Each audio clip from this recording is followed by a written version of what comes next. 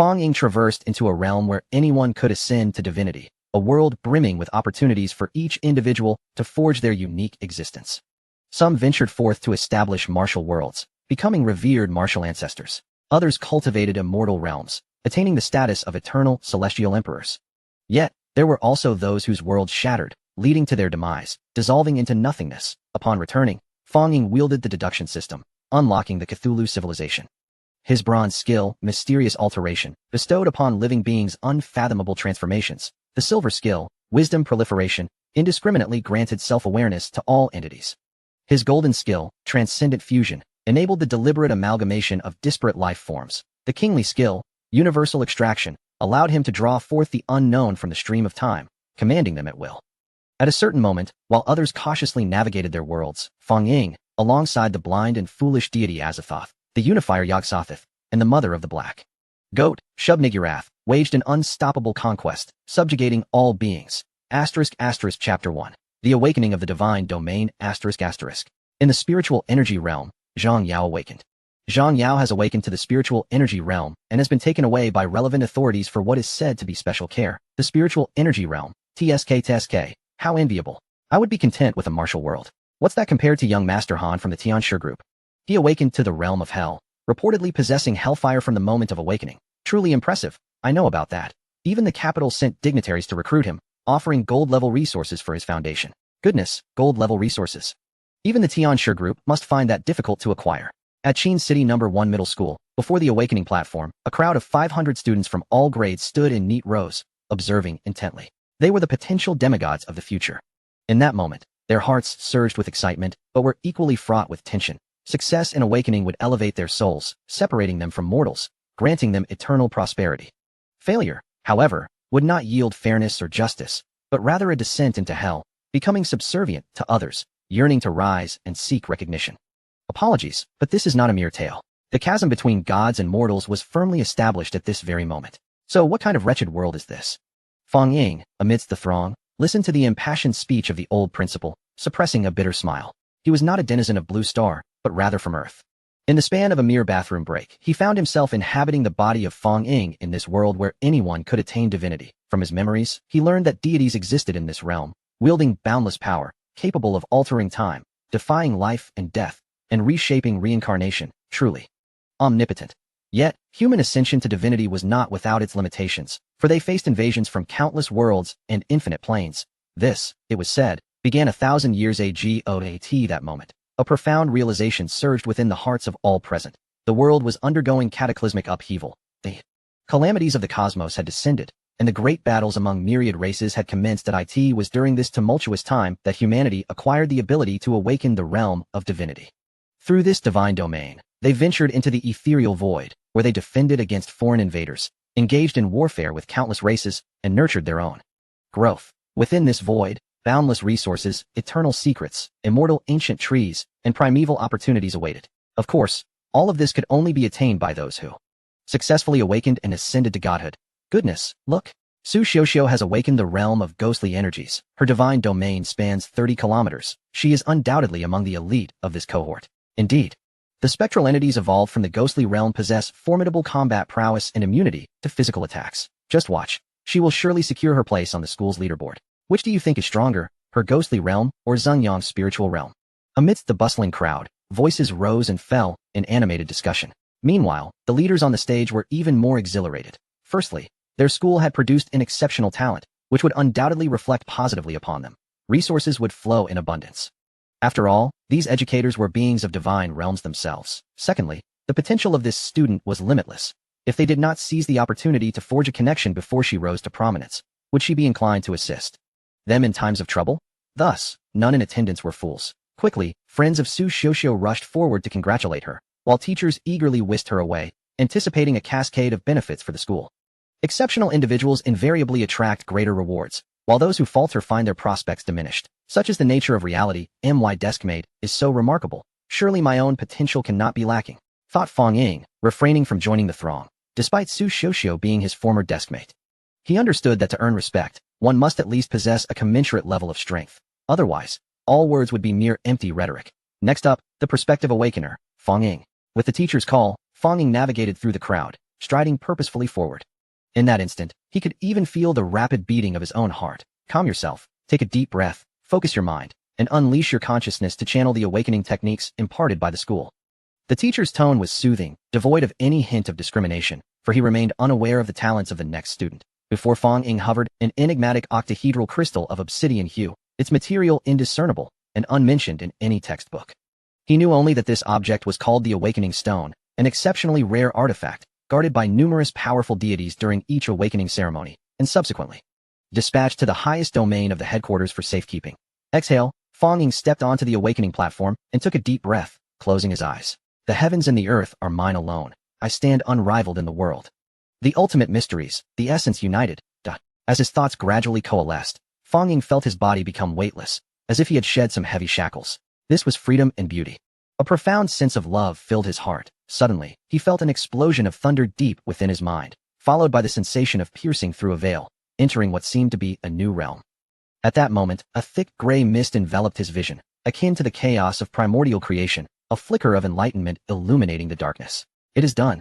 A revelation blossomed within Fong Ying. This was precisely the critical step mentioned in his teachings. The primordial essence, it was also the foundation upon which his divine realm would soon be established. Transform for me. Fong Ying immediately harnessed the knowledge he had acquired, methodically and systematically crafting his divine realm. That it is essential to understand that there are various types of divine realms, such as the previously mentioned spirit energy realm, martial prowess realm, and ghostly energy realm. Among others. In theory, these worlds possess no inherent superiority, for once a divine realm is activated, as long as the deity does not perish, they will ultimately ascend to supremacy. However, there remains a crucial question. Is there time for your growth? Are there resources to facilitate your development? And ultimately, is there life to allow for a gradual evolution?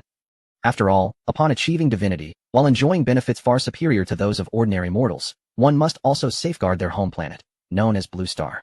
As for Fong Ying, with the accumulation of 5 millennia of history from Earth's Huaxia, he had long contemplated which world was the strongest. Without a doubt, it was the primordial chaos. That was the true epitome of a perfect world.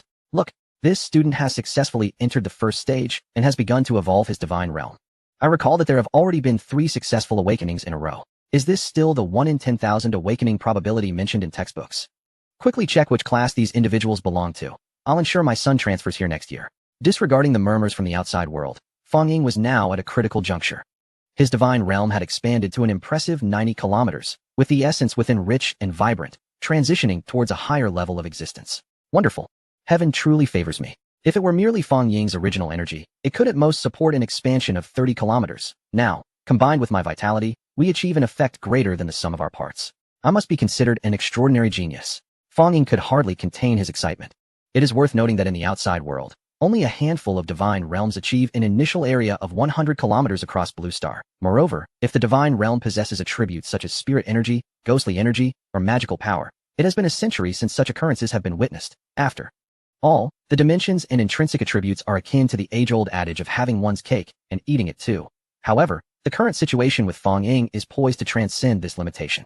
At last, I've arrived. Through the relentless exertion of his mental prowess, Fong Ying's divine domain has expanded to an astonishing 99.99 kilometers, on the brink of surpassing the century mark and entering a new realm. Within this domain, the spiritual essence has reached an extraordinarily heightened state. Suddenly, a gentle sound echoed in Fong Ying's ears, and he felt a surge of unprecedented power flowing towards him. It has manifested, with a sense of relief washing over him. Fong Ying intended to thoroughly explore the evolution of his divine domain. Yet, he was met once more with a soft chime. Ding. Activation of the deduction system in progress. Chapter 2. The deduction system. What is this deduction system? Could it be that I still have a chance? Before Fong Ying could fully comprehend, he felt an intense tremor reverberate throughout his divine realm. A wave of inexplicable discomfort surged through him. Yet, this was not the gravest concern. His divine realm was, astonishingly, regressing. Indeed, it was a regression. The once dense primordial spiritual energy, which had reached its zenith, began to dissipate rapidly for reasons unbeknownst to him. The primordial energy transformed into innate spiritual energy, followed by acquired spiritual energy, and subsequently into advanced spiritual energy.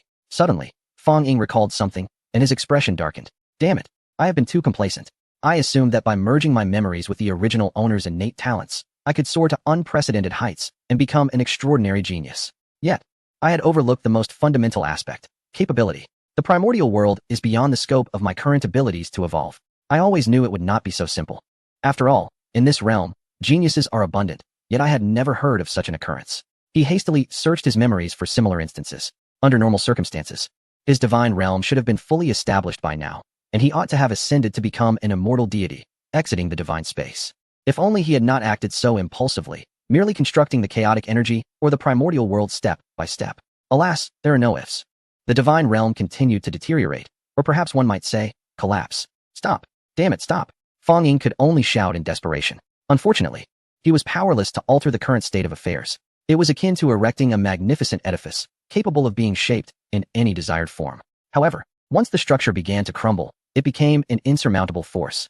Thus, Fong Ying could only watch as the spiritual energy within his divine realm diminished to increasingly lower tiers, ultimately reducing to elementary spiritual energy. It seemed that this was indeed the final outcome, a 103 square kilometer divine realm of elementary spiritual energy, predominantly of a spiritual nature. Under such circumstances, even if he emerged, he would merely earn the title of a minor genius. Yet, one's family knows one's own circumstances. Regardless of the world, a solid foundation is of utmost importance. His current divine realm had not matured to the elementary spiritual energy world, but had instead fallen from grace. Should he wish to reverse this decline in the future, while others might only require a modicum of effort, he would likely need to expend tenfold, if not more. As these thoughts coursed through his mind, Fong Ying's gaze hardened, his teeth clenched in determination. Since destruction is inevitable, let it be thorough.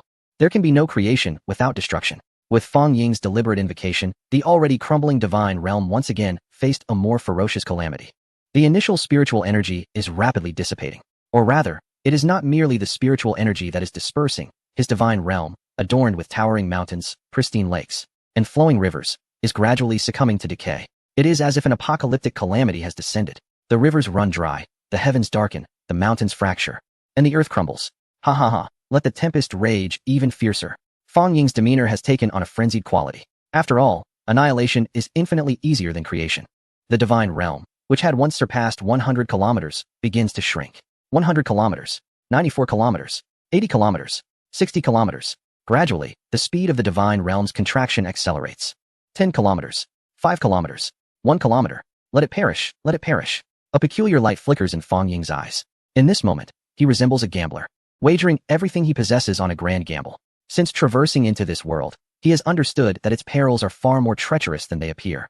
Rather than resigning himself to a life as a mere sacrificial deity, living humbly and potentially meeting an early demise, he would rather embrace the role of a formidable hero, shining brightly for a fleeting moment and reveling in a life of freedom. Of course, this hinges on Fong Ying's ability to seize that pivotal moment. It is crucial to comprehend that failing to activate the divine realm would merely result in a mundane existence. Yet, should the divine realm be successfully initiated only to shatter completely, that individual would truly face death, an end devoid of a complete body, their souls scattered to the winds. Fong Ying now awaits. He anticipates the arrival of that final moment when the divine realm collapses. After all, it cannot be allowed to disintegrate entirely. He requires a foundation upon which to rise. It is akin to a seed, nourished by the ruins of a bygone era, destined to bloom into something extraordinary. Frankly, arriving in this world where anyone can ascend to divinity fills him with anticipation. At the last moment, he once again hears the voice of the system he had forgotten. Ding! Host's divine realm is on the verge of collapse. The system will initiate a complementary simulation of reality. Ding! Optimal options detected. The system will automatically assist the host in fine-tuning the divine realm. Ding! Optimization complete. As the system's messages resonate in his ears, countless visions of the divine realm's shattering flash before Fong Ying's eyes. Among them, only 3 scenarios depict success. In one, Fong Ying becomes incapacitated. In another, the divine realm stabilizes but bears an irreparable fissure. Though he attains divinity, destruction looms near. The third scenario reveals a stabilized divine realm that aligns with Fong Ying's aspirations, albeit significantly diminished.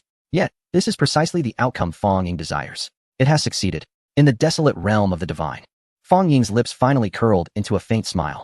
Soon after, he sensed the rapid contraction and diminishment of his divine domain, until it ultimately stabilized at a mere 0.1 kilometers. In proportional spatial terms, this equated to dimensions of 100 by 100 by 100 meters. A sigh of relief escaped him. After all, none of his efforts had been in vain. Having once been an ordinary individual, the dramatic highs and lows prompted a heartfelt exclamation from Fong Ying. Yet, this process did little to soothe his tumultuous emotions, as he felt a sudden jolt to his very soul, causing the world to spin around him. Then, a calm voice resonated in his ears. Fong Ying, the divine domain has been successfully activated. The area of your divine domain is 0.1 kilometers.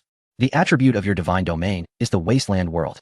With the teacher's announcement, the awakening venue erupted into a cacophony of voices. However, amidst the congratulations for other successful awakenings, there were also notes of mockery, astonishment, and even pity. Although he had ascended to divinity, the circumstances seemed rather dismal. Was he destined to be the most unfortunate deity? Haha, is this for real? 1 kilometers? That's even smaller than my living room. Surely this is a joke. Indeed, such a limited divine domain area rendered the prospect of nurturing sentient beings nearly impossible, let alone establishing a functional internal structure for the divine realm. Hey, quiet down. He has become a deity now. With enhanced senses, be careful not to be overheard. We don't yet know if we will attain divinity ourselves. So what if he hears? My father is also a deity. Haha, you're thinking too far ahead. I'm more concerned about his current state. The divine domain exists within a void space, which is fraught with energy storms, primordial particles, and otherworldly beasts. With his current condition, once the novice protection period expires, the divine realm might shatter, leaving him as mere dust. Not necessarily. Perhaps he could attempt to acquire some silver tier resources to expand his divine domain. Silver tier? Are you out of your mind? As for Fong Ying, his entire being was engrossed in the sudden emergence of the panel that had come to his aid at this critical moment. Ding. Congratulations. The simulation system has been successfully activated. You will possess the ability to infinitely simulate the world of your divine domain. During the simulation process, you will be able to draw mysterious skills to facilitate evolution, simulation, and modeling. As Fong Ying pondered these thoughts, his teacher spoke up. All right, Fong Ying. The next student is about to awaken. Please do not waste any more time. Though the teacher's tone remained as impassive as ever, skillfully concealing any emotion, it was evident that he held little hope for Fong Ying's awakening. Even the renowned Fong Ying has shattered the record for the smallest divine domain, a feat reminiscent of 40 years ago when a member of the European Alliance, Cask, awakened a divine realm spanning 3 kilometers. However, while Cask's world thrived with divine power, Fong Ying's domain is a desolate wasteland on the brink of decay. Thank you, esteemed teacher. Fong Ying remains indifferent. He has just received his reward and intends to delve into the intricacies of his deduction system, the mechanism that aids him in executing his final strategic move. Please take your time, young scholar. Indeed, Fong Ying, do not rush. Just as he was about to depart, he was intercepted by 3 men clad in formal attire, carrying briefcases laden with documents. What can I assist you with? I trust you have seen my results. You are not considering investing in me, are you? Fong Ying chuckled in surprise, pondering that his performance likely fell short of the standards for recruitment into any organization. Of course not. Your divine domain is on the verge of collapse. Only a fool would invest in you, interjected a sharp-featured man, who immediately covered his mouth with an apologetic smile. What I meant was merely the truth. Please do not take offense. Fong Ying's expression turned frosty, regardless of his perceived shortcomings. He remained a god capable of awakening a divine domain, while these individuals were merely failed awakeners, scarcely rising above the status of insects. With a mere exertion of his divine power, even a modest 1 kilometer domain could easily reduce the trio to mere pulp. My dear young friend, do not be upset. I can see you are a late bloomer destined for greatness. Allow me to introduce myself. I am Yu Zuching, representing Star God Pharmaceuticals. Yu Zuching said respectfully as he extended his business card. Another man, simultaneously offering his card, chimed in, Heavenly International Pharmaceuticals, Carl. I wonder, dear brother, have you considered selling your divine domain? We would offer you an exceedingly generous deal. Yu Zuching smiled warmly. I appreciate the offer, but I do not intend to sell, replied Fong Ying, preparing to leave.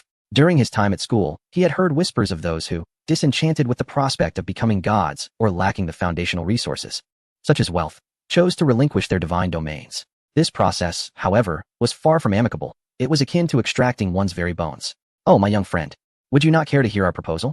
At Heavenly International, we can provide a painless extraction of your divine domain that will not affect your lifespan.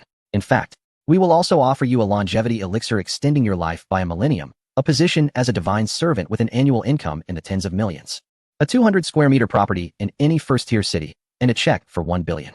Carl exclaimed immediately. Has Heavenly International lost its senses? How dare you present such a colossal offer? Shouted the sharp-featured man, clearly taken aback by the audacity of the proposal, as even he realized that the typical price for a 35-kilometer ordinary divine domain was merely this amount. The opponent stood at a mere 1 kilometers. What do you think, my little friend? Carl disregarded the other person, his gaze fervently fixed on Fong Ying. I appreciate your kindness, but I must decline, Fong Ying replied, shaking his head. Are you insane? You must be out of your mind. Given your condition in the divine realm, you would surely perish once the novice protection period expires. The man with a pointed chin and gaunt features felt a chill run down his spine before he could finish his sentence. What do you intend to do? Fong Ying remained silent, merely drawing closer and placing a hand on the man's shoulder, coldly stating, though I may be a mere ant among deities, I am not so lowly as to be ridiculed by someone even beneath that rank. The man ultimately failed to articulate a complete thought. while Fang Ying chose to depart without further ado. After all, he was among the few who had successfully awakened their divine realm, a rare existence indeed. Therefore, certain privileges were to be expected, akin to how exemplary students receive certificates of recognition. However, in comparison to the treatment received by his deskmate, Su Xiuxiu, he found himself summoned directly to the homeroom teacher. To be honest, Fang Ying, I am uncertain whether to congratulate you or to offer my condolences regarding your divine realm space and condition. You ought to ponder this carefully, the teacher remarked. Unsure of what to say next, the teacher then produced a bronze token adorned with peculiar patterns, intermittently shimmering with streams of white light. This is a bronze-level resource, Nature's Cloud, which can moderately regulate the climate within your divine realm. However, it is only to a limited extent. If possible, you may wish to acquire higher-level resources. Perhaps recalling Fang Ying's family circumstances, the teacher added, should you encounter any difficulties in the future, do not hesitate to seek assistance. I will certainly help in any way I can. Thank you, teacher. Fang Ying accepted the bronze-level resource, Nature's Cloud, and a wealth of information suddenly illuminated his mind. Name, Nature's Cloud. Level, bronze, silver, gold, platinum, diamond, king. Attributes, universal non-attribute. 5 elements, anomalous attributes. Effects, 1. Temperature regulation, can increase or decrease by 10 degrees. 2. Air regulation, can increase or decrease air index by 10. 3. Humidity regulation, can increase or decrease moisture levels by 10. 4. Cloud formation, can induce 10 millimeters of rainfall within a 1 kilometer radius. Chapter 3. Silver level resources. Remember the written test in a month. If it becomes too overwhelming, simply concede. Living is paramount. The teacher, oblivious to the dejection on Fang Ying's face, assumed he was merely putting on a brave front and offered another word of comfort. Thank you, teacher. I will strive to do my best. Fang Ying, grasping the bronze-level resource, nodded vigorously, lost in thought. You may proceed over there. The awakening ceremony has yet to conclude, and thus neither those who have succeeded nor those who have failed can depart directly. To do so would be a sign of disrespect towards others, and would also create enemies for oneself. Therefore, even though Fang Ying was eager to return home and experiment with her newfound system, she had to suppress her impulses for the time being. Fang Ying, congratulations. You have successfully awakened. From now on, we shall all be deities, so keep striving. Su Xiuxiu smiled as she approached to greet Fang Ying. I cannot compare to you. I estimate that I am the weakest deity of this awakening, Fang Ying replied with a smile, adding in her heart, at least for now. Oh, I didn't expect you to possess such self-awareness, knowing you are the weakest. Why don't you hide in a corner and tremble instead of boldly proclaiming it for all to mock? A boisterous voice suddenly rang out from behind Fang Ying. Who are you? She inquired, frowning. After all, everyone present had successfully awakened and was waiting for the ceremony to conclude. This is our esteemed Zeng Yong, with attributes related to the spiritual realm. As for the area of his divine domain, it is 100 times yours. A sycophantic individual chimed in. Zeng Yong puffed out his chest in response. Is he deaf and cannot hear my words? Or is he mute and unable to answer my questions, requiring a lackey to respond on his behalf? Fang Ying articulated clearly, her expression laced with derision. What did you say? A mere kilometer of desolate wasteland? I possess a full 6 kilometers. Do you dare challenge me? The lackey became flustered, realizing he was also a deity. I do not believe you, Fang Ying replied, shaking her head indifferently. It was important to note that these newly awakened deities inherently possessed immortality. Unless their divine domains were shattered, they could resurrect regardless of how many times their physical forms perished. Even Zeng Yong lacked the ability to destroy another's divine domain. What do you mean? If you cannot articulate, then remain silent. If you dare not act, then step aside and do not lower the overall dignity of the deities. Fang Ying flicked her hand dismissively, expressing her disdain, which left the lackey's face flushed with anger. Enough. Zeng Yong intervened, grasping the nearly explosive individual. It was crucial to understand that resorting to violence during the awakening ceremony would yield dire consequences that these newly awakened deities could not withstand. Fang Ying was unafraid of a mere lackey, but these individuals still had promising futures ahead of them. There was no need to squabble over trivial matters. Fang Ying. You are merely a useless world of 1 kilometer, when the assessment occurs in a month. I hope you are still alive and not reduced to mere dust by the dimensional currents. Zeng Yong taunted. That is of no concern to you. Just prepare yourself to collect the remains of that lackey. Fang Ying replied coolly. Very well, I shall observe closely. Do not disappoint me. Let us depart. Zeng Yong's face darkened as he abruptly led his 3 subordinates away to another location. Fang Ying, when did you become so eloquent and articulate? You seem different from your usual self. It feels as though you have transformed, Su Xiuxiu remarked in surprise. Oh, is that so? Fang Ying turned her head, leaned in closer, and gazed into Su Xiuxiu's eyes, inquiring, have we not all ascended to divine beings? Surely, gods and mortals are inherently distinct, are they not? Cough. Yes, indeed. We are all gods now, unlike before. Su Xiuxiu was startled by Fang Ying's sudden proximity, momentarily revealing her youthful demeanor before quickly concealing it. By the way, Fang Ying, what about your divine domain? Maintaining it at 1 kilometer is a challenge. It seems improbable that it could evolve into a realm teeming with life for combat assessments within a month. Su Xiuxiu questioned. Fang Ying suddenly recalled a scene from a film, pondering, who says one cannot inflict harm without a blade? She replied slowly, fear not. For the sage has his own clever stratagem. By the way, you visited the principal's office, didn't you? What level of resources did you receive? Naturally, behold this, silver grade. Su Xiuxiu generously handed over a silver token, its intricate runes exuding an enigmatic allure, clearly superior to Fang Ying's bronze token. Upon reflection, it made sense. Bronze-level resources typically range from 5 to 10 million, while silver-level resources escalated tenfold, spanning from 50 to 100 million. As Fang Ying accepted it, a stream of information instantly flowed into her mind. Name, Black Tomb of the Valley. Level, silver. Attribute, Yin effects, 1. Yin energy evolution, daily evolution of 10 cubic meters of Yin energy. 2. Underworld soil evolution, daily evolution of 10 cubic meters of underworld soil. 3. Soul nurturing. Each black tomb can nurture 1 ghostly entity, with a limit of 33. 4. Corpse nurturing. Each black tomb can nurture 1 ancient corpse, with a limit of 33. Gasping at the attributes presented, Fang Ying truly felt a wave of bitterness wash over her. How sour it was. Not only did it correspond to the relevant attributes, but it also possessed a multitude of efficient effects. In comparison to her bronze-level resources, it was as if one were in the heavens while the other languished in the depths.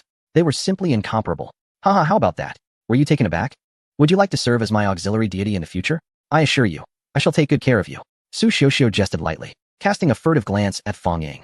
For some inexplicable reason, she felt that Fang Ying had undergone a remarkable transformation since becoming a divine being. As for the notion of serving as an auxiliary deity, it was easy to comprehend. It is known that for those gods with less impressive awakenings, aside from relinquishing their divine domain, there exists another avenue, merging their divine domains to become an auxiliary deity for another. The advantage of this arrangement lies in the fusion of both divine domains, enhancing their attributes and fortifying their foundation. Yet, this practice adheres to certain standards. Upon becoming a subordinate deity, one's power shall eternally remain inferior to that of the supreme deity, and the authority to govern the divine realm must be delegated by the supreme deity. However, one can receive substantial training, reaching heights otherwise unattainable. Moreover, not every subordinate deity is favored by the supreme deity. They tend to prefer those whose attributes are either identical or closely aligned. For instance, a fire attribute deity would naturally gravitate towards those with flame or explosive attributes. Su Xiuxiu's realm of ghostly energy would certainly not accommodate a deity of light attributes, as that would be sheer self-torment. Furthermore, the search for deities would also focus on those of similar natures. Otherwise, the collaboration would not foster mutual advancement, but rather, the shortcomings of the subordinate deity would hinder progress. In a world fraught with life and death challenges, time is of the essence. No need for that. Trust me. As your desk mate, I must strive to be as exceptional as you. Fang Ying replied earnestly. All right, then I believe in you. Su Xiuxiu nodded vigorously. Upon returning home, Fang Ying first offered incense to his parents. Mom and Dad, rest assured, I will not bring shame upon you in this body of yours. Our lineage shall endure. So you must bless me from the realm of spirits. This body belonging to Fang Ying hailed from a relatively decent family, with both parents being deities, albeit short-lived ones, having only served a combined 23 years as deities. Due to the substantial resources consumed by deities, little was left for Fang Ying. Apart from the house, he relied solely on government subsidies for fallen deities to sustain his existence, barely managing to keep hunger at bay. Such is the harsh reality. Living deities are deemed true deities, while the deceased hold no worth. After finishing the leftover rice from the morning with pickled vegetables, Fang Ying drank a large cup of hot water, finally feeling a semblance of fullness. Am I to be considered a beleaguered deity? After all, I have never faced such hardships on earth. It's time to grow stronger. He vowed silently, lying down on his bed. In the next moment, his divine consciousness connected, and Fang Ying vanished from his spot. Before him lay an expanse of darkness, or rather, chaos. Yet, he could distinctly perceive every blade of grass and tree within his divine realm. However, at this moment, there was no greenery to be found. What greeted his eyes was a small fragment of a shattered world, the ground writhing, ravines crisscrossing, and the air thick with suffocating toxins, presenting a scene on the brink of annihilation. Truly, this is my divine realm, utterly destroyed. Even though Fang Ying was aware that he had orchestrated this destruction, being a pioneer, witnessing such a sight still left him feeling uncertain. Suddenly, a dazzling flame, or divine fire, nearly blinded Fang Ying. Chapter 4. The Cthulhu Civilization. This is indeed the shattering of the divine realm. To my astonishment, I have been privileged to witness the shattering of the divine realm. Fang Ying's eyes widened in disbelief. It is essential to understand that the realm of the void is not solely inhabited by Fang Ying's divine world. It encompasses the divine realms of other human and alien races. These realms are in a perpetual state of warfare, constantly experiencing cycles of creation and destruction. However, do not be misled into believing that one can easily encounter other divine worlds. While the void is termed a space, its dimensions are beyond the comprehension of even the most exalted deities. Consequently, even a multitude of divine realms would be but a mere drop in the ocean to it. Furthermore, divine worlds are the territories of the gods, fiercely guarded and never revealing their coordinates, even to their kin. After all, while a god may perish and be resurrected, the destruction of a divine realm signifies irrevocable ruin. Yet, the sight of a divine realm fracturing presents a unique advantage, or rather, an opportunity. The shattering of a divine realm gives rise to a plethora of resources, bronze level, silver level, and even king level materials. In comparison to the mere chance of awaiting the natural evolution of resources within the void, shattering a divine realm can rapidly enhance a deity's power. At this moment, Fang Ying's gaze was fixated on the increasingly proximate shattered world. Through his divine sight, he could perceive an abundance of resources spilling forth during the fragmentation of the realm: exotic stones, living beings, solidified oceans, and sealed lands. Additionally, there were tokens representing various levels of resources, structured by the laws of the void. If only I were not so feeble, I could seize these delectable morsels. Fang Ying's eyes nearly leapt from their sockets in envy. A sudden chime resonated, detection of abundant resources nearby, initiating simulation system, engaging interception mode. What? Such a function exists? Just as the voice echoed in his mind, a gust of energy swept through Fang Ying's divine world. Subsequently, an indescribable aura erupted and vanished into thin air. Moments later, a series of items were forcefully drawn back from the shattered divine realm, leaving Fang Ying utterly astonished. He had anticipated a gentle approach from the system, but this was sheer theft. Who dares to provoke my wrath? If I discover your identity, I shall undoubtedly crush you. Enough with the idle chatter. This is the domain of the Shadow God, who has ascended to the 4th level of divine power. Were it not for the opposition of the Lord of Light, how could he have been so easily vanquished? Alas, the mutual destruction among kin only serves to benefit the alien races. Among those items drawn in was a revelation that sent shivers down Fang Ying's spine. Divine level, astonishing. It is crucial to note that deities are classified into various tiers: human gods, true gods, great gods, celestial gods, golden gods, mysterious gods, ancient gods, god kings, divine lords, divine emperors, and divine sovereigns. Each tier is further divided into 3 stages: beginner, intermediate, and advanced. At present, Fang Ying's status could only be regarded as the most rudimentary of human gods. Dear me, let me see what treasures await, dear system. Fang Ying called out with excitement. Ding! Due to the complexity of the captured resources, which harbor a unique destructive power, optimal adjustments are being made through the system. Please be patient. Ding! Adjustments complete. Please check your rewards. As the system's voice faded, a radiant light gradually coalesced into a token, entwined with calamity and an ominous aura, manifesting before Fang Ying. Name: Breath of Despair. Level: Diamond. Attribute: Dark. Effects: 1. Bestows despair upon all beings, civilization regresses, and lives are ravaged. 2. Causes decay of all things. Everything returns to silence, and eternal destruction ensues. 3. Dims the world in darkness, a perpetual lack of peace, from which evil emerges. 4. Brings an end to the divine realm, severing hope, leading to annihilation. Fang Ying was momentarily taken aback, and hastily retreated 3 steps. Good heavens, what a formidable token! Its power is unparalleled. If cast into the realm of true deities, it might yield extraordinary results. However, for me, it holds no value whatsoever. I wouldn't even dare to sell it, as the innocent often suffer for possessing treasures. Unlike ordinary resources that could be dismissed as mere finds, this one was an entirely different matter. System, is there nothing else? Fang Ying could scarcely believe that the system had only provided him with such a token. Ding! The simulation system's power conversion is complete. Based on the host's divine realm status, the consumption of simulation points will vary. Current consumption: 10. Current simulation points: 1,000. Oh? So, does this mean I can simulate my divine realm world 100 times? Fang Ying inquired, astonished and delighted. Not quite. Depending on the area of your divine realm and the energy within, the consumption of simulation points will fluctuate. Very well. Let me see the results of a simulation. Ding! Simulation of divine realm world commencing, consuming 10 simulation points. As the system's voice echoed, Fang Ying felt an infinite elevation of his being, his consciousness enveloping every inch of the divine realm space. It is worth noting that while the divine realm originated from Fang Ying, such perfect control could only be achieved at the level of a high deity. One must admit, the sensation of all things converging into a singular focus is rather delightful. Ding! In simulation mode, 10 skills have been loaded for you. You may choose 3. Please review. Skill: Unexpected Harvest. Level: Bronze. Effect: Gain 10. During the simulation of the divine realm, an unexpected harvest will occur, with a 50 chance of being beneficial or detrimental. Skill: Cross Species. Level: Bronze. Effect. Reproduction 5. During the simulation of the divine realm, a romance across species may occur, with a certain chance of producing extraordinary beings. Skills. Death baptism level. Silver effect. Courage 10, brutality 10, madness 10, inherent slaying attribute. When death descends, it enhances the bloodthirsty instincts of living beings. Skills. Book of the Undead level. Diamond effect. Evolution 20, distortion 15, deformation 18, power 11, value 20. Madness 20, twists living beings, evolves the bizarre, confounds emotions, pollutes the world, possesses exceptional adaptability. Initially, I had contemplated a gradual exploration to reshape my original world of the Great Flood, but upon encountering the final loaded skill, I was momentarily stunned. Yet another diamond level skill. And if my memory serves me correctly, the Book of the Undead belongs to the Cthulhu Mythos series, does it not? In an instant, I recalled the three supreme deities of Cthulhu, Yog-Sothoth, the supreme god, the unifier of all, who governs time and space.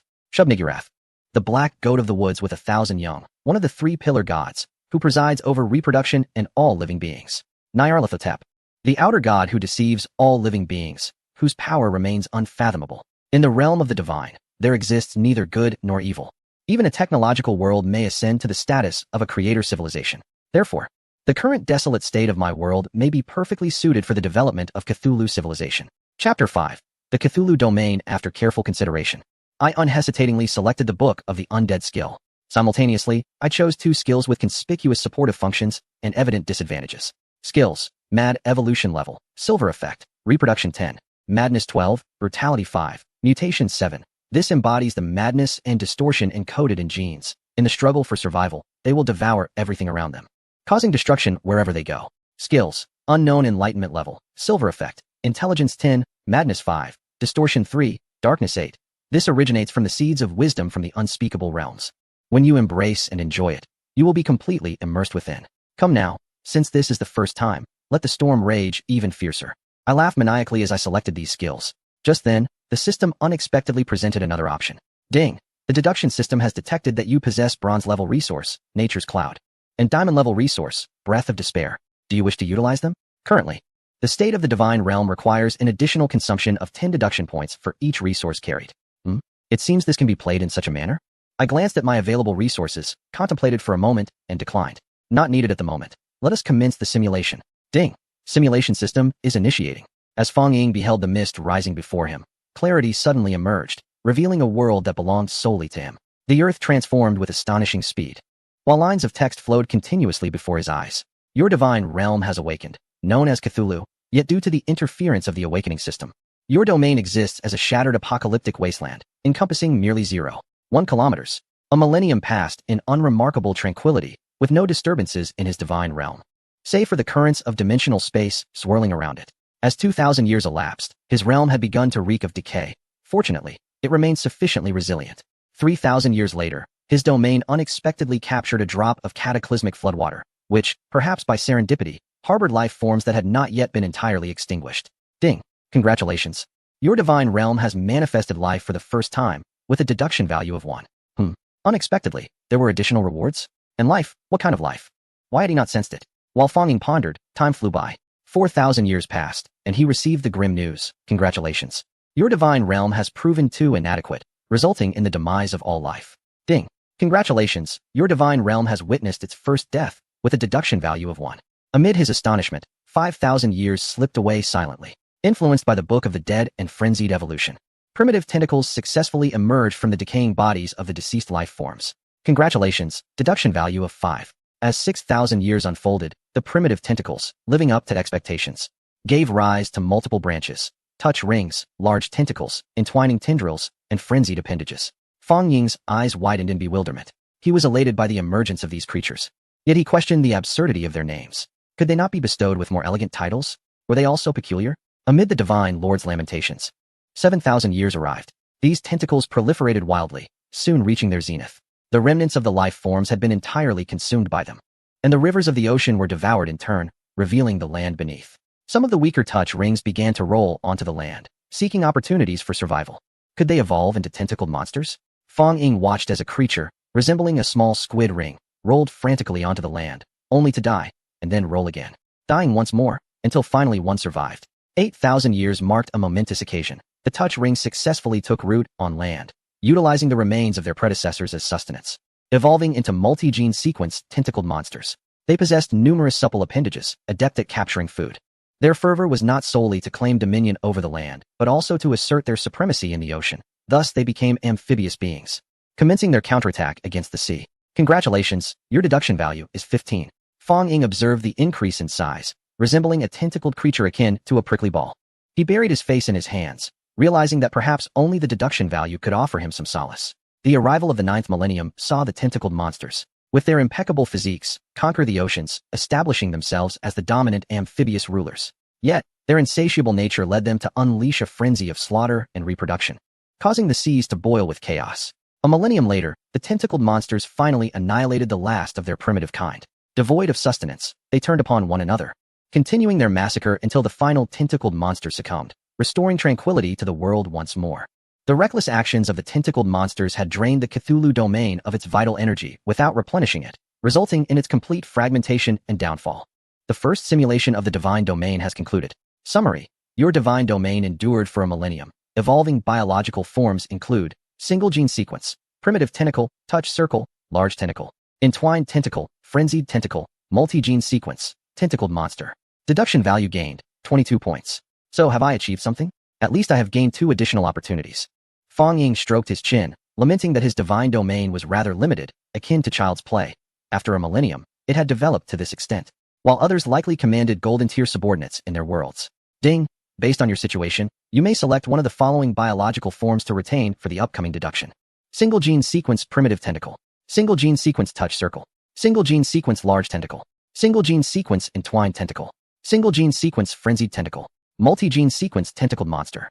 Ah, so this is how it works? Fong Ying felt a headache coming on as he viewed these tentacles, opting for the process of elimination. It is essential to recognize that the development of these creatures stemmed from the hard-earned emergence of the primitive tentacle. The primitive tentacle was birthed through the discovery of living beings, serving as the very foundation of his entire Cthulhu domain. The multi-gene sequence tentacled monster is promising, yet lacking a developmental foundation. Otherwise, it would undoubtedly become a dominant force in his divine domain's future. Unfortunately, only one can be chosen. As for the others, they are utterly worthless. Fong Ying dismissed them outright. System: I choose the single gene sequence primitive tentacle. Ding! Congratulations on your selection, based on your performance. You may choose to temporarily equip a skill for the next deduction. The next deduction? There is no need for contemplation. It must be the Book of the Dead. Without regard for the skill level, the potential for these creatures to evolve is undoubtedly substantial. Furthermore, Fong Ying did not believe that the depth of this skill was merely superficial. Let us commence, Fong Ying declared with unwavering confidence. Ding! The system requires an hour of preparation for each simulation. You need preparation time? Fong Ying almost voiced his disdain, but quickly reconsidered. The system was shrouded in mystery and should not be trifled with. Very well, I shall wait an hour. Ding! The host can solidify one skill in the divine realm each day. Please be mindful of the time. How splendid! Fong Ying had thought such privileges were exclusive to the simulated world, but to his astonishment, they were accessible in reality as well. Without further hesitation, he returned to the real world, only to find himself enveloped in darkness. Upon switching on the light, he realized it was already 8 p.m., with merely 4 hours remaining until the next day. Although he had an entire month at his disposal, it seemed deceptively ample. In truth, it was quite the opposite. A single simulation consumed 10 hours of his time, implying that 1 hour equated to a millennium in the simulated realm. Adding the waiting hour, the situation was indeed precarious. No, I cannot afford to be overly cautious. I must take action. Fong Ying retrieved the bronze-level resource, Cloud of Nature, awarded by his school. Chapter 6, Skill Activation of the Book of the Undead. The circumstances were undeniably challenging. As he analyzed the situation, he contemplated which aspects to focus on in the next simulation. First and foremost was the area. His divine realm was too small, restricting the number of beings it could accommodate. Furthermore, his domain was excessively fragile. Even a slight disturbance could lead to catastrophic consequences. Unlike others who ventured into the void with their divine servants to seek resources, he found himself in a rather unfortunate position. However, he recognized that others were not faring much better. This predicament often led ordinary deities to align themselves with large enterprises or conglomerates. While they did not become direct vassals, they worked for these entities after establishing their own divine realms. Although Fong Ying could pursue a similar path, he understood that every advantage carried its drawbacks. Joining such enterprises could result in his divine realm being entirely consumed, and even if he grew stronger later, his weaknesses could be exposed, leading to his downfall. Though he lacked many resources, he believed that the simulation system, if utilized effectively, could provide him with everything he desired. With a month to spare, he resolved to exert himself fully. It was sufficient time. Ding! The simulation system is ready. Shall we commence the simulation? Certainly, let us proceed. Fong Ying immediately sat upright, unable to wait even a minute longer. He then focused his divine thoughts, causing his entire being to vanish from the room and materialize in his divine realm. Ding! Please select 3 skills from the 10 available options. The moment Fong Ying beheld the refreshed skill panel, he realized he had solidified a skill, the Book of the Undead, and could select 2 additional skills. Truth be told, he yearned to acquire them all. Regrettably, he had not viewed the advertisement for the option to select everything. Well, this time, he would focus on survival. After a moment of contemplation, Fong Ying pointed to 2 skills. Skill: Ancient Call, Level, Diamond, Effect, Unknown 20, Soul 11, Resilience 10, Terror 15, when the mist spreads. The future becomes a realm of uncertainties, where only the eternal can unveil the mysteries within. Skill: Endless Cycle of Life, Level, Silver, Effect, Procreation 15, Frenzied Union 10, Overdraft 10, from the projection of the Mother of the Black Goat, trivial fragments emerge. Fong Ying could not be said to have made a haphazard choice. However, when faced with a skill of the same caliber as the Book of the Undead, who could truly resist the temptation to click? Furthermore, the attributes of the soul and the unknown prelude resonated deeply with Fong Ying's affinity for the Cthulhu domain. Please confirm, host, whether to utilize bronze-level resources as well as diamond-level resources. I shall employ the natural cloud, Fong Ying declared, producing a bronze token. As you wish. The second simulation commences. For a millennium, rain graced the heavens and nourished the parched earth. The quality of the air improved, dispelling the gloom. The cold was swept away, yielding a hint of warmth. Effect of natural cloud activated. All living things revived, heralding the season of mating. As the primordial tendrils swam in the love-infused sea, primordial tendrils have been deployed. Within this loving family, the primordial tendrils began to evolve without any natural enemies. The touched circle, great tendril, entwining tendril, and frenzied tendril once again took center stage in history. They shattered the boundaries of the unknown and commenced a frenzied mating ritual. Under the influence of unfathomable powers, they successfully expended their last drop, giving birth to an ever-increasing multitude of new lives. Endless cycle of life initiating. The tendril monsters ascended the stage of history once more, this time within the ocean, as the products of the great tendril. The long whipworm, the entwining tendril, the crying seagrass, and the frenzied tendril, the dark horror chapter, emerged for the performance. Dark horror chapter? Fong Ying gazed at the creature, barely an inch in size, yet remarkably reminiscent of the Cthulhu bestiary, momentarily speechless. Overall, it bore a semblance of humanity. With an octopus-like tentacled head, its body composed of a glistening, scaly gelatinous substance, awkwardly proportioned with oversized claws, and a pair of tiny, elongated, tattered wings trailing behind. One could only wonder what kind of distortion could have birthed such an oddity, although other creatures may also find it troublesome. None exhibit such a quintessential form as this one. Fong Ying understood that this was, indeed, the legendary primordial structure of Cthulhu deep within the earth. Thus, one might wonder, has my Cthulhu domain truly come to fruition? Fong Ying mused with an amused smile. However, the numbers are somewhat excessive, and as for their power, a single step from an ordinary person could obliterate an entire swarm. As you observe the Dark Horror chapter, 2 millennia have quietly passed. The prowess of the Dark Horror chapter is beyond dispute. It has naturally reclaimed its dominion over the oceans, while countless other derivatives commence their march onto land. Soon, the creatures advancing onto land faced a relentless cycle of death, leading to further metamorphosis and distortion. Some transformed into beings of remarkable speed, while others grew exceedingly sluggish, unfazed by the act of tearing. Others still merged into a hybrid state of flora and fauna, thriving in both ocean and terrestrial realms. Congratulations! Your Cthulhu domain now harbors over 500 species, forming a diminutive yet stable ecological circle.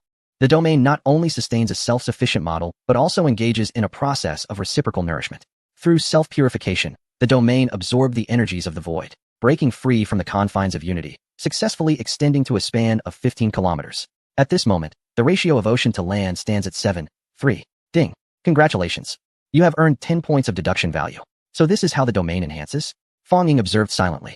He had previously heard that a divine realm could gradually expand and grow to its zenith, even without external intervention. However, this presupposes a waiting period of hundreds, if not thousands, of years, and in this process, one's domain must flourish. Easier said than done, indeed. Thus, could one consider this a witnessing of a miracle?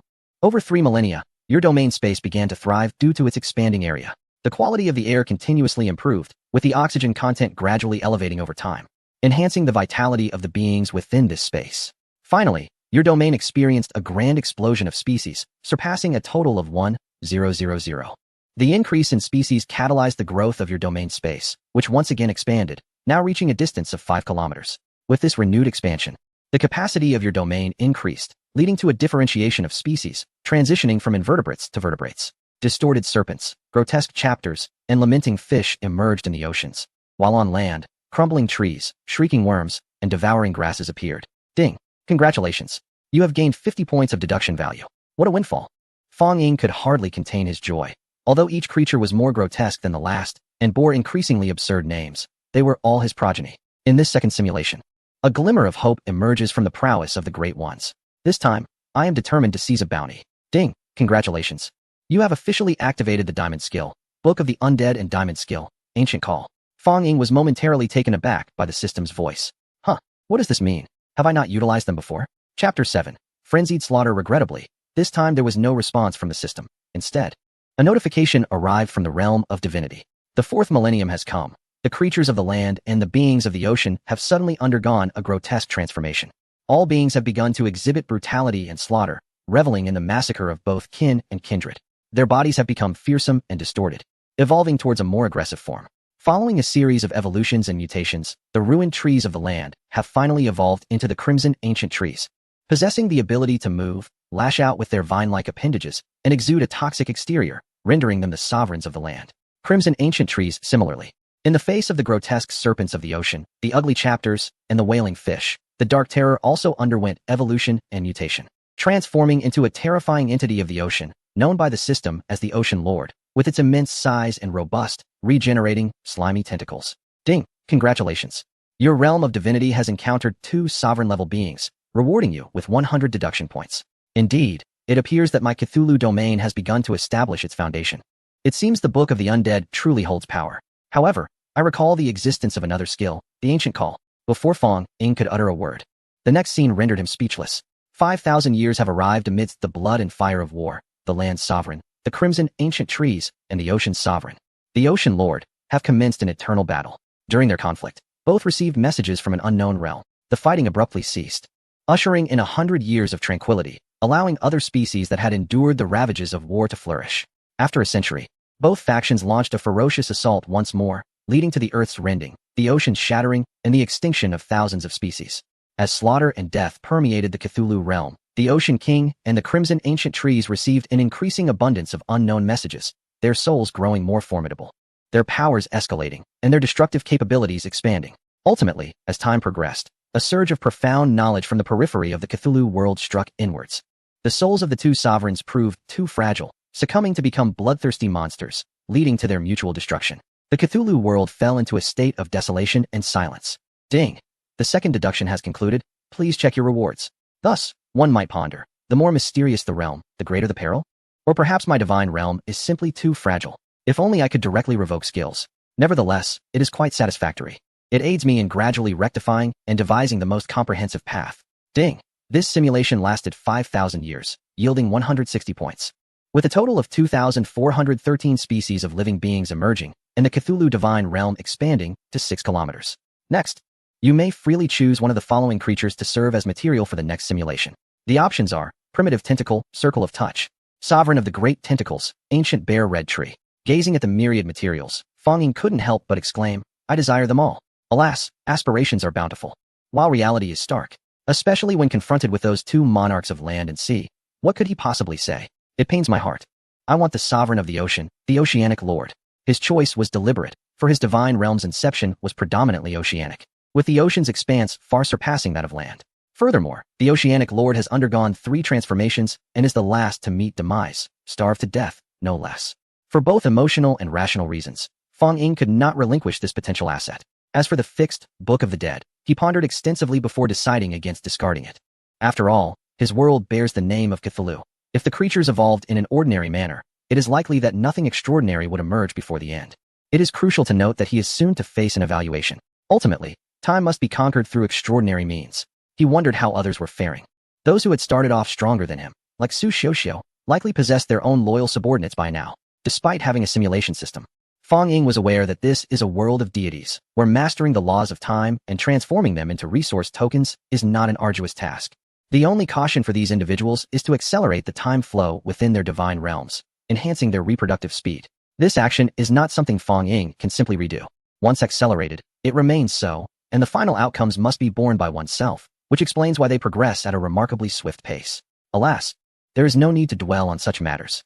Fang Ying shook his head and began to contemplate the developmental trajectory of his divine realm. As previously established, the divine space is named the Cthulhu world, for within it, there exists no spiritual or martial aura. Thus, he must rely on external forces, manipulating aberrations and distortions alongside fundamental rules. Though the wasteland world may lack much, where there are flaws, there are also advantages. The rules of Fang Ying's wasteland world are similarly lax, allowing certain frenzied beings to grasp the power of rules through various means. It is essential to realize that such power is typically reserved for those who attain divinity in other realms. Beep. Preparation time has ended. Shall we proceed to the next simulation? Come on, I hope to be surprised. Fang Ying silently prayed. Beep. Please, host, begin skill extraction. The skill tome of the undead has been solidified. You may select 2 additional skills. As various skills flashed before his eyes, Fang Ying finally discovered 2 remarkable abilities at the end. Skill, Morphological Alteration, Level, Diamond, Effect, Frenzy 15, Constitution 15, Distortion 15, Spirit 15. Sometimes, distortion may not only pertain to the external, but also the inner self. Skill, Bloodthirsty Instinct, Level, Silver, Effect, Slaughter 10, Greed 5, Strength 5. Devour 5, we revel in slaughter, we cherish blood, we venerate sacrifice. Come on, let the world descend into madness. Let all beings embrace darkness. Fang Ying murmured softly. As the saying goes, one must break to establish, and his world required such madness to thrive. Host, do you wish to utilize resource materials? Employing bronze-level resource, Cloud of Nature. In truth, this time, Fang Ying contemplated utilizing Breath of Despair. However, after much deliberation, he concluded that his world was not yet ready to endure such drastic transformation. Beep. Cthulhu Domain. The 3rd simulation begins. Chapter 8. Extraordinary beings. As the heavens and earth shift, a new epoch unfolds, unveiling the mysterious veil of the Cthulhu world. A millennium has officially commenced, with the heavens and earth undergoing initial adjustments, and all things gradually awakening. Bronze-level Cloud of Nature resource activated. Morphological Alteration and Bloodthirsty Instinct have been activated, rewriting the genetic code of life in that moment. This time, was there no need for the accumulation of biological species? Fang Ying was momentarily taken aback. 2 millennia swiftly followed, as the entire ocean became shrouded in a bloody aura. All beings possessed formidable strength and an innate thirst for blood. They were born warriors. Invertebrates and vertebrates once again ascended the historical stage prematurely. The distorted serpent and wailing fish, among others, were influenced by morphological alteration, their forms growing increasingly frenzied and grotesque. The ocean was incessantly drenched in bloody carnage. The creature known as the Lord of the Ocean once again showcased its might. But this time, not through its physicality, rather through its intellect. Its soul advanced further, yet still, it remained the sovereign of the ocean, an invincible entity. The 3rd millennium arrived, witnessing an explosive resurgence in biological diversity. Simultaneously, the ocean appeared to be tainted by bloodthirst, transforming into a crimson visage. A chasm of the abyss, exuding an eerie aura. Meanwhile, amidst the relentless purges, the anguished fish underwent yet another evolutionary leap, developing limbs reminiscent of humanity and webbed feet akin to those of frogs, thus earning the designation of fishmen. In their frenzy, these fishmen learned to wield weapons and united to fight, forming the nascent prototypes of ancient tribes. The sovereign of the ocean, sensing a disturbance, turned his gaze towards the abyssal depths, plunging into the boundless void. To his surprise, he discovered that his comprehension of the cosmic knowledge was becoming increasingly lucid, and his thoughts on the unknown were evolving into a more refined legacy, allowing him to amass greater power. During this interval, the spatial realm of Cthulhu's domain was nearing the monumental threshold of 10 kilometers. Have 2 sentient beings emerged, and unexpectedly profited from this? Fang Ying was somewhat taken aback. Could it be that his divine realm cannot follow the conventional path? As the 4th millennium dawned, the fishmen experienced an unforeseen advancement, traversing the oceans with an insatiable appetite, impervious to even the mightiest creatures attempting to halt their relentless consumption. During this time, they ventured into the ocean's other abyss and encountered the Oceanic King, igniting a clash between the old and new sovereigns. This was a grand-scale battle, with countless fishmen and the Ocean King perishing, simultaneously providing ample nourishment for the remaining creatures. Fortunately, this conflict eventually reached a resolution. The fishmen claimed a slender victory, with only a solitary wounded Ocean King fleeing, thus securing their rightful status as the true rulers of the seas. The wisdom and souls of the fishmen were further enhanced. Concurrently, they sensed the emergence of unspeakable knowledge, embarking on their initial prayers. The divine realm and its denizens began to exert their will over the fabric of space for the first time. The growth of the divine realm accelerated further, reaching a staggering 999 kilometers. Over the span of 5 millennia, the presence of the Ocean King became a relic of the past, as the fishmen established themselves as the undisputed sovereigns of the ocean. Harnessing their advantages, they began to explore the periphery of the ocean and the land.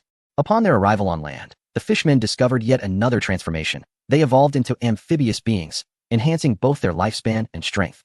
While their awareness of the unknown became increasingly acute, the fishmen initiated organized beliefs and rituals, constructing colossal statues as objects of veneration on land, and offering various living sacrifices, including themselves. Ding! Congratulations, host. Your divine realm has shattered its constraints and successfully expanded to a range of 10 kilometers. You may now actualize your deductions. Do you consent? Actualization? Does that mean I can directly expand from 1 kilometer to 10 kilometers? Goodness, a transformation of 100-fold. I must consent. Fong Ying was initially engrossed in observing the transformations within his divine realm, yet unexpectedly, a grand upgrade package was bestowed upon him before the biological evolution was complete. Ding! Congratulations, host. Your Cthulhu world has successfully ascended to a radius of 10 kilometers.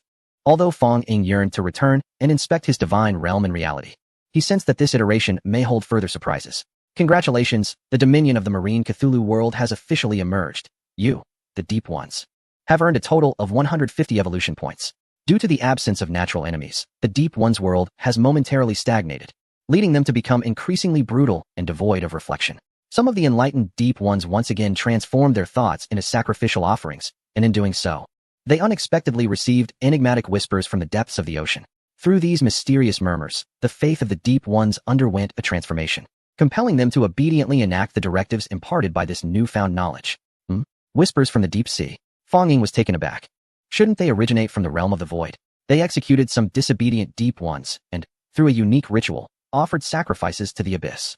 The Deep Ones, inspired by the whispers, birthed a nascent civilization, able to express their thoughts through peculiar sounds.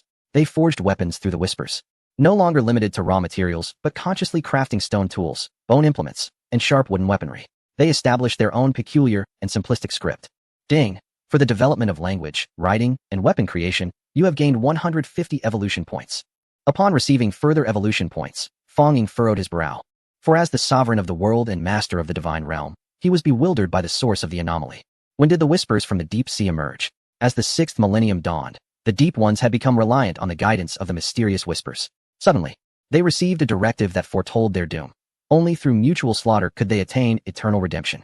With unwavering conviction, they turned their blades upon their kin, resulting in catastrophic losses. Yet, simultaneously, their bloodlust was awakened, propelling them towards a new evolutionary stage. As the 7th millennium approached, only 7 of the most formidable Deep Ones remained, significantly altered from their original forms, yet their unmistakable, slime-coated visages remained unchanged. The climactic battle commenced. In the end, the 7 Deep Ones faced annihilation together, but at the moment of their demise, a transformation occurred. In a state of bodily mutation and awakened bloodlust, the Book of the Undead ignited a spark within them, causing their corpses to gradually merge into an unknown form. The fishman has successfully evolved, taking on a humanoid form with a grim, greenish hue and a white underbelly. Its body is sleek and polished, yet adorned with a ridge of spiny scales along its back. The head exhibits distinctly ichthytic features, characterized by enormous, protruding, permanently open yellow-brown eyes. On either side of its neck, fish gills quiver incessantly, and its feet possess 5 digits. Its voice is piercing, and it is heralded as the primordial deep diver, an extraordinary being that transcends limits. The primordial deep diver? Is this truly an extraordinary being? Fong Ying was taken aback. It is known that in the divine realm of the gods, creatures are categorized into various tiers: ordinary beings, extraordinary beings, legendary beings, mythic beings, demigods, and divine beings, with those beyond this threshold nearing the status of divinity. While this classification appears straightforward, the reality is far more complex. Generally, such beings require the perfect confluence of timing, location, and circumstance. Lacking any one of these elements renders them exceedingly rare, if not unique. Yet, before Fong Ying could fully marvel at his good fortune, the next moment brought an abrupt system notification that left him momentarily stunned. The Ocean King awakens from its slumber. It has successfully ascended to the extraordinary being Cthulhu. The injured Ocean King? It did not perish. Moreover, it has evolved into something extraordinary, becoming Cthulhu. Fong Ying felt his worldview shatter. No wonder he had overlooked it. The creature bore the name of his divine realm. It is essential to note that not every being is deemed worthy of such a name. The deducing system does not arbitrarily assign names. They are generally reflective of the state of the divine realm and the potential impact on it. This carries a semblance of divine right, akin to noble families in ancient times receiving surnames from emperors, an honor that entails corresponding power and privilege. To be granted the name of Cthulhu by the divine realm signifies an extraordinary level of favor. Congratulations, host, on successfully birthing a being endowed with extraordinary intelligence and dominion over the oceans. Deduction value, 200. The dominion of the ocean? How impressive! Fang Ying was momentarily speechless. Yet, an even more astonishing phenomenon unfolded before him. The colossal form of Cthulhu stirred the waters, standing suspended in midair, with blood and abyss seemingly serving as its backdrop. It emitted an array of unutterable, enigmatic murmurs directed at the primordial deep diver. In response, this equally extraordinary entity appeared to kneel in reverence, hands raised as if to cradle an ineffable radiance, bowing its head in piety. Surprisingly, no battle ensued. This scene far exceeded Fang Ying's expectations. Yet, such is the nature of reality. 8,000 years have gradually passed, during which Cthulhu, accompanied by its loyal progeny, the original Deep Ones, has drifted between its celestial and subterranean realms. Growing weary of it all, it returned to the abyss, while its earliest followers remained steadfastly by its side. 3 centuries elapsed as Cthulhu tirelessly sought the unknown, ultimately uncovering something profound. In a moment of madness, it slaughtered its own kin, utilizing their carcasses and blood to construct a bizarre altar. Once erected, an intangible radiance illuminated the space, followed by the descent of a colossal crimson egg into Cthulhu's domain. The energy emanating from this sanguine egg was overwhelmingly vast, evaporating the ocean and fracturing the earth, plunging all into silence. Cthulhu sustained grievous injuries, its very soul besieged, and in the final century succumbed to madness, leading to the obliteration of its divine realm. The simulation lasted 8 millennia, yielding a value of 350, with the divine realm expanding to an area of 22 kilometers, resulting in the emergence of 324 species, a nascent civilization, and 2 extraordinary beings. The preparation period for the simulation was 1 hour. Fang Ying stood transfixed, bewildered by the sudden turn of events. Was it truly the colossal egg summoned by Cthulhu? Yet, he was merely an extraordinary being himself. It was akin to a beggar inviting a president to dine at his humble abode, utterly inconceivable. Was this an unforeseen incident? However, he had not invoked the ancient call, despite his memories indicating that anything could transpire within the void. From a giant egg crashing down to a gaping maw emerging to devour him, such occurrences were as improbable as winning the lottery. After all, he had only developed for 8,000 years, not yet reaching 10,000. If this were a mere accident, it would be manageable. If it were an inevitable event, then he would have cause for concern. The summary was as follows. He could retain one of the materials for the next simulation. Materials included primordial tendrils, the circle of touch, fishmen, and the extraordinary being Cthulhu, the original Deep Ones. Upon witnessing the myriad of species specimens, Fang Ying felt an overwhelming sense of accomplishment. To his astonishment, his extraordinary being turned out to be of the buy one get one free variety. Initially conflicted, given the rarity of extraordinary beings, he now felt reassured. A buy one get one deal meant he must secure the extraordinary being Cthulhu. As you wish. A token swiftly flashed before Fang Ying's eyes, revealing the shadow of Cthulhu, with the original Deep Ones prostrate beneath it. Cthulhu, name, Cthulhu. Level, transcendent, ordinary, transcendent, legendary, mythical, demigod, true god. Abilities, immortal regeneration, whisper of dark spirits.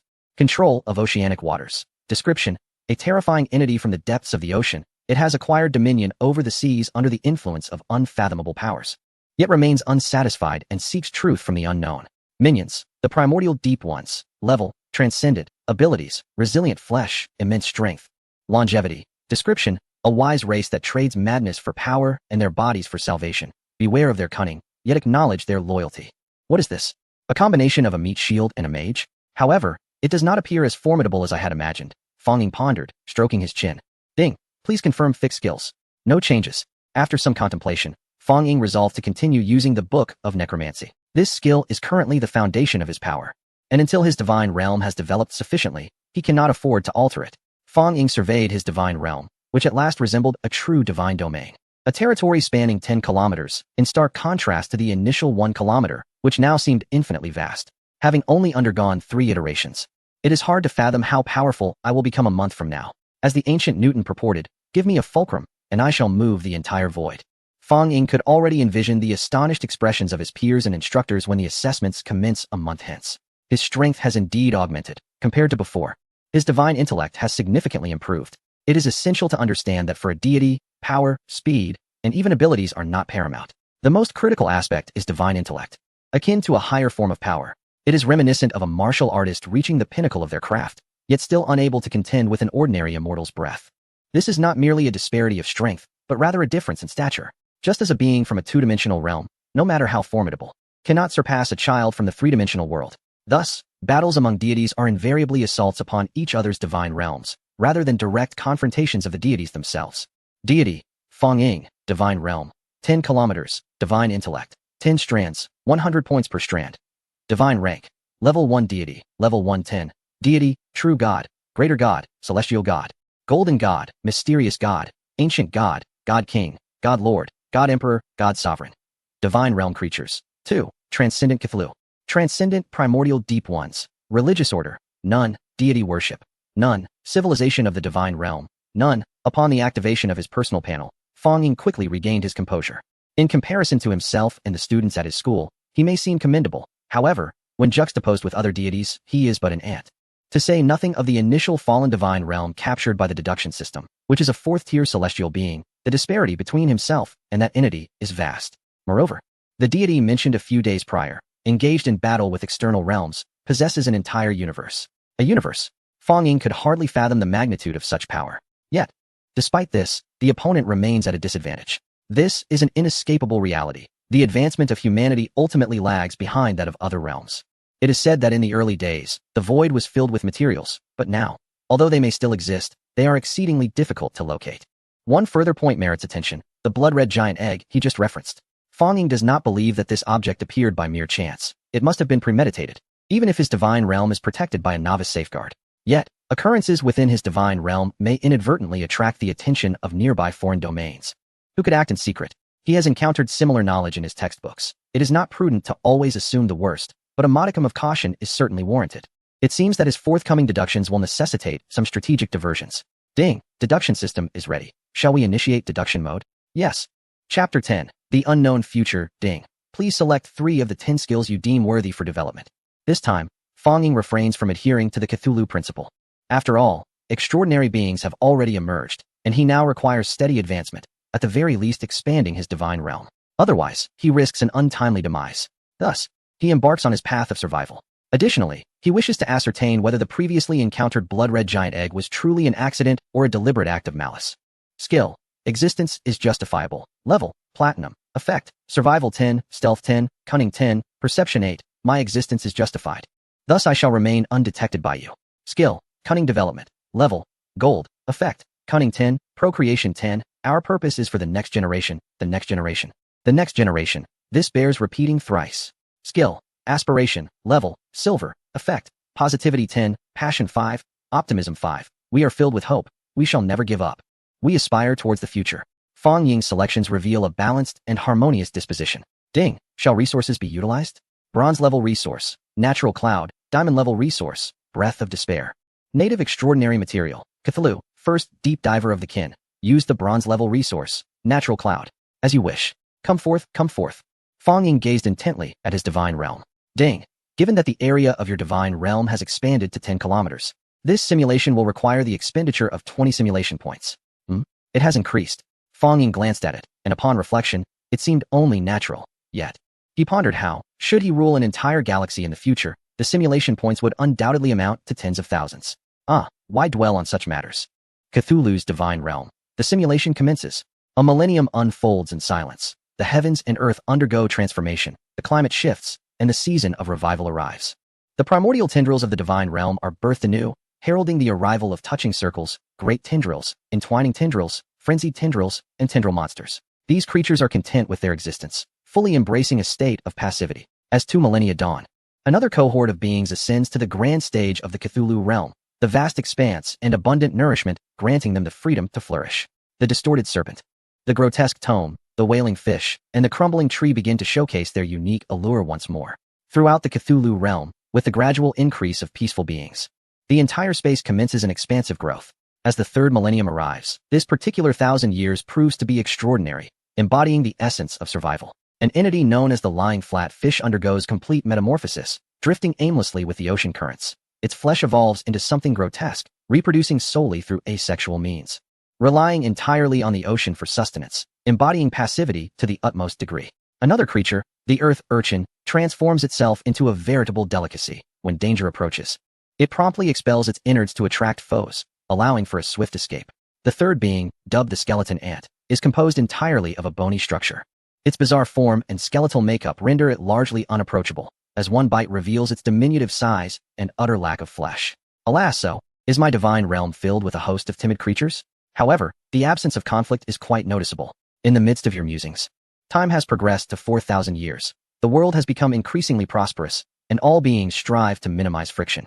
Now, the Cthulhu realm has advanced toward 18 kilometers. The laws of your Cthulhu realm are gradually manifesting. A unique energy substance intrinsic to you permeates the air, which you may designate as the breath of malice. This essence not only enhances the inherent potential of existing life forms, but also accelerates their evolution and augments their chances of ascending to extraordinary beings. However, it is imperative to note that this power originates from the laws themselves, possessing uncontrollable forces. When you seek to borrow it, you must be prepared to bear the corresponding costs. There exists a certain probability of causing biological mutations and distortions, a likelihood of leading to the degradation and slaughter of life forms, and a chance of steering the world towards collapse. Correspondingly, beings that mature within the Cthulhu domain are inherently immune to external influences. Their power is derived solely from within. Observing the system's grandiose exposition, Fong felt as though he were on a roller coaster of emotions. Thus, one might conclude that, overall, it appears rather promising, does it not? It is essential to recognize that entities within the realms of spiritual energy, martial arts, magic, or even science have considerable demands regarding their environments. In a world of spiritual energy, if a being finds itself in a place devoid of such energy, it essentially dwindles with each passing moment. The martial arts realm is somewhat similar, though the impact is slightly less severe. In the scientific realm, reliance on the laws of physics is paramount. Encountering even a slight distortion of these laws would render them ineffective. Naturally, it is worth mentioning that those capable of ascending to sainthood in the celestial realm, establishing personal domains in the martial arts world, or breaking through dimensional barriers in the scientific world are not included in this discourse. In my Cthulhu domain, the initial weaknesses of beings have been eradicated. The sole consideration is the potential collapse of the domain. However, with the aid of the simulation system, I am confident that this aspect can be gradually refined. As Fong contemplated, he observed the rapid development of his divine domain. As time passed, the 5,000th year arrived, heralding the spring of the three initially underestimated, languid beings.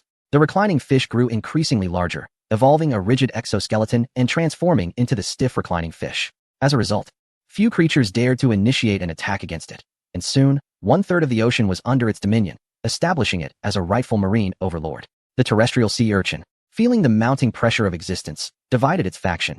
Some ventured towards the land, others continued to burrow in the ocean's depths, while yet another group set its sights on the vast sky. Ultimately, through relentless endeavor, it successfully evolved into the floating sea urchin, capable of accumulating buoyant gases within its body to ascend, as well as expelling these gases to swiftly evade disaster. With this remarkable ability, the skies soon belonged to them. In stark contrast, the third species, the skeletal ant, remained excessively languid and diminutive. Despite attempts to minimize food intake, they could not guarantee their daily necessities. Consequently, they too fragmented into three factions. One ventured into the deep sea, another onto the land, and a third aspired to the skies. As the 6th millennium approached, within this span of 1,000 years, some beings perished, yet far more were born, as all life forms continued to progress in an orderly fashion. As the arrival of 7,000 years draws near, the solitary silver lining lies in the evolution of the skeletal ant. In their quest for survival within the oceanic depths, they have developed formidable jaws for predation. However, this necessitates a greater intake of nutrients, resulting in their evolution towards a more corpulent form. This has given rise to a corresponding food chain featuring the marine octopus-like creatures, which have taken to regarding the evolved skeletal ants as a delectable delicacy. Another wave of skeletal ants has ventured onto land, flourishing in their newfound habitat. They have begun to construct nests upon trees, rocks, and the ground, entering a phase of overwhelming proliferation. Their exteriors have transformed to a tawny hue, with prominent heads serving as weapons, thus earning them the designation of yellow soldier ants. In the final segment, yearning for the azure skies, the skeletal ants have discovered a new frontier. Initially suppressed, and having lost their diving capabilities due to evolutionary setbacks, they have fortified their leg muscles and evolved 4 pairs of wings, alongside a venomous stinger at their rear. This advancement has allowed them to transcend the ocean, establishing dominance over both land and sky, and they are now referred to as venomous insects. Regrettably, their numbers remain scarce. However, it is evident that the coming millennium will herald a new era. As anticipated, the pivotal moment has arrived, and the 8,000th year approaches. One wonders whether the fabled crimson egg will materialize. Fong gazes intently at his Cthulhu domain. Chapter 11. Divine Guidance. The 8th millennium has dawned, yet the anticipated crimson egg has not made its appearance. The world remains in a state of tranquility. Among the most significant developments is the emergence of a queen among the venomous insects, endowed with remarkable intelligence. She has meticulously categorized her kind, establishing departments for reproduction, assistance, and combat, while implementing upgrades. Through her relentless endeavors, the variety of venomous insects has proliferated exponentially. At this juncture, within the Cthulhu domain, the venomous insects can rightfully be regarded as the undisputed rulers. The Cthulhu domain has surpassed its initial exploratory phase and has now entered the era of the insect race. Exploration value. 100 in the 9th millennium, the habitat of the floating sea urchins has been stifled, leading to a decline in their population. The rigid, lethargic fish has further deteriorated, its flesh becoming increasingly unpalatable and laced with mild toxins. By the 10th millennium, the floating sea urchins have officially exited the annals of history. The sky, save for a few domesticated food sources, has become entirely the domain of the venomous insects. The rigid, lethargic fish continues to decline, its flesh entangled within its bones, now fully infused with toxins. In the 11th millennium, the venomous insects commenced their incursion upon the land, methodically advancing under the influence of their queen, gradually encroaching upon the earth, ultimately encountering the yellow soldier ants in combat. By the 13th millennium, the yellow soldier ants were vanquished, save for a few seeds intentionally preserved by the queen. The yellow soldier ants have decisively exited the historical narrative. The rigid, lethargic fish has begun to shrink, its toxins further intensified, evolving a dormant attribute. In the 16th millennium, the poison queen successfully cultivated amphibious combat ants through the yellow soldier ants, shifting her focus toward the vast ocean. By the 18th millennium, the poison queen had firmly established dominion over land, sea, and air within the Cthulhu domain. The skies, lands, and oceans were teeming with the presence of venomous creatures. The stiff-lying fish managed to reduce its size by 50-fold, capable of enduring for a century without sustenance, its flesh dwindling to a mere 3 entities, 2 of which comprised its brain. Due to their unique characteristics, these creatures proliferated to become the most numerous in a world dominated by venomous life. Thus, the lingering question arose, would the blood-colored giant egg never emerge? Fong Ying pondered, perhaps miscalculating. Was the giant egg a mere anomaly or a consequence of his own abilities? As he contemplated, the arrival of the 20th millennium marked a pivotal moment. With no rivals left in the Cthulhu domain, the Poison Queen embarked on grand endeavors. Transcending the barriers of her realm, she succeeded in entering the void, only to meet her demise. Fong Ying was taken aback. The demise of the illustrious Poison Queen seemed rather hasty. He had anticipated her evolution into a transcendent being. Was he merely overthinking the situation? In the 21st millennium, the absence of the Poison Queen's control led to chaos among the venomous insects, disrupting the world's order and signaling the decline of the Cthulhu domain. The insects began to reproduce indiscriminately, their sheer numbers consuming the resources of the Cthulhu domain, leading to the gradual extinction of countless life forms and flora throughout history. Meanwhile, the stiff-lying fish continued its evolution, ultimately achieving its goal by shedding its brain, transforming into a mindless lying fish, possessing only a singular essence of flesh, imbued with potent toxins, and capable of hibernating for 5 centuries. Its nature deterred even the most ravenous of the venomous insects. Thus, the mindless lying fish became the most blissful and unintelligent creature in the ocean, or rather, within the Cthulhu domain. Fong Ying curled the corners of his mouth, dismissing this foolhardy creature as he began to meticulously explore his own divine realm. He still felt that the catastrophic egg plummeting from his domain was not a mere coincidence. Though it was a deduction, a deity's intuition rarely falters. Perhaps some conditions had not been fulfilled, resulting in such consequences. As the 23rd millennium unfolded, time continued its slow passage, with the food sources of land, sky, and sea having been entirely consumed by the venomous insects. The Cthulhu domain began to regress, shrinking gradually from its original expanse of 29 kilometers. By the 24th millennium, the venomous insects, bereft of sustenance, resorted to cannibalistic behaviors. The Cthulhu domain was beset by calamities, as earthquakes, tsunamis, and fierce winds ravaged its realm. In the 25th millennium, the population of venomous insects dwindled to a mere fraction, with most having succumbed to madness or resigned themselves to a quiet death. During the same period, the mindless, carefree fish experienced a modest increase in numbers. The Cthulhu domain has now contracted to a mere 20 kilometers. After 26,000 years, poisonous creatures have completely vanished, plunging the entire world into tranquility. The mindless, carefree fish have also entered a prolonged state of slumber. By 28,000 years, some of the mindless fish perished, while others succumbed to a deep sleep. The Cthulhu domain has shrunk further, now measuring only 8 kilometers. As expected, Fong Ying realized that the development of his own divine domain was inherently limited, especially in the absence of external assistance. If the creatures within his divine domain could not survive, endure trials, and procure nourishment within the dimensional space solely through self-sustenance, their needs would ultimately remain unmet. Thus, the demise of the divine domain was an inevitable fate. However, this time, the domain has shown remarkable resilience, particularly the mindless fish, leaving Fong Ying to wonder if they could endure until the domain's collapse. As 30,000 years arrived, the mindless fish sustained little damage. At 40,000 years, they evolved to harness photosynthesis. By 50,000 years, the mindless fish had slightly expanded their population. Upon reaching 100,000 years, They continued to live freely and without constraint.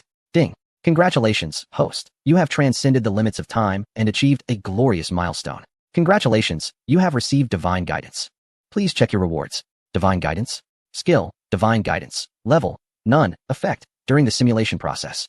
You may invoke divine descent to direct the behaviors or developmental trajectories of the creatures within your divine domain. Is it truly possible to do this? Fang Ying's eyes brightened. Chapter 12. The Will of the Divine. However, the system's voice resonated once more. Ding. Congratulations, you have acquired the Will of the Divine. Skill, Will of the Divine. Level, none. Effect. At any moment during the simulation, you may activate the Will of the Divine to elevate a skill by 1 tier. Incredible. If I were to acquire a king-level skill, could I utilize it as well? As you wish indeed. What a delightful surprise. Fang Ying smiled at the corner of his eye. However, as his divine domain was thriving, he could only suppress the joy swelling within him. It must be said that this time, the mindless fish had delivered an astonishing surprise. By the 100,003rd year, the Cthulhu domain had once again transformed into a desolate wasteland, with the seawater nearing desiccation. Yet, the mindless fish had evolved to the point where they no longer required sustenance or water. They existed like grains of sand, quietly observing the vast expanse of the heavens and the earth. Fang Ying stared in a daze. In the year 150,000, the mindless, laid-back fish continued to thrive in their existence. However, due to the constriction of their habitat, a portion of them had merged with nature and perished. By the year 170,000, Fang Ying found himself gazing vacantly at the world, which had been reduced to a single species of these lethargic fish. It seemed they had become excessively complacent. As the year 111,000 approached, your divine realm had shrunk to a mere 1 kilometer. As the sovereign of this realm, you pondered what actions should be taken. You were presented with 2 choices. 1. In the solitude of countless epochs, you resolved to observe how long these creatures could endure, thus deciding to linger with the mindless fish. 2. Fatigued by the presence of this senseless species, you opted for self-annihilation, unwilling to let such foolish beings affect your mood. Apologies, my friend. Fang Ying smiled slightly and calmly selected option 2. Instantly, the divine realm began to crumble. The Cthulhu domain shattered, and the mindless fish dispersed into the void, ultimately leading to their extinction. Beep. The simulation has concluded. Spanning a total of 111,000 years, with the world-S species tallying at 33,000, resulting in a simulation value of 250. The next simulation is currently being prepared. This time, the blood-red giant egg did not manifest even until the destruction of my world. Could it truly have been merely an illusion? Moreover, it appears that this simulation system is not entirely governed by a fixed pattern, but rather shifts according to my own will. Upon reflection, it makes sense, after all. During the simulation of my divine realm, I cannot exert complete control. However, there should at least be the possibility for intervention, lest I become nothing more than a passive observer. For the next iteration, it seems I must seek greater involvement and assert my agency. As Fang Ying contemplated, he organized his thoughts. Beep. You may materialize existing resources within your divine realm. Please make your selection. Available resources: primitive tendrils, touching ring, distorted serpent, venomous insects, venomous queen. Exalted Cthulhu, the initial deep diver of your kin. Materialize the exalted Cthulhu, the initial deep diver of my kin. While the venomous queen was also quite formidable for summoning troops, 2 exalted beings were the kind of existence that others yearn for. Excellent. Now, my divine realm possesses at least a semblance of resistance. Although it currently measures merely 10 kilometers, having an exalted level hero in command will provide a degree of stability. However, it appears that steady development may not be suitable for my divine realm. Based on the previous simulation, it seems the foundational resources of my realm have been nearly exhausted. Ultimately, a decisive gambit may be necessary. Beep. Beep. A message from my deskmate, Su Xiuxiu. Fang Ying was taken aback, not expecting to receive a message from her. After all, in his memory, their relationship had barely progressed beyond the stage of mere acquaintances, having never truly blossomed into a romance. Fang Ying, how has the development of your divine domain progressed? Has it expanded? Is your divine domain stable now? Have you contemplated the kind of divine system you wish to cultivate?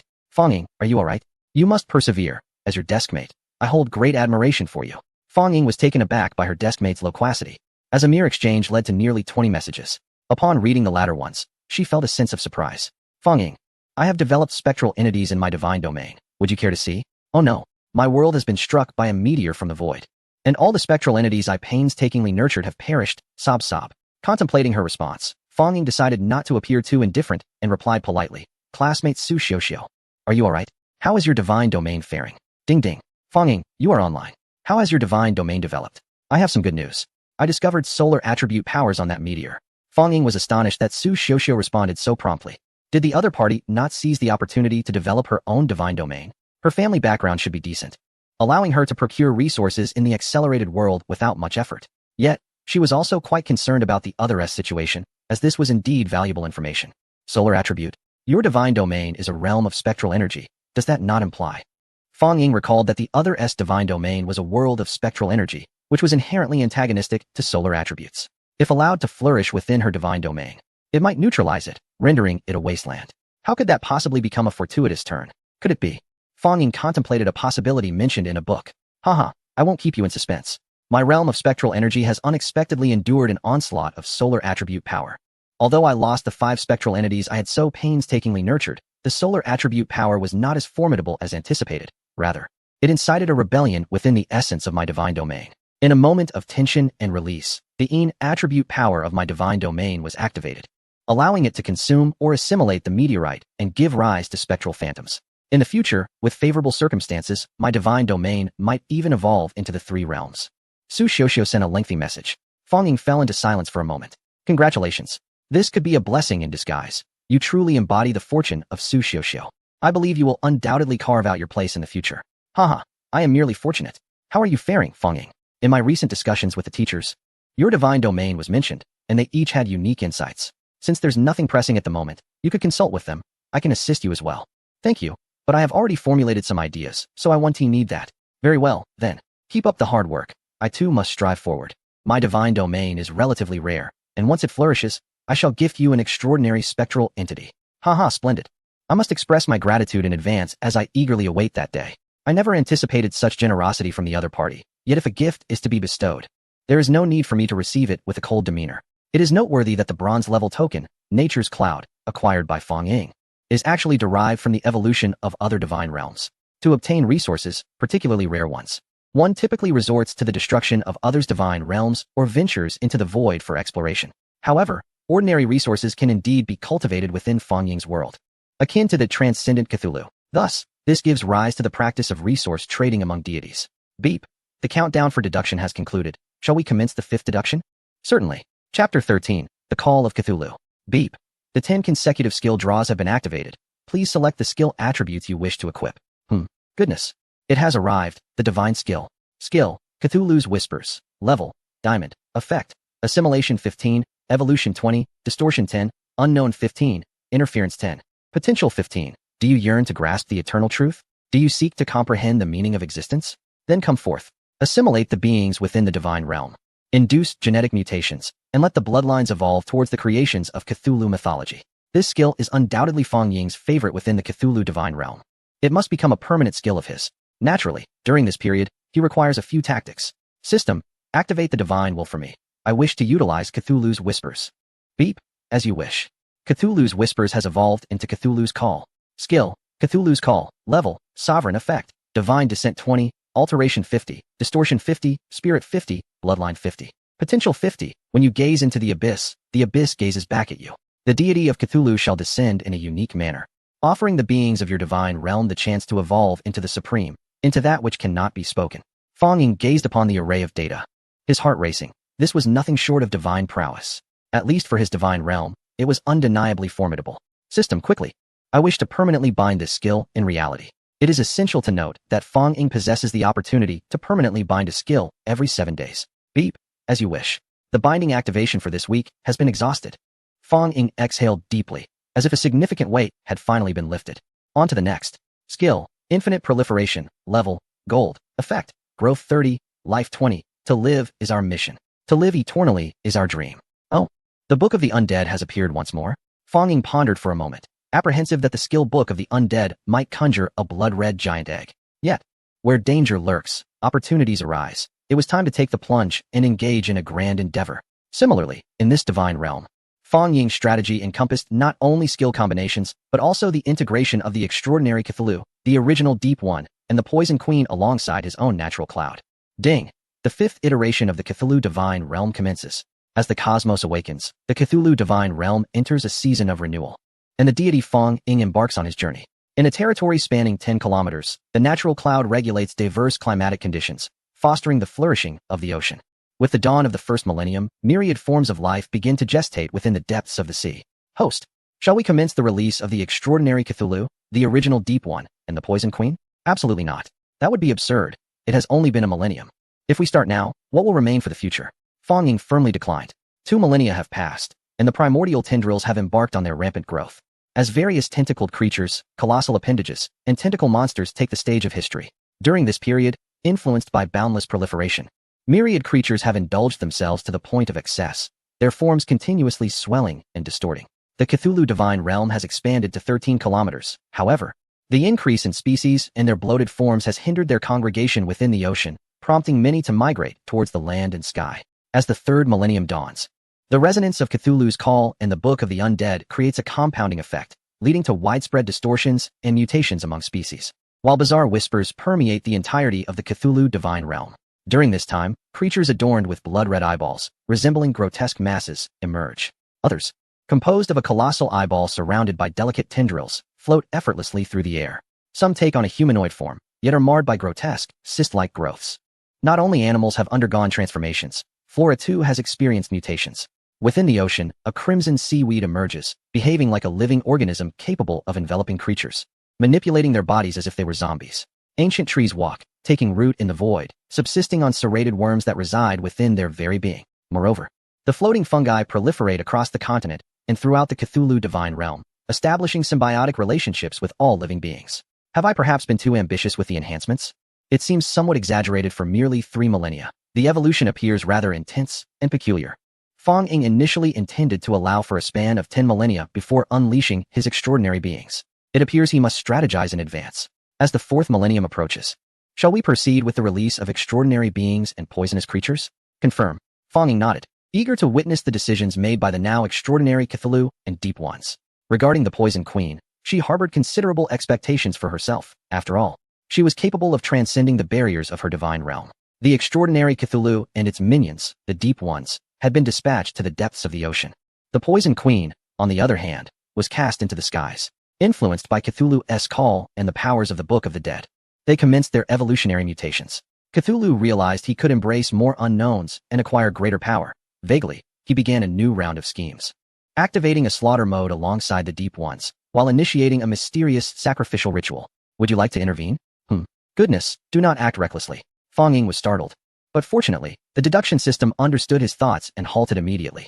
It is worth noting that Fong Ying had not yet played with the arrival of the blood-colored egg, which was the result of Cthulhu's sacrifices. Though he yearned to uncover the origins of this blood-colored egg, it did not mean he was willing to court disaster. After all, at present, he possessed no formidable entities within his divine realm capable of returning unscathed from the void. He swiftly ordered a cessation of all communication between living beings and Cthulhu outside the divine realm. After all, an ant that has yet to reach the pinnacle of its divine domain should not aspire to venture beyond the world. To do so would be tantamount to courting death, better to develop steadily. The beings of the divine realm sensed your will. They prostrated themselves, recognizing your greatness. Cthulhu offered you his loyal faith, granting you 10 faith points.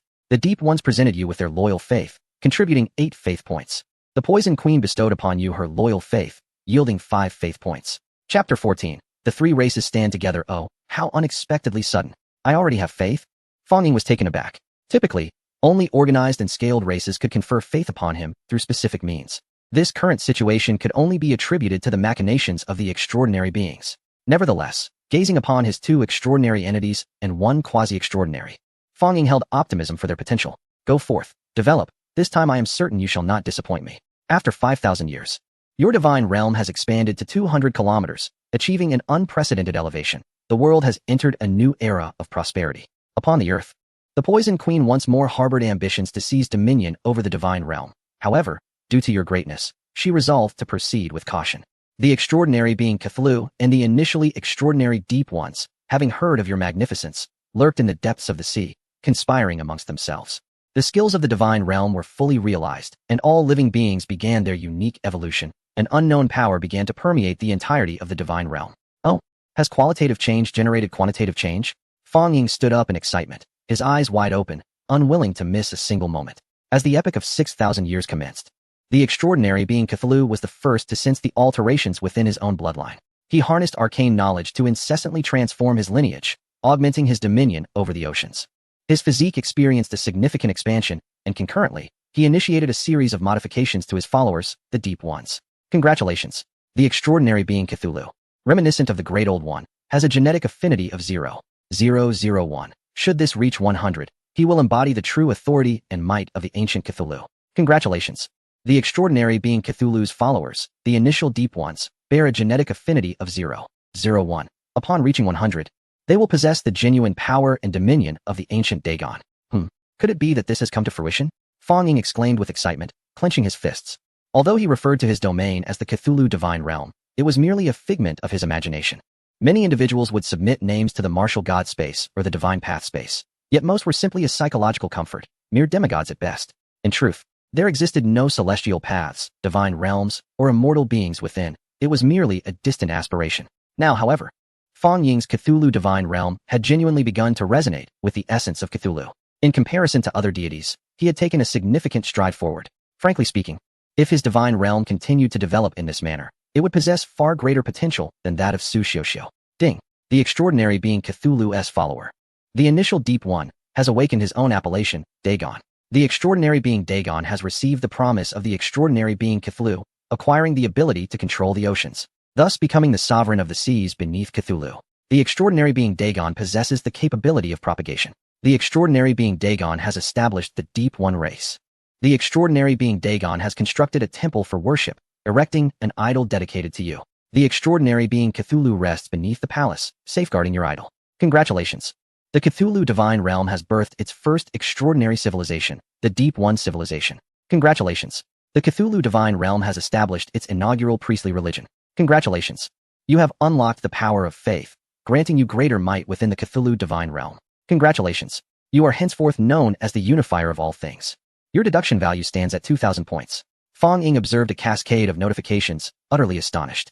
He had not anticipated that such a seemingly casual action would directly forge the faith of his deity. While he had proposed his own faith, resulting in a modest increase, he could sense that it was merely a serendipitous occurrence. To comprehend the faith in deities is undoubtedly to recognize a panacea, for it embodies the quintessence of biological spiritual energy. This faith possesses the capacity for material transformation and enhancement of divine realms. It can also exert direct influence upon entities such as Fong Ying. However, such actions are seldom undertaken. After all, the optimal method for elevating a deity is through the birth and eventual return to the divine realm. The extraordinary Cthulhu, indeed, has discerned your potential, and I shall safeguard your future. Fong Ying is acutely aware that all of this is a machination of the extraordinary Cthulhu. He has not forgotten the last prophetic endeavor, during which Cthulhu employed strategies that left the Deep Ones in utter disarray. This individual is akin to a double-edged sword. As your excitement peaks, time has progressed to the 7th millennium. The ocean has returned to calm, and the earth has ignited into warfare, following the steady development of her minions. The initial Poison Queen has initiated an offensive, emboldened by the absence of your interference. Her transformation of fear into a force of aggression has led to a frenzied invasion and slaughter across the land. During this tumultuous period, monstrous entities with tentacles and grotesque humanoid abominations were utterly incapable of thwarting her advance. On the brink of extinction, these two species engaged in a bizarre symbiosis. The tentacles of the ocular monstrosity took root deeply atop the head of the humanoid aberration, which subsequently relinquished its intellect and began to enhance its own strength. Thus, a new dual-breed extraordinary race was born, the Eye Tyrants. They possess an orb the size of a human head atop their forms, their towering, muscular bodies reaching 5 meters.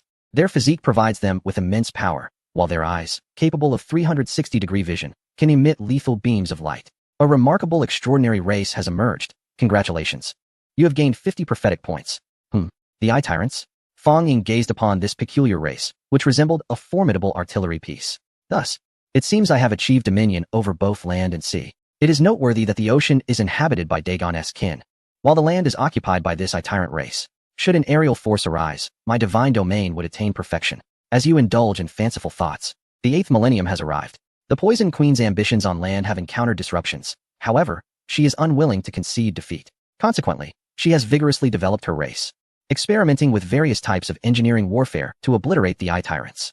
Ultimately, after a climactic battle, the Poison Queen faced defeat, retreating into the heavens against the extraordinary Eye Tyrants.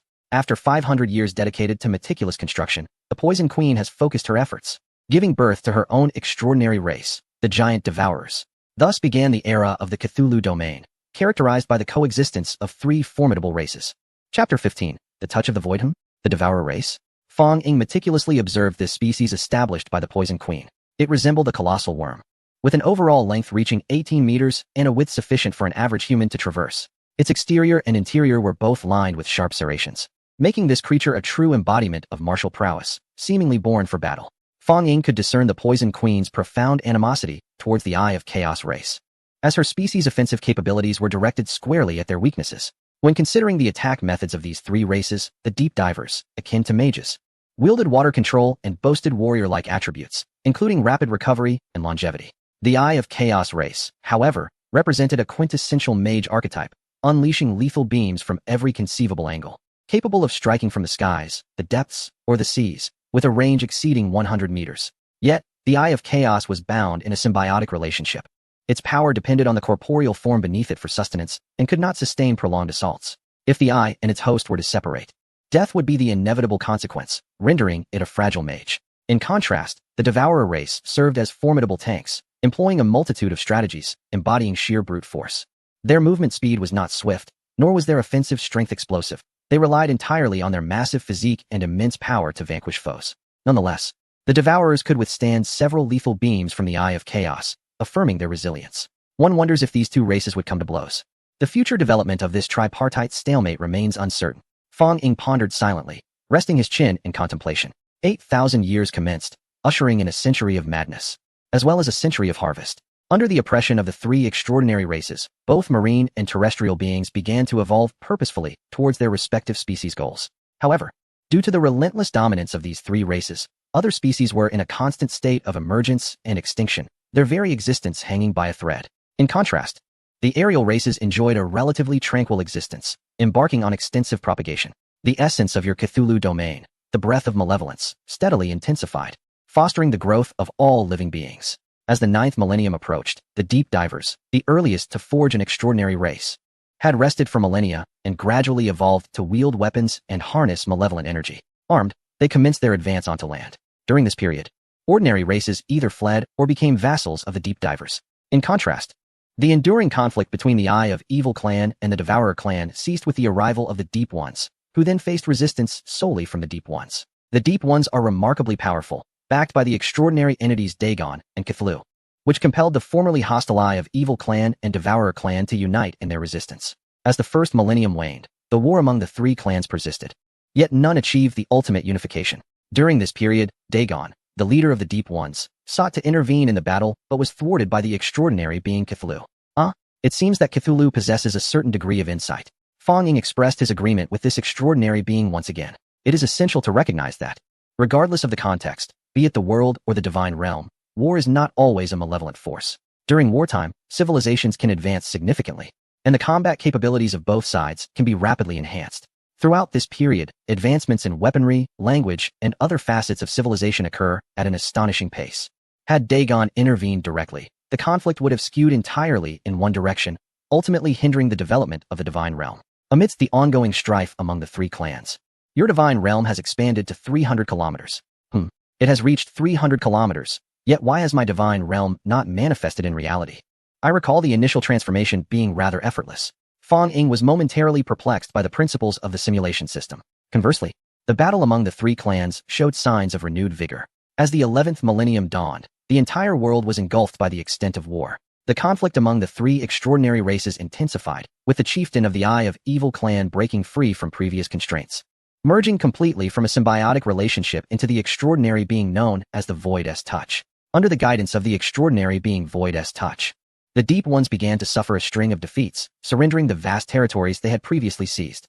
Just as the Deep Ones were on the verge of retreating to the ocean, monstrous waves surged from the depths, with Dagon, the sovereign extraordinary being of the Deep Ones, joining the fray. The previously retreating Deep Ones regained the initiative, and the situation among the three factions devolved into a stalemate.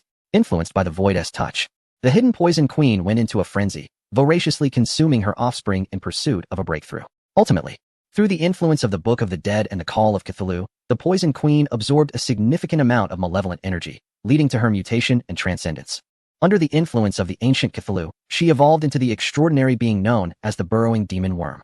The Burrowing Demon Worm. Its appearance resembles that of a serpent and a colossal cephalopod, characterized by a resilient and elongated body, cloaked in a viscous liquid.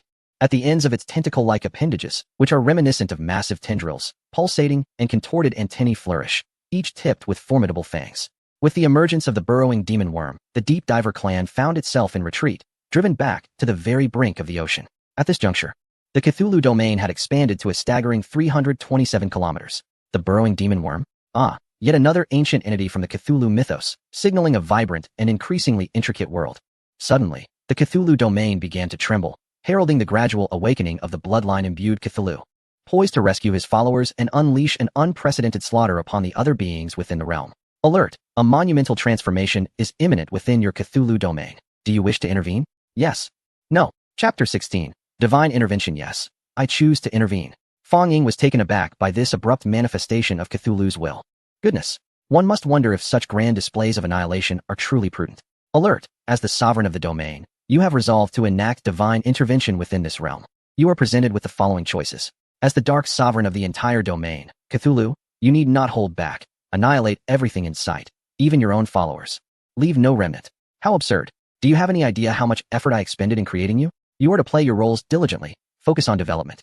Unite against external threats, and strive to escape the Cthulhu domain into the realm of leisure. That is the true path to greatness. Without a hint of hesitation, Fong Ying made his choice. What folly it would be to squander the progress of his domain, which had reached such formidable heights. It was akin to starting with a royal flush. As long as he played wisely and did not falter, the future would inevitably belong to him. As the millennia passed, your intervention ushered in an era of tranquility for all beings. The extraordinary Cthulhu expressed profound reverence, and your faith value rose accordingly. Cthulhu recalled his followers, returning them to the ocean depths. The burrowing demon worm, transformed by the toxic queen, summoned its own Titan clan, delving into the subterranean depths for exploration. The leader of the Eye of Chaos, the Void's Touch, began to cast its gaze toward the abyss. During this peaceful epoch of the three extraordinary clans, various races commenced their development anew. Indeed, this is as it should be. Fong Ying felt an overwhelming sense of satisfaction at the unfolding scene.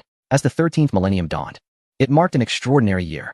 The extraordinary Cthulhu summoned his followers, the original deep diver Dagon, to the land to pay a visit to the Void's Touch of the Eye of Chaos and the burrowing demon worm of the Titan clan. They engaged in a clandestine exchange that spanned over 3 centuries, after which a momentous event transpired.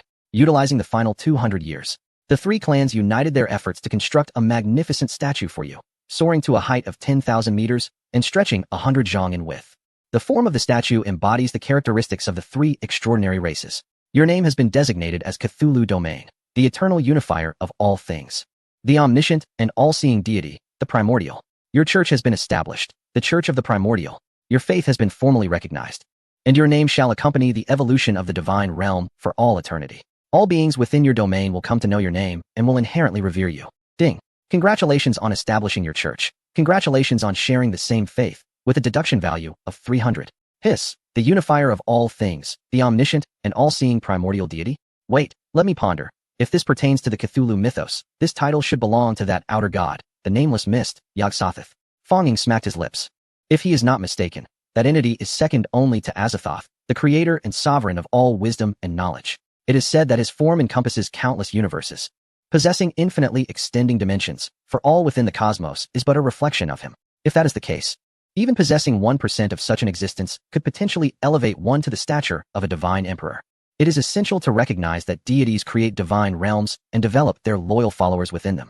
Subsequently, through the growth and faith of these followers, they gradually ascend to the supreme. This is the governing principle of the divine beings in this world, a rule that all deities across the cosmos, and indeed, all dimensions, must adhere to. It bears a resemblance to a nurturing system. However, rather than cultivating a romantic partner, one nurtures increasingly powerful followers, potentially rivaling deities themselves. Thus, Fong Ying's power derives from 2 sources. First, everything within his divine realm serves as the wellspring of his strength. Consequently, the mightier his followers, the more formidable his own power becomes. Secondly, it is his faith, the reverence of the beings within his domain toward him. Their faith can evolve into corresponding divine abilities, representing yet another form of power. For instance, in a martial arts world, if a deity establishes a martial ancestor, claiming that this ancestor is an existence that touches the heavens and treads the earth, then that deity's future will encompass the ability to freely manipulate size and dimensions. If one could cultivate their divine image into an eternal, undying being, impervious to annihilation, then naturally, the deity would embody such attributes. Thus, this is an extraordinarily potent capability. However, one must note that to manifest as the followers envision, a considerable amount of faith value is required for enhancement. Nevertheless, who would not desire their divinity to be of extraordinary potential? After all, once a divine persona is established, it is not something a deity can change at will. However, I currently need to swiftly establish a civilization within the Cthulhu realm, for only through civilization can the divine domain quickly rely on mutual complementarity. With the three extraordinary races unified under a singular deity, not only have they transformed conflict into harmony, but they also share a common goal, the distant void space. The sagacious extraordinary being, Cthulhu, has begun to amalgamate the strengths of the three races and prepare for the exploration of the void space. Utilizing its aquatic control abilities, Cthulhu successfully ascended to the heavens.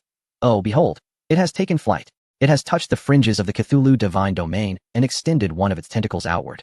Alas, its tentacle was shattered by the void space, and the currents began to surge along the tentacle towards the Cthulhu divine domain.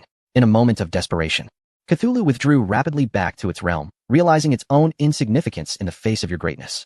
It resolved to convey your magnificence to the other two extraordinary races and discuss potential solutions collaboratively. The Eye of Chaos clan, feeling defiant, attempted secretly to challenge the void space, but upon returning defeated, they humbly sought counsel from Cthulhu.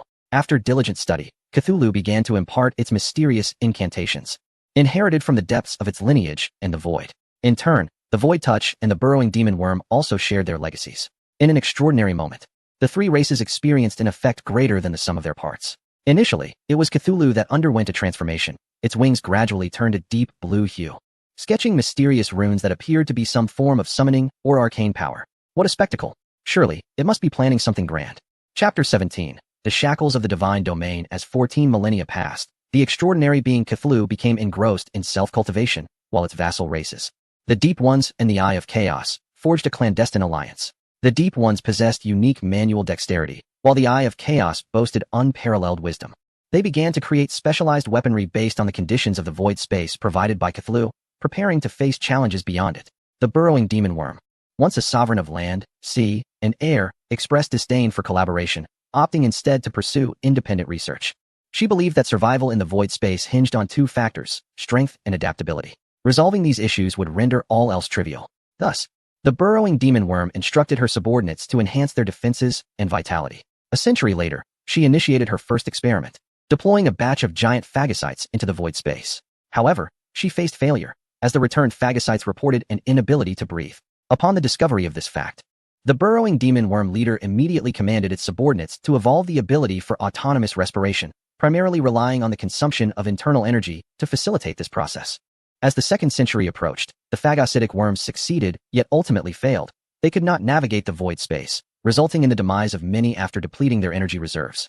With the arrival of the 3rd century, the phagocytic worms evolved the ability to propel themselves with their tails, finally stepping forth into the domain of Cthulhu.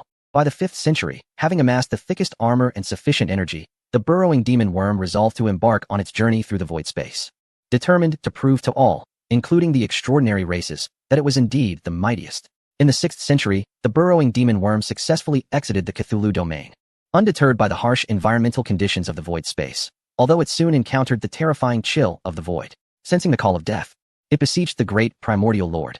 Alas, this is too precarious. Do not perish. System, devise a solution. Fong Ying exclaimed anxiously, for this was his greatest achievement. He had initially believed that Cthulhu would be the first to venture into the unknown, only to realize it was the underappreciated Poison Queen, now referred to as the burrowing demon worm. However, it seemed that misfortune had befallen the creature. Despite the dangers of the void space, frequent cold currents, meteorites, calamities, and dimensional beings, it must be noted that the expanse of the void space was vast. The likelihood of encounters could not be equated to winning the lottery. Yet it certainly resembled an endeavor where one might venture out 10 times without a single encounter, unlike the burrowing demon worm, which had hardly begun its journey before striking fortune.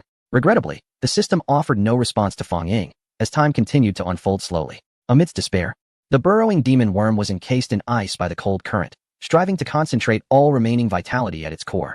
The Cthulhu domain sensed the divine consciousness guiding it, and began to consciously draw in the beings belonging to its realm. The remnants of the phagocytic worms, initially expelled by the burrowing demon worm, were reabsorbed into the Cthulhu domain. It can unfold this way as well. It must succeed. Fong Ying suddenly realized that he had begun to influence the evolution of the divine realm, igniting a surge of excitement within him. Indeed, when he observed, the burrowing demon worm still possessed a glimmer of hope, and its position was not far from the Cthulhu domain. Under your vigilant observation, the burrowing demon worm was once again drawn into the Cthulhu domain. The awaited king of the phagocytic race returned, heralding a new era of development for their lineage. Revived, the burrowing demon worm embraced its newfound destiny, embarking on an evolution toward an unknown direction. With a sigh of relief at witnessing the revival of the burrowing demon worm, Fang Ying's attention was soon captured by a new piece of information. Beep. Please note that your divine domain has reached a critical threshold. The current data is as follows. Species, 183, 672. Races, 7, 480. Extraordinary races, 3. Extraordinary beings, 4. Near extraordinary, 1, 546, 708. Total area of Cthulhu divine domain, 243 kilometers. Ocean area, 144 kilometers. Land area, 99 kilometers. Current status. The early development of the divine domain is divided into 3 stages. Transition at 0, the emergence of life from space. Breaking free from the shackles of 0. Transition at 1, 100. The evolution of space can be assisted by external forces or other mediums. Third stage, unknown. Space evolution? Fang Ying furrowed his brow. He had some understanding of this concept, akin to the bottlenecks encountered in ancient cultivation or martial arts. The development of space also follows certain standards. Currently, lacking the financial means to procure resources for a qualitative transformation of the divine domain, I am left with but a single course of action, or rather, 2. One is to await a miracle, hoping for a phenomenon akin to the blood-colored giant egg to manifest within the Cthulhu divine domain. The other is to take proactive measures, seeking to discover materials that could provide sustenance for the divine domain within the vast void of space. As Fang Ying grappled with his thoughts, the simulation continued unabated. The 15th millennium has arrived. Cthulhu in the deep sea has detected changes within the divine domain, which is unexpectedly weakening, and the area of space is diminishing. Having already sensed the inadequacy of space, Cthulhu, in its outward expansion, was gripped by a profound terror. It once again summoned the other 2 extraordinary beings to confer, and ultimately, they resolved to offer their loyal faith to the great lord of the Cthulhu divine domain, the primordial master. Beep, your faith value is 50. The 16th millennium has dawned. The earth began to turn to sand, and the divine domain started to wither, retracting its area back to 220 kilometers. Cthulhu called upon the mysterious forces and commenced the slaughter of certain non-extraordinary beings, aiming to reduce consumption within the divine domain while hoping to attract the attention of the primordial deity. In response to this act, the burrowing demon worm expressed disdain and opposition, subsequently severing ties with the group and continuing its advance into the void of space. The Eye of Evil clan maintained neutrality, closely collaborating with the deep divers on weapon development. Is this a sign of division? Could this simulation be drawing to a close? Fang Ying sighed. Well aware that miracles are not easily wrought, yet he had nonetheless gained significant insights this time, albeit regrettably unable to actualize them. Should I take decisive action next time? The token of despair in Fang Ying's hand shimmered with a radiant glow. Chapter 18. The Prelude to Death. Just as Fang Ying continued to ponder in solitude, the messages from the simulation system refreshed once more. The 17th millennium is an extraordinary millennium. Within the Cthulhu domain, countless beings, both living creatures and flora, began to perish in waves. The transcendent Cthulhu was compelled to interrupt his low murmuring meditation. However, this interruption was not without its rewards, as he developed a unique skill known as the Breath of All Spirits.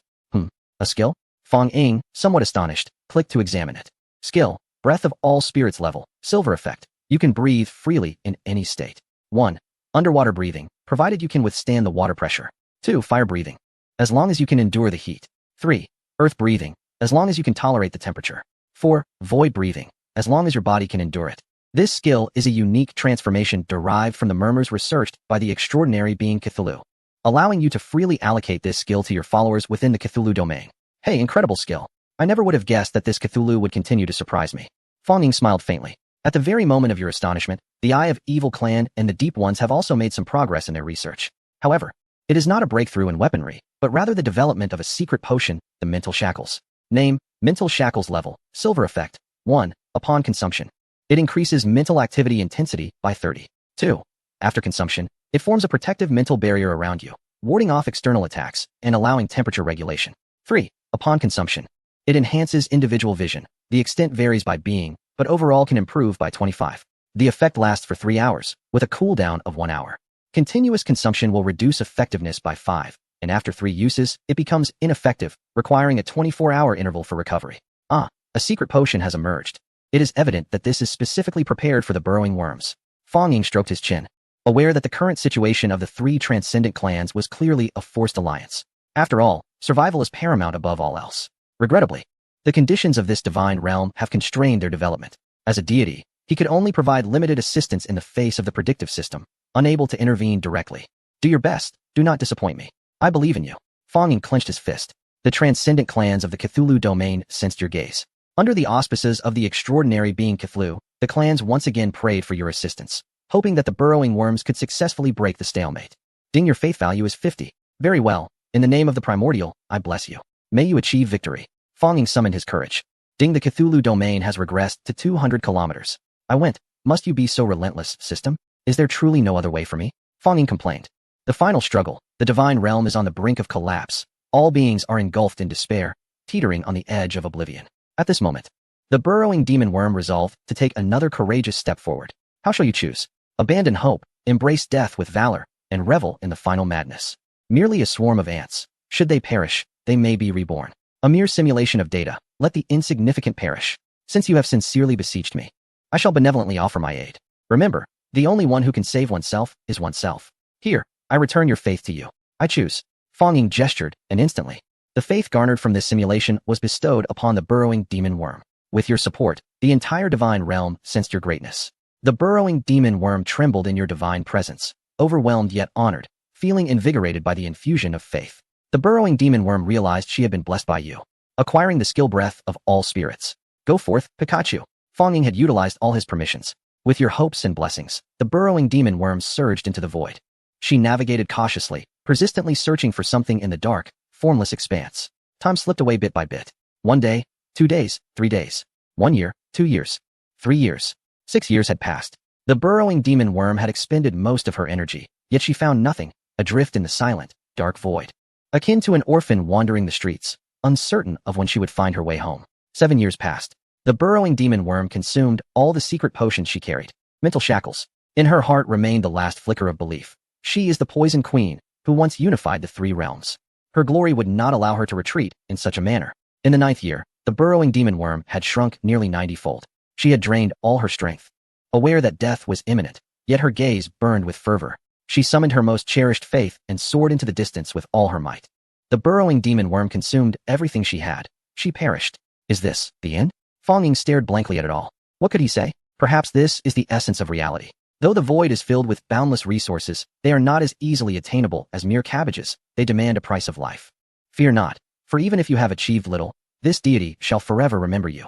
The earth-burrowing worm, upon its demise, collided with an object due to inertia at 3 minutes and 54 seconds, its lifeless form grasping it.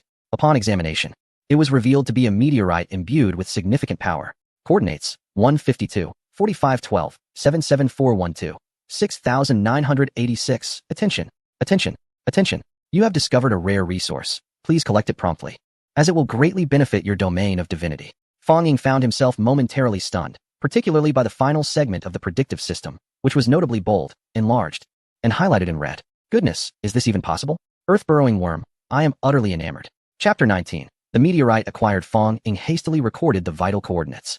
After all, this treasure was obtained at the cost of the earth-burrowing worm's life. Yet, there was a tinge of regret, for the meteorite's location, while relatively close to his Cthulhu domain, was still within the nebulous realm of the void, adrift in a space devoid of both sky and ground. Moreover, this void was shrouded in darkness, fraught with frequent calamities. The fact that the earth-burrowing worm had survived this long was nothing short of miraculous, particularly since it had first encountered a cold snap on its initial venture. Yet, this time, it had navigated its journey unscathed until its end, allowing it to rest in peace. As you reflect, astonished and exhilarated, 18,000 years have passed, and the Cthulhu domain has not been graced by fortune. Instead, the voracious race, linked to the earth-burrowing worm, has become aware of its demise. The Cthulhu domain has further contracted, now measuring only 180 kilometers. The extraordinary being, Cthulhu, has resolved to once again summon his dormant powers. The priest has decided to offer the entire voracious race as a sacrifice to appease the gods' mercy. Fonging was taken aback by this notification. Appeasing the gods? What revelations had Cthulhu gleaned from his murmurs? Though he was the sovereign of the Cthulhu domain, he was not privy to the innermost thoughts of these creatures. Furthermore, his control over the Cthulhu domain had significantly waned, as he now operated through the predictive system. However, he was aware that during previous simulations, the appearance of a blood-red giant egg was undeniably linked to Cthulhu. Notification: the extraordinary being, Cthulhu, has sacrificed a portion of the voracious race to the unknown. You have acquired the special skill Void Skin. Skill, Void Skin. Level, Silver. Effect, grants skin capable of normal existence within the void, providing resistance against minor calamities. 2 skins capable of normal survival in the void space can reduce internal consumption by 50. These skins originated from the extraordinary creature, the burrowing demon worm. which gazed upon the void space before its transformation by an unknown entity, thus evolving its abilities. You may wield this power freely and bestow it upon your Cthulhu domain's followers. While not overwhelmingly powerful, it is undoubtedly a divine skill, precisely what Fong Ying required. With the void skin and breath of all beings granted by Cthulhu, one can traverse the entirety of the void space with ease. It can be said that even beings of true divine status may lack this capability, as their divine realms, despite their vastness and rich biodiversity, do not guarantee the strength of their inhabitants. Much like a herd of artificially raised pigs, robust and well-fed, they may succumb to the slightest disturbance from the outside world. In stark contrast, Fong Ying's domain exemplifies self-reliance, enabled by his forecasting system. Otherwise, many other divine realms would have collapsed countless times. 19,000 years have passed, and the blessed extraordinary Cthulhu, filled with excitement, resolved to sacrifice all beings in his domain, except for the deep divers and the eye of evil, to the unknown entity in exchange for a brighter future. In the face of this scenario, I understand you have much to convey to your extraordinary Cthulhu followers. You have several choices. Child, you have truly made me proud. Keep up the good work, and if you find it insufficient, I shall provide more next time, allowing you to slay to your heart's content. Child, you know that 3 days without discipline leads to chaos. Have you forgotten how I taught you?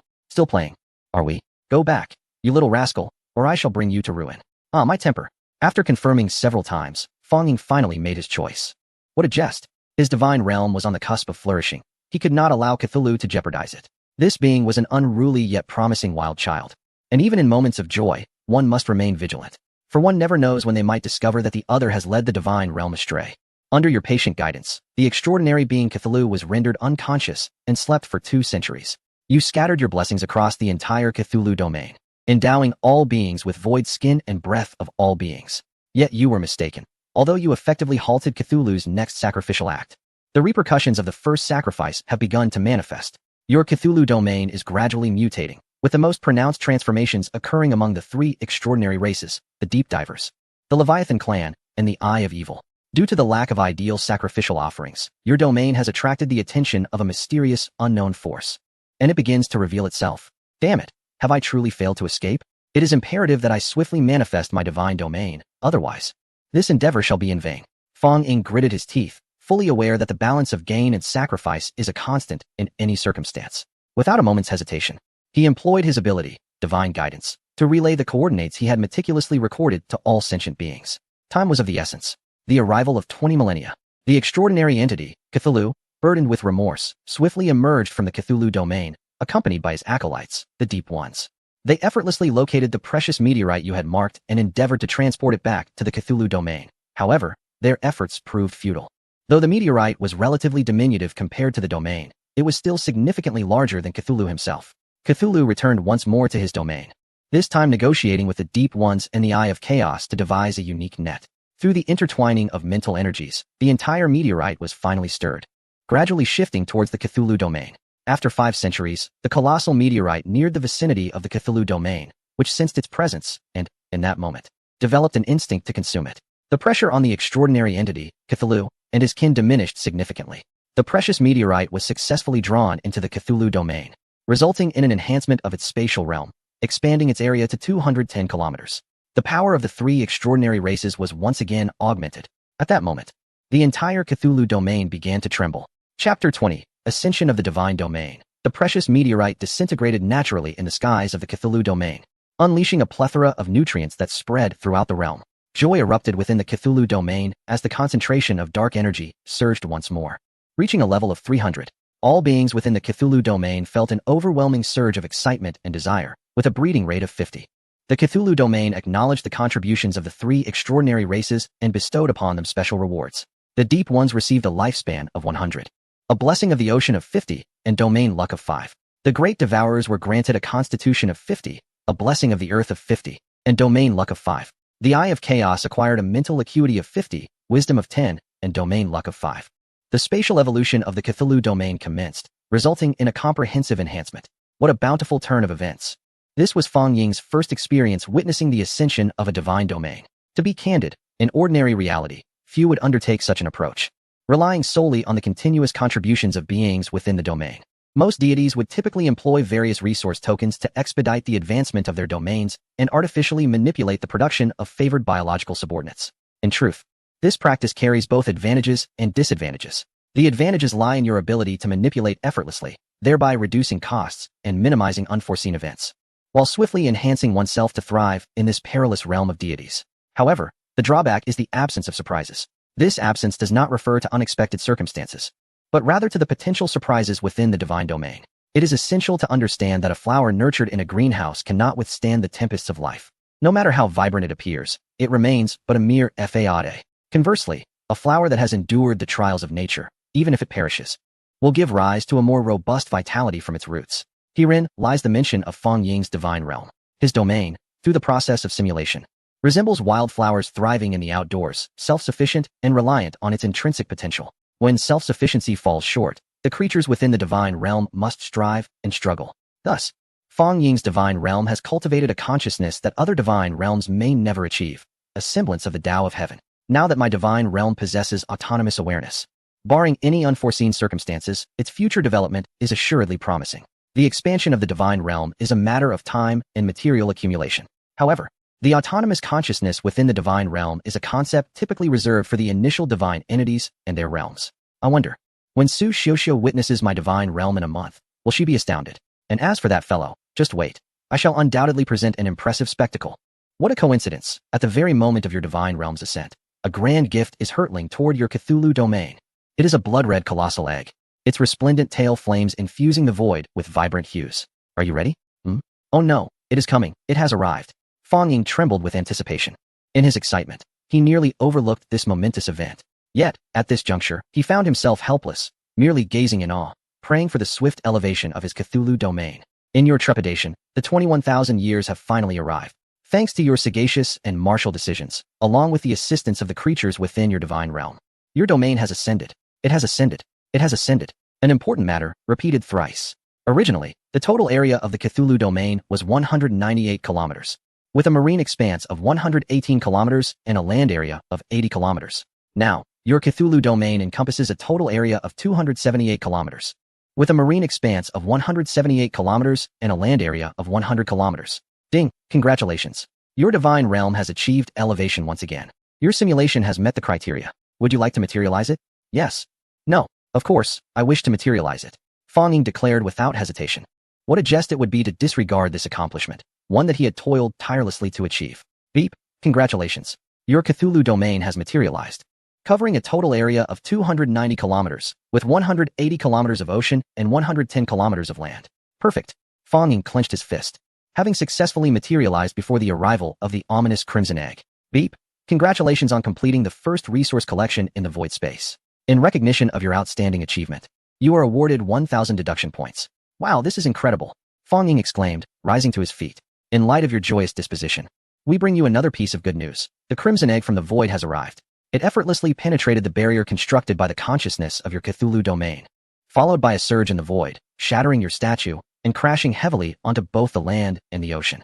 At the moment of its contact with the earth, the ground fractured, magma surged forth, and countless beings of the Cthulhu domain perished. Even the formidable devouring and evil eye races stood no chance against it. As the crimson egg descended upon the ocean, the oceanic overlord, the extraordinary Cthulhu, and the deep ones put up a desperate resistance, but alas, all efforts were in vain. Ultimately, the deep ones and other marine creatures were utterly annihilated, while the extraordinary Cthulhu narrowly escaped using a feigned death at the cost of severe injury. After the crimson egg landed, the extraordinary Cthulhu unleashed all its power upon it, but to no avail. Instead, it triggered the egg's protective mechanism, engulfing Cthulhu in a crimson glow before obliterating it, with the red light flowing back into the egg. Soon after, the crimson egg cracked open, and immediately, the entire Cthulhu domain was engulfed in a crimson haze, leading to its demise. The void space bore no trace of the Cthulhu domain's existence thereafter. This simulation has concluded. Total time, 21,000 years. Species, 237, 676. 825. Extraordinary races, 3. Deduction points, 1750. Materialized domains, 1. Achievements, 3.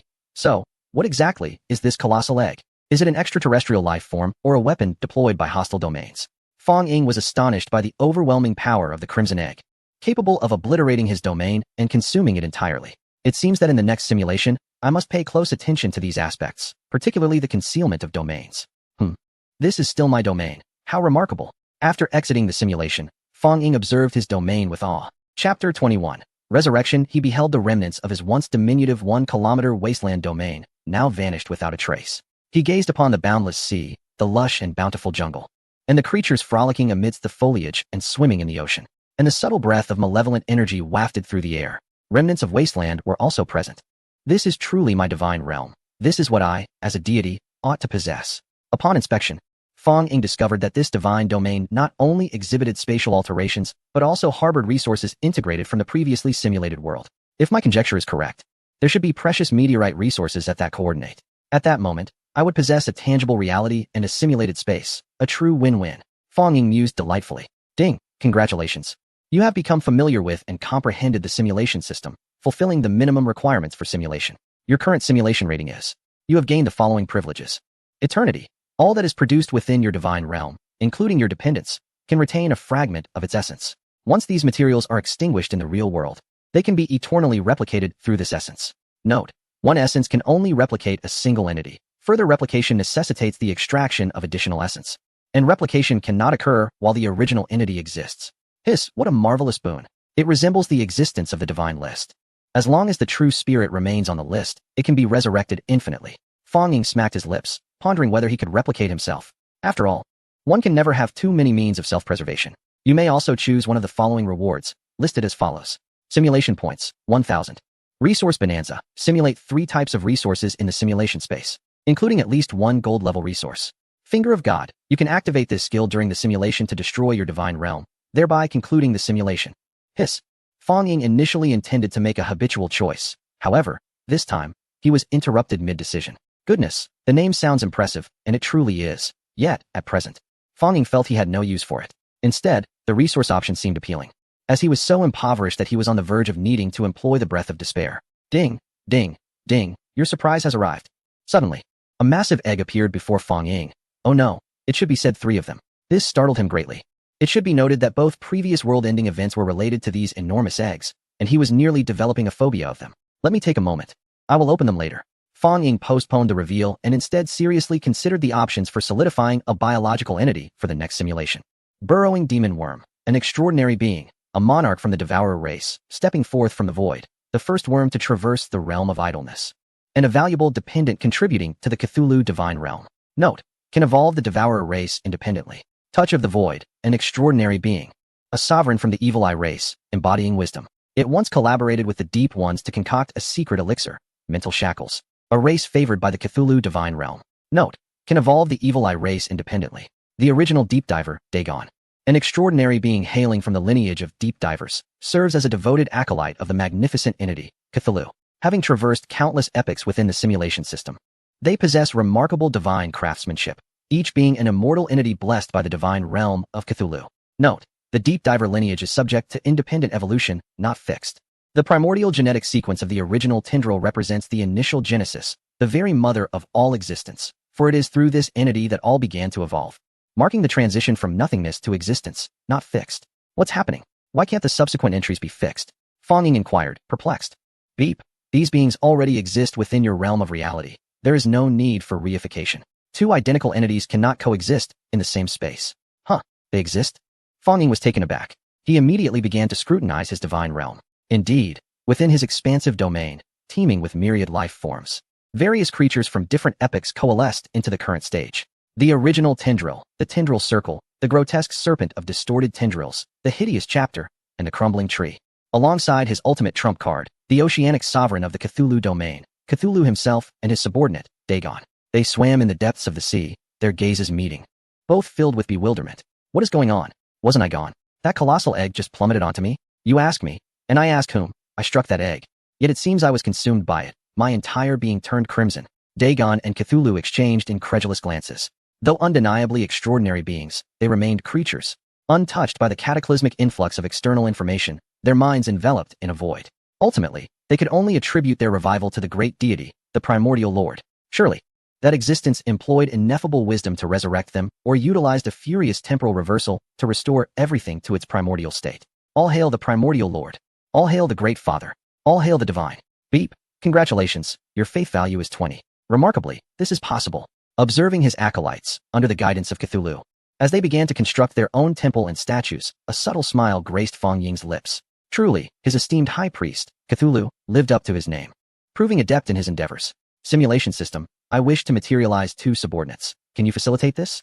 Beep. Provided you expend a fixed amount of simulation value. This can be achieved. However, the required simulation value will vary according to the strength of the beings being materialized. Once the selection of realistic biological entities was completed, the divine domain could no longer manifest anew. Within the same dimension and temporal space, identical entities could not coexist. No problem, let us begin. Fong Ying nodded affirmatively. Soon, he sensed the system extracting something from within him. In quick succession, a luminous portal materialized, through which the silhouettes of 2 extraordinary beings gradually emerged, the burrowing demon worm and the void touch. Given the abruptness of the event, the 2 extraordinary creatures initially gazed at one another in bewilderment for nearly 5 minutes before seemingly regaining their senses, subsequently prostrating towards the heavens. Praise to my Father God. Praise to you, great primordial sovereign. Chapter 22. Preparing for battle. Although these 2 extraordinary beings likely surmised Fong Ying's intentions, it remained merely conjecture.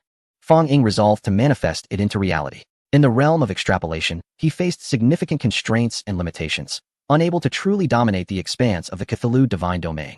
The reason for his previous non-intervention was that his domain spanned merely 1 kilometer. Even upon expanding to 10 kilometers, it would still constitute a trivial fragment. Establishing a normal biological chain was already a formidable challenge, let alone advancing to the next phase of construction. The timing was now opportune. With all 3 major races present and the divine domain having reached a stage of self-sufficiency, it was time for manifestation. With a wave of his hand, Fong Ying stepped directly into the Cthulhu divine domain. As he entered, the entire realm suddenly radiated brilliance. Vibrant rainbows appeared, and 5-colored spiritual dew was scattered throughout. In that moment, the divine domain rejoiced, and all living beings experienced a profound awakening. It was the Master, the God, the great primordial, the creator of all beings. The initial extraordinary being, Cthulhu, was the first to sense Fong Ying's presence, promptly bowing his head towards the direction from whence Fong Ying came, displaying the utmost noble reverence. Following suit were the deep dweller Dagon, the void touch of the eye of evil, and the burrowing demon worm of the great devourer, each reacting in kind. Praise to you, my great Father God. Great Master, your arrival illuminates all creation. O Lord, your wisdom is boundless, your divine power endless, your grandeur surpassing all. As for the other creatures, they could only employ their wise little minds to gaze and gaze again, for it was the only means to express their veneration for the illustrious sovereign of the divine domain.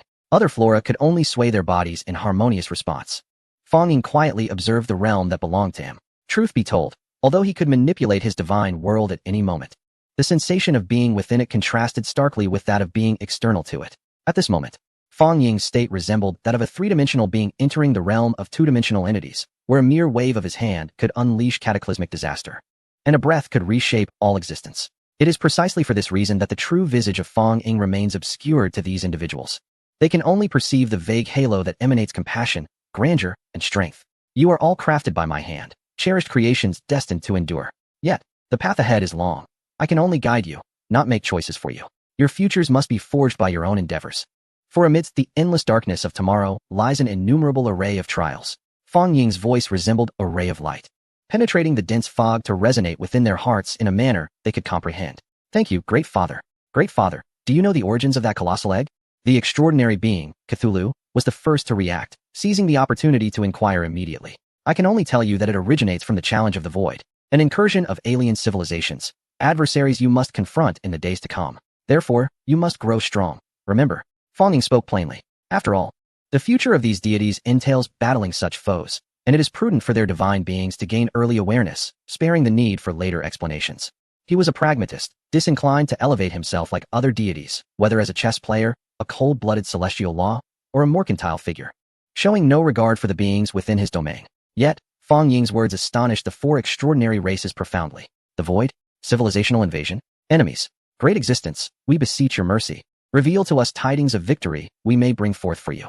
Cthulhu, disregarding the dignity of oceanic supremacy, immediately prostrated deeply, earnestly imploring. Indeed, please enlighten us, Great Father, that we may prepare accordingly. We beseech the great primordial Lord. Listen closely, for my domain is the Cthulhu domain. Upon Fong Ying's first utterance, the other 3 extraordinary beings turned to Cthulhu. The earth-burrowing worm and the void's touch gazed at Cthulhu with envy, while Dagon expressed even greater respect for his sovereign.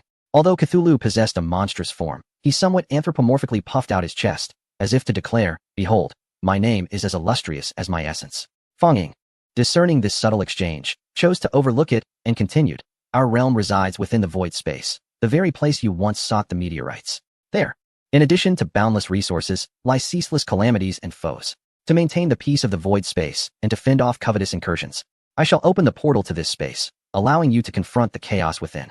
Are you afraid? Will you fight for your father? I shall eternally defend your glory. All for you. All for the Cthulhu domain. Excellent. Remember, I shall always be with you. Upon finishing his words, Fong Ying transformed into a streak of luminous light and vanished. The three extraordinary races exchanged glances, no longer harboring animosity towards one another, nor vying for the trivial territories of the Cthulhu divine realm.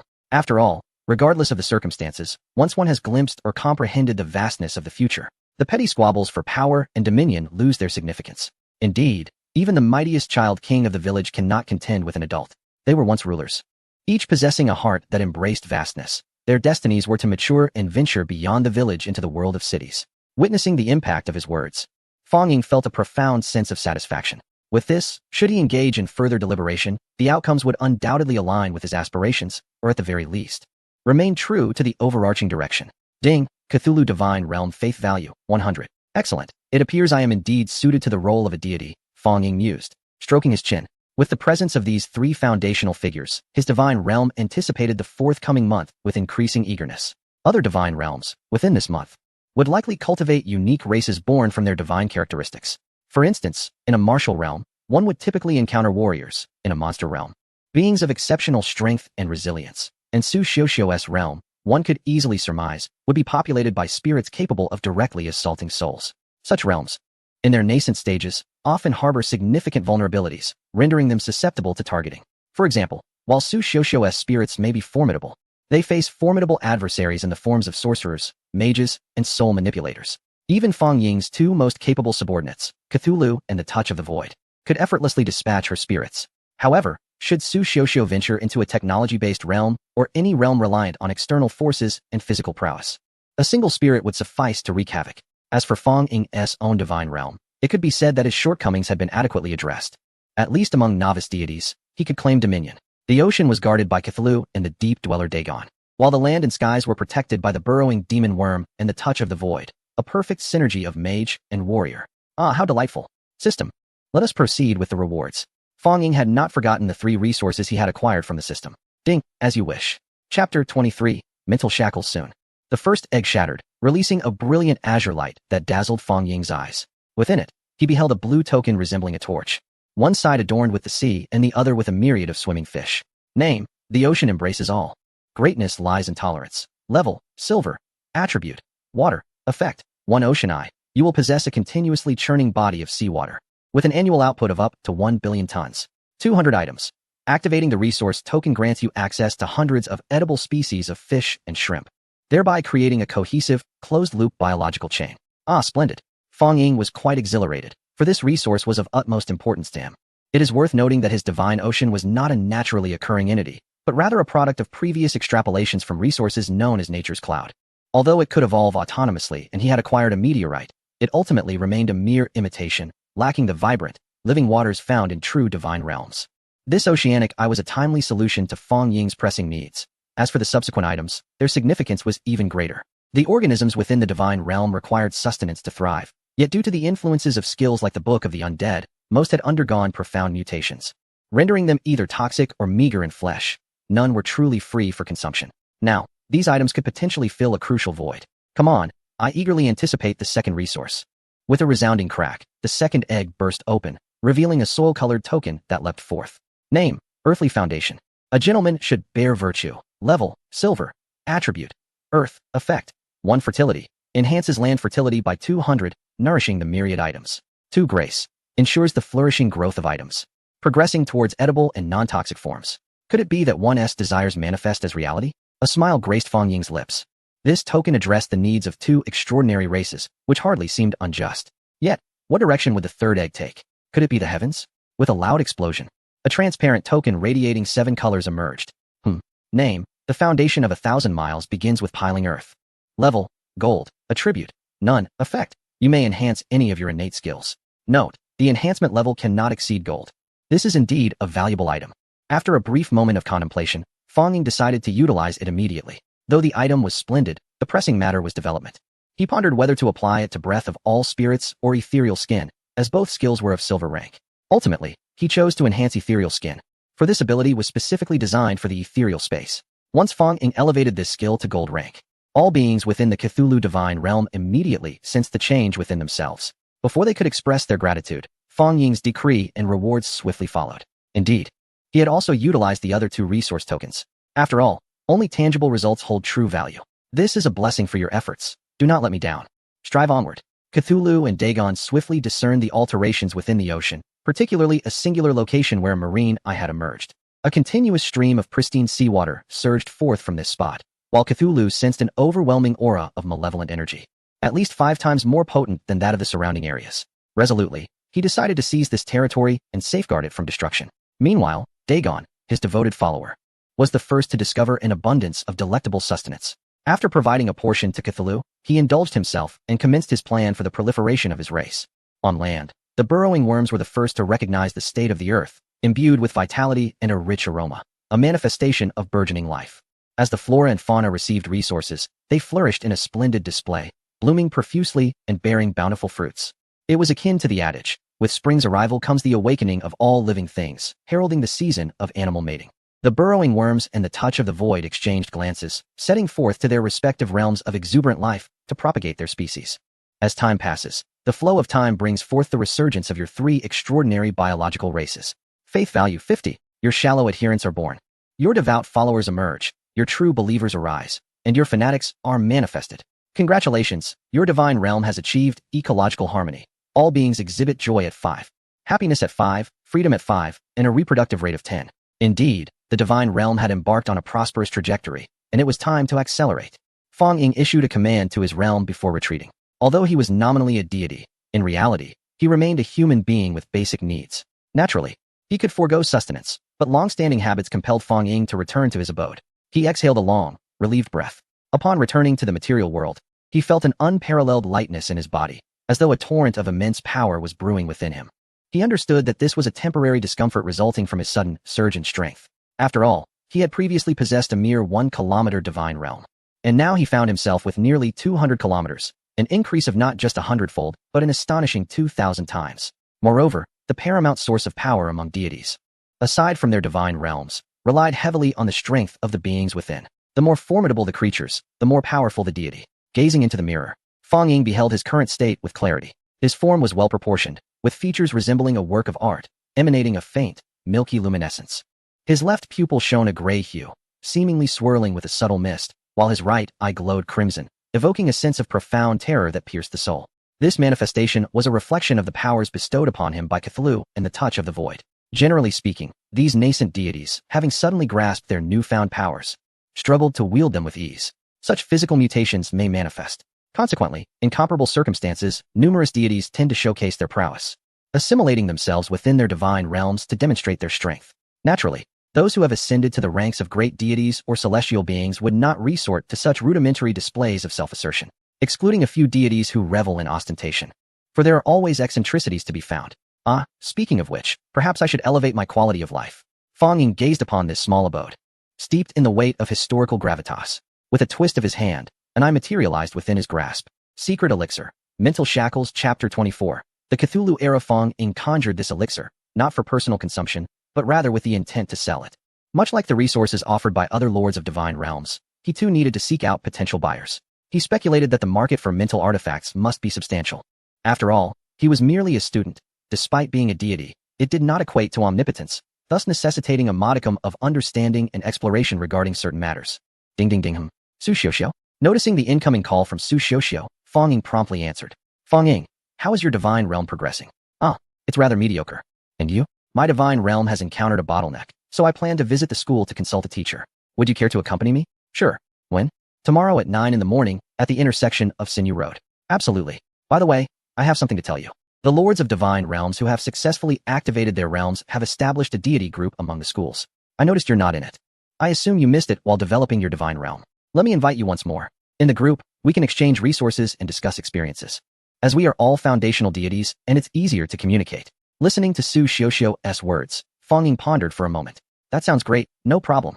Ding dong. Su Xiuxiu invites you to join the future great deities chat group. Fong Ying gazed at the luminous figure that materialized in the void. He chose to accept. Instantly, the screen dimmed and a chat interface appeared. Qin City First High School, Su Xiuxiu. Ding ding ding. We have a new member joining us.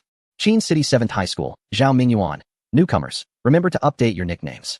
For those encountering this chat group for the first time, be sure to check the group announcements. Qin City 17th High School, Liu Beibei. Welcome, welcome, a warm welcome. Newcomers, please share a photo. Qin City 5th High School, Feng Haitao. Once newcomers have updated their nicknames, please briefly introduce your foundational information, the area of your divine realm, and its attributes. This group aims to assist everyone in self-improvement and resource exchange, so there's no need to worry about information leakage. Fong Ying observed the barrage of comments swiftly passing before his eyes, finding it rather intriguing. It appeared that this chat group was bound to individuals through a unique mechanism, facilitating the exchange of information. Initially, he had assumed it was merely a group chat on a mobile device, as ordinary people were the mainstream in this world. Although deities were numerous, they remained a minority. Fong Ying promptly clicked on the group announcement, and an influx of information directly entered his consciousness. In no time, he grasped the purpose of this chat group. 1. Information communication. One could engage in private or group conversations with the deities within the chat, and the text was constructed directly from the deity's consciousness, ensuring precision and eliminating concerns over language barriers. 2. Resource exchange. As long as one existed within this realm, the chat group facilitated spatial transportation, allowing members to exchange resources with one another. While there was a fee involved, it offered greater security, alleviating fears of counterfeit goods. 3. Skill transmission. This was a more advanced level, akin to high-ranking deities imparting their knowledge to those of lower rank. Moreover, this chat group was not an ordinary creation of deities. It was crafted by nearly 10 profound deities, embodying principles of creation, space, time, fate, and more. It was further stabilized by the protection of nearly 10,000 golden and profound deities, ensuring the integrity of this unique chat group for the divine.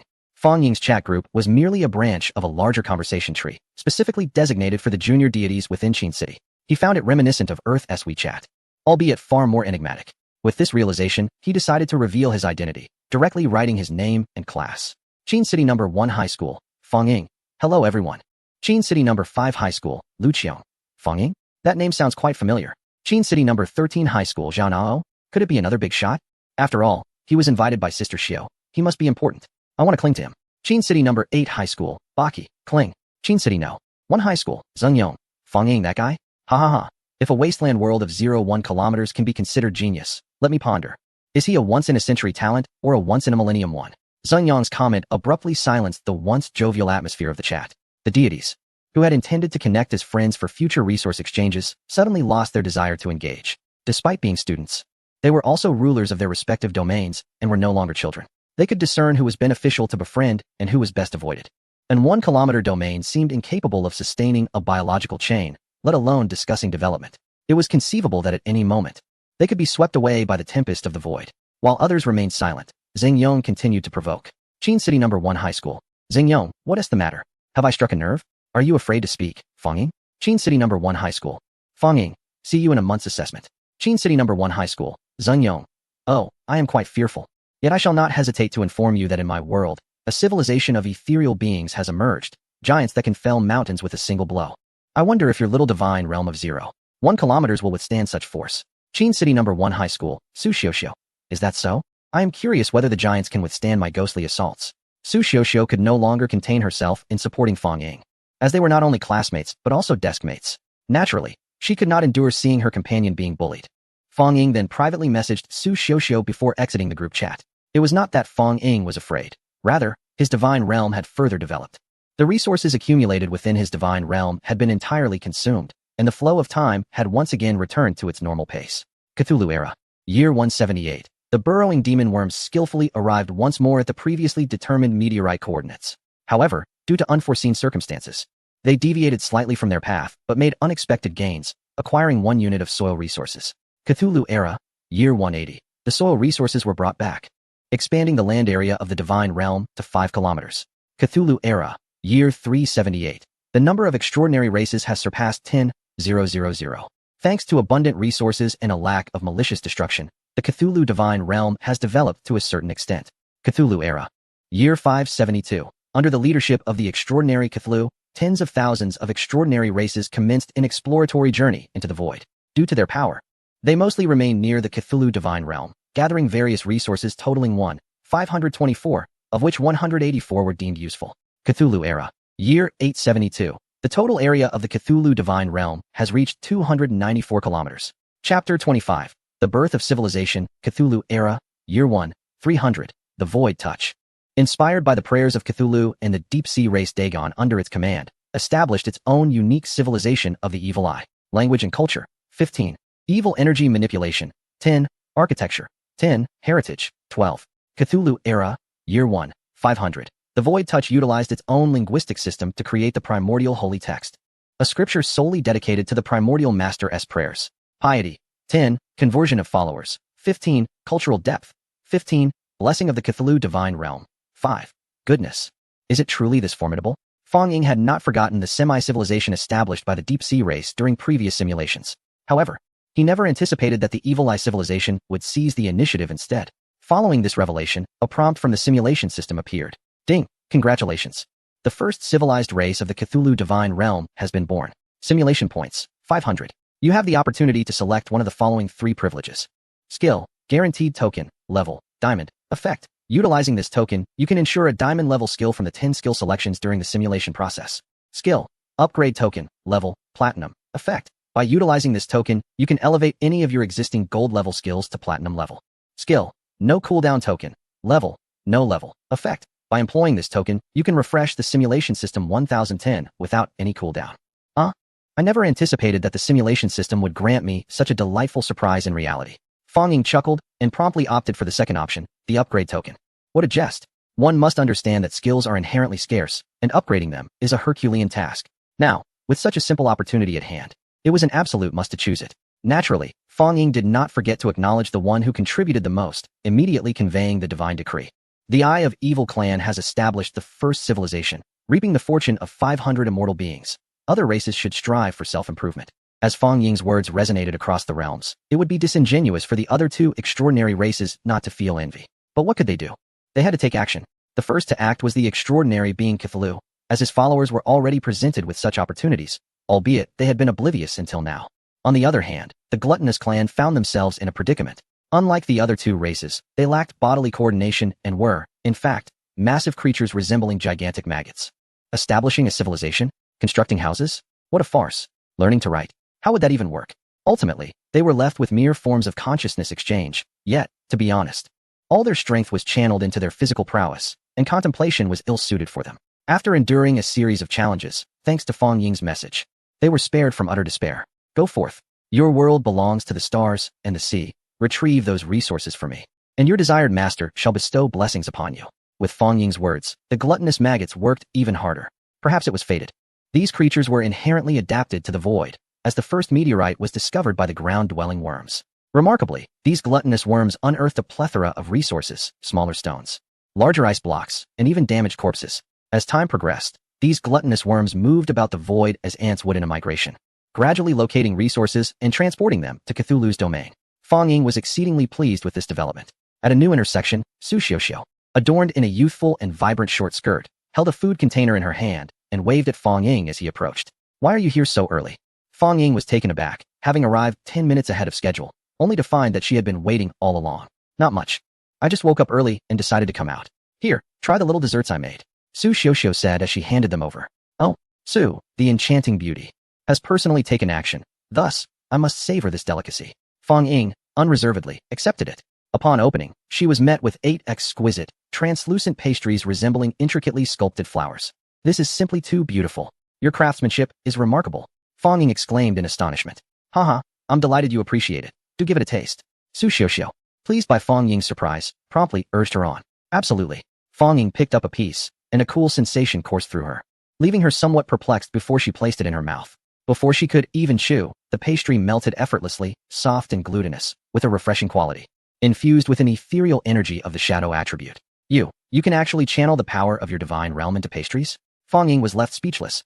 It is known that since the emergence of deities in this world, it has been filled with vibrancy. Every aspect of life, from attire to sustenance, reflects this.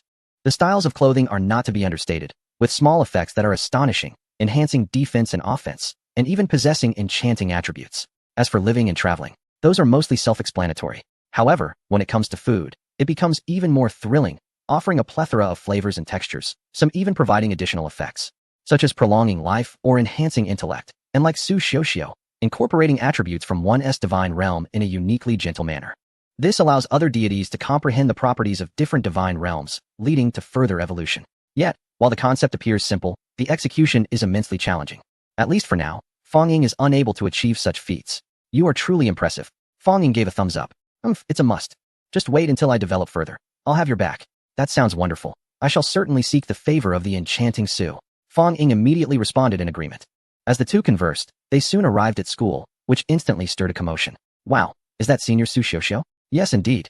I heard she awakened the ghostly aura divine realm. Her future potential is limitless. What future? This cohort is likely already at the pinnacle of achievement. Considering the ghostly aura divine realm is formidable against all but a few special opposing realms, both in the early and later stages. The surrounding crowd exchanged remarks, filled with envy yet respectful of the boundaries, refraining from approaching too closely. After all, the divide between mortals and deities is quite evident. Deities, with their unbreakable divine realms, are immortal and indestructible. Mortals, even with power, are but insignificant ants. I didn't perceive it. Su, the beauty, you already have such a following. Fang Ying teased. Naturally. So, why don't you confess what truly occurred? Why do your eyes display two different colors? It's quite extraordinary. Chapter 26. The Battle of Divine Realms. If I say it's cosmetic lenses, do you take me for a fool? Isn't it? Haha. Ah you. Fang Ying. Watch the fight. The two of them playfully bickered as they finally arrived at the teacher's side. To their surprise, the principal and several other faculty members, including mentors, were present. Among them were also a few newly ascended deities, one of whom was Zeng Yong. Su Xiuxiu, you have arrived. We were just discussing you. A male teacher approached with a smile.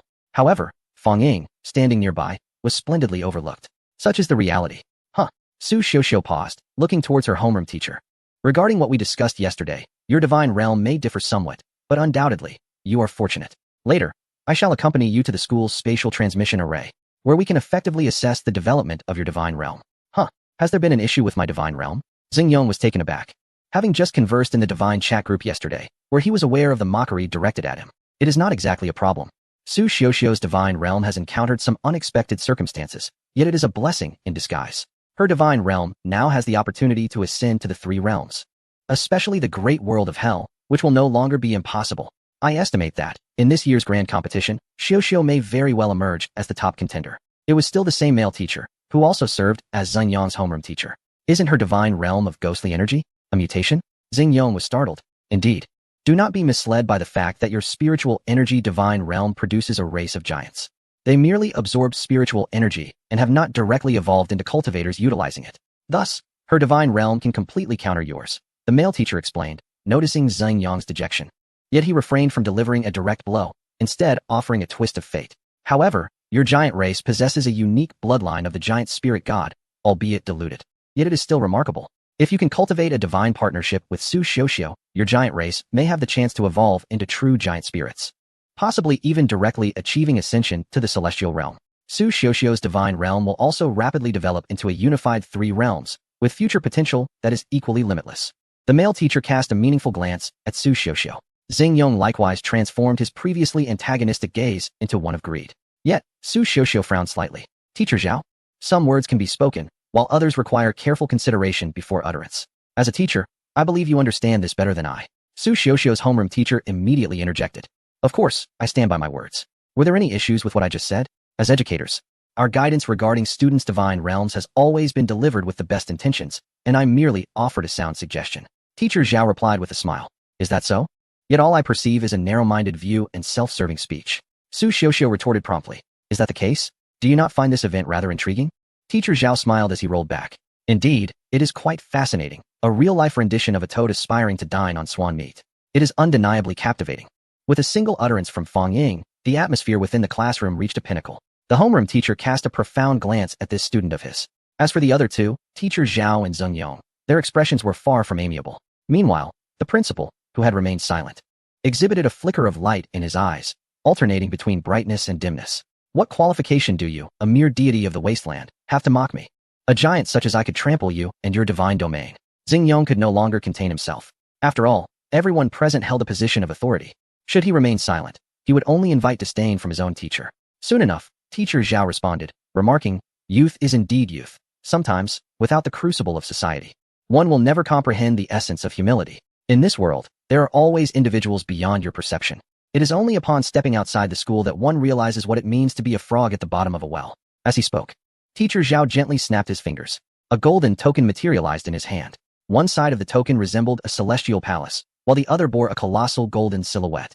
The token was activated, and an inscription appeared before the onlookers. Name, Pseudo-Giant Spirit Avatar. Level, Golden. Attribute, Gold. Effect, 1. Deification. Enhances the quasi-divine nature of the race. Divine Essence 15. 2. Gigantification. Increases the biological entity's size, gigantifying by 50. 3. Deification. Hidden attribute, for beings possessing the bloodline of the giant spirit. There is a chance to enhance their bloodline content. Bloodline derivation 5. Do you see? This is the school's exclusive reward for Zeng Yong. Sometimes, one must possess self-awareness. As previously stated, being a frog at the bottom of a well is not fearsome. What is truly daunting is the aspiration of a toad to consume swan meat, blindly oblivious to who truly embodies the toad. Witnessing Teacher Zhao's courteous demeanor towards others, contrasted with his barrage directed at Fang Ying, left Su Xiuxiu feeling quite unsettled. After all, Fang Ying was advocating for her, and he was the one she had brought along today. As she pondered how to mediate and resolve this verbal skirmish, Fang Ying spoke up nonchalantly. Oh, it is indeed Teacher Zhao. Your awareness is remarkable. Did you hear that? Zeng Yong, the time has come for you to prove yourself. The War of Divine Domains. Dare to engage in a contest? This proclamation was nothing short of a thunderclap. Not only did it astonish the others, but even Teacher Zhao and the principal were momentarily taken aback. The War of Divine Domains. What is this War of Divine Domains? In simple terms, it involves interlinking the divine realms of two domain masters through power, establishing a blank spatial battlefield for the creatures of both realms to engage in combat. In matters of life and death, such confrontations serve to showcase the prowess of both parties. Yet, what does Fang Ying rely upon? Is it the prowess of his own divine domain spanning a mere kilometer, or the desolate attributes of that domain?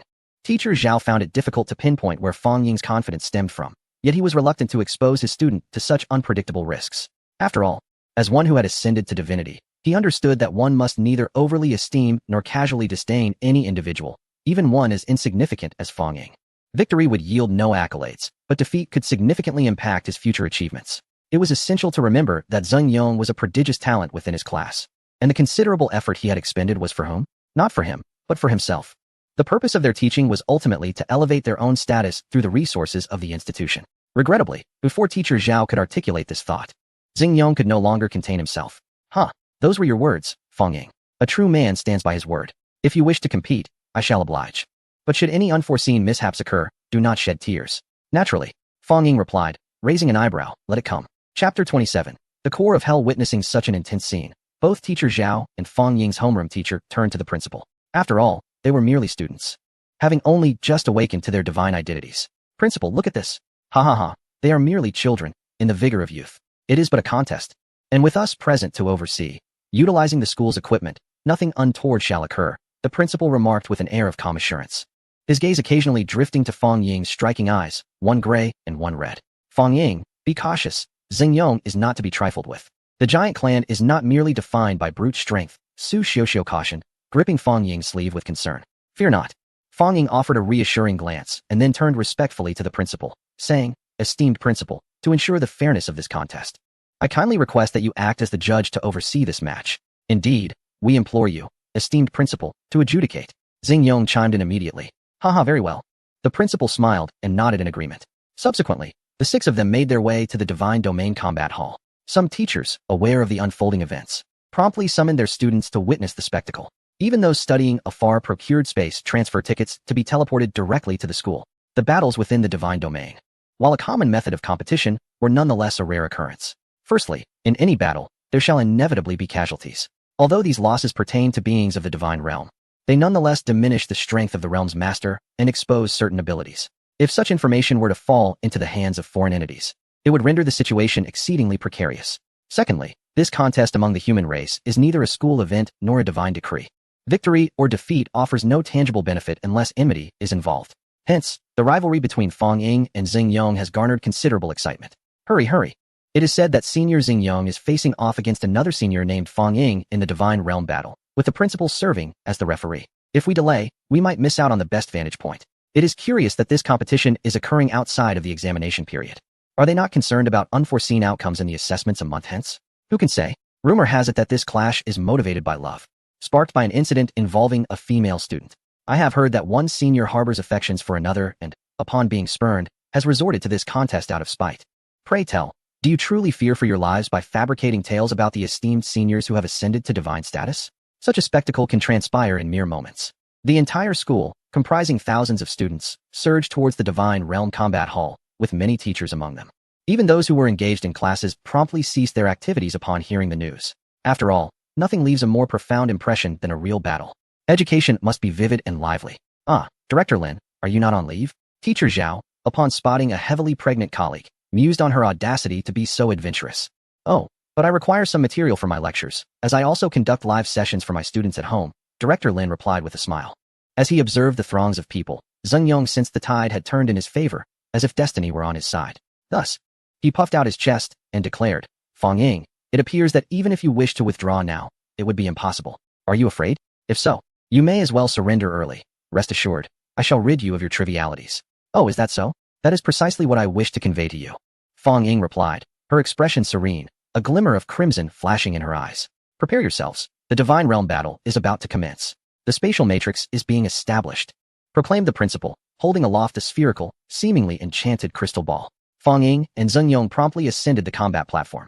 Soon, intricate lines began to weave and spiral around them, forming the Torifus model. By the way, Fang Ying, it was you who proposed this contest. We merely acquiesced. Thus, victory or defeat holds little merit, diminishing the spectacle. Therefore, I intend to introduce some stakes. Teacher Zhao suddenly revealed the token that Fang Ying had first seen. Illusory giant spirit. How about it, Fang Ying? Do you have something to present as a stake? In truth, this was a plan concocted by Teacher Zhao in advance. Since they could not prevent Fang Ying from participating, they might as well humiliate him, allowing him to grasp the world's treachery and be more cautious in his words next time. Should he produce a worthy stake, it would be nothing short of fortuitous. It would be akin to receiving something for nothing. Fang Ying was taken aback. How had he not considered this possibility? It was indeed as if a pillow had been offered just as he was feeling drowsy. So, Fang Ying, with a beauty by your side, do not embarrass yourself. Of course, if you cannot produce anything, it is of little consequence, given your divine realm space, which likely holds little appeal for investors. Zheng Yong did not hesitate to mock from the sidelines. Are you certain you wish me to present something? Fang Ying replied with a smile that held an air of ambiguity. Absolutely certain. What? Are you unable to produce anything? Do not feign profundity with me. Zheng Yong retorted immediately. No, splendid. Truly splendid. Fang Ying was about to retrieve his wager when unexpectedly, Su Xiuxiu intervened. Zheng Yong, do you not feel that your actions are quite shameless? Bullying the weak is hardly commendable. If you possess courage, why not compete with me? Upon finishing her words, Su Xiuxiu felt she might have misspoken and quickly turned to Fang Ying to apologize. Ha, Fang Ying, what is this? Hiding behind a woman hardly reflects any prowess. Are you too cowardly to step forward? Zheng Yong disregarded Su Xiuxiu's remarks. What nonsense. Your divine realm is inherently larger than mine, and your divine realm creatures possess a complete advantage over me. Do you truly think I, Zheng Yong, am a fool? Rest assured, Su Xiuxiu, as your former deskmate, I shall not falter easily. Fang Ying smiled faintly. Very well, I trust you, but I do hope you will accept my goodwill. After saying this, Su Xiuxiu produced a token. Name, Core of Hell, level, gold. Attribute, in effect, 1. Hell Creator, can forge one's own hell, domain 10. 2. Breath of Hell, generates an unending stream of hellish energy, capable of nurturing specters, ghost energy 20. Let this serve as Fang Ying's wager. With that, Su Xiuxiu handed the token directly to the principal. This action left both Fang Ying and the homeroom teacher astounded. Even Teacher Zhao had not anticipated such a turn of events. What is this, Su Xiuxiu? Fang Ying found himself at a loss for words. Our relationship has not yet reached such depths. I believe in you. Su Xiuxiu responded with a smile. Chapter 28. The Divine Realm War officially begins. Then, I shall not disappoint your expectations. Fang Ying closed his eyes with a smile, immersing himself in his thoughts, connecting with his divine realm. With the aid of the school's instruments, there is no need for them to physically enter the realm of void. They can issue divine edicts to the beings of their divine domains from afar. Has it begun? How exhilarating. This is indeed a gamble. And the prize must be at least 100 million. Not to mention, my friend, that the core of hell is worth much more than a mere 100 million. I have heard that Senior Fang Ying possesses a divine domain of merely 1 kilometer. Even after 3 days, it is unlikely to compare with Senior Zheng Yong's domain. Who knows? Perhaps Senior Fang Ying has his own secrets. After all, he is a deity. A group of underclassmen engaged in lively discussion. Meanwhile, Fang Ying had already entered his own divine domain. My children, war is about to commence. Prepare for battle. The Devourer clan shall serve as the vanguard, the Evil Eye clan as support, and the Deep Divers shall guard against the ocean, acting as our hidden strength. The burrowing demon worms and void touched shall conceal themselves in the abyss, with Cthulhu directing the entire battle and Dagon assisting. Fang Ying's commands were delivered with remarkable efficiency. devoid of any superfluous words, for he had long since simulated such a strategy countless times in his mind. Now, it was merely a matter of bringing it to fruition. The extraordinary beings who heard Fang Ying's divine edict responded immediately. The entire tribe had already begun to prepare for action. Praise our Lord, always ready. For the glory of the primordial master, for the glory of the Cthulhu divine domain. Slaughter, eradicate all unknown invaders. The Devourer clan surged forth with 3,000 valiant warriors, each measuring 30 meters in length and nearly 10 meters in girth. They possessed not only the ability to burrow underground, but also the capacity for aerial assaults. Their exceptionally thick armor and sharp bone spines served as formidable weapons against their foes. I wonder what kind of stature the opposing giants possess. Fang Ying then turned his gaze to another direction. Behind the Devourer clan stood 10 formations of 10, comprising 1,000 members of the Evil Eye clan. Without a doubt, as long as they remain unscathed, they can unleash a 360-degree assault on enemies within a 3,000-meter radius for a full 10 hours. As for the 5,000 deep divers concealed behind, Fang Ying believed that this straightforward battle might not even require their involvement. However, it is essential to hold a psychological contempt for the enemy while maintaining a strategic respect for them. Fang Ying, what are you hesitating for? Are you afraid? Zheng Yong was the first to mock Fang Ying. Perhaps. I hope you can still speak to me this way in the future. Fang Ying remained indifferent, harboring no desire for verbal sparring. Naturally, my divine domain far exceeds yours by hundreds of times, and my giants possess numbers beyond your imagination. Though I sense that dealing with you may be somewhat overkill. Zheng Yong continued his taunts. Just then, the principal made his announcement. Once you are prepared, the deployment of the battlefield of divine realms can commence. Ding! The battle of divine realms has begun. Fang Ying and Zheng Yong simultaneously raised their hands, and the divine domains manifested. A colossal shadow of a divine realm suddenly materialized on the arena of the divine realm battle. The divine domains of the two appeared as if sculpted from a triparticle model. The moment they emerged, they began to exert pressure towards each other. This marked the first clash of the divine realms, a contest of the potential inherent within their respective worlds. It was somewhat akin to a contest of dominance. Should one party prevail over the other, the psychological and overall energetic advantage would significantly elevate their standing. Conversely, the defeated party would experience a decline. In this dynamic of rise and fall, the outcome became glaringly evident unless a dramatic reversal occurred, making a comeback exceedingly challenging. As the two divine domains manifested, the onlookers collectively gasped in astonishment. The disparity was indeed staggering. Zheng Yong and Fang Ying's divine realms exhibited nearly 100-fold difference. A magnificent 7-colored divine domain effortlessly advanced upon a pale green divine domain that appeared no larger than a small soccer ball. The scene was utterly breathtaking, reminiscent of an adult bullying a child. The resounding clash of the 7-colored divine domain against the diminutive green one echoed throughout the arena, while Zheng Yong, the very embodiment of the divine realm, bore visible signs of agony, bulging veins and protruding eyes, indicating he was enduring immense suffering. Eventually, he could no longer withstand the pressure, spewing forth a mouthful of blood, marking his defeat. Although the school could forcibly link the divine domains of both contestants through instruments and project the shadows of their divine realms, these were not authentic divine worlds. Nonetheless, they still encapsulated the power of the divine realm, and any damage inflicted upon the divine realm would inevitably befall its master. After all, to gain something, one must be willing to sacrifice. At this moment, it was evident that the spectators' focus was not on Zheng Yong, but rather on Fang Ying's divine domain. Oh my! What is that? An ocean, an endless expanse of sea, teeming with a myriad of vibrant creatures, land adorned with mountains, diverse vegetation, and an array of fruits and vegetables sprawling across the earth. Additionally, peculiar creatures, whose names eluded the crowd, frolicked about. Moreover, glaciers, swamps, magma, and deserts, all manner of environments coexisted within Fang Ying's divine domain. It was truly unfathomable how one could achieve such a feat. Each divine realm possesses its unique attributes, making it incredibly challenging to accommodate such a chaotic assortment of life forms. Furthermore, even if one aspired to construct their divine realm as a hodgepodge, it would necessitate an immense reservoir of resources, a luxury typically reserved for noble families. The teachers dared not speak, for Fang Ying, a mere impoverished student, stood before them. As for the overall expanse of Fang Ying's divine realm, it compelled teacher Zhao to rise in astonishment. How is this possible? Wasn't it just 0.1 kilometers? This must be nearly 200 kilometers. The sheer magnitude of the increase left him bewildered. How had he achieved such a feat in such a brief span of time? Teacher Zhao's astonishment made him oblivious to his own student, Zheng Yong's condition, as he scrutinized Fang Ying's divine realm, searching for any hint of a clue. Surprisingly, the calmest figure amidst the chaos was the old principal, whose wise gaze reflected admiration for Fang Ying. How long had it been? Perhaps 300 years? Yet another prodigy had emerged. The moment Fang Ying entered the office, the principal had sensed a certain potential in his eyes.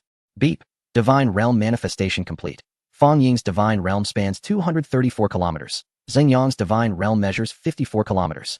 Fang Ying's divine realm attributes. Courage 50, endurance 20. The Battle of Divine Realms officially commences. Chapter 29, a one-sided battle with the system's announcement. The spatial combat platform began to materialize, revealing a myriad of species. The standout among them was a colossal worm, measuring an impressive 70 meters in length and 20 meters in width, resembling both an octopus and a snake. Its surface was adorned with shimmering scales, coated in a viscous liquid. The massive tentacles bore clusters of twisted, pulsating appendages, bristling with sharp teeth.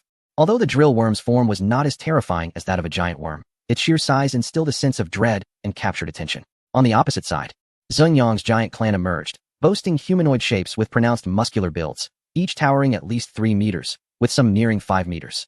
Each giant wielded weapons made of stone or massive wooden clubs, their sizes ranging from 1 to 2 times their own.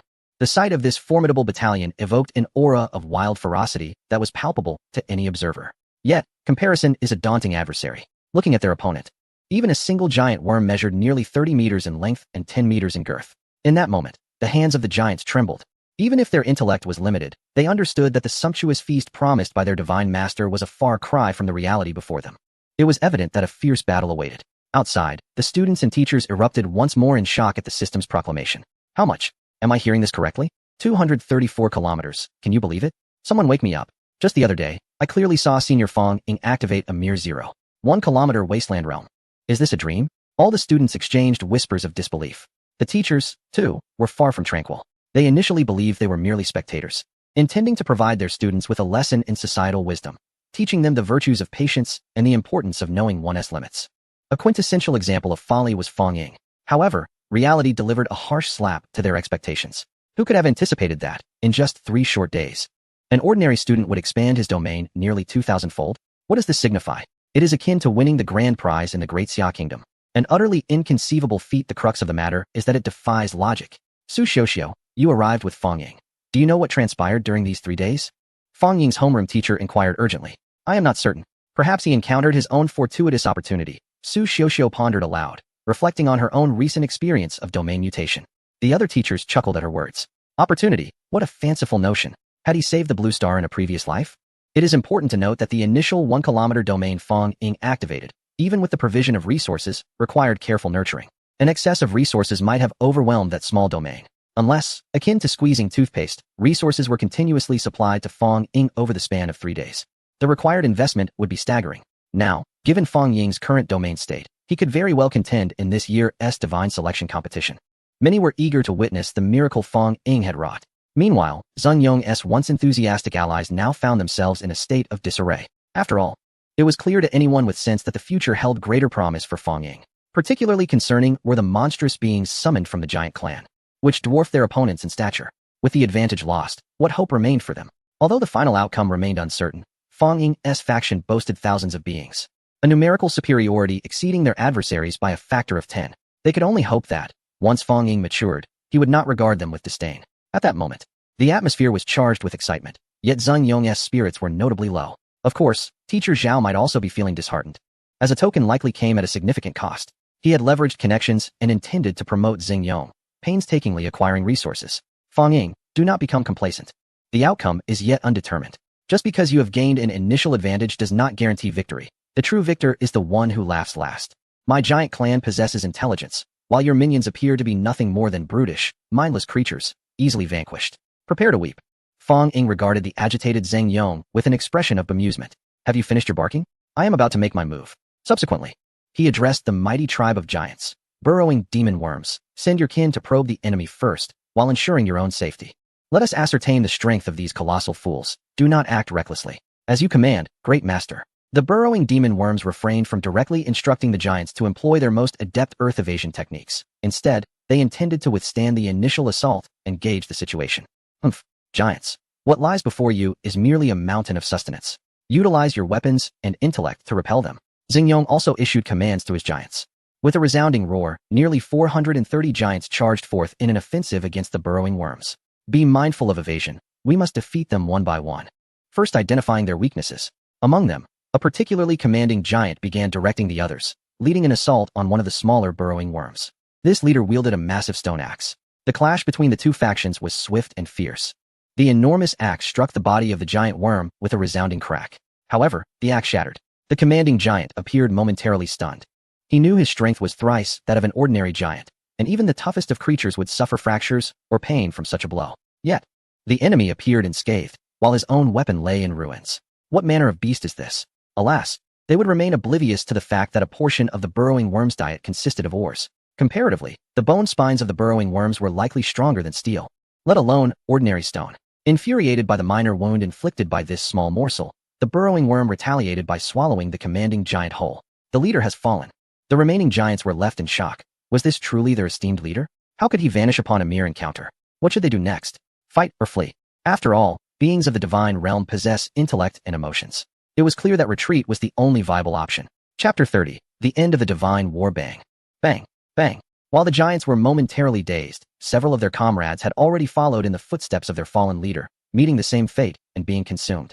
Weapons and all. The burrowing worms, being creatures that typically feasted on ores, found no difficulty in digesting such contents. In fact, they perhaps perceived the giant's flesh as deliciously tender and firm, leading to a struggle among the worms for the spoils.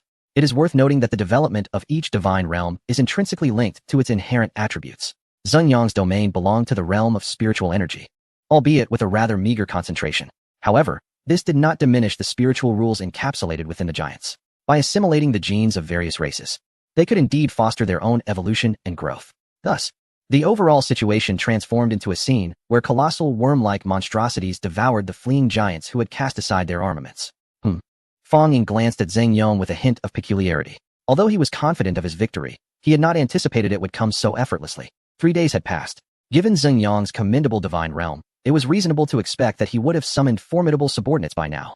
The confidence reflected in Zheng Yong's demeanor suggested as much, yet the ultimate outcome was quite the contrary. Perhaps he had overestimated his opponent. Unbeknownst to Fang Ying, the spectators below were left gasping in astonishment at his subordinates. The voracious worm was exceedingly ferocious. Its entire physique had been transformed. Reminiscent of the extraterrestrial deities from foreign lore, nay, perhaps Fang Ying's subordinates surpassed even those beings in might, for no alien creature possessed such immense size. This entity seemed born solely for the purpose of battle. Among the onlookers were many upperclassmen who had also unlocked their divine realms, internally comparing their own subordinates to those of Fang Ying. Ultimately, they conceded defeat. Their giants paled in comparison, let alone the ravenous worm that pursued them like mere candy. How had Fang Ying cultivated such subordinates? Their form and power were evidently designed for slaughter. Indeed, it was utterly terrifying. I recall that his divine realm attributes were aligned with wasteland properties. Could it be that he had maximized the oxygen levels? Presently, his divine realm subordinates held a clear advantage in both physical defense and offense, unless there existed a counter to his divine realm creatures. He was destined to rank among the top 100 in this competition. It seemed our school was poised to gain yet another prodigy. The teachers exchanged remarks, many preemptively congratulating Fang Ying's homeroom teacher, for not only had Su Xiuxiu emerged as a talent, but now there was also the dark horse that was Fang Ying. Anticipating substantial rewards and resources, they were blissfully unaware that Fang Ying had not summoned all of his subordinates, nor had he fully called forth the voracious worm. He had assumed his opponent was employing trickery, thus choosing to hold back, unaware that this was indeed the entirety of Zhang Yong's strength. Fang Ying, I concede. Zheng Yong gritted his teeth, his face flushed, and his voice barely above a whisper. What did you say? Is someone speaking to me? Fang Ying placed a hand to his ear, feigning confusion. Fang Ying, you have truly bested me this time. I acknowledge my previous missteps. Please forgive my transgressions. Zheng Yong's voice grew considerably louder, perhaps liberated by the admission. After all, we are both students of the same cohort and institution. Our adversaries have never been one another. I was wrong this time. There was no alternative. Zheng Yong had poured his entire strength into this endeavor. For the loss of these giants would represent a significant setback for him. Restoration and nurturing alone require a minimum of 5 days, with the assessment looming in a month. If he were to squander this time, he would undoubtedly fall far behind his peers. However, let us wait. When he eventually rises, he shall reclaim what is rightfully his. For now, he must yield to the other party. Fang Ying, you have triumphed. There is no need to pursue utter annihilation. Teacher Zhao had been observing from the sidelines, aware that this was a competition, and he could not intervene. Yet, when Zheng Yong spoke up, it provided him with a reason to voice his thoughts. Unfortunately, what he received in return was Fang Ying's disdainful glare. He had not forgotten the pressure he felt when entering the divine realm, nor the mockery he faced when Su Xiuxiu introduced him to the divine chat group yesterday. The condescending tone from the pair of master and disciple towards him and Su Xiuxiu was nothing short of adding insult to injury. Now, realizing his misstep, he understood that allowing himself a reprieve was no longer an option. Within, Fang Ying silently issued a lethal order to his devourer clan, which began to intensify their assault. Fang Ying, Zheng Yong rose abruptly, eager for his giant to flee. However, the confines of the arena offered little escape. Enough, Fang Ying, you have won. You may cease your onslaught. The principal, serving as the presiding judge, finally spoke. Although he held disdain for the actions of the master and disciple, as the head of the institution, he had to consider the broader implications. Fang Ying, ever obedient, relayed an order to his followers. Gradually, the offensive subsided, encapsulated in the sentiment of, I shall speak my piece, and you may do as you will. Soon, the battle information refreshed once more. Ding, battle concluded. Fang Ying's followers are all defeated. Zheng Yang's remaining half of a severely injured giant. Fang Ying is victorious. Duration of this divine realm battle, 24 seconds. Subsequently, various battle statistics were meticulously displayed. The silhouettes of the Devourer clan and the now diminished giant slowly faded from the combat space. Fang Ying shrugged. I apologize. I did my utmost. Fang Ying, I will kill you. Zheng Yang's eyes blazed with rage as he leaped from the combat platform, intent on charging towards Fang Ying. However, he was swiftly intercepted by the principal's gesture, which redirected him to Teacher Zhao, who restrained him. Zheng Yong, calm down. Teacher Zhao, my giants. They're all gone. Completely obliterated. Zheng Yong, a senior on the brink of graduation, broke down in tears before the gathered crowd, eliciting sorrow from those who witnessed his plight. Meanwhile, Teacher Zhao's expression darkened. The resources he had secured for Zheng Yong had vanished, and now Fang Ying had utterly dismantled his giants. He felt a deep apprehension for the impending month-long assessment. After all, this matter concerns his annual teacher's bonus, and it all revolves around one individual, Fang Ying. As for the others, what a joke. Applause is reserved solely for the victors, and many even cheered enthusiastically. Senior Fang Ying, I adore you. Senior Fang Ying, you are incredible. From this day forth, you are my idol. Senior Fang Ying, I wish to bear your divine offspring. Chapter 31. Secrets of the Divine. Amidst the praises from his fellow classmates, Zheng Yang's resentment intensified. Why? All of this should rightfully belong to me. How infuriating. It's all because of you, cursed Fang Ying. Just wait. Meanwhile, Su Xiuxiu suddenly rushed over, eager to give Fang Ying a hug. Fortunately, Fang Ying was quick-witted, executing a graceful 360-degree spin, elegantly taking Su Xiuxiu's hand to prevent any indiscreet actions. After all, the principal, teachers, and classmates were all watching. Dear lady, please refrain from causing a scene. Su Xiuxiu was amused by Fang Ying's swift move. Fang Ying, you are remarkable. I didn't expect you to be so adept at concealing your abilities, she exclaimed, blinking her eyes. Well, to be honest, I didn't anticipate it would be this effortless. I owe it all to the support of classmate Zheng Yong, Fang Ying replied, glancing at the furious Zheng Yong. Fang Ying, you. Zheng Yong spluttered, whether due to the backlash from the demise of the Divine Domain's adherent or being incensed by Fang Ying's words. He spat out a mouthful of blood. This startled Teacher Zhao beside him, who quickly dodged, but soon realized and hurriedly pulled Zheng Yong back. After all, with so many eyes upon them, he couldn't afford to let his reputation crumble. Zheng Yong, be strong, the teacher is here. Let us go, Teacher Zhao declared, attempting to lead Zheng Yong away. Cough, cough. Teacher Zhao, you truly are forgetful. Have you forgotten our wager? Fang Ying interjected, swiftly positioning himself before Teacher Zhao. Of course, I haven't forgotten. Teacher Zhao gritted his teeth as he uttered those words. After all, he was a divine being himself. Yet today he was being persistently provoked by Fang Ying, whom he deemed an insignificant ant, pushing him to the brink of fury. He then tossed out a token. With a flicker in his left eye, Fang Ying seemed to draw the token into his hand. Thank you for your generous gift, Teacher Zhao. I will surely excel in the grand competition a month from now, Fang Ying declared. Teacher Zhao cast a glance into Fang Ying's eyes, snorted, and departed without uttering another word. However, Fang Ying was indifferent to the matter. He knew that this token, even after a year of hard work, would be hard to obtain, as such exclusive traits required connections. Hey, Fang Ying, quickly tell me, how many more secrets are you hiding from me? Are we not supposed to be close classmates? You've kept this from me for so long, and here I was, worrying for you. When will you expand your divine realm to over 100 kilometers? By the way, what kind of creatures inhabit your divine realm? I have yet to encounter them, but they seem quite formidable. Su Xiuxiu leaned closer to Fang Ying, showing no interest in the token in his hand, instead focusing intently on the situation of his divine realm. Sure. Once this is over, I shall treat you to a lavish feast, Su Xiuxiu. You can inquire about anything you wish, and I shall enlighten you. Fang Ying replied with a smile, for he found himself at a loss for words with his desk mate, unsure of what had captivated her attention. All right, you said it. After all these years as desk mates, this is your first invitation to dine. It must be grand. No problem. Fang Ying, shortly after, was approached by the principal, who casually strolled back and remarked, Fang Ying, please visit my office shortly. Given the current development of your divine realm, I believe the school should reassess your evaluation to facilitate a brighter future for you. Fang Ying nodded promptly, grateful for the principal's and school's nurturing. After all, he was a student of this institution. His growth would undoubtedly elevate the school's reputation among others.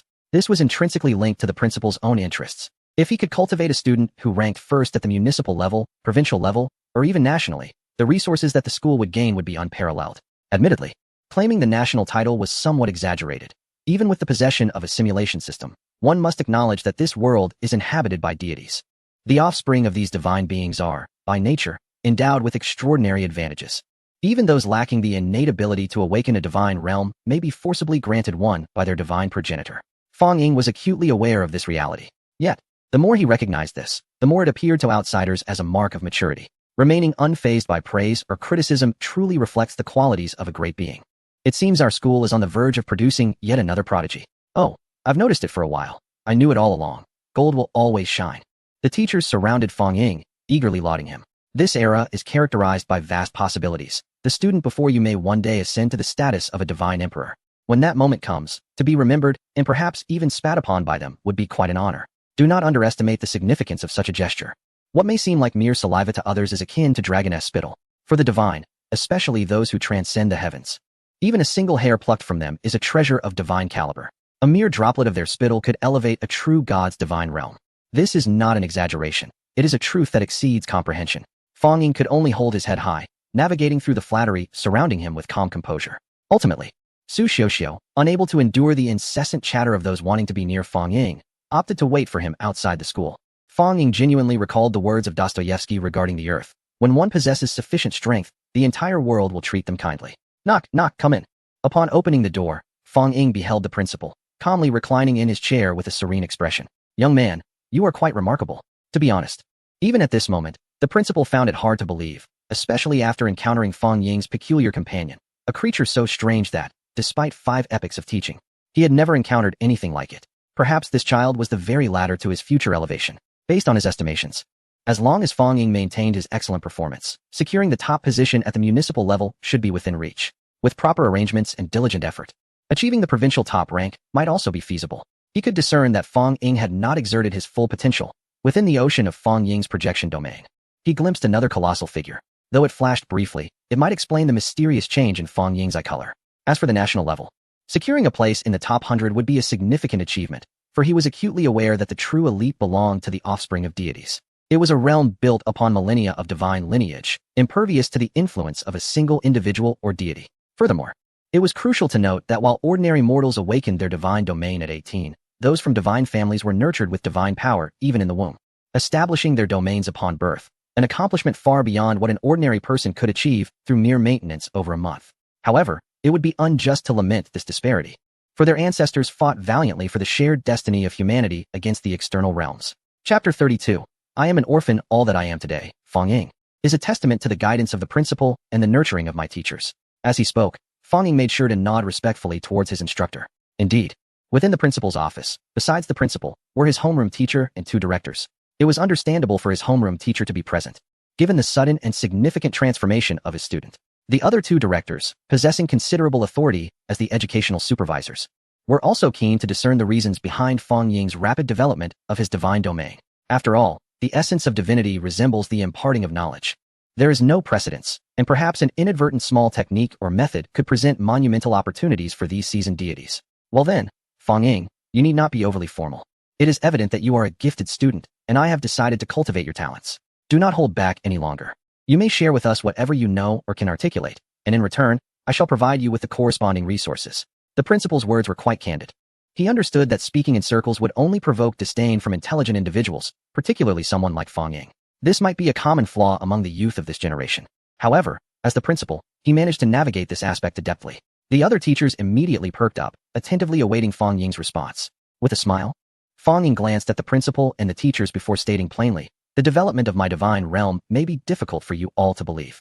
It involves a touch of serendipity and a hint of experimentation. Yet, it is not necessarily a matter of burning bridges. Oh, pray elaborate. Fang Ying's words thoroughly piqued the interest of the principal and the others. Very well, I shall begin from the beginning. Fang Ying nonchalantly moved to the sofa beside the principal's office, adopting a comfortable posture as he commenced his explanation. Rather than feeling disrespected by Fang Ying's demeanor, the principal found himself rather fond of this uniquely spirited young man. It was uncertain whether the principal had heard of the god of darkness. Oh, you refer to the level 4 celestial, the god of darkness? The principal inquired, momentarily taken aback. He quickly recalled that not long ago, this god of darkness's divine realm had collapsed, allegedly in connection with the Lord of Light. Could it be that this young man encountered an opportunity related to that divine realm? If so, it would indeed clarify matters. Considering that Fong Ying was merely a divine being, while the celestial realm was nearly 4 ranks above him. However, it was essential to note that the divine realm of that individual had been obliterated, and thus, no valuable treasures could have possibly escaped. What remarkable coincidence would that require? The principal set aside such thoughts and continued to listen to Fong Ying's report. As for the teachers and the director, to be frank, although they were also deities, their powers were limited. Even the director was merely at the great god level. It is worth mentioning that there are several advantages to becoming a teacher. Firstly, one receives protection from the alliance of gods. Barring significant transgressions, there is generally no threat to life. Secondly, teachers do not have to face external adversaries. The current world is anything but tranquil, and one constantly teeters on the brink of death in the void. Of course, with advantages come disadvantages. Consequently, resources are naturally scarce, resulting in slow development.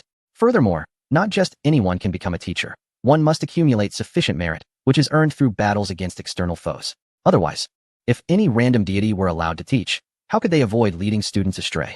What would become of humanity's future? After all, this is not merely an internal competition. The proverbial pie is limited, and with more individuals, there is less to share. In the present day, the realm of opportunities is vast, with an abundance of cakes to savor, yet the number of consumers remains scant, particularly among the human race, which has too few deities and is predominantly on the receiving end. This calls for an influx of divine beings. While I am not entirely privy to the specifics, I found myself languishing within my own divine domain, contemplating its development, when suddenly, I was jolted by a thunderous roar, linked to the god of shadows. In an instant, I witnessed a brilliant mass of luminous substance hurtling toward my divine realm. At that moment, I was utterly bewildered, mistaking it for an assault from external adversaries. The radiance was blinding. Despite my fervent efforts, I could neither perceive nor defend against it. Ultimately, I could only watch in astonishment as the glowing mass breached my divine domain, resulting in a tumultuous clash. Fong Ying recounted this experience with a calm demeanor, yet his expression betrayed the sheer terror and helplessness he felt at the time. Perhaps it was by fate's design that the luminous entity did not collide with my divine realm. Instead, the two entities merged harmoniously, akin to the blending of water and milk. Subsequently, I observed my divine domain expanding incrementally, beginning from 0.1 kilometers and surging to 1 kilometer, ultimately reaching an astonishing 150 kilometers before stabilizing. Fong Ying concluded this fortunate journey in a subdued tone. The others present, including the teacher and the director, displayed expressions of incredulity. What was this? A windfall from the heavens? No, it was more akin to a golden bounty descending from above. If their conjectures were accurate, it must be the shattered essence of a divine realm, for only such a substance could facilitate the expansion of a divine domain without detriment. What a miraculous occurrence this was. The probability of such an event must be astronomically low, perhaps 1,000,000,000 to 1. Surely, you must be the reincarnation of a fortunate child. To be candid, if this were indeed true, even the principal would deem this youth excessively fortunate. I mused. You must be jesting with us. Previously, Su Xiuxiu had already astounded us by acquiring a transformation opportunity for her divine realm, and now you, too, have been graced with the essence of a divine domain. It seems your class has struck a remarkable stroke of luck. A director, wearing a puzzled expression, interjected. I cannot say for certain. Perhaps it is simply my amiable nature, which tends to avoid seeking out trouble. Fong Ying shrugged. Hey, you young man. The director retorted, displeased. What do you mean by that? Am I, a deity, not entitled to express my thoughts? Who exactly are you insinuating? All right, Fong Ying. What piques my interest further is your little endeavor. Would you be so kind as to share? The principal interjected, quelling the dispute between the two. Of course. This is intimately tied to my own circumstances. As you know, I am an orphan. Chapter 33. The three tokens. A single phrase from Fong Ying caught the attendees off guard, leaving them at a loss for how to articulate their emotions. Should I comfort you, or should I commend you? Fortunately, Fong Ying's subsequent remark further complicated the situation. But I am quite impoverished, she exclaimed, raising her hands in a gesture of resignation. Yet I possess a heart that yearns to ascend. Thus, when I first opened my divine realm at a mere 0 kilometers, I did not surrender. After obtaining the essence of the divine realm that you, esteemed director, just mentioned, I found myself even less inclined to give up. I cannot squander the good fortune bestowed upon me by the heavens. Therefore, I have resolved to take a leap of faith. A leap of faith? Fong Ying's homeroom teacher was momentarily taken aback, then cast a hesitant glance at Fong Ying, curious if her notion of a leap aligned with what Fong Ying envisioned. After all, she had not forgotten the tale she had previously shared to inspire her students, about an ordinary deity who transformed a desolate divine realm into a celestial paradise through the evolution of life. Precisely. Fong Ying nodded affirmatively. The others remained perplexed by the riddle being exchanged between the teacher and student, but Fong Ying soon clarified. Although my divine realm has expanded, it remains an ordinary and desolate domain, lacking in internal resources, making the evolution of life exceedingly challenging. As I lack the funds to procure the necessary resources, I have ruled out various paths such as the Divine Way, the Celestial Way, magic, martial arts, and others. I intend to forge a path that others have yet to traverse, the Cthulhu. With deliberate enunciation, Fong Ying articulated her intention. Cthulhu? Even the principal seemed puzzled, questioning what this entity could be, given that Cthulhu mythology did not exist in Fong Ying's current world. After all, this realm was steeped in divine doctrines, and many Western concepts had been obscured before they could emerge. Indeed, this is a form of self-identification, Fong Ying continued. Through my discoveries, I have observed that while the wasteland is rife with decay, the rules governing the divine realm are equally exposed. Thus, if any life were to develop even slightly within it, its future potential would be boundless. Fong Ying spoke with earnest conviction. So, you have chosen to cultivate your divine realm from scratch, nurturing it in solitude? This time, it was the principal who was astonished. There was no denying that the principles of the wasteland divine realm were manifest, a fact he was acutely aware of. He understood that if life were to emerge within this divine realm, it would undoubtedly be formidable, as it would directly harness the power of the core and the rules of the divine realm. However, one must acknowledge the essence of the wasteland. What constitutes a wasteland? Natural disasters, fissures in the earth, dried rivers, desiccated seas, and a relentless succession of calamities that render the environment chaotic. Otherwise, how could the rules of the divine realm be so openly displayed? To cultivate life within such a realm, one must commence from the most rudimentary beginnings. What a jest! This is akin to courting disaster. After all, even within an ordinary divine realm, any attempt at nurturing and development may ultimately lead to an unfortunate end, let alone in a realm as extraordinary as this. Indeed, I faced certain obstacles initially. However, I did not yield, utilizing the resource token provided by the institution, known as Cloud of Nature. Subsequently, I accelerated the temporal flow within my divine realm, and to my surprise, I acquired some meteorites, icebergs, volcanoes, and the essence of the earth. Fong Ying spoke softly, as if engaging in casual conversation. Are you suggesting that your divine realm continuously captures resources from the void? It appears so. They fall directly into my realm, which has significantly expedited its development. Eventually, signs of life emerged, and I began to guide them, gradually absorbing the power of the divine realm's laws. My domain also began to manifest another form of energy, which I have termed the breath of malevolence. As the audience listened intently to Fong Ying's account of his divine realm's evolution, it felt akin to deciphering an enigmatic tome. Even the director, who had previously clashed with Fong Ying, was taken aback by his extraordinary fortune. If this is true, you must surely be favored by the goddess of fortune. Well, since Fong Ying has shared his circumstances, you are all dismissed. I wish to converse privately with this young man. The principal swiftly initiated the expulsion mode, causing Fong Ying's former teacher to depart reluctantly. You are indeed graced by the goddess of fortune. Pray tell, what resources do you currently require for your development? I can assist you as a means of compensating for the institution's previous misjudgment. The principal regarded Fong Ying with a warm smile. Meeting his gaze, Fong Ying discerned the sincerity in the principal's eyes and, without reservation, candidly responded. Honorable principal, my divine realm has advanced so swiftly that its foundational structures are somewhat lacking and require reinforcement. Thus, I currently find myself in need of resources in the categories of materials, species, and land. After a moment of contemplation, Fong Ying articulated his needs. Very well. Let me see. The principal gestured into the void, and a stack of tokens materialized before Fong Ying's eyes, dazzling him with their abundance. Truly, our principal is a person of great fortune, or rather, divine grace. Here are 3 tokens for you. They should alleviate your pressing needs. Furthermore, with your illusory colossal spirit, I trust you will thrive. Fong Ying readily accepted the tokens, unfurling them to reveal 3 attributes before him. Name, Meat Mountain, level, silver, attribute, neutral, effect, 1 proliferation. This is a delectable meat mountain that continuously expands in the air. 2 versatility, when placed in water. It possesses the essence of the sea. When set upon the ground, it embodies the richness of the land. There is nothing it cannot accomplish if you can conceive it. A splendid treasure. Quickly secure it. Fong Ying's eyes sparkled with excitement. This token could decisively resolve his issues regarding sustenance, at least alleviating the concerns surrounding basic food for his subordinates. Name, Cloud Mountains and Seas, 1000 changes. Level, silver. Attribute, would affect 1. Evolution of myriad vegetation. Rapidly sow millions of various plants, which will grow swiftly and reproduce for 3 cycles before disappearing, reverting to normal growth. 2. Evolution of myriad creatures. Swiftly evolve 5. For million ecosystems, land, water, air, reproducing for 5 cycles before disappearing and transforming into normal growth. This is truly remarkable. Fong Ying was acutely aware that the evolution of life within his divine realm had been adversely affected by skills like the Book of the Undead, resulting in a rather abnormal state devoid of any viable creatures. entirely destined for failure and twisted into chaos. This item should aid in restoring some semblance of normalcy to his divine domain. He immediately turned his gaze towards the third token, and upon looking, he was taken aback.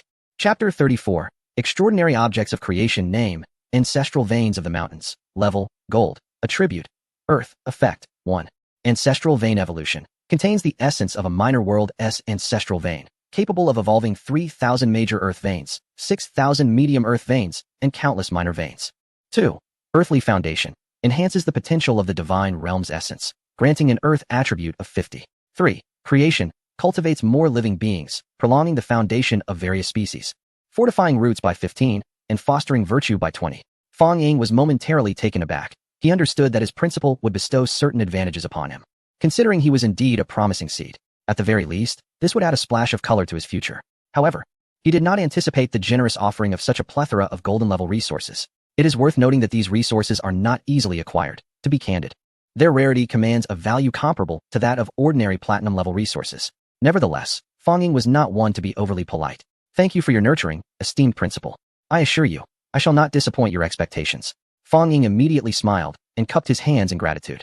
Ah, such flattery. The principal waved his hand dismissively and continued. You still have some time. In this less than a month, focus on developing yourself. I hope to see you standing before the national media in a month, proudly showcasing your prowess. Certainly, just wait and see. Fong Ying nodded earnestly. He spoke with utmost sincerity, for with the system at his disposal, failing to achieve this would be utterly disgraceful. Do not boast too much. The truth will be revealed in due time. The principal jested, observing the color in Fong Ying's eyes, and then asked, Fong Ying, would you dare to make a wager with me? A wager? Fong Ying was taken aback, unsure of what the principal had in mind this time. Although I am unaware of what you wish to wager, as long as it lies within my capabilities, should you dare to speak, I shall dare to bet. Such a spirited young man. The principal directly tossed an object towards Fong Ying. He promptly reached out to catch it. It was a 5-colored orb. What is this? Fong Ying gazed at the exquisite item, its vibrant hues appearing remarkably mystical. Use your divine eye. The principal offered a brief reminder. Could this be? Fong Ying pondered, immediately activating his divine eye. Instantly, a stream of attribute information materialized. Name: 5-colored spirit orb. Level: Rare item. Attribute: 5 elements. Effects: 1. Evolution. When cast within the divine realm, it will dissipate on its own, evolving into minerals of the 5 elements: water attribute materials in the ocean, earth attribute materials on land, fire attribute materials atop volcanoes, wood attribute materials within forests, and gold attribute materials in arid regions. Active control is possible based on circumstances. 2. Derivation. As long as the spiritual root endures, derivation continues endlessly. Hiss. Even Fong Ying could not help but gasp in astonishment. A rare item. This was specifically highlighted by the class instructor. Classified as a unique material, excluded from the 6 major grades.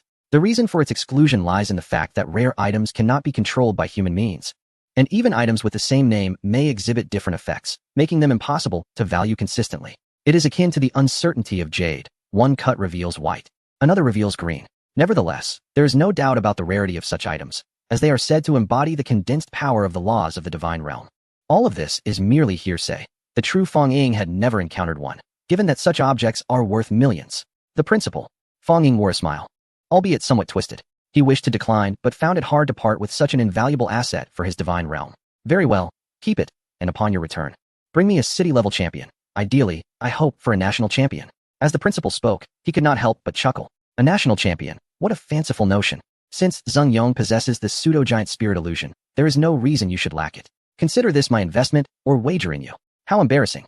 Fong Ying scratched his head, then naturally tucked the 5-element spirit orb into his embrace.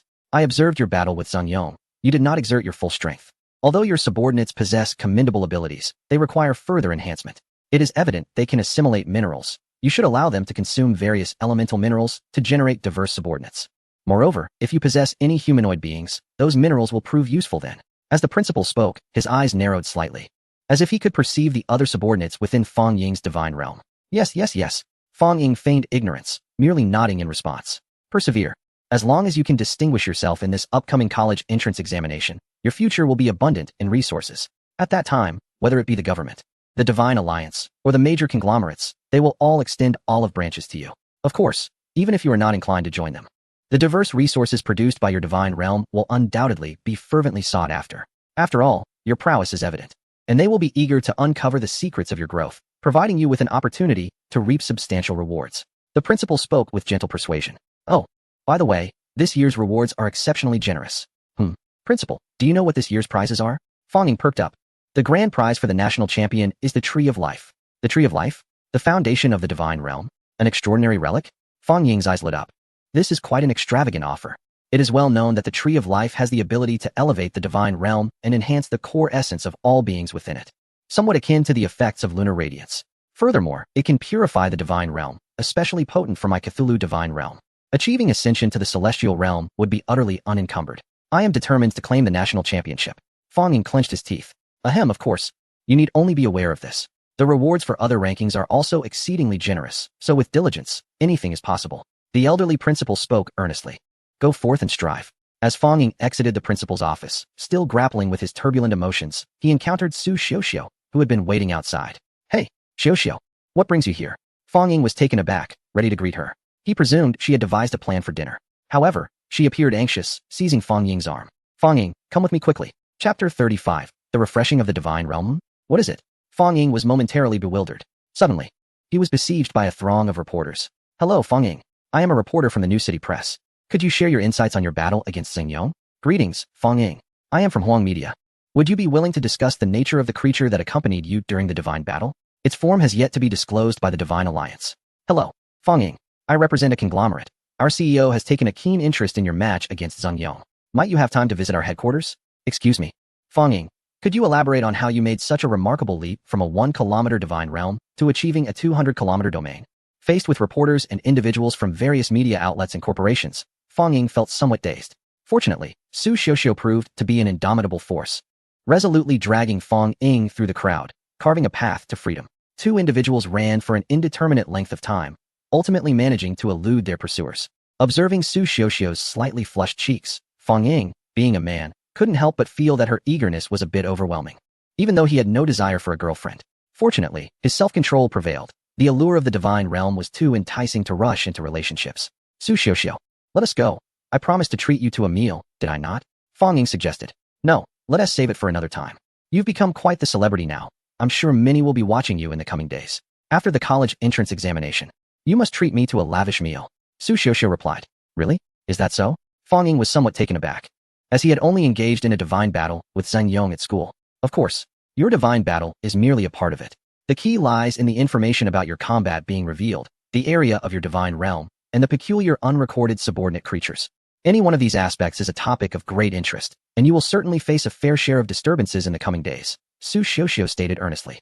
All right then, we shall postpone it. Fang Ying sighed in relief. Despite having resources, he was indeed short on funds. What is this? You feel relieved about not being able to treat me? Su Xiuxiu teased, playfully leaning forward with her hands behind her back, gazing at Fang Ying. Of course not. It's just that it's quite a rare occasion to treat Su Xiuxiu to a meal, and I would be upset if that were to be affected. That is merely your misconception, he replied. Is it? By the way, why do you always refer to me as Su Xiuxiu? It sounds so formal. You could just call me by my nickname, Xiu. You used to do that, didn't you? Su Xiuxiu remarked as they walked along. Xiu? Fang Ying felt a wave of confusion wash over him, as other images flooded his mind. Fortunately, the conversation shifted.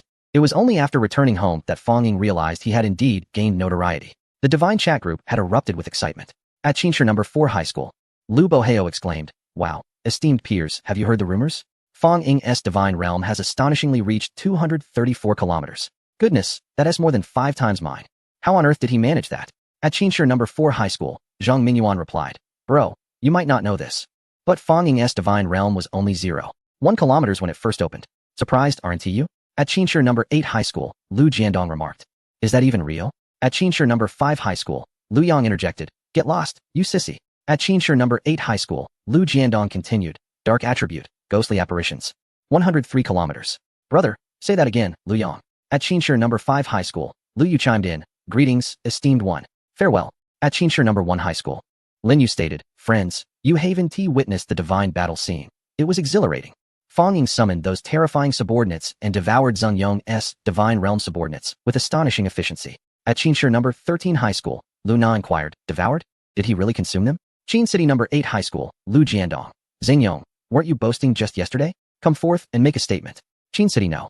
6 High School, Zhang Haimei. Alas, I was initially hopeful about achieving a top 5, but with the emergence of this formidable rival, Fang Ying, it seems my aspirations have dimmed. Qin City No. 8 High School. Yang Yang. Perhaps this dark horse will break free from its confines and soar to the pinnacle of the city rankings. Observing the chat group filled with discussions about their own situations, Fang Ying could not help but smile. Just yesterday, many had expressed their pessimism towards him, even mocking him. And now they donned a different facade. Can one attribute this to divine intervention? It is indeed a common occurrence. However, at that moment, a distinct voice emerged in the chat group. Chin City No. 2 High School, Pajun. It's merely a stroke of luck, nothing more. He hardly deserves the top spot. With Pajun's remark, the entire chat group fell silent, reminiscent of the previous day. Chin City No. 1 High School. Su Xiuxiu. Some individuals simply cannot tolerate the excellence of others. They must assert themselves even through mere words. Chin City No. 2 High School. Pajun. Did I strike a nerve regarding your little crush? Feeling disgruntled? Chin City No. 1 High School. Su Xiuxiu.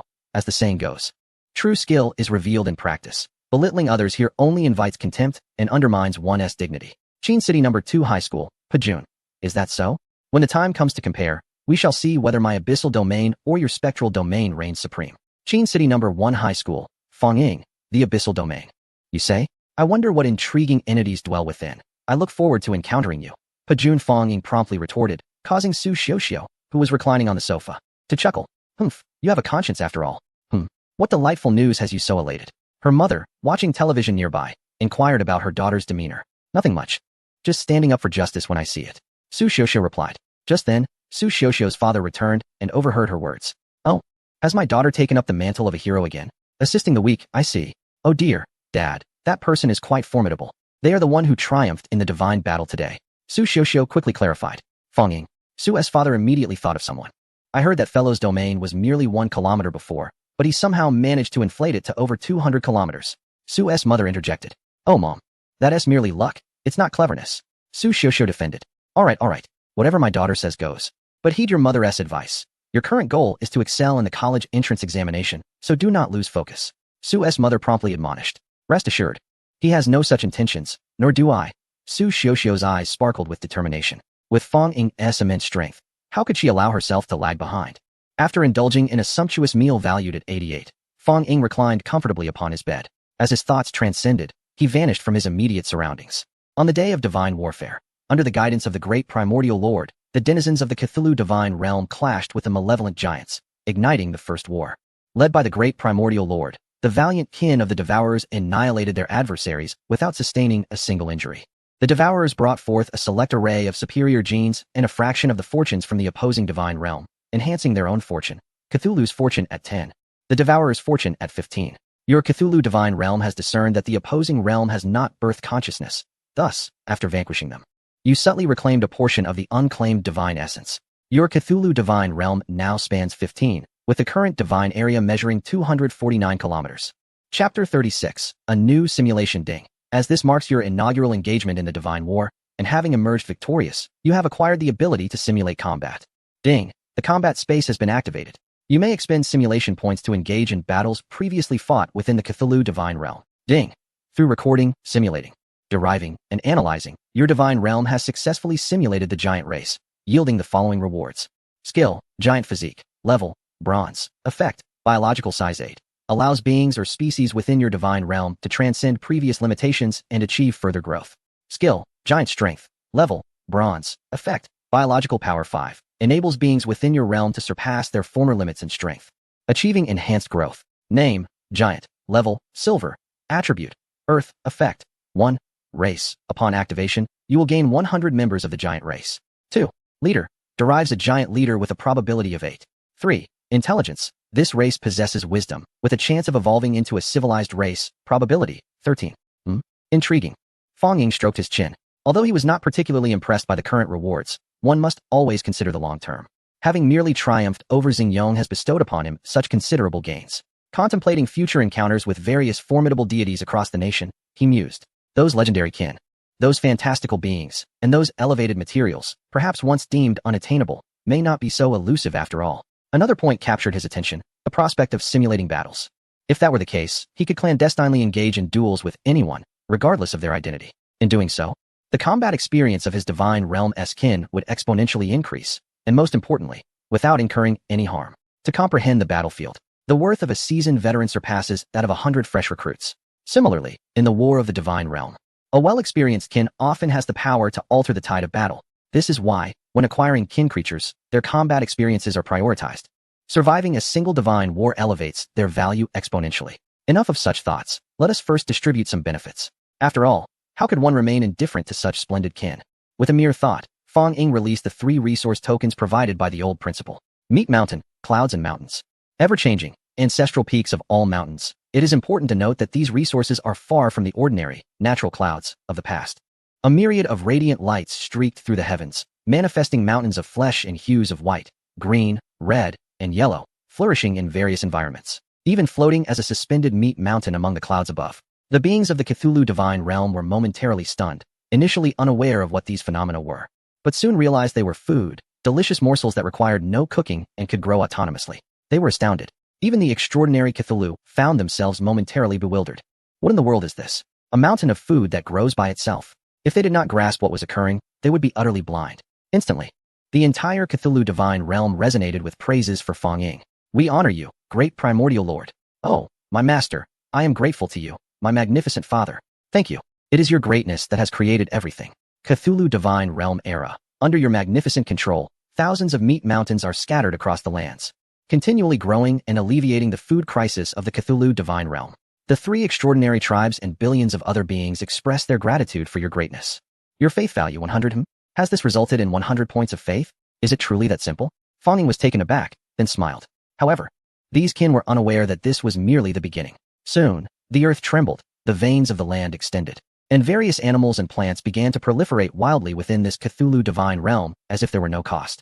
Even the Cthulhu, witnessing the sudden emergence of creatures and plants from the depths of the sea, felt a sense of shock as they flourished and withered like fleeting blooms. Yet, it was precisely these sudden appearances of diverse flora and fauna that greatly enriched the distorted spatial realm created by Fong Ying. After all, there is no creature that does not appreciate beauty, not even Cthulhu itself. Although he continually activated the bloodline of the Great Old One, it did not imply that he harbored an affinity for a world shrouded in gloom, murkiness, and decay. What they sought was biodiversity. Thus, under the leadership of this formidable figure, an interspecies exchange of pheromones commenced, beginning with extraordinary beings. In an instant, hybrid third-generation creatures emerged, born of both indigenous and non-indigenous life forms. Indeed, Fong Ying recognized that these beings had been influenced by his own essence. Hence their evolution may have deviated somewhat from the conventional path. This deviation did not dissuade Fong Ying. Rather, he reveled in it. For they were unique to the realm of Cthulhu. However, as the saying goes, a solitary tree does not thrive, nor does a lone sun flourish. A grand unification and prosperity within the divine realm would bestow upon Fong Ying greater potential and opportunities for advancement. Very well, I shall grant you this. Fong Ying activated and deployed the extraordinary artifact bestowed upon him by the principal, the 5-colored spirit pearl. It was indeed worthy of its reputation. In the blink of an eye, various mineral veins began to evolve across the divine realm. Initially, Fong Ying had presumed that excavation and his guidance were necessary. Yet he was taken aback to find that these veins, in conjunction with the ancestral veins of all mountains provided by the principal, underwent a remarkable transformation. Sprouting forth from the earth's surface, observing the veins imbued with unique energy, the most exhilarated were the Devourer clan. After collectively expressing their gratitude to Fong Ying, they embarked on a frenzied journey of consumption, while also visibly showing signs of differentiation, gravitating towards various types. With everything in place, it was time to commence his journey. Without a moment's hesitation, Fong Ying summoned his deduction system. Deduction system, activate. Ding. Please select 3 skills from the 10 available to you. Here we go. Skills began to flash before Fong Ying's eyes. Chapter 37. Divine Descent Skill. Delight of the Underworld God. Level, Silver. Effect, Death 10, Alteration 10, Madness 10. Delight of the Underworld God 3. An Invitation from Hell. The joy of the Lord of the Underworld, Slaughter and Madness. Ultimately determining the birth of a king. Skill, Frenzied Consumption. Level, Silver. Effect, Greed 10, Appetite 10, Digestion 10, Madness 5. We are locusts. Our goal is to consume all. Our ideal is to devour everything. Our aim is to consume all. As Fong Ying discovered that his divine realm had solidified a skill, he opted for 2 complementary skills. Given his newfound wealth, he no longer treaded cautiously as he once did. Instead, Fong Ying indulged freely. Additionally, he possessed many innate skills that did not require occupancy within the deduction system skill slot. For instance, the languid skin, the breath of all spirits, the shackles of the mind, and the strength of giants, along with their formidable physique. The system prompted me to utilize all tokens. Ding, Breath of Despair loaded. Illusory Colossal Spirit loaded. Giant loaded. This simulation will consume 200 simulation points. Shall we commence the simulation? By the heavens, it has increased so much. Fong Ying paused momentarily, but, upon reflection, realized that his divine realm had grown so formidable that he had long since prepared himself mentally. Yes, let us proceed. Your Cthulhu divine realm has navigated a millennium in tranquility. Thanks to your endowment, your Cthulhu divine realm has made significant advancements over this millennium, particularly in the diversity and abundance of species. During this time, your race of megaliths did not disappoint your expectations. They fervently seized resources along the periphery of the Cthulhu realm, and it was evident they succeeded, as the vicinity was nearly devoid of any beneficial resources. Additionally, some intriguing events unfolded over the millennium. Notably, the giants you introduced began their propagation. With the delectable flesh mountains available, the divine realm was not lacking in resources, and soon the population of giants surged into the tens of thousands. Among them, several notable individuals, through tireless efforts, successfully interbred with the deep divers, giving rise to a unique race known as the Fishmen. Before long, the second millennium arrived. Although the Fishmen did not match the giants in stature, they possessed the advantages of both the giants and the deep divers, wielding formidable strength, keen intellect, and the agility of two reptilian species. However, the Fishmen were also a fiercely aggressive race. They discovered that the eye tyrants made for excellent resources. Thus, they exploited the advantages of both the deep divers and giants' bloodlines to instigate conflicts, profiting handsomely from the chaos. Subsequently, they set their sights on the skin armor of the megaliths, as their consumption of minerals rendered their hide and bones natural weapons. Employing similar tactics, the Fishmen incited yet another conflict, acquiring a vast array of weaponry. The leader of the Fishmen was a sagacious figure, who leveraged his own advantages to harness some abilities of the deep divers, and through a certain sacrificial offering to an unknown entity, he gained the powers of growth and water manipulation. No longer content to remain cautious and isolated, the Fishmen began to harbor ambitions, launching assaults against the giants, the outcomes of which became evident swiftly. The giants were defeated, and the Fishmen amassed a wealth of resources and territory. As the third millennium dawned, it was an era marked by blood and fire. The megaliths, faced with the invasion of the Fishmen, chose to retreat and redirected their focus to the void. The Eye of Evil clan, constrained by their own circumstances, found themselves unable to mount an effective resistance and thus relinquished certain territories, retreating to a singular location for development. The Fishmen decimated the majority of the giant clan's populace and, leveraging their hybrid lineage with the deep ones, seized control of a vast expanse of ocean. Within the domain of Cthulhu, the Fishmen ascended to the status of an undisputed sovereign. Sensing their newfound strength, the leader of the Fishmen initiated an aggressive campaign against the deep ones. However, this marked the inception of the Fishmen's downfall, as millions were ruthlessly slaughtered by the extraordinary being Dagon, leaving only a meager remnant of over 100,000 Fishmen clinging to survival upon a mountain of flesh. As 4 millennia elapsed, the Fishmen descended into complete silence, yet among them, the wise plotted in secrecy, harnessing the latent power within their bloodlines. Ding! Congratulations on reaching the pivotal moment in the destiny of the Fishmen. Shall we proceed to activate the illusory colossal spirit and its resources? Oh, how intriguing. I initially anticipated surprises from the giants, only to discover the emergence of heroes from this hybridization. System activated. I am eager to witness whether these Fishmen can seize this opportunity to transcend their limitations and achieve the grand ambition of dominion over the divine realm. To be candid, the current development of the Fishmen is largely attributable to Feng Ying's indulgence and the collaboration of several extraordinary dependents. Otherwise, the patriarch of the Eye of Evil, Void Touch, could effortlessly annihilate a million Fishmen. After all, extraordinary beings are not simply birthed through sheer mortality, but rather through a trifecta of capability, opportunity, and fortune, each indispensable in the creation of such beings. A portion of astute Fishmen discerned peculiarities within their giant bloodline and began to forge their own faith. Conversely, another faction of Fishmen identified mutations within their giant lineage and, in pursuit of understanding, commenced the slaughter of the giant clan, purifying their bloodline's concentration through consumption. Ding! The illusory colossal spirit has been activated. Under the guidance of the Fishman sages, those who embraced faith and those who devoured bloodlines began to merge, ultimately awakening the bloodline of the colossal spirit. Though incomplete, their newfound strength was undeniable.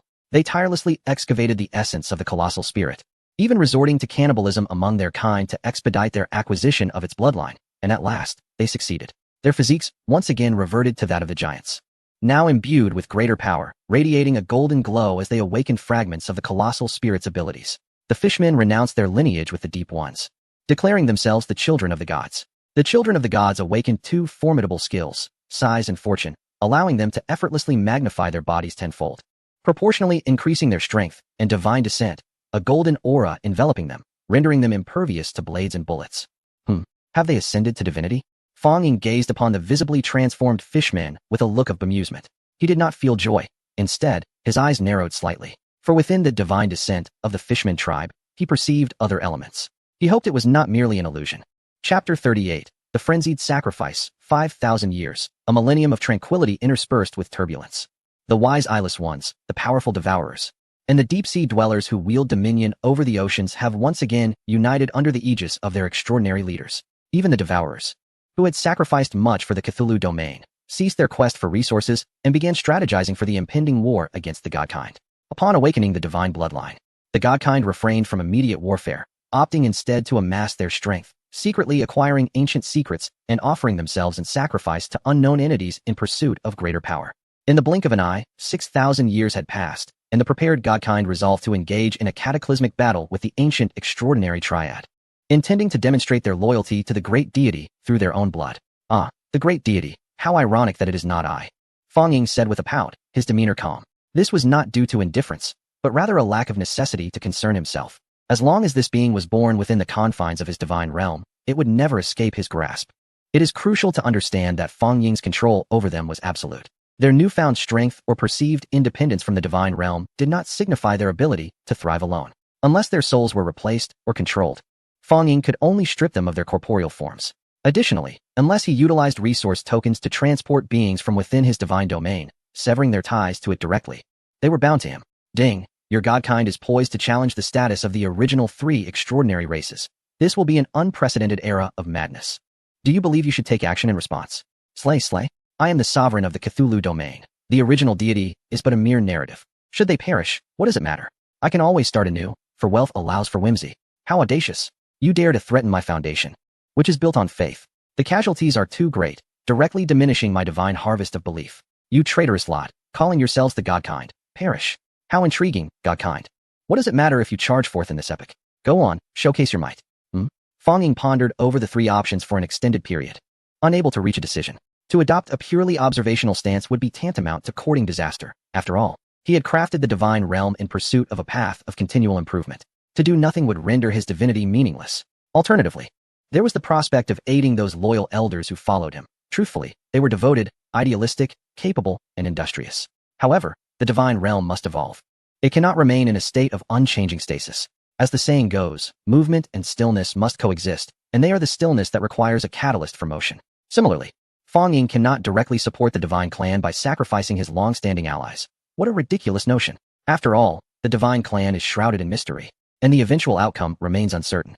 System, I choose none of the options. I wish to voice my own thoughts. Fang Ying addressed the simulation system directly. Ding. Please pay 58 simulation points. Confirmed. Fang Ying was instantly elated, having initially believed it to be mere whimsy. How astonishing, this system. He promptly began to express his views on the beings of the divine realm. At the brink of the impending grand battle, your voice spreads like light across the land, dispelling the shadows of war and granting all living beings a moment to breathe.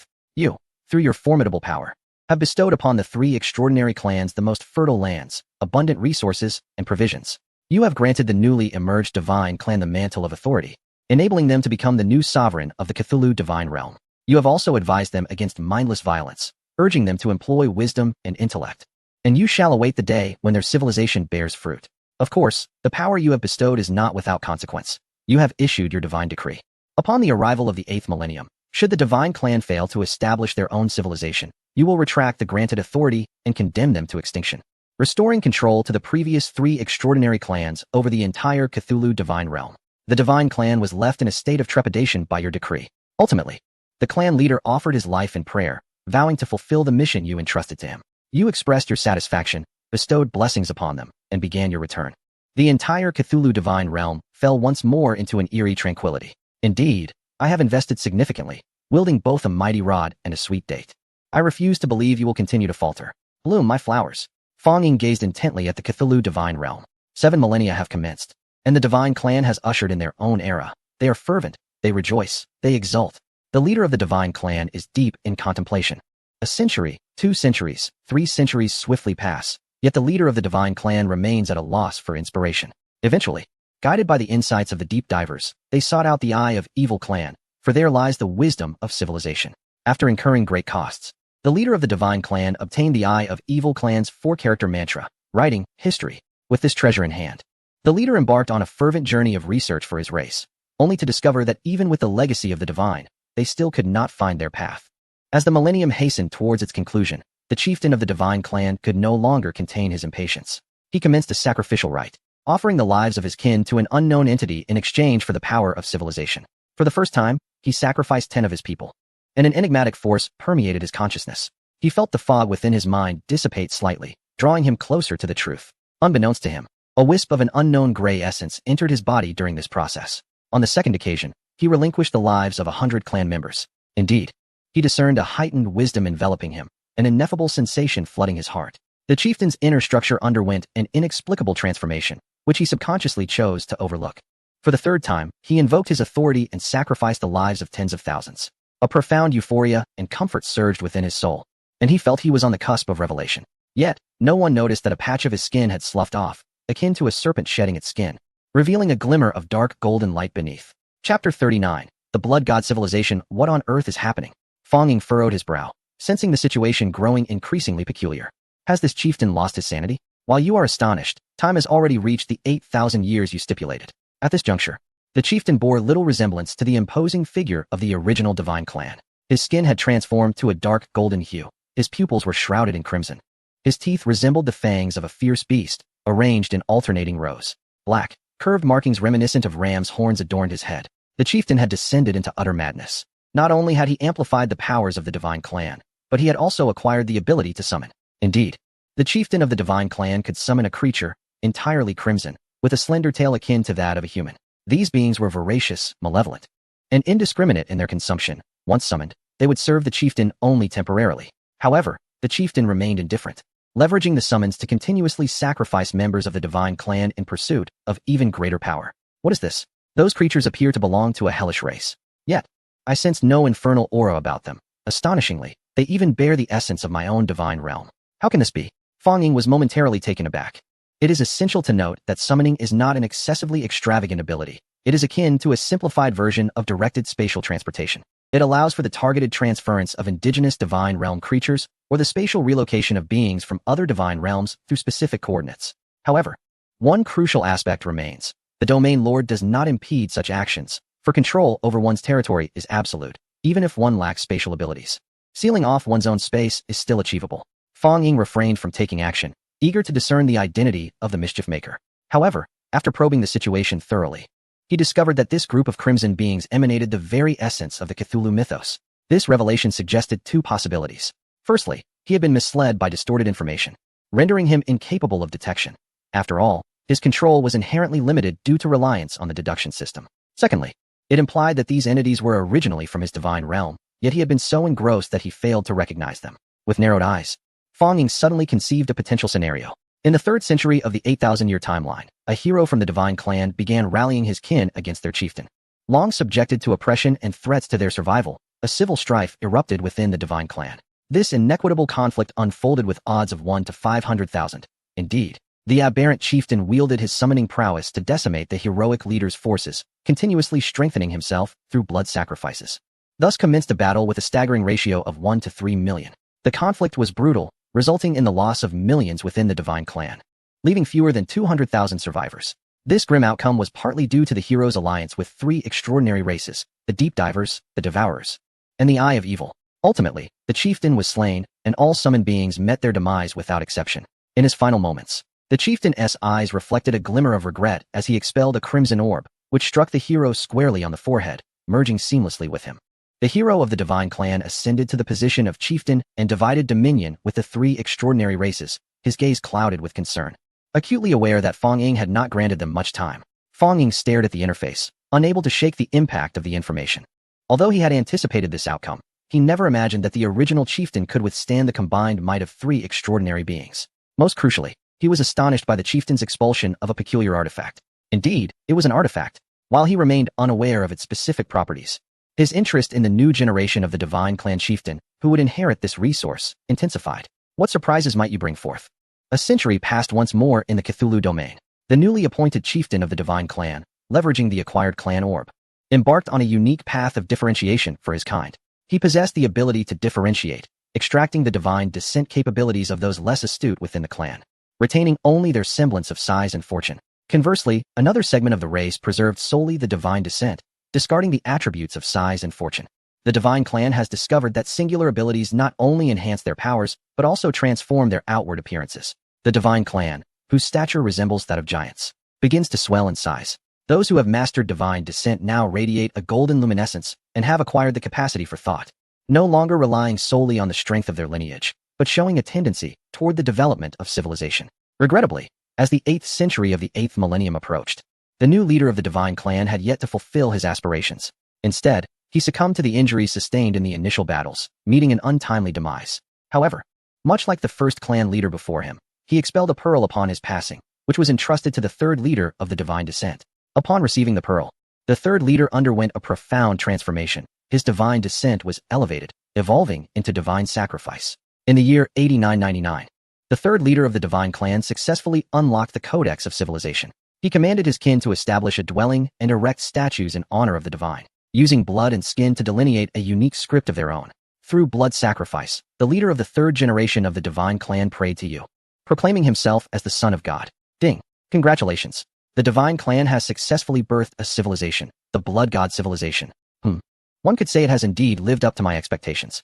Fong Ying gazed upon this information, aware that the Blood God Civilization belonging to the Divine Clan was on the cusp of ushering in an era of its own within the next millennium.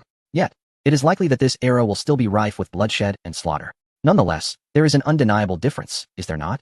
Similarly, the Devouring Clan has not lagged in its progress. Their millennia of efforts have borne fruit, expanding the Cthulhu divine domain by 30 kilometers. The favored Devouring Clan has successfully evolved their skin into an ethereal form, achieving the status of the ethereal body. The Devouring Clan now meets the criteria to become elementary beings of the ethereal space. Oh, it seems I am doubly fortunate. Fong Ying's eyes sparkled with delight. As you were astonished, the 9th millennium arrived, and you heard the prayers of the Divine Clan. They are ready to present their achievements to you. Chapter 40. The Era of Chaos. Under the guidance of the third generation leader of the Divine Clan, the Son of God, they showcased their palaces and edifices, employing their script to create a legacy of historical texts. Among their most significant accomplishments is the Codex for Blood Sacrifice, known as the Blood God Codex, which stands as the first true tome of dark energy within the Cthulhu divine domain. The Blood God Codex? Fong Ying stroked his chin, eager to delve deeper. It is worth noting that although the Accursed Eye clan had established their own civilization, it remained a rudimentary foundation. In contrast to the original deep divers, they now possess a richer historical legacy, including a dark energy potion known as the Mental Shackles. As for the rest, there is nothing more. A moment of surprise enveloped Fong Ying. Within his divine realm, something had emerged, yet he found himself unable to ascertain its nature. What could possibly be amiss? Could it be linked to the previous skills he had deployed? One was the joy of the underworld, and the other, frantic devouring. Uncertainty clouded his mind, for the evolution of his divine domain had been tumultuous. While he pondered the source of his dilemma, the Eye of Evil clan made noteworthy advancements. They were not lulled into complacency by the comfortable existence he had orchestrated for them. Instead, they had shed any thoughts of domination and devoted themselves to the research of secret potions. Inspired by the blood mysteries of the God Clan, they embarked upon an era of alchemical innovation unique to the Eye of Evil. Under the guidance of their leader, the Touch of the Void, the clan ventured into the skies, the depths of the ocean, and the fiery mouths of volcanoes, meticulously documenting and gathering a plethora of resources. Through numerous experiments, they successfully developed potions that enhanced energy, bolstered stamina, and increased speed. Simultaneously, the deep divers did not remain idle. They collaborated amicably with the Eye of Evil, assisting them in gathering materials for potions while also extracting various minerals for weapon crafting. Their efforts bore fruit as they succeeded in forging bronze-grade weaponry, the harpoon. While you assessed the achievements of the God Clan, you did not overlook the commendable endeavors of the 3 extraordinary tribes. Encouraged by your praise, the tribes, particularly the Devourer clan, exerted themselves further, and the expanse of your Cthulhu domain expanded by another 10 kilometers. Due to the rapid development of your divine realm, your skill, Cthulhu's Call, was activated. Among the members of the God Clan, one possessing the ability of transformation underwent a metamorphosis into a manifestation of Cthulhu known as Baiki. It boasted a massive physique, bat-like wings, an avian skull, and a segmented body reminiscent of a centipede. Baiki. A sudden realization struck Fong Ying. If his conjecture held true, this entity was likely one of the enigmatic servants of the Unspeakable One, the Lord of the Deep Space Star Sea, and the King in Yellow, Hastur. However, it was essential to note that the King in Yellow was merely one of Baiki's forms. Moreover, Hastur and Cthulhu shared a fraternal bond. Contemplating this, Fong Ying cast a glance at the extraordinary being, Cthulhu, concealed within the depths of the ocean in his divine realm. After all, the God Clan had originally been composed of fishmen, a hybrid of deep divers and giants. Given that the deep divers were also vassals of Cthulhu, Could it be inferred that to expedite the revival of his Cthulhu world, he must focus on the extraordinary 3 tribes to enhance the foundation of his divine realm? Fong Ying found himself struck by a moment of clarity. The mimetic byakhee of the god race has transcended the skills of the size and shape, mastering the element of wind. No longer content with the powers he possessed, the mimetic byakhee initiated a challenge against the scion of the god race. As the 9th millennium arrived, the internal strife of the god race officially commenced. You chose not to intervene in these events, yet the 3 extraordinary races remained in a state of quiet anticipation. With no obstacles in his path, the mimetic byakhee launched a ferocious assault on the scion. Utilizing his formidable physique, ferocious strength, and the unyielding power of wind, he obliterated the strongholds of the scion. The god race, equipped with divine sacrificial capabilities, found themselves unable to resist the onslaught led by the mimetic byakhee and his kin, leading to their capture and subsequent sacrifice to the unknown. In a moment of crisis, the scion suddenly went mad, offering his own body as a sacrifice. Rather than perishing, he transcended, evolving into one of the embodiments of the mimetic king in yellow, Hastur. Astonished, Fong Ying watched this unfold with wide eyes. Is this even possible? The scion, now wielding a fraction of the mimetic king's power, effortlessly subdued the mimetic byakhee but chose not to slay him. Instead, they underwent a magnificent fusion. This marked the true amalgamation of the god race, now possessing the powers of both the mimetic byakhee and the mimetic king in yellow, beginning their genuine ascent. They commenced the establishment of their own civilization and strongholds throughout the Cthulhu domain, erecting statues dedicated to the primordial master and the mimetic king in yellow. The god race formed the Godwind Legion, a formidable army composed of kin endowed with the powers of both the mimetic king in yellow and the mimetic byakhee. They were invincible, having easily triumphed in clandestine encounters with the extraordinary races, greatly bolstering the confidence of the god race. Congratulations, your faith value is 1,000. As the millennium officially dawned, the god race ascended to true dominance. Under your indulgence, other races that had intermingled with the extraordinary races underwent profound transformations. Influenced by the joy of the god of the underworld and the frenzied consumption, these beings, awakened by Cthulhu's call, began to rise. Among them were the rat-faced humans, ghoul worms, serpent folk, empty spirits, and cold spiders. These entities from Cthulhu mythos began to step onto the historical stage one by one. They possessed formidable strength, bizarre abilities, or even immortality, leaving the extraordinary races momentarily unprepared. Even the great devourers were compelled to retreat from their languid existence in the void to confront this unexpected upheaval. However, even the leaders of the extraordinary 3 clans, despite their formidable power, found it exceedingly challenging and time-consuming to eradicate the beings that had inherited the Cthulhu mythos. Consequently, this era became known as the Age of Chaos. Chapter 41. Genetic experimentation. As the creatures of the Cthulhu mythos gradually awakened, the conflicts within the Cthulhu divine realm persisted unabated, significantly hampering its development. The extraordinary 3 clans expressed their profound distress and resolved to convene once more, seeking to unite their efforts. At this juncture, the god clan's son, the mimic king in yellow, made a sudden appearance, igniting a fierce battle aimed at restoring order within the Cthulhu divine realm. Fast forward to 11,000 years later. The 4 extraordinary races, wielding their respective powers, succeeded in cleansing the majority of the defiant Cthulhu mythos beings over the span of a millennium, heralding a new era of reorganization within the Cthulhu divine realm. The devourers governed the skies, the deep ones controlled the oceans, and the eye of evil commanded the land. Although the god clan relinquished a portion of their benefits, they retained control over parts of the sky, ocean, and land.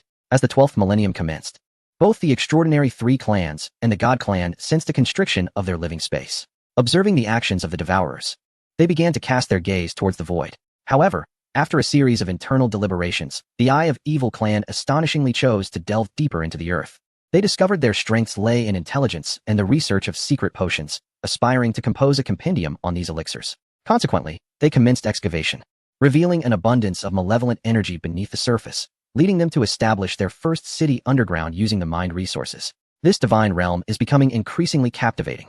A subtle smile graced Fong Ying's lips. The God Clan, naturally endowed with the abilities of the Mimic King in yellow and the Mimic Byakhee, possessed innate flight capabilities. Thus, they emulated the Devourers and initiated their advance into the void. Yet, reality dealt them a harsh blow. The ordinary members of the God Clan, lacking the essence of the void and the breath of all spirits, plummeted before they could penetrate the spatial barriers of the Cthulhu divine realm due to their physical limitations, resulting in casualties.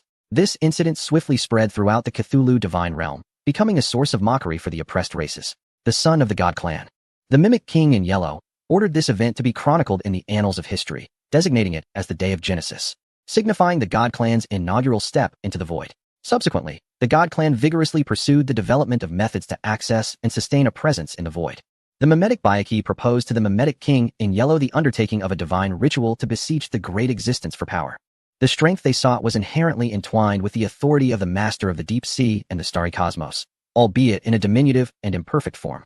Should they successfully reclaim this power, they would easily surpass the efforts previously expended against the phagocyte race. The mimetic king in yellow did not directly acquiesce to the mimetic Byakhee's request, yet neither did he obstruct it. Instead, he permitted a portion of his kin to assist, stipulating that the sacrificial offerings for the ritual could not be from their own kind, but rather from other entities of the Cthulhu mythos, as the divine offspring. The mimetic king in yellow embarked upon a different path, seeking an audience with the transcendent being, Cthulhu, the master of the deep sea. Unexpectedly, this divine lineage could indeed stir the winds of fate. I fervently assist them, yet I hope not to be left in disappointment. Fang Ying pondered, stroking his chin. After 13 millennia of exploration, the burrowing creature, the earthworm, made a momentous discovery, an enormous, unparalleled crimson sphere, more aptly described as a red meteorite. Its size dwarfed that of the Cthulhu domain by hundreds of times, thus the earthworm dubbed it Cthulhu Domain No. 1. Uncovered by the earthworm under the auspices of the great phagocyte leader. With such a monumental find, the earthworm conceived an audacious plan to monopolize this Cthulhu Domain No. 1 for its own race. If the arrangements were astutely made, one could only imagine the growth potential of the Cthulhu domain, which would surely elevate its progenitor to the status of an immortal race. With determination, the earthworm documented the coordinates and collected numerous samples, embarking on the return journey while instructing its kin to clear all obstacles along the meticulously charted route to avert any unforeseen mishaps.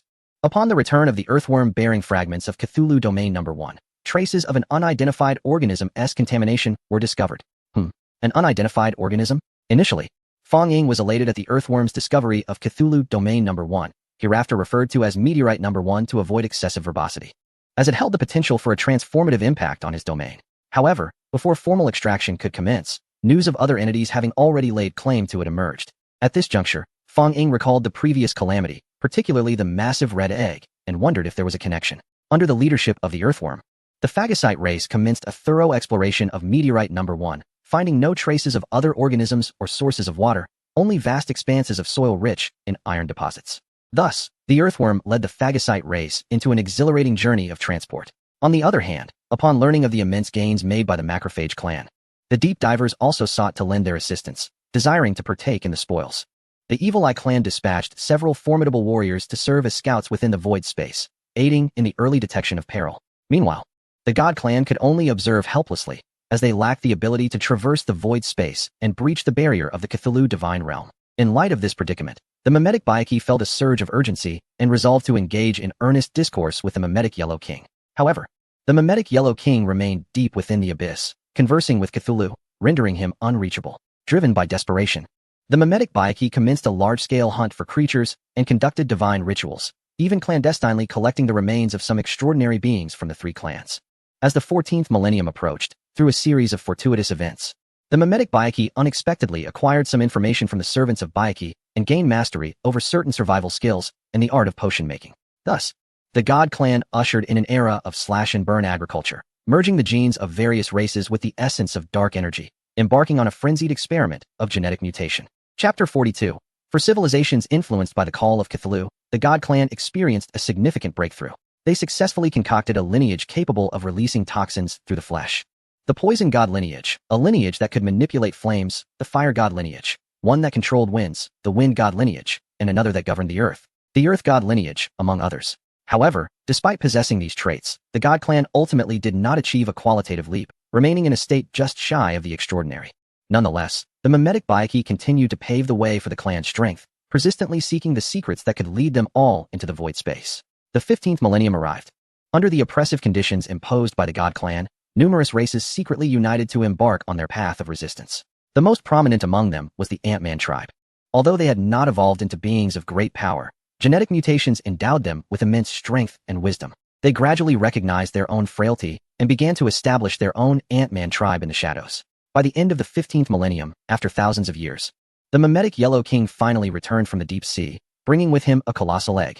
In the 16th millennium, the returning scion of the God clan, the mimetic Yellow King, took control of the initial arrangements set by the mimetic Byakhee, shifting from the earlier sweeping reforms to a strategy of consolidating his kin for stable development.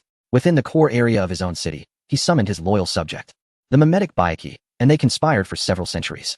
Once again, the entire divine realm fell into tranquility. With little more than the occasional entry and exit of the God Clan's strong warriors transporting resources to the royal city, and few conflicts breaking the calm. All living beings were granted a moment of respite, and they seized this long-awaited period of tranquility to embark on a path of prolific reproduction. Once again, the domain of Cthulhu experienced a great explosion of species. The quietly evolving Ant-Man tribe developed its own civilization in secrecy, the Auchwang civilization, and bypassed the primitive era of slash-and-burn agriculture, advancing directly into the Iron Age, with a discernible trend toward the Steam Age. After 17 millennia, the divine lineage received auspicious news. Following thousands of years of nurturing, the mysterious giant egg, brought back by the mimetic king in yellow, was successfully cultivated. Its silvery exterior bore peculiar patterns in purple, gold, and gray, and was designated as the next divine progeny by the divine lineage's offspring, the mimetic king in yellow. This enigmatic egg was placed in the eye of the hurricane for cultivation, its surging vitality symbolizing its extraordinary nature. The Cthulhu's call ability was once again activated. Si Fongying gazed upon his divine domain, taking a sharp breath. If the previous simulations could be likened to mere child's play, then the current state of the Cthulhu domain had firmly established itself on the right track. In just a few thousand years, its development could be described as earth-shattering. Moreover, the solidified skill, Cthulhu's Call, was akin to a trump card, significantly contributing to this simulation's success. Consider this, for civilizations had already been established. The Deep Divers Marine Civilization, the Evil Eye Tribe's malevolent culture, the Blood God civilization of the divine lineage, and the Auchwang civilization of the Ant-Man tribe. Indeed, the emergence of the Ant-Man tribe caught Si Fonging by surprise, as this race had previously been rather inconspicuous in his Cthulhu domain, initially resembling the size of real-world ants. Though they had undergone various skills in the trials of divine domain warfare, they had grown to the size of an adult. Yet, the immense strength and wisdom they possessed failed to captivate Si Fonging's interest. After all, great strength was quite ordinary, and wisdom? He currently had 130,000 wise races, with the Giant Eater tribe possessing intellect. However, they still lacked a civilization of their own. Yet, this unexpected dark horse, the Ant-Man tribe, had remarkably developed its own script, faith, history, and even science. Yes, science. In the present Cthulhu domain, this was truly a rarity. After all, have you ever seen someone with fire-breathing abilities attempting to create fire by friction?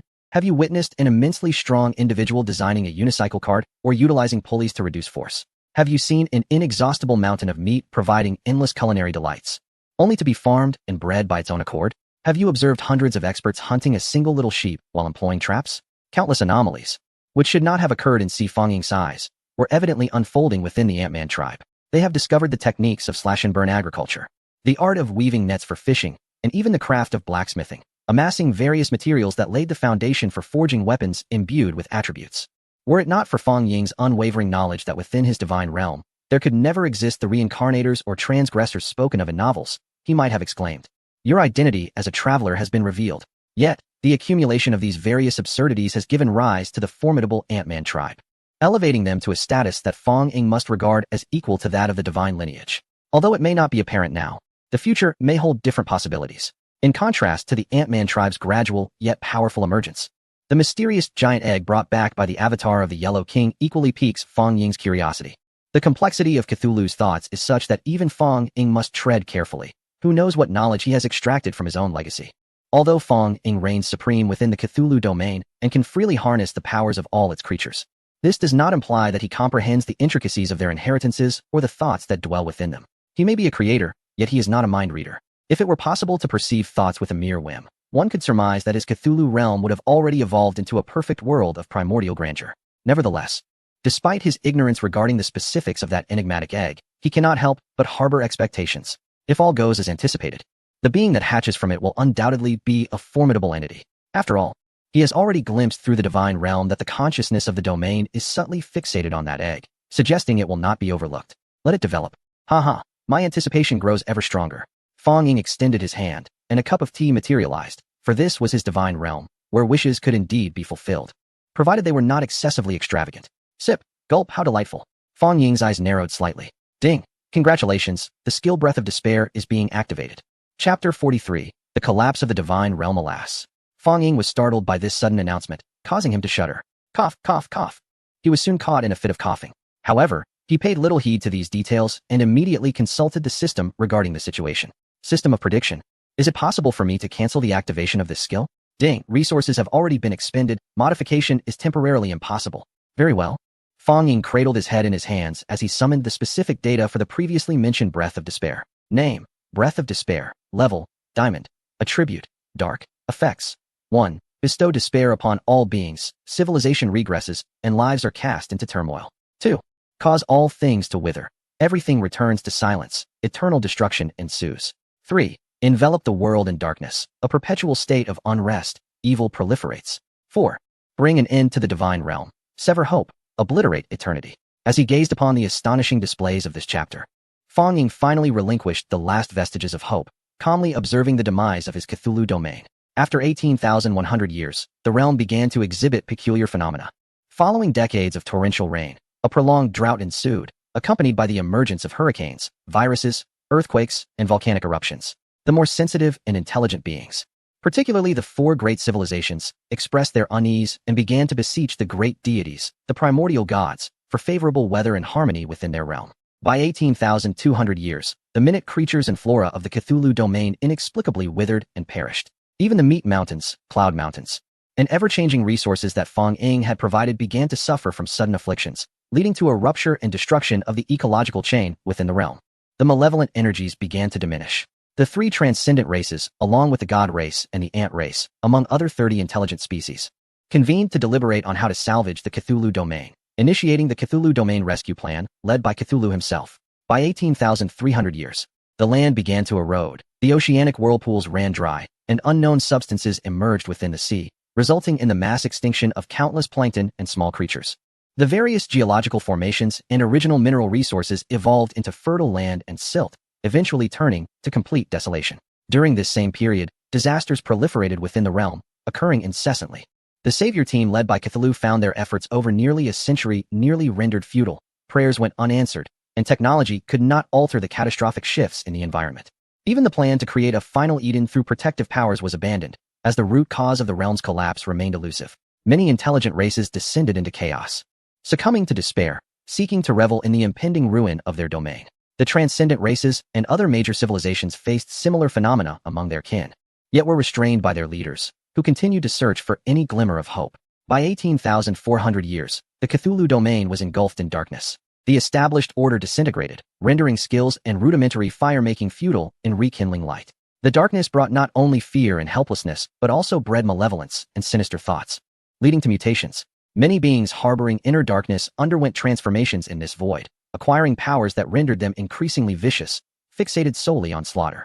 The void's touch perished, marking the first demise among the transcendent beings, falling victim to the hands of mutated kin.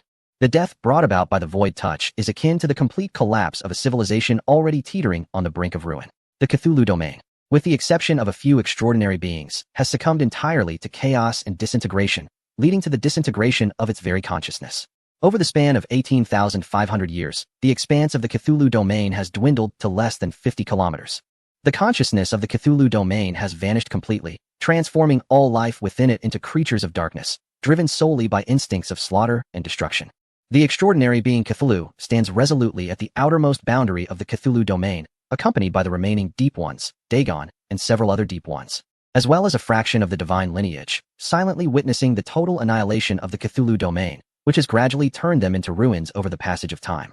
The deduction has concluded. Fong Ying remained silent, astonished to discover that this breath of despair did not lead to the immediate demise of the entire domain, but rather unfolded over nearly 5 centuries. Although this time frame may seem brief for the obliteration of a divine realm, it is precisely this extended duration that instills a sense of dread within him as the sovereign of this domain.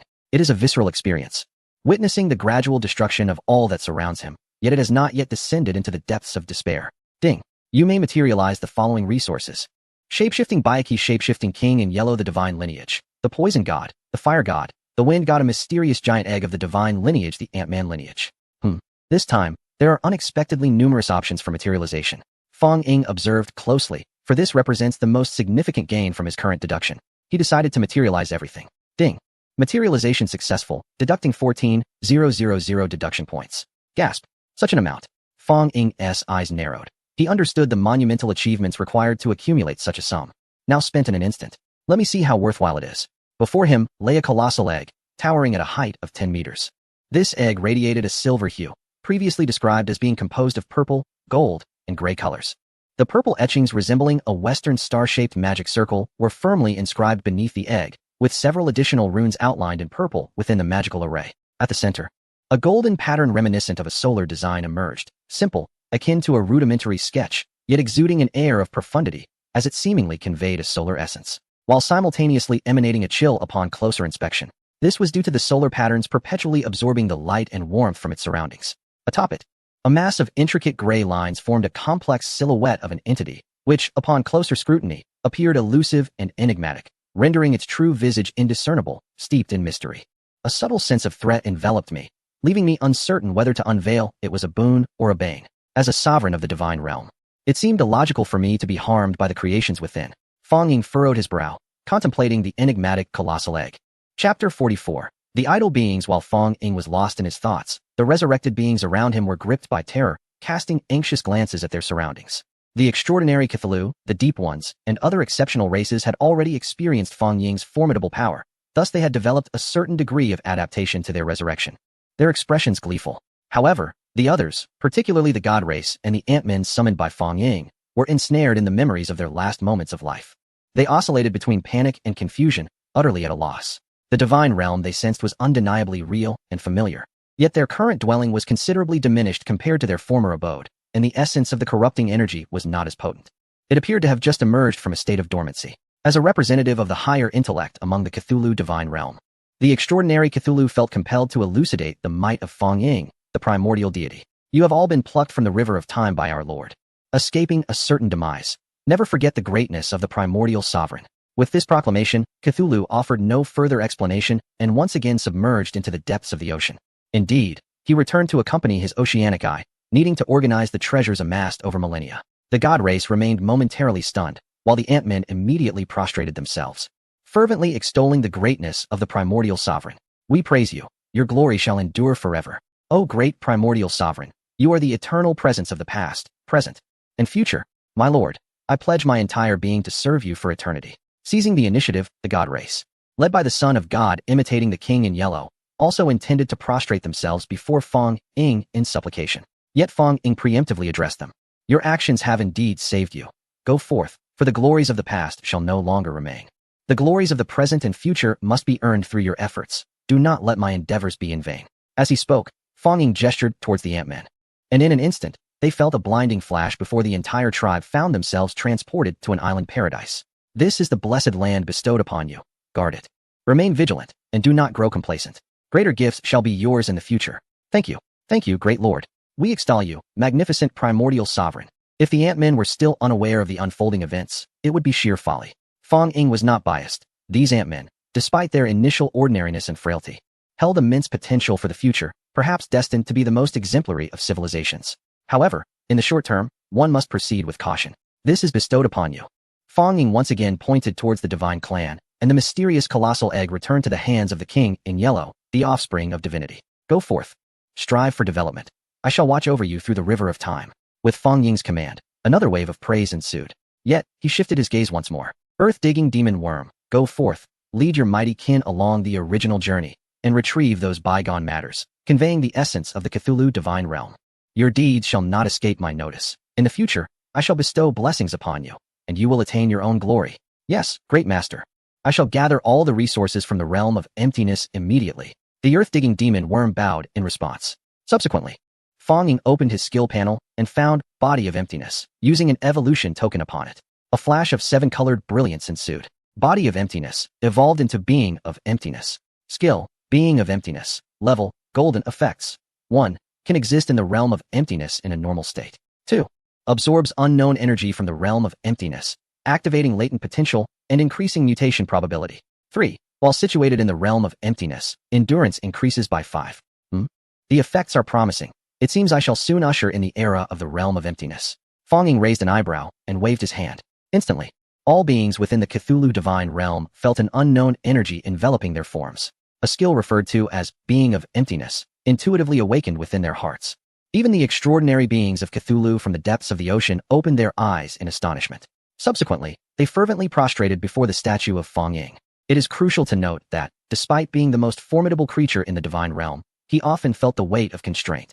The divine realm was too minuscule to withstand his tumult, Thus, he typically resided beneath the sea. Although he could previously traverse the realm of emptiness with body of emptiness, the skill's effects were insufficient for prolonged use, causing considerable discomfort. Furthermore, his colossal size rendered movement within the realm of emptiness cumbersome and perilous. However, with the advent of being of emptiness, what may seem like a mere upgrade has resolutely resolved all his predicaments. Go forth, your world is the starry sea. Venture into the realm of emptiness, and I shall grant you boundless glory. With that, Fong Ying returned to reality. While preparing a meal, he contemplated the recent developments he had experienced. As it stands, the token of despair should be utilized sparingly, for my divine realm cannot yet endure such great peril. Nevertheless, it cannot be cast aside entirely. It may yet yield unexpected effects in the future. For instance, in the future development of the divine realm, deviations may arise. Yet the process could be excessively protracted. Currently, the geographical expanse of my divine realm remains the most constrained. Each time the creatures experience substantial growth, they are hindered by the limitations of the terrain, which compels me to prematurely thrust them into the void. Although this allows them to adapt sooner, it simultaneously results in a deficiency in the foundational essence of the entire divine realm. This is precisely why I have chosen to isolate the Ant-Man clan for separate nurturing. While it serves as a form of compensation, the root of the issue ultimately requires resolution. I recall the previously discovered meteorite number 1, which, despite its vast size, several times that of my divine realm, poses challenges in acquisition. Firstly, the distance is considerable, necessitating a substantial investment of time. Secondly, a certain period is required for digestion. Even if my divine realm has awakened consciousness, it must still adhere to fundamental mechanisms. Thus, Fong Ying harbors doubts that by the day of the examination, it may not even be possible to assimilate 1% of it. Therefore, alternative paths must be sought. Currently, I can only employ the essence of the divine realm to accelerate time, yet the essence is finite. As the development of my divine realm expands, the consumption increases accordingly. Being impoverished and lacking abundant resources, I am ultimately at a significant disadvantage compared to the offspring of deities. I wonder if the principle might still be of assistance. As Fong Ying pondered, an unfamiliar number rang through. Hello? Who is this? Fong Ying inquired, somewhat perplexed. Oh, is this Fong? It's me, Song Yuanming from Nantong. Came the humble and respectful voice from the other end. Song Yuanming? Do we know each other? Fong Ying reflected, realizing that he did not recognize this individual, though the name seemed somewhat familiar. However, he doubted any familial connection. Given his orphaned beginnings, he had no relatives, not even a sister from the orthopedics department.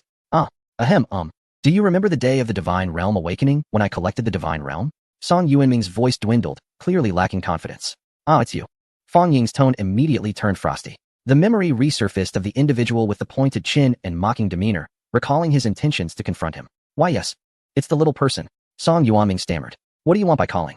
You're not looking to mock me again and then request to purchase my divine realm, are you? Fong Ying's tone was unfriendly. No. Fong Ying, I would never dare. I lost my head that day. I am truly foolish, failing to recognize the presence of a true deity. Please forgive my ignorance. As Fong Ying listened to the incessant self-reproach from the other end, he grew bored and contemplated ending the call. Yet, it seemed the caller sensed his intentions and immediately spoke up. Fong Ying, in a gesture of apology, expressed his willingness to offer his entire savings of 5 million to bolster your divine realm. No need for that. It's quite all right. I'm hanging up, he responded flatly. It was not arrogance that led Fong Ying to decline. Rather, the sum of 5 million paled in comparison to the tens of millions he might spend on a single resource. Such a paltry amount was inconsequential, and he had no desire to accept the dubious generosity of an unknown individual. 13 million, esteemed sir. 13 million. I implore you to accept my gesture of contrition. Song Yuanming exclaimed, observing Fong Ying's anxious demeanor. No need. Though puzzled by the urgency of this individual, Fong Ying felt no obligation to engage further. Esteemed sir, my actions have come to the attention of my company. I am the head of the Qin City branch, and without your forgiveness, I risk termination and ostracism within the industry. I have dependents relying on me. Fong Ying promptly pressed the end call button, adding the caller's number to his blacklist. To prevent further harassment, he also set his phone to alert him for calls from a select few important individuals, rejecting all others. This was not a matter of pride. It was simply prudent. Given that this person had managed to contact him, it was likely that his information was already compromised, and major corporations and divine entities would soon be pursuing him. Although Fong Ying recognized his current lack of resources, he had no intention of subjugating himself to any other enterprise, even without fully immersing himself in the fray. His mentor had often remarked that true strength should not be beholden to others. Ordinary strong individuals might elevate themselves through academia and divine alliances, while typical powers could enter financial conglomerates for resources. Though not absolute, the adage holds true. There is no such thing as a free lunch. What you seek as investment is merely a means for others to covet your divine domain. Businessmen rise early for a reason, and the divine operates similarly. At Sheen City number 3 high school, Wu now lamented, "Ah, how dreadfully boring. My resources have been depleted, and the development of my divine realm is painfully slow, such is the plight of a common deity." At Sheen City number 5 high school, Zhang Guiyuan replied, "I share your plight. I have spent nearly 100 million, and these indigenous fools can only play with stones. They even require my assistance to start a fire. This is utterly disastrous." At Sheen City number 6 high school, Li Gang chimed in, "It seems my situation is somewhat better. My apes can now forge weapons independently and hunt with ease." Zhang Guiyuan from Sheen City number 5 high school exclaimed, "Li Gang, wow. How did you manage that?" Li Gang responded nonchalantly, "It's simple. A single enlightenment token does the trick." Zhang Guiyuan gasped in admiration, "I bow to you, esteemed sir." Wu now from Sheen City number 3 high school echoed, "I too bow to you, esteemed sir." Han Geng from Sheen City number 3 high school added, "I too, esteemed sir." At Sheen City number 1 high school, when Xia remarked, "By the way, why has the illustrious Fang Ying remained silent lately? I am quite curious about his progress." Sheen City number 1 high school, Sun Shuang, "No need to elaborate. You are undoubtedly an existence we cannot hope to match." Initially, Fang Ying, who was secretly observing, saw the message directed at him and replied with a few words. Sheen City number 1 high school, Fang Ying, "Are there any effective methods to overcome the limitations in the development of the divine domain?" Sheen City number 8 high school, Ba Ji Wao, "We have captured a big shot." Sheen City number 1 high school, Sun Shuang, "Has the development been restricted so quickly? How vast must this divine domain be?" Sheen City number 5 high school, Zhang Guiyuan, "Fang Ying, esteemed one, if your divine domain is indeed progressing slowly and lacks refinement, yet you have confidence in your divine domain's followers, I recommend you consider joining the Purge Guild under the Divine Alliance." Sheen City number 6 high school, Li Gang, "Purge Guild? What is that? Please enlighten us, esteemed one." Fang Ying, equally intrigued by the information shared, felt puzzled. After all, he had never heard of it before. Being merely a high school student from an ordinary family, it was quite natural for him to be unaware of many matters. Sheen City number 5 high school, Zhang Guiyuan, "The Purge Guild is a logistical organization under the Divine Alliance. It deals with foreign divine domains that have been detected by the Divine Alliance. These divine domains typically exist between the realms of mortals and deities, and are generally not resource-rich. Some are on the brink of extinction, others exhibit mutations, and some belong to other divine domain masters. These domains can be likened to the refuse of the vast void, considered useless resources by the higher deities, serving merely to enhance the foundational essence of their own kin. However, these domains provide essential nourishment for ordinary deities and sometimes become experimental grounds for testing their thoughts. In summary, if you aspire to rapidly enhance your divine domain and possess certain capabilities, I still suggest you participate." After absorbing the series of introductions from the other, Fang Ying began to gain some insight. The Purge Guild appears to be a disposal site for foreign deities, overwhelmed by quantity, thus delegating the task to lower-tier deities while simultaneously training them. Given this, it seems prudent for him to take a closer look. Sheen City number 1 high school, Fang Ying, "Thank you, Zhang Guiyuan. Without further ado, I shall set off immediately." Just as Fang Ying was about to leave, he suddenly discovered an anomaly occurring within his Cthulhu divine domain. A significant event was unfolding within the divine domain. Chapter 46, The Chaotic Nyarlathotep in Concealment. Fang Ying vanished from his location in an instant. Cthulhu divine domain history. After the cultivation of the burrowing demon worm, the area of the Cthulhu divine domain has expanded to 276 kilometers. Cthulhu departed from the Cthulhu divine domain and found himself in the vast void, better able to absorb unknown wisdom. Currently, Cthulhu is evolving to a higher level. The Ant Clan, under your protection, though stripped of all they once possessed, has harnessed their wisdom to swiftly re-enter the Stone Age, laying a solid foundation for ascending to the next tier of civilization. The restart of their culture has endowed them with even greater depth. The God Clan appears to be flourishing, expressing gratitude for your salvation. A portion of their kin has been dispatched to the void space, seeking a base to establish a presence that would ultimately nourish the Cthulhu domain. However, they are beset by a troubling issue: the mysterious egg brought back by the God Clan scion, the Mimetic King, in yellow.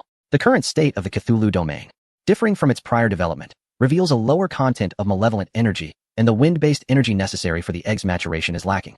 This precarious situation places the egg at risk of becoming inert. The Mimetic King in yellow, alongside the Mimetic Byakuya, has explored numerous solutions, yet success remains elusive.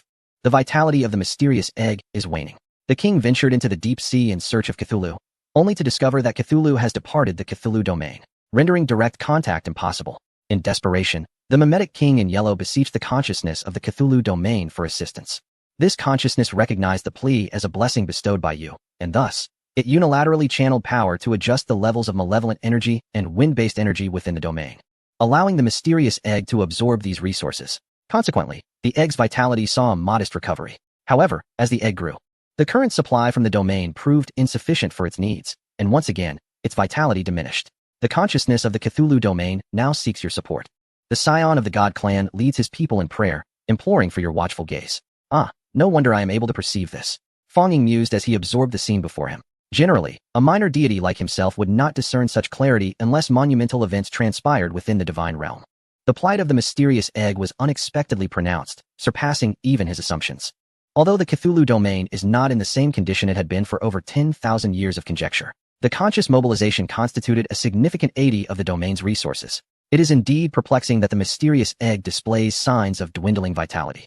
Let me see where your limits lie, Fong Ying declared, extending his hand. A beam of golden radiance shot into the mysterious egg. This energy, derived from countless iterations of conjecture, embodied the power of faith, a versatile force akin to the merits of the heavenly Tao in the primordial realm. As the faith energy was infused into the mysterious egg, it vanished without a trace, akin to a cow sinking into the sea, leaving not even a ripple, save for a fleeting glimmer upon the egg's surface. Intriguing. I am eager to witness the extent of your absorption. In the next moment, an ethereal mist, interspersed with shimmering golden specks of light, descended from the Cthulhu domain, immediately causing a tremendous uproar. The oppressive aura enveloped all, compelling countless beings to bow in trepidation, as if awaiting the arrival of a revered entity. Unbeknownst to them, all of this was in reverence to the enigmatic colossal egg within the Cthulhu realm. Simultaneously, the tricolor patterns adorning the gigantic egg began to flicker one by one, its vitality rekindled, as if the egg had been activated by a temporal accelerator, commencing its rapid growth. This was indeed a blessing from the primordial lord. Thank you, great master. Our prayers have been graced by your favor. Let us continue to offer our supplications. The divine kin was the first to react. The son of God, clad in the king in yellow, immediately knelt with his kin, offering their faith's energy. Meanwhile, Fong Ying observed the glowing egg within the Cthulhu domain with keen interest. He had already expended 1,000 points of faith energy, sufficient to forge an intelligent race, but this faith continued to flow ceaselessly toward the mysterious egg. 2,000, 3,000, 5,000. Fong Ying's faith energy dwindled rapidly. Were it not for the fact that the egg had already swelled to 50 meters, he would scarcely believe his own eyes. His expression shifted from amusement to solemnity, as he now found himself down to 9,000 points of faith energy. This immense amount could have purchased an extraordinary creature. Yet he was using it to nurture an unknown entity. I hope you will not disappoint me. Fong Ying watched as his faith energy reached the remarkable threshold of 10,000. With a crisp crack, though soft, it echoed as if the cosmos itself had been unfurled, resonating throughout the Cthulhu domain. All beings appeared to be frozen in time, collectively gazing toward the direction of the mysterious egg. Simultaneously, the once resplendent egg had lost its luster, replaced by a dim, yellow hue. The divine kin present prostrated themselves before the gigantic egg, overwhelmed by an innate sense of dread that surged from the depths of their being. Indeed, it was not reverence they felt, but pure, unadulterated fear. The terror compelled them to bury their heads deeply into the earth, too fearful to even glance at it. Fong Ying was the first to observe this phenomenon. He first heard a soundless wail, a silent shriek. Following this eerie sound, the divine kin began to prostrate, expressing their inner terror. Through the thick, dim yellow haze, Fong Ying beheld a colossal entity, towering at 50 meters. A tall yet slender figure emerged, reminiscent of the visage of a youthful ancient pharaoh, draped in a resplendent robe that shimmered with myriad colors, crowned with a golden double diadem that radiated a natural brilliance. However, this entity's form soon underwent a transformation. He morphed into a tall and robust man, possessing dark skin devoid of any distinctly African features. He bore neither beard nor hair, and was clad in an eccentric long robe fashioned from a thick, black fabric. Yet, this form did not persist for long, as he once again underwent a metamorphosis. The mysterious colossal egg, under the omnipotent force of the primordial creator, finally experienced a transformation, evolving into an extraordinary being, Nyarlathotep. Chapter 47. A tapestry of lies could it be, the crawling chaos, Nyarlathotep? Fong Ying gazed in astonishment at this figure. It is worth noting that Fong Ying possessed considerable knowledge about this pivotal entity of the Cthulhu mythos, Nyarlathotep. Firstly, it is known by numerous appellations, such as the crawling chaos, the night gaunter, the black pharaoh, the father of a million servants, the god of 1,000 faces, which elucidates its many transformations, the night hunter, the nightmare, the swollen daughter of the dark dwellers, and the messenger of the old gods, among others. He is an outer god, and one of the great old ones, serving as a spokesperson for the outer gods. Most importantly, his domain is that of earth. In light of this revelation, Fong Ying felt a surge of excitement. Cthulhu represents water, while the Shoggoths and the king in yellow embody wind. Now, Nyarlathotep represents earth. With the elemental forces of earth, wind, water, and fire, there remains but one, fire. Fong Ying sensed that once his realm of Cthulhu harmonized these four elements, An extraordinary surprise awaited him. Finally stabilizing his form, resembling a fusion of the king in yellow and Cthulhu, Nyarlathotep emitted a sound that resonated with true significance. The entire realm of Cthulhu trembled in response. An invisible force emanated from Nyarlathotep, sweeping across the entirety of the Cthulhu domain. Although Fong Ying was uncertain of the implications, he could discern that the mystery surrounding this realm had deepened. Amidst this, two joyful cries echoed in harmony, those of the king in yellow and the Shoggoth. No, they should now be referred to as Hastur and Shub-Niggurath. Once Nyarlathotep's call subsided, Fong Ying immediately noticed that the prefixes associated with these two entities had mysteriously vanished, revealing them as the true embodiments of Hastur and Shub-Niggurath within the Cthulhu domain. This was becoming increasingly incomprehensible. Fong Ying shook his head with a wry smile.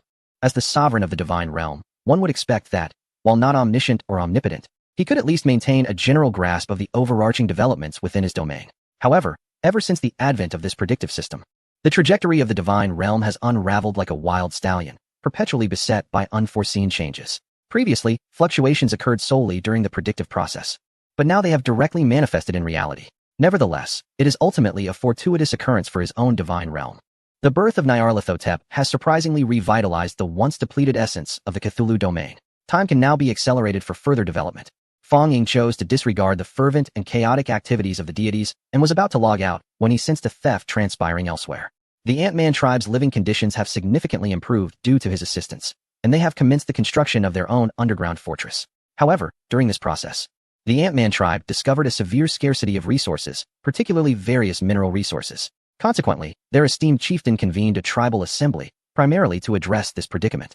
Some Ant-Men proposed searching other areas for resources, while others suggested a barter system, exchanging the island's abundant food for minerals from other races.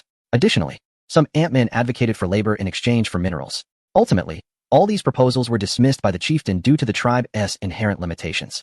They lacked the capacity to search extensively, and many promising locations had already been claimed by extraordinary races. Furthermore, while their food reserves were sufficient for the time being, they needed to stockpile for future expansion of their tribe.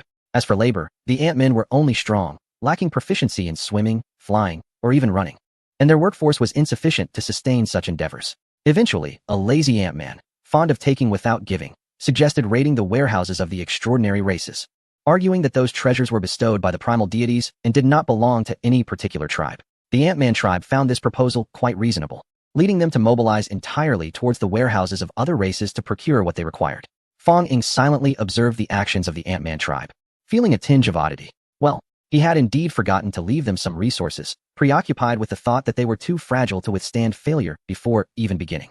Therefore, he had provided them with a region abundant in species. However, with the tribe's current actions, could this mark the beginning of their thievery?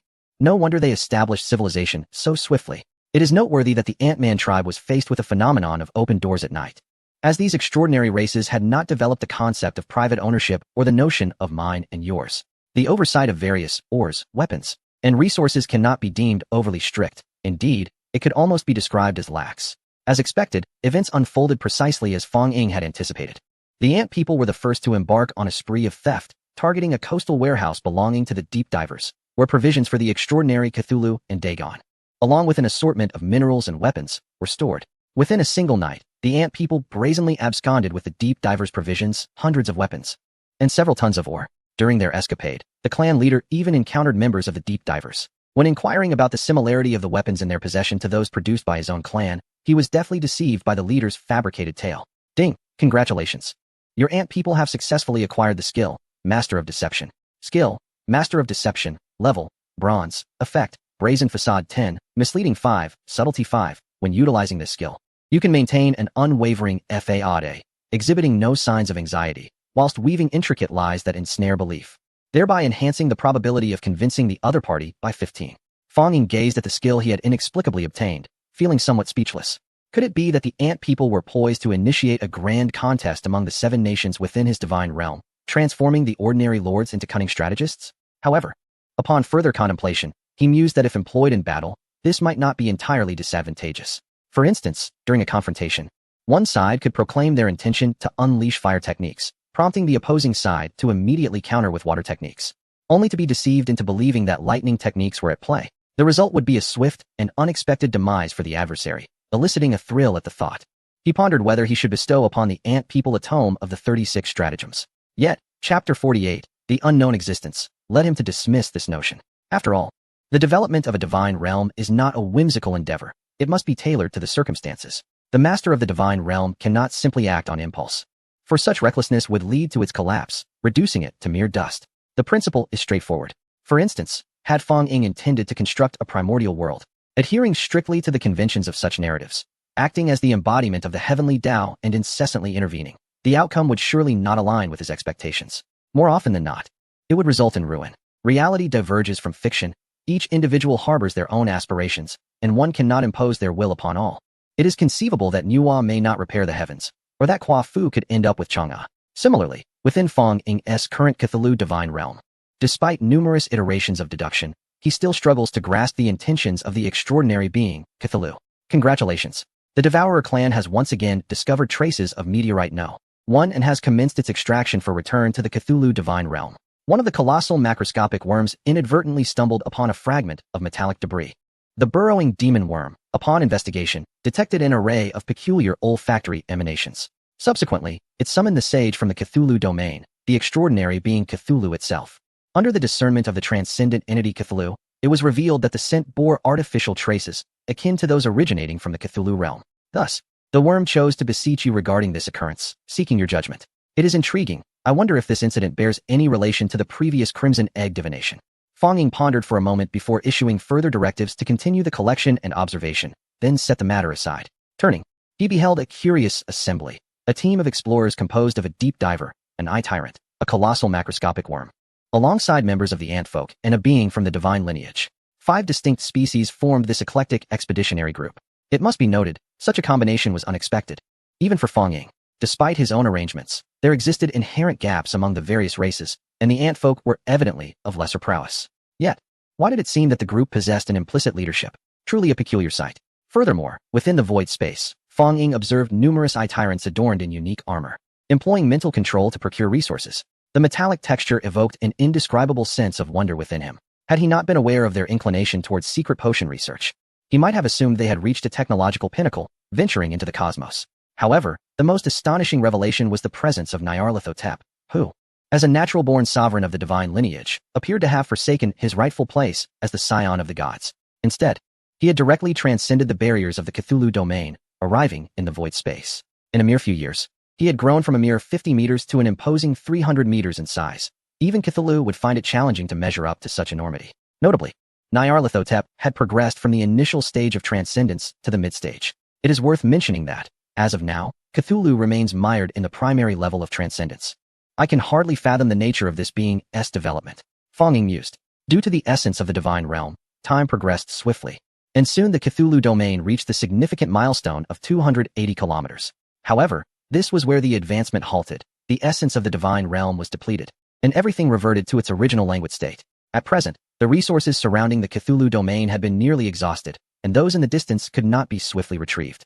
As for the first meteorite, it appeared that its complete extraction would not be feasible in the near future. Thus, let us commence. At this moment, the divination system was also prepared.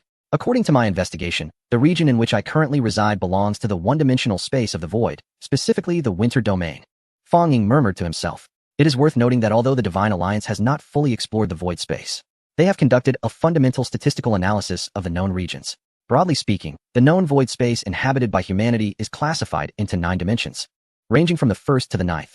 This classification is based on the strength of each area, with the 1st dimension being the weakest and the 9th the most formidable. Correspondingly, the resources are most abundant in the 9th dimension, where divine essence is readily available, unlike Fong Ying's surroundings, which are remarkably lacking even in basic land resources. However, acquiring such resources necessitates sacrifice. Those lesser deities who wish to survive in such territories, without the backing of powerful conglomerates or illustrious ancestors, must be prepared for the reality that discovery may lead to their annihilation. Fong Ying's region is particularly impoverished, and the winter zone where he resides is the most destitute among the 4 regions of spring purity, summer breeze, and autumn harvest. Thus, it is unsurprising that after several millennia of development, he has yet to encounter another soul. It was only through the use of a skill token that he eventually stumbled upon the enigmatic Crimson Giant Egg. After all, the remoteness and desolation of his location deter any casual visitors. Were it not for his system, one could easily deem this place a retirement haven for lesser deities. Yet now, this very realm serves as an obstacle to his growth. He summoned the simulation system. hoping to trace some useful clues along the peculiar metallic remains. Whether they belong to foreign or native deities, he eagerly anticipated an encounter. Once again, Fang Ying employed his authority to issue a directive to the beings within his divine domain. He was about to embark on a new journey, activating his divine powers to commence another simulation voyage. This time, he had preemptively instructed them to spare no effort in seeking out traces of life. He aspired to reign supreme over this frigid expanse. "Oh, great primordial lord, your command is our eternal mission," Cthulhu declared first, obedient to his bidding. "We shall comply," followed swiftly by the touch of the void. "Yes, at your command." The earthworm-like creature nodded earnestly. "I shall carve out myriad domains and obliterate all."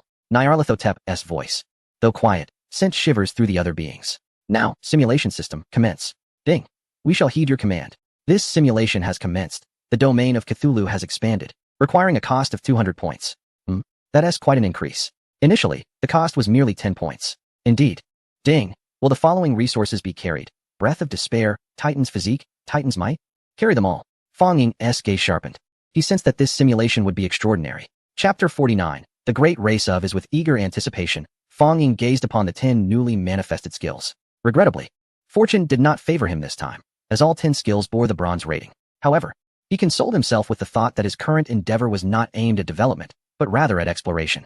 After a moment of contemplation, he settled on 2 skills that were somewhat beneficial. Skill, Mind of Chaos. Level, Bronze. Effect, Spatial Awareness 5, Confusion 10, Encounter 3. Madness 2. This skill can drive beings into greater insanity, yet it can also intensify their resolve, compelling them to persist until their objectives are achieved. Skill, Derivation of Evil Energy. Level, Bronze. Effect, Derivation 5, Distortion 3. Filth 2. This skill accelerates the self-replication speed of evil energy, further increasing its total amount within a given space and enhancing the capabilities of living beings, albeit at the cost of physical corruption and mental agitation as side effects. With a snap of his fingers, a message materialized before Fang Ying's eyes. In the anticipation of your gaze, the Cthulhu domain embarks upon yet another mad journey of exploration. In the first millennium, with your assurance, the creatures of the Cthulhu domain, all those capable of laying eggs, have set forth on their expedition, bidding farewell to their kin and loved ones.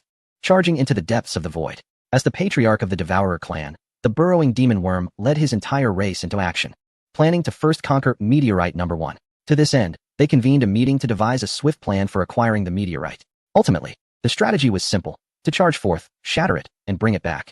The burrowing demon worm designated this plan as the Great Plan of the Devourer clan's patriarch. The burrowing demon worm, to deliver Meteorite Number 1 to the greater primordial lord. Fang Ying regarded this introduction with a bemused expression, wondering if the name could be any longer.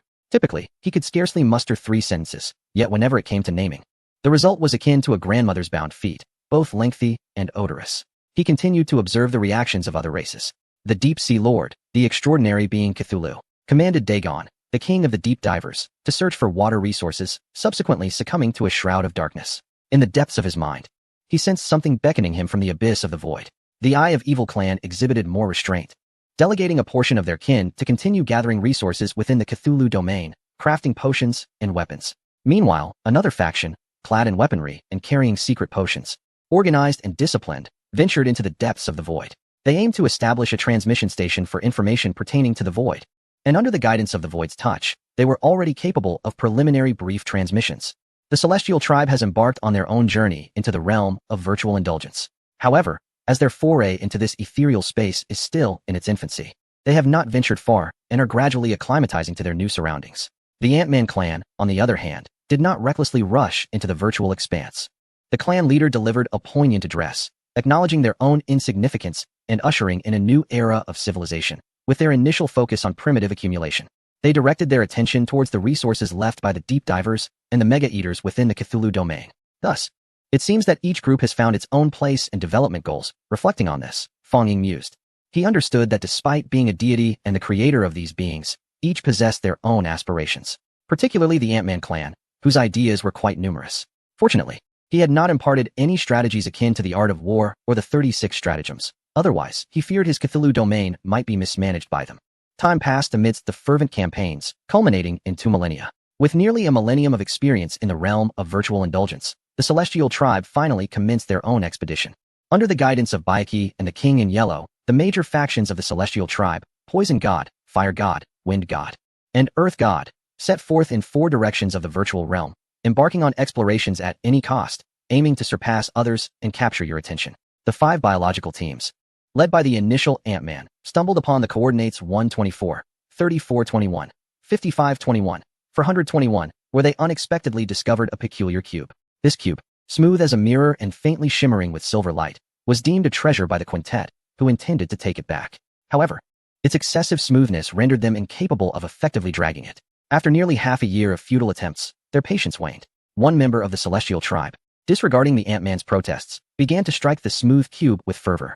Unexpectedly, he triggered a switch, activating the cube, which astonishingly revealed itself to be a spacecraft. Congratulations.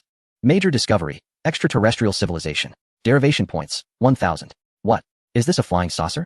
Ah, no, it's a cubic spacecraft. Fong Ying immediately cast his gaze upon it, genuinely surprised by the swift discovery, especially since he had initially believed that the Cthulhu would be the first to reveal such wonders. Instead, it was this peculiar assemblage of 5 individuals. Gradually, the cube's once mirror-like surface transformed into transparency, revealing an extraordinary being within. Its overall form resembles a towering, tapering cone, akin to an inverted triangle. At the apex of this conical structure, 4 oddly shaped appendages emerge. 2 of these end in claws, the third takes on a trumpet-like shape, while the 4th terminates in a yellow sphere, serving as their sensory organ. Upon the discovery of this peculiar and unknown species by the 5 individuals, they excitedly transported it back to the Cthulhu Mythos. Congratulations on your first discovery of an exotic organism, the great race of Yith, with a deduction value of 1000. How astonishing. It is indeed the illustrious great race of Yith, an extraterrestrial species renowned for its advanced civilization and technology. It is said that they possess extraordinary intelligence and a unique capability to exchange their consciousness with the physical forms of other beings and races, thereby gaining insight into the past, present, and future of the exchanged species. Chapter 50. The Resurrected Corpse. As you marvel at this revelation, 3 millennia approach. The 5-member team inadvertently activated the flight mechanism of the spacecraft, conveniently steering it toward the Cthulhu Mythos. Throughout their 15-year journey, the team garnered considerable attention, particularly from the Yellow King Hastur of the Great Old Ones, alongside the Byakuya, who expressed profound interest. Consequently, they dispatched warriors from the Wind God lineage to ensure safe passage, delivering them to the Cthulhu Mythos, home of the Great Old Ones. Upon the entry of the extraterrestrial vessel into the Cthulhu Mythos, a tremor rippled through its consciousness before settling into tranquility. The consciousness initiated an internal search of the domain, but found no cause for the disturbance. The Great Old Ones were the first to conduct an investigation into the spacecraft and the alien, the great race of Yith. Alas, a century passed without yielding any results. The eagerly anticipating Eye of Chaos tribe submitted a research proposal and expressed a willingness to share findings with the extraordinary races. Through their in-depth studies, they discovered that the spacecraft was entirely uncontrollable, leading them to suspect that the previous 5-member team's successful navigation was merely a stroke of luck. Furthermore, upon examination, the corpse of the extraterrestrial being, the great race of Yith, exhibited peculiarities. Despite lacking any physiological characteristics, the Eye of Chaos tribe, sensitive to psychic energy, discerned an immense psychic presence emanating from the body. The closer they drew, the greater the repulsive force of that presence became. The Eye of Chaos tribe deemed the corpse malevolent and advocated for its destruction. However, they encountered resistance from the Great Old Ones, the Great Devourers, and the Deep Ones. Ultimately, it was decided that the spacecraft and the corpse would be jointly preserved by the 4 extraordinary tribes. During this period, the Ant-Man tribe also arrived for examination. The leader of the Ant-Man tribe observed that their kin exhibited discomfort upon nearing the alien corpse, accompanied by an incessant, inexplicable whispering in their ears. Thus, the leader of the Ant-Man tribe promptly relinquished his rights to study the alien entity, opting instead to barter with the other 4 intelligent races for essential resources, a proposal that received their approval. Upon reading this, Fong Ying couldn't help but perceive the Ant-Man tribe as increasingly cunning, exhibiting potential akin to that of a strategist. Yet, his curiosity regarding the body deepened. Could it be that the alien remains acquired by this quintet were once alive? If that were the case, it would pose a significant dilemma. Fong Ying had also conducted investigations during his deductions, but the results remained nebulous. A crucial point to consider was that if the entity belonged to the illustrious race of the Is, they were a civilization of advanced sophistication, primarily excelling in science and mental manipulation. This could indeed explain the formidable psychic barriers detected. Nevertheless, the mysterious whispers mentioned by the Ant-Man clearly leaned toward the arcane. He was well aware that the Is were adversaries of the Cthulhu Mythos and abstained from the use of magic or similar esoteric practices. This discrepancy diverged from his previous recollections. During the waiting period, to prevent the alien remains from deterioration, the Deep Divers tribe was the first to accept the task of safeguarding the corpse. However, as time passed, the Deep Divers discovered that any tribe member who had come into close proximity with the body exhibited inexplicable psychological changes. They began to develop an obsession and reverence for the remains, even to the extent of daring to defy the commands of their leader, Dagon, remaining steadfastly by the corpse's side. Provoked by this insubordination, Dagon contemplated punishing the disobedient deep divers, only to inadvertently incite their rebellion. Following a grave incident of bloodshed, Dagon recognized the abnormality of the situation and wisely withdrew from the faction guarding the remains. Receiving news of the unfolding events, Nyarlathotep concluded his leisurely sojourn through the void and hastened back, eager to unravel the secrets of the corpse. Soon enough, he too fell under the spell of its influence, occasionally succumbing to a hazy state, during which he would hear unknown whispers and glimpse disjointed, peculiar images, a desolate realm of endless yellow sands, where dark tetrahedrons hovered several feet above the ground. Far within the void, the transcendent entity Cthulhu, encased in a spherical form, awakened from his slumber in the next moment. He grasped the innate golden skill reality distortion. Skill, reality distortion level, golden effects, mental pressure 20, chaos 15, sanity 20, madness 15. 1. Mental distortion can unilaterally induce hallucinations in a sentient being, distorting their perception of reality. Material distortion, directly targeting a specific organism, inducing modifications and mutations within its essence, thereby altering the fabric of reality itself. For instance, one could distort a man's perception to perceive himself as a woman, ultimately manifesting this transformation into tangible reality, thus converting the male into a female. Fong Ying instinctively received the skills imparted by Cthulhu, subsequently marveling at the revelation. Indeed, was it not the result of profound accumulation? Having attained the skills from Cthulhu, he sensed the anomaly within the Cthulhu domain, thus accelerating his journey towards it. The arrival of 4 millennia. Although the Eye of Chaos abandoned its research on corpses, it has not relinquished its exploration of tetrahedral spacecraft. They discovered that this tetrahedral vessel cannot be manipulated by human hands. Instead, it requires mental control and is bound to the corpse. Therefore, they dismissed the notion that the previously discovered 5-member team could inadvertently pilot the tetrahedral craft.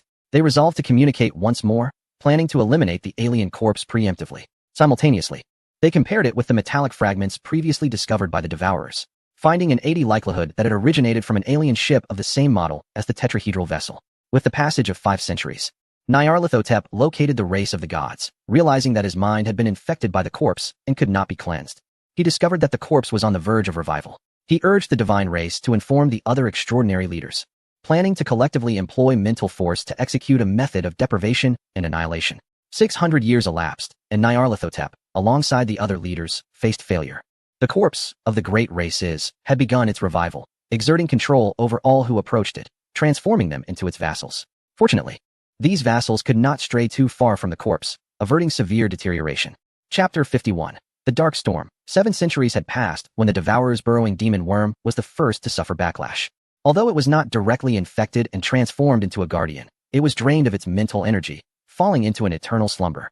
With the already precarious team losing one extraordinary presence, their situation became increasingly perilous. Initially proposing the direct destruction of the corpse, the leader of the Eye of Chaos, Void Touch, intended to confront the corporeal entity directly, only to sorrowfully discover that a unique mental energy field had formed around the revived corpse. Within this field, all their abilities proved utterly ineffective. 8 centuries later, Bayaki and the King in Yellow, Hastur, also succumbed to slumber. 9 centuries later, Nyarlathotep and Void Touch found themselves in a precarious position, yet were fortuitously informed of Cthulhu's return. The arrival of 5 millennia, the extraordinary Cthulhu wielded his power. Reality distortion, precisely capable of countering the revived corpse.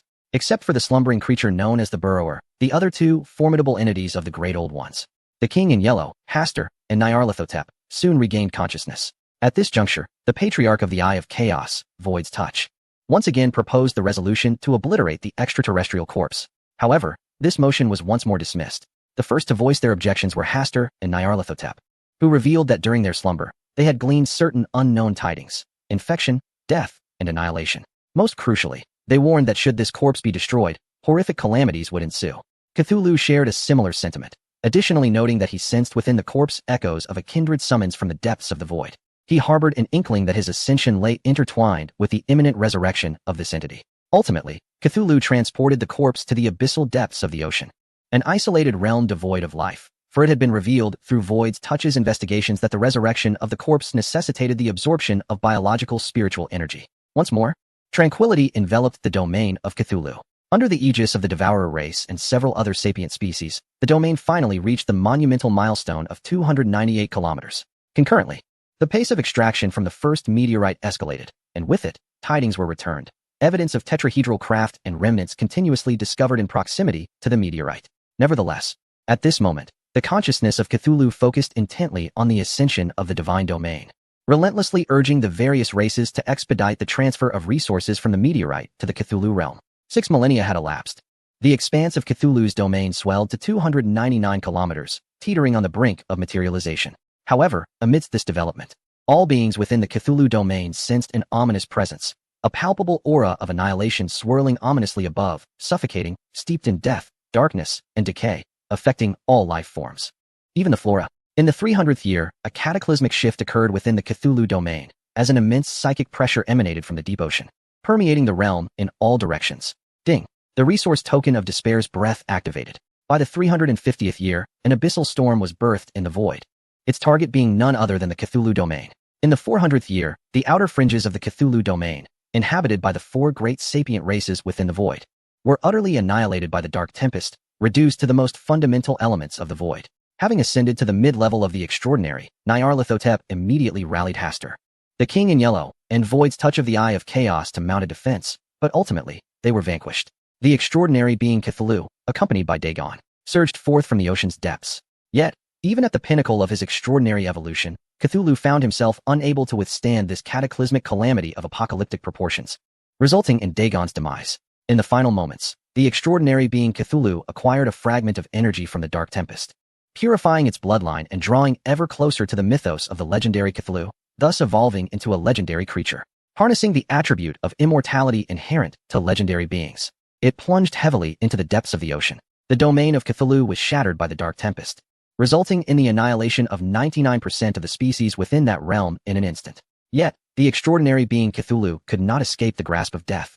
At the moment of the Cthulhu domain's obliteration, it beheld a multitude of cube-shaped spacecraft beyond its realm, while a blinding blue light flickered from the depths of the sea and vanished into the void. The simulation concluded, with a duration of 6,480 years, and its final assessment yielded no rewards. It uncovered extraterrestrial civilizations, the great race of YS, alongside the ultimate Dark Tempest. Therefore, the only notable gain stemmed from Cthulhu's successful ascension to the legendary tier. While Fong Ying felt a sense of satisfaction from these revelations, he could not help but furrow his brow. The enigma lay in the great race of YS, which left him perplexed. A race known for its propensity to replace bodies had unexpectedly engaged in resurrection. Furthermore, how had this group amassed such formidable psychic power? Even though the beings of his Cthulhu domain had yet to fully develop, they were nonetheless genuine, extraordinary entities. Please select the solidified resources. After exploring the skills and resources from the Cthulhu domain simulation, Fong Ying decided to proceed with the solidification of Mad Evolution. As you wish. It appeared that the body, or rather the great race of YS, had been removed. Otherwise, it would have certainly appeared among the options. Yet, how had they managed the summoning? It was noteworthy that their spacecraft had been located nearly 100 kilometers away. Additionally, the previously mentioned call to Cthulhu had originated from the corpse of this great race. Thus, could there be a connection to the earlier simulation of the blood-red giant egg? Some aspects eluded his understanding, but one certainty remained. His domain was relatively weak, especially now that he was aware of a vast race poised to strike. The best defense would be to identify all their vulnerabilities and mount a decisive offensive. Once more, Fong Ying cast his gaze upon the Cthulhu domain, which remained as it had been initially. However, the creatures residing below wore expressions of shock and bewilderment. The experience was exhilarating. Although their bodies had not changed, the memories of 5,000 years were indelibly etched in their minds. Fong Ying quickly spotted the original 5-member team that had first encountered the cube-shaped spacecraft, and instantly heard words that nearly caused him to gasp in astonishment. Gentlemen, I still recall the location of the aircraft. Let us proceed. Chapter 52, The Divine Alliance Database. What on earth? Fong Ying was startled by the team leader, Ant-Man, of the small 5-member squad. He promptly issued a divine edict, sternly commanding all sentient beings to approach the alien spacecraft with caution. And even those venturing into the void to gather resources must exercise utmost care near meteorite number 1. All subsequent plans would adhere to his directives. Fong Ying's decree was, of course, an ironclad command from the Cthulhu divine domain, one that none dared to defy. He was not overreacting. A glance at his predictive results revealed that he was currently no match for his adversaries. After all, had they not collapsed in disarray upon discovering a single corpse? Without even catching a glimpse of the enemy? This was no time for speculation. Failure would indeed lead to dire consequences. The Dark Forest Law was certainly no jest. Even the deities of the human race, if not managed properly, could turn against you, let alone the otherworldly beings. Utilizing the essence of the divine domain, he accelerated the passage of time and withdrew from the divine space. Ultimately, he was merely a student. His reservoir of knowledge spanned just over a decade. And without the status of a deity, his memory was only at the level of an ordinary human, naturally limiting his access to information. Although the predictive system had designated the species name of that creature, the information diverged from what he understood of Cthulhu mythos, indicating that this world must possess the latest insights regarding his opponents. Fong Ying stepped out of his home and made his way directly to the Divine Alliance database. This establishment resembled a telephone booth from Earth's 1990s, structured like a capsule. The upper part was red, while the lower part was transparent, just spacious enough to accommodate a single individual. Fong Ying raised his wrist and directed divine power towards the Divine Alliance database, hearing a chime as the large capsule engulfed him whole. To be honest, this was Fong Ying's first visit to this place. He had only encountered it through books or heard teachers elaborate on its intricate workings. The Divine Alliance database, it was said, was constructed by a deity known as Flesh Weakness, Mechanical Ascension, aimed at enlightening humanity about his greatness and garnering recognition for his ideals. The sharing of information and provision of data exchange assistance were but trifles meant to validate his actions. It was rumored that the essence of the Divine Alliance database was to extrapolate a path aligned with the deity's future development based on the information provided. Such a concept was undeniably terrifying. Allegedly, that deity's rank was merely that of a minor celestial being. To harbor such exaggerated notions and not mind the early unveiling of Flesh Weakness, Mechanical Ascension was quite remarkable. Upon being engulfed by the capsule, Fong Ying's initial sensation was one of weightlessness, as if his very existence had been rendered ethereal. His consciousness, or spirit, exhibited astonishing agility. Memories of the past flooded his mind, knowledge acquired in this world, information gleaned from Earth, and even recollections from the womb, including the minutiae of breastfeeding and the act of urination, all came rushing back with vivid clarity. This invoked an indescribable sense of wonder within him. Fortunately, in this state, Fong Ying was capable of autonomously directing his consciousness, retaining only the pertinent information while relegating the superfluous details to the recesses of his memory. Connect to the Divine Alliance database. With a mere thought, his consciousness stirred. An avalanche of data surged toward him, not as a chaotic influx that might overwhelm his mind, but rather as a gentle surrounding presence. Any information he sought would naturally manifest at his side, as if beckoned by his curiosity. The great race of the Is, distinct from humanity, embodies a civilization devoted to the worship of technology. They harbor a profound disdain for the manipulation of life, particularly abominating deities, whom they consider the adversaries of all divine beings in the void of space. The great race of the Is possesses a spirit far older than their physical forms. They achieve prolonged immortality through the exchange of bodies with other exotic races.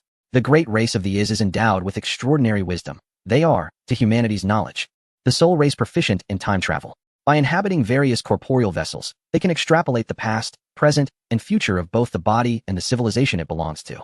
The great race of the Is excels in the art of concealment, their appearances being mutable, which renders the gathering of information about them exceedingly difficult. The great race of the Is has an eternal spiritual lifespan, remarkably resilient against destruction. Encounters with humanity often culminate in the obliteration of human deities, with the singular instance of victory attributed to an unnamed god who extracted valuable material from the great race of the Is, the essence of time, later acquired by a mysterious individual for the sum of 100 million divine coins. Essence of time. Fong Ying instinctively delved into the information regarding essence of time. Curious artifact. Essence of time. Level. Unknown. Effects. Unknown. Additional. It is said that integrating the essence of time into the heart of the divine realm allows for temporal acceleration within the divine space, without significant depletion of the source of the divine realm. According to an unnamed deity, the essence of time can reverse time within the divine realm, with the extent of the reversal contingent upon the quality of the essence. Fong Ying silently gasped in astonishment.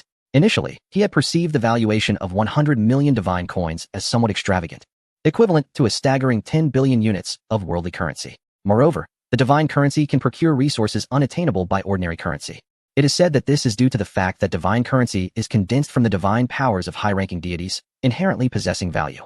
Nevertheless, Fong Ying expressed that he had never encountered it, even in the company of his peers at school. After all, such treasures are beyond the reach of these lower-tier deities. However, reflecting on his experience with the illustrious race of the Is, one realizes that even a mere corpse should not be approached lightly. This entity, known as Jia, how did he manage to slay the esteemed Is? With a flicker of thought, Fong Ying summoned his consciousness. Details regarding Jia's annihilation of the Is emerged before him. Yet, alongside this information, a notification appeared. Ding!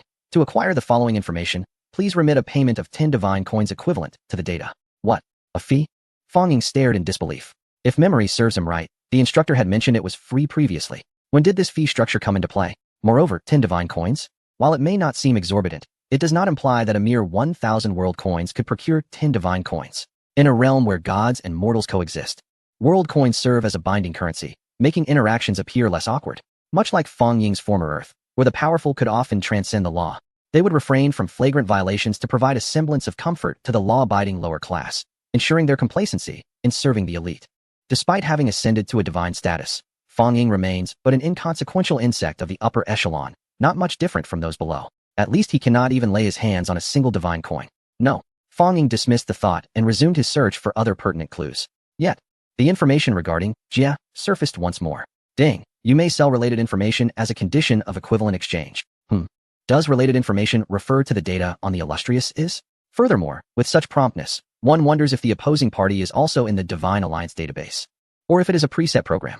Feng Ying could not help but ponder these queries, but promptly shook his head. Given his current predicament, overthinking was unnecessary.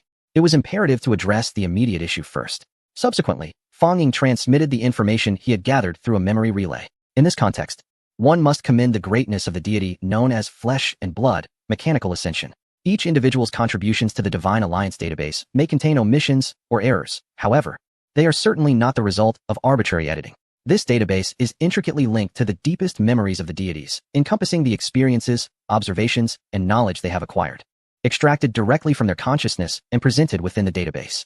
This mechanism effectively eliminates all personal subjective opinions, ensuring the authenticity and standardization of the data. Furthermore, the core operations of the Divine Alliance database significantly enhance the accuracy of this information.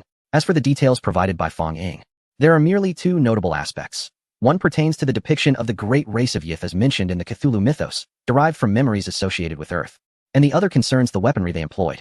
Given that the Cthulhu mythos can be reenacted within its own domain, it stands to reason that the great race of Yith might, perhaps, possibly, conceivably, manifest within the realm of the void. What I know regarding the great race of Yith includes one of their forms. They appear as colossal, iridescent conical entities. Standing approximately 10 feet tall with a base diameter of the same measure, their bodies enshrouded in a peculiar, unevenly textured semi-elastic scale. At the apex of their conical structure, four retractable cylindrical appendages extend, seemingly composed of the same material as the cone. These appendages can contract to nearly imperceptible dimensions or elongate to a length of 10 feet. Concerning the weaponry employed by the great race of Yith, there are four distinct types: the electric gun, the stasis block, the memory wiper, and the temporal communicator.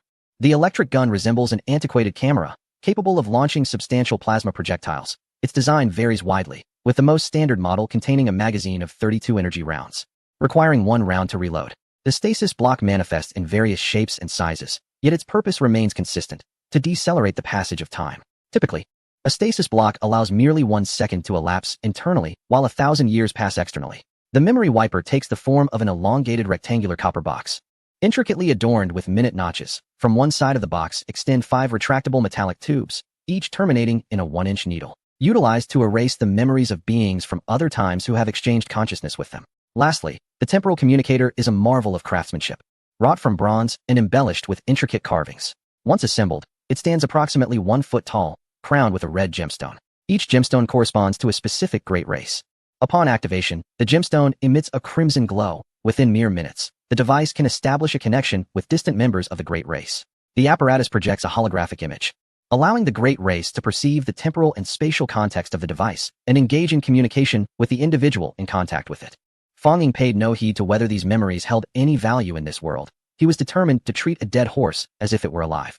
If he were to be disregarded, he would nonetheless muster the courage to approach the principal and ascertain whether he could procure 10 divine coins. As he submitted his consciousness memories, the entire Divine Alliance database fell into a profound silence. So, was he truly unrecognized? Just as Feng Ying contemplated seeking other information, a notification chimed once more. Ding!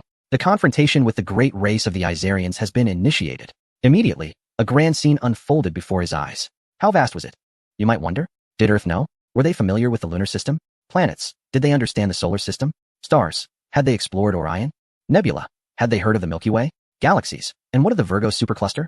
Star realms. It spanned an astonishing 60 million light-years, encompassing nearly 3,000 star realms of divine territory. Although it had been intentionally obscured by the Lord of the Divine Domain, Feng Ying held this entity in high esteem. At that moment, the only words that came to his mind were two characters. This figure, transformed into Jia, was undoubtedly among the first to ascend to divinity. In contrast, he found his own divine domain languishing at a mere 200 kilometers. A pang of sorrow struck him. My first encounter with it was purely accidental.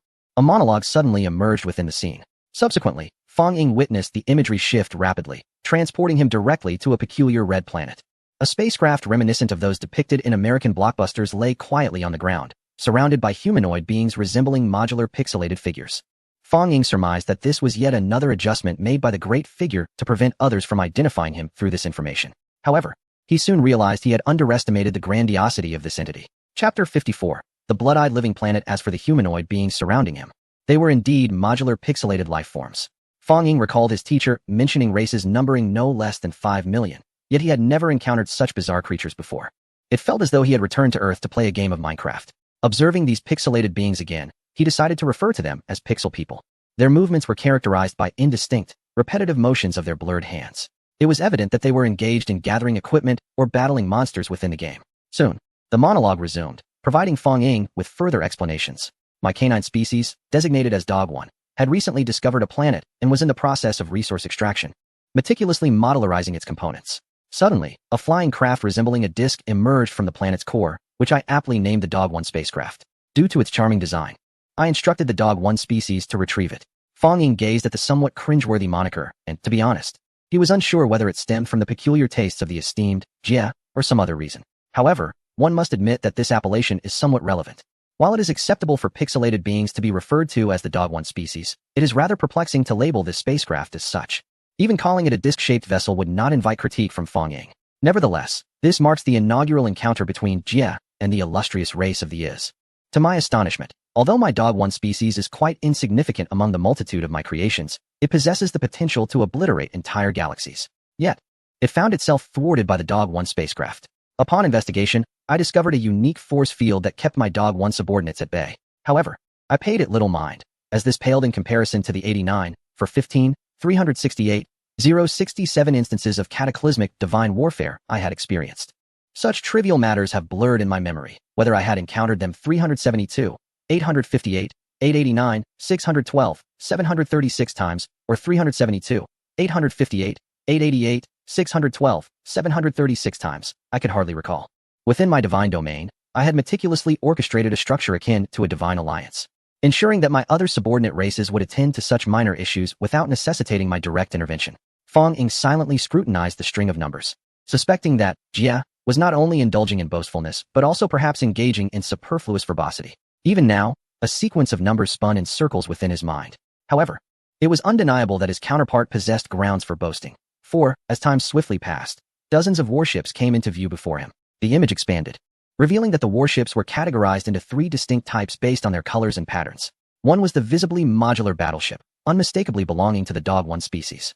Another was a completely black vessel, seemingly merging with the void of space. The last was more ostentatious, featuring a metallic sheen, gracefully flowing curves beyond imagination, and surrounded by hundreds of escort ships and drone-like devices. At least in terms of visual impact, these were what first captured Fong Ying's attention. Yet, without exception, these 3 warships were colossal, at least several hundred times the size of the recently discovered planet. Oh, but wait, it is not a planet, but rather an eyeball. Or, one might say, a planet resembling an eyeball. As the scene pulled back, Fong Ying finally discerned the overall appearance of the Crimson Sphere. It was an almost perfectly spherical entity, resplendent in a deep blood-red hue, with a clearly defined black pupil at its center, surrounded by pale, web-like patterns. What on earth is this? Fong Ying murmured to himself. My canine species number 1 cannot restrain the peculiar spacecraft of canine species 1. They have called upon their kin for assistance. Soon, 2 insignificant races within my divine domain hastened to my side. The shadowy canine species 4 and the mechanized canine species 18. Their arrival unveiled the nature of the adversary before me, as if peeling away a veil. It turned out that the planet discovered by canine species 1 was alive. Furthermore, the ostensibly inert spacecraft of canine species 1 was, in fact, controlled by this living planet. Having previously conveyed divine oracles regarding such intriguing matters to my followers, I was immediately made aware of this occurrence. I promptly entered my divine realm and arrived at my divine kingdom, where I waved my hand and dispatched my 3,000 followers to retrieve this fascinating living planet for experimentation. However, I did not anticipate that this seemingly trivial action would subject my divine domain to an unprecedented minor setback. Subsequently, a grand scene unfolded before Fong Ying. The mechanized canine species 18 unleashed a torrent of what appeared to be billions of silver ribbons, substances both resilient and rigid, charging towards the living planet. The process was unremarkable. As the living planet was ensnared, and at the near-warp speed of the warship, it swiftly approached the barrier of Jia's divine domain. Yet, Just as it was on the brink of breaching the divine barrier, the once tranquil living planet flickered, as if momentarily stuttering, and vanished into thin air. Immediately, the canine species number 1, located on the now-missing living planet, sent a message indicating they had reappeared at the coordinate of the living planet's initial discovery. Following this, the mechanized canine species 18 attempted 12 more times, all to no avail. In a turn of events, the shadowy canine species 4 made its own attempt at relocation. Their once pitch-black warship contorted like venom, transforming into a colossal abyssal maw that effortlessly swallowed the living planet. Shortly thereafter, the devouring abyss vanished, only to reappear in an expanse of profound darkness. Alas, this time, the living planet remained elusive. Then, Fong Ying beheld the various races of Jia, making their grand entrances one after another. There existed a creature reminiscent of a dinosaur, albeit one that bore a striking resemblance to Godzilla, towering to heights that could almost touch the sun, while carrying a living planet upon its back. A futile endeavor. There was a formidable individual capable of soaring through the skies on a sword, presumably a practitioner of celestial arts, yet he was ultimately ensnared within a cosmic bag, a failure. Another entity, akin to an elven queen with delicate, pointed ears, sought to awaken the self-awareness of the living planet and communicate with it, yet this too ended in failure. To be candid, when Fong Ying first laid eyes upon this living planet, he was utterly astonished. However, as the formidable Jia dispatched his myriad of minions, Fong Ying's gaze remained fixated upon him. Although his mentor had once stated that a deity at the pinnacle of development could traverse multiple domains, a crucial stipulation was that these domains must be complementary, not disjointed. For instance, if one delved into celestial arts, one could also explore martial prowess or the ways of the chi cultivators. If one inhabited the realm of magic, one could engage with knights and even dabble in alchemy and sorcery. Yet, Jia was a paragon of diversity, dabbling in technology, magic, celestial cultivation, and even genetic engineering, a veritable kaleidoscope of pursuits. As Fong Ying observed and critiqued this extravagant display, an unexpected spectacle unfolded before his eyes, a stone giant, akin to a small mountain. Chapter 55. The snap of a titan. The moment the stone giant manifested, the living planet quivered for an instant. Almost immediately, a faint crimson glow emanated from it. Perhaps recognizing the peculiar circumstances surrounding the living planet, a multitude of stone giants soon arrived, causing the planet to shine ever brighter, enveloping the surrounding void in a sanguine radiance. At that juncture, a narration re-emerged. I did not anticipate that a creature the size of a planet would require such exertion on my part. However, the outcome proved favorable. My subordinate, the stone race numbered 999, has excellently fulfilled the task I entrusted to it. Likewise, I find myself intrigued by the living planet's ability to perform silent teleportation. From my understanding, this differs from spatial manipulation and dimensional jumping, and during this process, it possesses no other extraordinary powers. I believe that my opportunity to ascend to a higher dimensional deity lies within it. To ensure this living planet does not escape again, I have confined it within the territory of the stone race, numbered 999. In retrospect, I must concede that I exhibited a modicum of uncharacteristic folly. Although I am regarded as one of the top intellects among deities, even the wise are often burdened by significant matters, leading to the inevitable occurrence of trivial errors. Fong Ying chose to disregard the self-indulgent monologue of the illustrious Jia, instead continuing to observe the unfolding events with keen interest. Seated upon the territory of stone, the vibrant planet emanated a crimson glow that suffused the entire realm, casting its light upon all the stone beings. Initially, there was no discernible effect. However, as time progressed, those long exposed to the scarlet radiance began to take on a deeper shade of red, ultimately exuding a crimson brilliance themselves. Thus, akin to a virulent contagion, the transformation proliferated exponentially, swiftly engulfing the entire stone territory in a sea of scarlet. It is noteworthy that, despite the seemingly lumbering nature of the stone beings, they occupied nearly an entire star system within the domain of Jia. Even with Jia possessing over 3,000 star domains and countless star systems, such a commotion was sufficient to capture Jia's attention, particularly as all the infected crimson stone beings and their territory began to succumb to the influence of the vibrant planet. I never anticipated that, in the span of a single meal, a being no larger than a planet could transcend the tiers of planets, stars, and nebulae, evolving directly into the colossal entity of a galaxy. I even find myself wondering if, after indulging in a few more meals, I might awaken. Oh no, rather, I might not awaken at all. Though Fong Ying could not fathom why he expressed such certainty in that final remark, he wholeheartedly agreed with the preceding statement. The potential of this vibrant planet was terrifying. Should the corpse he encountered possess a similar caliber as Jia, it would be wise to retire for the evening. After all, the deduction system could only guide him to the most suitable path among myriad possibilities, not render him invincible. Even if his future achievements within the Cthulhu domain were destined to be formidable, with any given progeny being potentially cataclysmic, that was merely a prospect for the future. Presently, even a moderately powerful sword immortal could easily vanquish it. Such is the lament of a novice, for not all commence from the same starting line. The rapid growth of the opponent astonishes me, yet their mode of attack defies explanation. Anyone entering the crimson light of that vibrant planet is swiftly assimilated. Even offensive energy forms and weapons merely serve as sustenance for its growth. Moreover, it appears the vibrant planet shows signs of revival, gradually moving toward my other star domains. Seemingly intent on commencing its path of growth. A jest, for I am the sovereign of the divine realm. As the narration concluded, Fong Ying observed a tumultuous stir within the entire domain of Jia. All beings were seized with terror, and the intelligent progenitor races prostrated themselves, fervently praying before their deity's likeness. As the saying goes, when the sovereign is enraged, blood flows like a river. When a commoner is incensed, blood spills in 5 paces. Yet when a divine being's wrath is ignited, it heralds a true upheaval of the cosmos. Countless bolts of lightning converged above the vibrant planet, descending like a tempest of thunder. Simultaneously, an unending barrage of meteors rained down. Cosmic storms, entropy increased decay, alpha rays, and two-dimensional foils. All the malignancy of the star domain seemed to converge upon the living planet. Yet, the outcome was astonishing. Rather than diminishing, the living planet thrived, expanding to nearly half the size of a star domain. I had not anticipated that in my divine realm, I would be subjected to the whims of an unknown entity. Such a predicament troubled my mind, prompting me to confide in 2 close friends. To my surprise, they insisted on visiting my divine realm, eager to offer assistance. Amusingly, did I truly require aid? However, out of respect for my friends, I graciously allowed them to witness this peculiar being, believing it would be beneficial for them to behold. During their observation, I inadvertently uncovered a weakness of the living planet. Then, Fong Ying witnessed a shift in the scene. It revealed 3 tall, handsome figures engaged in conversation. Shortly thereafter, one of them dispatched a dozen greystone beings, swiftly directing them toward the living planet. In no time, the greystone beings were assimilated and vanished without a trace. This caused the trio to rejoice, and soon, that same individual sent forth even more greystone beings. Just as before, they were completely assimilated, merging into the body of the living planet. Yet, this seemingly straightforward phenomenon did not deter the deity from dispatching more stone beings.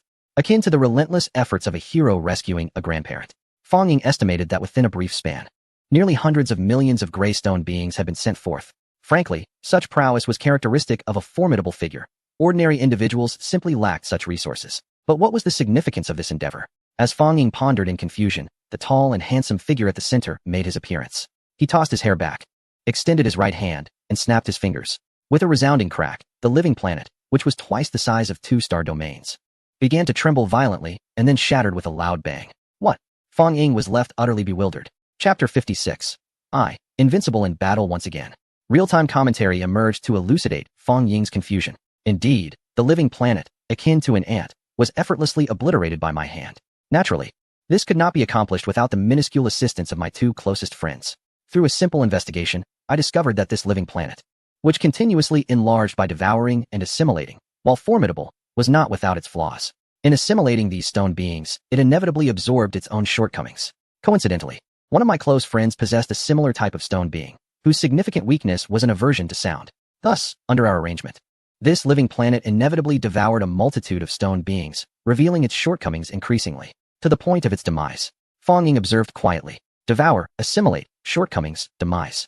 Is it accurate to say that this living planet was obliterated by that esteemed figure, the Joverlord, along with the once great race of these people? Yet, why does this battle feel somewhat anticlimactic? Moreover, has the Joverlord already discerned the identity of the opponent? Clearly, the ensuing scenes did not cease. 3 formidable figures exchanged calm smiles. And then the Joverlord gestured, summoning a flying vehicle that materialized before them. It was the UFO designated as Dog 1 by Jia. It appeared to have survived the cataclysm alongside the living planet. What they specifically discussed remained unseen and unheard. 2 individuals nodded, and then vanished from the domain of Jia. With a wave of his hand, a species with a large head appeared before him. Kneeling on one knee, it babbled incomprehensibly, then took away the flying vehicle. Subsequently, time flowed rapidly, and Fong Ying beheld the final location of that UFO, a dark chamber filled with unspeakable scenes of disaster. Storms of the void, lightning tempests of the void, invasions by aberrations of the void, and finally, hundreds of bizarre flying vessels emerged at the periphery of Jia's domain. I had thought it was all over. Yet I did not anticipate that this was merely an appetizer. Within a mere millennium, my domain encountered every calamity conceivable from the void. There were even over 100 apocalyptic disasters within my domain, all of which I resolved with ease, leading me to ponder if I had unwittingly attracted the favor of the god of misfortune. Similarly, I immediately cast my gaze upon the fragments of the living earth I had destroyed and the flying vessel. However, after a series of examinations, I found the result to be null. Although this matter seemed trivial to me, history has shown that only thieves operate in the shadows. How can one guard against a thief from 1,000 miles away? Especially as events escalated, showing tendencies toward evolving within my domain. I had prepared myself once more for divine warfare. The unfolding of events also aligned precisely with my expectations. As the narrative concluded, Fong Ying witnessed the bizarre flying vessels attacking the domain of the Overlord. It must be said, this was a visual feast. The prowess of the Overlord was presented before Fong Ying with undeniable clarity. Exquisite magic, unconventional technological weaponry, and a multitude of various loyal factions. Fong Ying felt a surge of exhilaration. In contrast, the hundreds of opposing flying vessels appeared rather insignificant. They, like the previous living planet, possessed the remarkable ability to withstand a myriad of invading energies.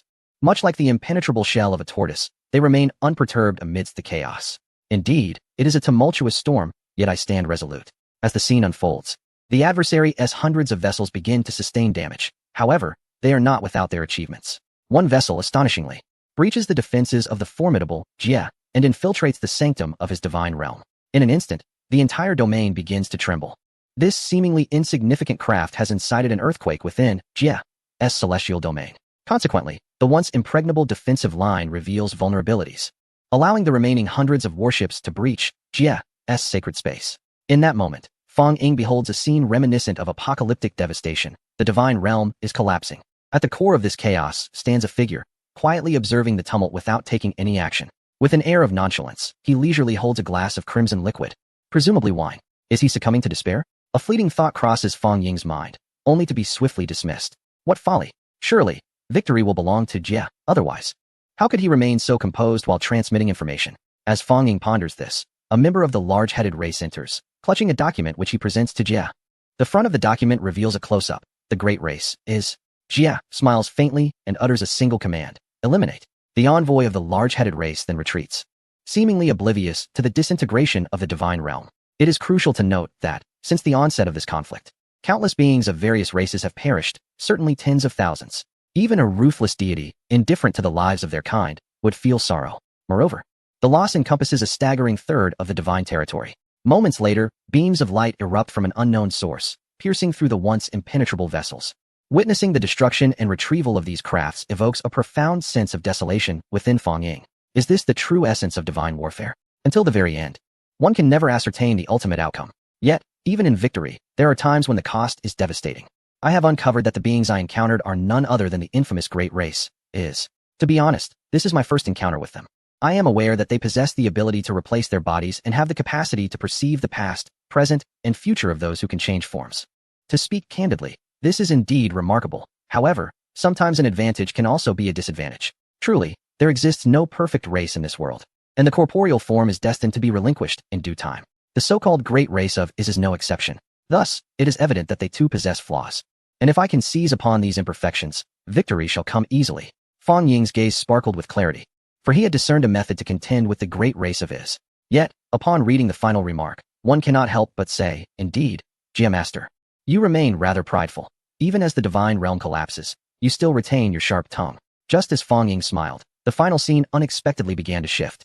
As Jie stood at the center of the divine realm, he waved his hand gently, and astonishingly, all things, including the very essence of races, commenced a swift restoration. Everything unfolded as if one were watching a film in reverse, an utterly surreal experience. It was not until the concluding narration appeared that Fong Ying finally withdrew from the vision. After a considerable pause, he silently emerged, standing under the sun, casting a glance at the capsule-like, Divine Alliance database. This journey was indeed worthwhile. To summarize succinctly, 1. The Great Race of is formidable, harboring animosity towards all deities. 2. The Great Race of is also quite vulnerable, particularly when they infiltrate certain organisms. They may acquire unknown powers, but they must equally bear the weaknesses of the host they invade, potentially exacerbating those weaknesses. 3. The Great Race of represents a resource.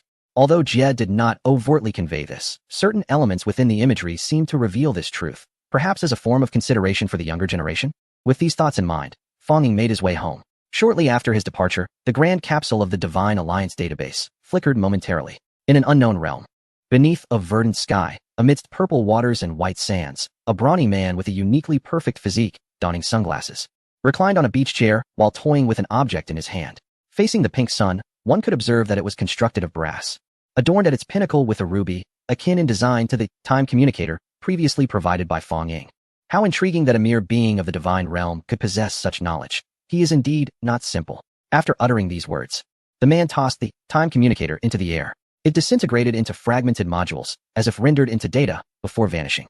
Strive onward. May we meet again. With that, the man closed his eyes. In the realm of Cthulhu, during your absence, both the consciousness and the beings of this domain have diligently strived, driven by an indomitable spirit, unexpectedly expanding the domain's expanse to 290 kilometers, with the pivotal juncture of its development drawing near. Regrettably, the essence of the divine realm has been entirely depleted, and even with the passage of time, the accumulation is likely to yield minimal results. The area of my divine domain at the divine human level, wherein 300 kilometers represents a significant threshold, once surpassed, will bring me closer to the elevation of true divinity. It is imperative to understand that a deity's growth is constrained by three primary factors. The first is the overall spatial magnitude of the divine realm, essentially referring to its area, akin to the philosophical notion of a round heaven and a square earth. However, this is subject to the deity's preferences. As the sovereign of the divine realm, one may choose to adhere to traditional concepts or aspire to create spherical star domains or even donut-shaped realms. Nonetheless, there exists a general standard for these thresholds. For instance, at the divine human level, the stages are subdivided into early, mid, and late phases. In the early stage, a domain area of 50 kilometers is considered a passing mark. In the middle stage, an area of 500 kilometers serves as a benchmark. In the later stage, an area of 5,000 kilometers is the standard. Beyond this, ascension to true divinity is no longer measured in kilometers, but rather in light years. 1 light year, hundreds of light years, thousands of light years. While this may seem exaggerated, it illustrates the formidable challenges associated with divine ascension, as each stage necessitates a transformative evolution. Following true divinity, the ascension to greater divinity transcends the light-year metric. In essence, area ceases to be the primary limiting factor, shifting focus to the second constraint. The second factor pertains to the hierarchy and quantity of life forms within the divine realm. This hierarchy refers to the levels of intelligence, strength, and the number of beings. A deity's power emanates from their domain, and their abilities are derived from the beings residing within it. Thus, at the divine human level, the early stage requires at least one intelligent race with a population exceeding 10,000. The mid-stage necessitates at least 2 intelligent races, with a population surpassing 100,000, as well as initial encounters with extraordinary abilities among their followers, such as the Servants of the Shadow, the Deep Ones, who, despite only Dagon possessing extraordinary qualities, still possess some control over water and longevity. This also applies to the immense strength exhibited by the giants previously encountered in battle. In the later stage, the presence of at least one extraordinary follower is essential, while specific requirements for intelligent races and beings become less stringent. A latent reason for this is that extraordinary beings cannot emerge in isolation. Akin to a nation's leader, a remarkable individual arises from a population of billions. Therefore, once an extraordinary being manifests within a divine realm, it is inevitable that the number of intelligent races will be substantial. Similarly, to ascend to the realm of true divinity, one must possess legendary progeny and numerous extraordinary beings. Feng Ying, who has somewhat fortuitously benefited from the auspices of the deduction system, has thus preemptively fulfilled one of the criteria for true divinity. However, it is essential to recognize that this standard is primarily established for the majority of ordinary deities, akin to the baseline score for university admission, while a score of 200 may suffice for a vocational program. Entry into prestigious institutions such as Tsinghua or Peking University necessitates a score of 600 or more for even a glimmer of hope. As for the third criterion, it pertains to the value of faith. This theoretical division is rather rudimentary. One must establish a personal belief system within the initial stages of divine existence and acquire a stable source of faith power. In the realm of true divinity, one must maintain a stable religious congregation, possess sacred texts, and attain a certain scale of influence, regardless of the developmental trajectory. As long as it does not precipitate calamity to the divine domain itself, faith shall not perish, thus signifying the attainment of true divinity. Indeed, the area of the divine domain, its progeny, and the faith within it exhibit a progressive relationship, each complementing the other in mutual advancement. A limited area hinders the development of progeny. Without progeny, faith cannot flourish. A lack of unified belief leads to chaos within the divine domain, stifling civilization and resulting in regression. The current state of his world appears somewhat distorted. The area of the divine domain fails to sustain its internal progeny, particularly the extraordinary and legendary beings. Most of the malevolent energies are siphoned to sustain these extraordinary creatures, consequently stunting the growth of potentially promising smaller races within the divine domain. Feng Ying's thoughts immediately turned to the first meteorite. Therefore, the development of the divine domain is an urgent matter. Feng Ying pinched his brow. Ding! The consciousness of the Cthulhu divine domain calls out to you, seeking your attention. As the legendary being Cthulhu requests your assistance with a pressing matter. Feng Ying gestured, summoning a shadow of Cthulhu before him. Observing Cthulhu prostrated on the ground, too timid to raise its gaze, Fong Ying kindly inquired, "My child, what troubles you?" "Ah, great primordial lord, my father, I beseech your aid. Possessing the ability of reality distortion, I am constantly besieged by the whispers emanating from unknown realms, which disrupt my soul, summon my corporeal form, distort my character, and muddle my perception of reality. I implore you to seal this within me until the day I can adapt, at which point I shall unseal it once more." Could an unknown force be interfering with it? Fong Ying furrowed his brow. Chapter 58. The Eye of Distortion. It is worth noting that Cthulhu has previously encountered the Crimson Egg and has conducted rituals concerning unknown entities. Following this, Cthulhu ventured into the void, drawn by certain summons, thereby acquiring this ability. It must be said that the ability known as reality distortion is immensely powerful. However, its origins remain rather dubious. It is not to imply that Cthulhu lacks the requisite depth, but rather that he has yet to reach the period where such depth is attainable. Much like the other progenies within Cthulhu's divine domain, be it the burrowing worm, Dagon, or the touch of the void, even the Yellow King Hastur and the Bayaki, not to mention Nyarlathotep, who ultimately emerged to instill a sense of subtle threat in Fong Ying. Each of these entities holds a prominent place within the Cthulhu mythos, capable of dominating an era or several epochs. Fong Ying does not believe that his potential is inferior to that of the illustrious Jie Fellow. Yet, as the saying goes, the future is the future, and the present is the present. As of now, he has possessed his divine realm for less than a month, and the spatial extent of this realm has yet to surpass 300 kilometers. As the adage states, a turtle thrives in a pond, while a dragon emerges from the deep sea.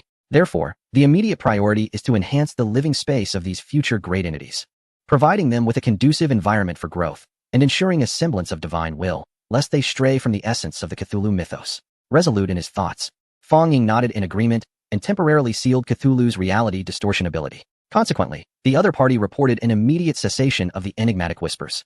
This only served to bolster Fong Ying's conviction, as he realized that during the previous deductions, he had undoubtedly drawn attention. However, with the conclusion of the deduction, everything returned to its origin, beginning anew, albeit with remnants left behind. Ding! Deduction system activated. Do you wish to enter the Divine Realm deduction? Please select the resource tokens for this deduction.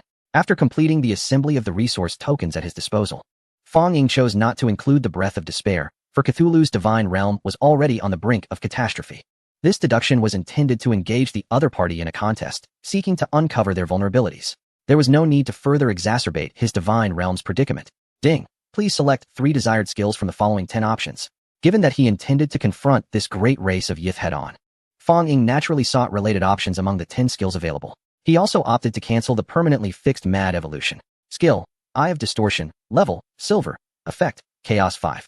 Madness 5, Vision 10, Spirit 10, Resistance 8. When you gaze into the abyss gazes back at you. Under normal circumstances, when beset by disturbances from the abyss, one may endure assaults on the mind and soul. These disturbances will transform into a form of resistance, aiding in self-defense. Skill: Heart of Fury. Level: Silver. Effect: Brutality 5. Physical Strength 5, Chaos 3, Resilience 8. When your heart is filled with violence, you shall be invincible in battle, wielding boundless strength, impervious to the malevolent forces that seek to manipulate your actions. Skill: Mouth of Greed. Level: Gold. Effect: Greed 10, Digestion 5, Desire 3, Physique 5, Soul Strength 5. Mine, all mine. I yearn to possess everything I behold, for greed shall render me formidable and fearless. Mankind perishes for wealth, and birds die for food. Even the soul shall reveal its insatiable greed. Upon observing these 3 skills, which are predominantly inclined towards the essence of the soul, Fong Ying nodded in satisfaction. Having unlocked the gateway to a new realm, Ding simulation commences. By virtue of your decree, the entire Cthulhu domain has once again descended into madness. The burrowing monstrosities persist in their age-old pursuits, frantically plundering all material they encounter within the void, venturing into even deeper territories, undeterred by death itself. The Cthulhu domain has embarked anew on its expansion journey. The Eye Tribe, endowed with exceptional mental prowess, remains loyal to your command, tirelessly seeking and excavating spiritual capabilities to devise methods to counter the great race of Yith. However, it is evident that their approach may be flawed. Striving for solitary advancement in mental fortitude proves ineffective. In their moment of despair, the Ant-Man chieftains sought out the Eye Tribe, proposing a strategy based on prior interactions with the Deep Ones and their tactics against the great race of Yith, namely, an amplification array. The Eye Tribe accepted this counsel, promptly altering their course to collaborate with the Ant-Man in this research. As for the Great Ones, they have been dispatched to even more distant realms. Nyarlathotep of the Great Ones is continuously enhancing his power in a secluded corner of the void. A millennium has passed, and all progresses methodically. Your Cthulhu domain has expanded to 295 kilometers, yet the pace of advancement grows increasingly sluggish. The legendary creature Cthulhu followed a 5-member team that discovered the vessel of the great race of Yith to the site of the discovery, yet stayed at a distance, awaiting something and guarding against any reckless beings that might approach. After 5 centuries, the Ant-Men and the Eye tribe, utilizing sacrificial magic arrays, have devised a method for a connectable amplification array. After numerous attempts, the mental shackles released by the 50 members of the Eye of Evil clan have reached a level of equivalence with the Void Touch. The patriarch of the Eye of Evil clan, upon the gathering of 100 members of the Eye of Evil, they can entirely obscure the mental energy emitted by the Void Touch. Sensing that the moment was ripe, the Eye of Evil clan reached out to the Deep Divers and the Gluttonous clan, as well as the Clan of the Divine, to initiate action against the illustrious race of the Is in the realm of languid space. At this juncture, the leader of the Ant people once again proposed a suggestion, believing it essential to seek out energy-storing devices and tools to imprison mental power, thereby constructing a colossal cage that would not only prevent destruction, but also enhance overall security. The Ant people presented some light blue materials, salvaged from the repositories of the Deep Divers. Upon reading this, Fonging could not help but smile wryly. He recognized that despite the Ant people's seemingly unimpressive strength, their ingenuity rivaled that of any extraordinary race. Especially notable was their ability to leverage external forces. And perhaps due to an awareness of their own limitations, their inclination towards cerebral strategy bore a striking resemblance to human thought. Among the various extraordinary races, opinions on the Ant people's suggestion were divided, with some in support and others in opposition. Ultimately, it was the legendary being Cthulhu who decisively endorsed the plan, opting for a cautious approach. 300 years passed, and within the last decade of a millennium, a colossal light blue cubic prison ascended into the sky. Chapter 59. The Unexpected. After the ascension to the divine realm, the year 2000 arrived, a year of considerable significance. Under the leadership of the legendary being Cthulhu, and guided by the likes of Nyarlathotep and other extraordinary beings, the ships of the illustrious race of the Is, along with the remains, were sealed without a hint of mishap. To ensure utmost safety, Cthulhu remained vigilant in the languid space for a full decade, confirming that the remains could no longer absorb mental or spiritual energy, and only then did he permit the patriarch of the Eye of Evil, the Void Touch, to return with his kin to the domain of Cthulhu. Upon entering the domain, the consciousness of Cthulhu's realm extended particular care to them, preventing any unforeseen incidents. As 2 centuries passed, the remains showed no signs of revival, prompting a resurgence of research interest among the Eye of Evil clan. However, they acted with prudence, convening with the leader of the Ant people to deliberate on their next steps. Ultimately, they resolved to establish an even larger prison surrounding the initial one for research purposes, with the Eye of Evil clan rotating their mental confinement within, while also assigning a contingent to the outer prison for additional security, ensuring that every precaution was taken.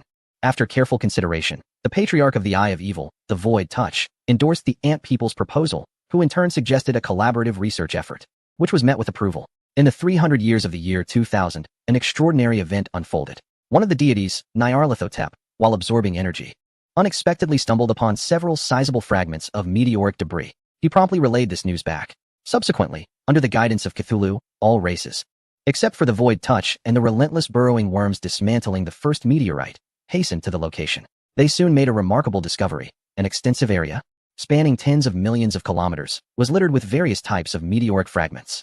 Such a significant resource immediately astounded everyone, even the consciousness of the Cthulhu domain, leading to an overwhelming joy. These resources possessed the potential to liberate the Cthulhu domain from its shackles, facilitating its formal ascension. Thus, with the exception of the Void Touch, all other factions, including even the remnants of the Eye of Chaos, mobilized entirely, embarking on a grand journey to transport these treasures.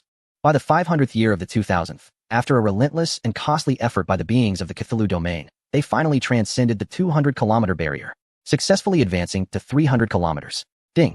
Congratulations, your Cthulhu domain has expanded to 300 kilometers. The domain's area has become tangible. With a sigh of relief, Fong Ying acknowledged the achievement. It is worth noting that while the initial stages of ascension for the domain are set at 50 kilometers, 500 kilometers, and 5,000 kilometers, the pivotal nodes occur at 100, 300, 500, and 700, exhibiting an odd-numbered progression. Nonetheless, Fong Ying remained confident that the domain would not only reach, but also thrive near the significant milestone of 500 kilometers. At that point, he would certainly have an opportunity to shine on a citywide scale, if not beyond.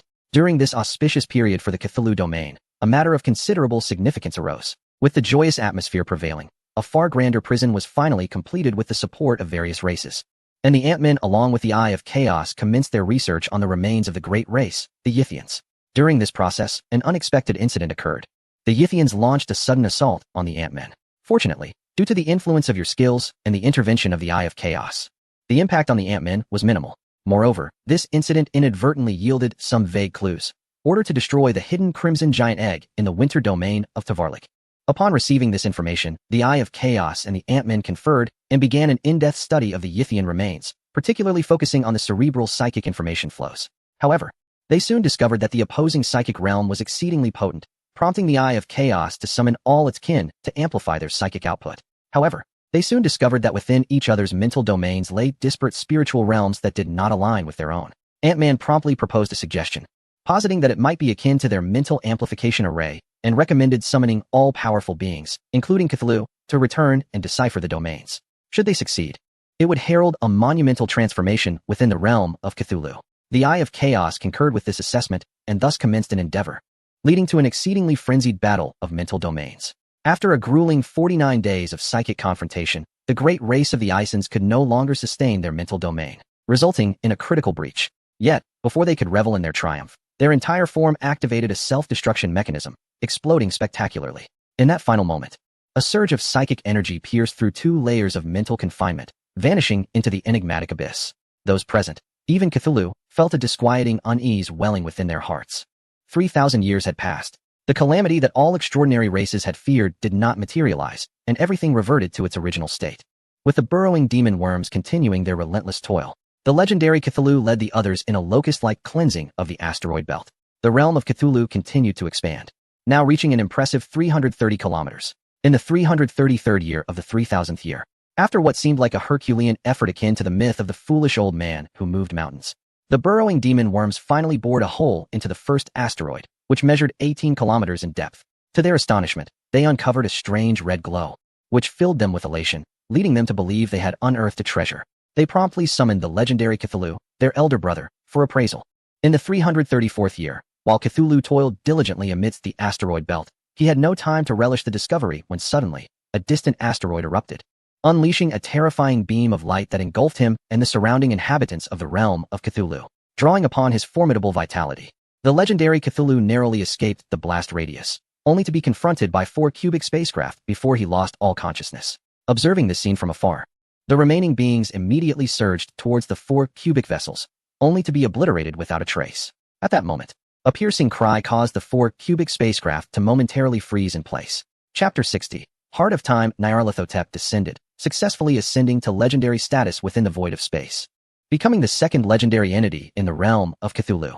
Nyarlathotep awakened a new ability, the golden tier power known as the Whale of Despair.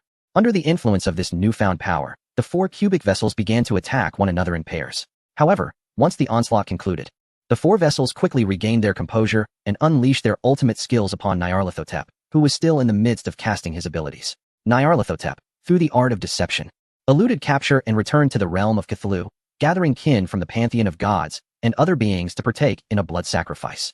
Nyarlathotep's prowess was exalted, ascending to a fleeting yet legendary stature, instantly obliterating 3 cubic vessels, while the 4th vessel self-destructed in an explosive surge of psychic energy. In the aftermath, Nyarlathotep beheld the Crimson Giant Egg that the original legendary Cthulhu had encountered. Then, in a flash, the realm of Cthulhu was laid to ruin. This simulation concluded without reward. It is indeed astonishing that Nyarlathotep, the Forerunner, managed to ascend and execute a counterattack through sacrificial means. Had it not been for the disturbance caused by the Scarlet Giant Egg, Nyarlathotep might have attained divinity. Fong Ying promptly retrieved the attribute information of his acolyte, Nyarlathotep. Name, Nyarlathotep. Level, Extraordinary, Pseudo-Legendary Realm. Common, Extraordinary, Legendary, Mythical, Demigod, True God, Elementary, Intermediate, Advanced, Pinnacle. Height, 8,164 meters. Weight, 1,751 tons. Abilities 1. Whale of Despair. Gold capable of inducing mental collapse in beings, rendering them susceptible to control. Details. 2. Facets of Illusion. Silver able to manipulate one's form into various shapes at will. Details. 3. Mastery of Wind. Silver can command the winds, albeit with limitations. Details. 4. Others. Unranked physical immunity. Rapid regeneration. Whispers of the Malevolent. Visage of Chaos. Description. A progeny born from the union of Cthulhu and the Yellow King Hastur in an unknown domain, drawing strength from the void and gathering information from his plane. Nyarlathotep acquired a portion of his dominion, yet remains influenced by his essence. Associated with the Yellow King Hastur. Level, extraordinary elementary. Height, 64 meters. Weight, 864 tons. Abilities, 1. Touch of control, silver endless tentacles enveloping, concealing unspeakable horrors beneath their writhing. Details, 2. Fractured thoughts, silver a visage that no god may behold, lest great terror befall them. Details, 3. The Reveler, silver indulges in offerings, materializing wherever its name is uttered. Details, 4. Others, unranked mastery of the cosmos, allure of procreation, enhancement of power, manipulation of winds. Description, I am the destined sovereign, the future Yellow King, the master of the starry abyss, the eternal reveler. Associated with, Byakuya. Level, extraordinary elementary. Height, 107 meters. Weight, 2,461 tons. Abilities, 1. Wind dash, bronze a capacity for swift movement. Details, the Wind Howl, bronze a capability to launch an attack using compressed air. Wind transformation, bronze an ability to become wind, rendering one immune to physical attacks. Other attributes include resilience, immense strength, shield defense, and regeneration. Introduction, I possess the ability to soar. My mission is one of unwavering fidelity, and I am capable of anything. Observing the well-coordinated trio from his divine lineage, Fong Ying nodded in approval. The skills did not disappoint him, as they provided opportunities for self-enhancement, alleviating much of his concern. Moreover, had it not been for the self-detonation of the great race of Ys, which led to the emergence of the Crimson Giant Egg, it is conceivable that his Cthulhu domain could have further evolved. Additionally, he gleaned some crucial information. The great race of Ys lay in ambush within the asteroid belt, their objective being the concealed Crimson Giant Egg nestled within the first asteroid. As for the nature of this Crimson Giant Egg and its presence within the asteroid, further clues are necessary to unravel the mystery. Another point to ascertain is whether the alertness of the buried great race of Ys was triggered by his followers approaching the asteroid belt or by the self-detonation of the great race of Ys corpses he had brought back to his divine realm. As Fong Ying pondered this, the next segment of information from the system materialized. Please select the skill you wish to solidify. As he continued to contend with the great race of Ys, it was imperative to choose skills that would bolster his soul or mental fortitude. Ultimately, Fong Ying opted for the latter between the options of Heart of Fury and Mouth of Greed, the latter boasting a higher level. You can manifest the following material through deduction values. Heart of Time, essence derived from the corpses of the great race of Ys. Note, this substance is a product of the origin fusion extraction within the Cthulhu domain. If manifested, it will slightly alter reality, resulting in the irrevocable demise of the legendary great race of Ys. Required deduction value, 1,000 points. Fong Ying paused, astonished by the revelation. He had not anticipated such an opportunity. Would this not imply that by manifesting it in advance, he could eliminate a substantial threat? Not only would he acquire a pristine corpse of the great race of Ys, but also a cubic flying vessel, granting him ample time to prepare against the great race of Ys within the small asteroid belt. Furthermore, the Heart of Time should still be an uncharted product in the market. He promptly exchanged it. Name, Heart of Time. Level, Golden. Attribute, None. Effect, Passive, Time Reversal. When your divine realm faces irreversible destruction, time will automatically reverse, reverting to 1 month prior. Fong Ying gazed at the transparent heart-shaped token in his hand, its subtle golden hue pulsating with a steady rhythm. This was merely a gold-tier artifact, yet it wielded such formidable power. One must consider that a month's time is ample for undertaking numerous ventures, such as setting traps to ensnare the unwary. Chapter 61. The secrets of the great race of Ys. However, with the acquisition of the Heart of Time, it merely signified that Fong Ying's Cthulhu domain was in a state of temporary safety. He had not forgotten the presence of the great race of Ys from the small asteroid belt. Moreover, the system had just informed him that this Heart of Time originated from the legendary great race of Ys. Legendary tier, indeed.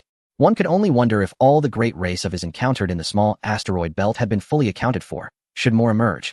His Cthulhu domain might not withstand the onslaught. Should I consult the principal? After all, one could argue that he was now a prodigy with a divine domain expanded to 300 kilometers. Although he could access information from the Divine Alliance database, most of it was rudimentary. The nature of that repository dictated that access to higher-tier information was contingent upon one's divine rank.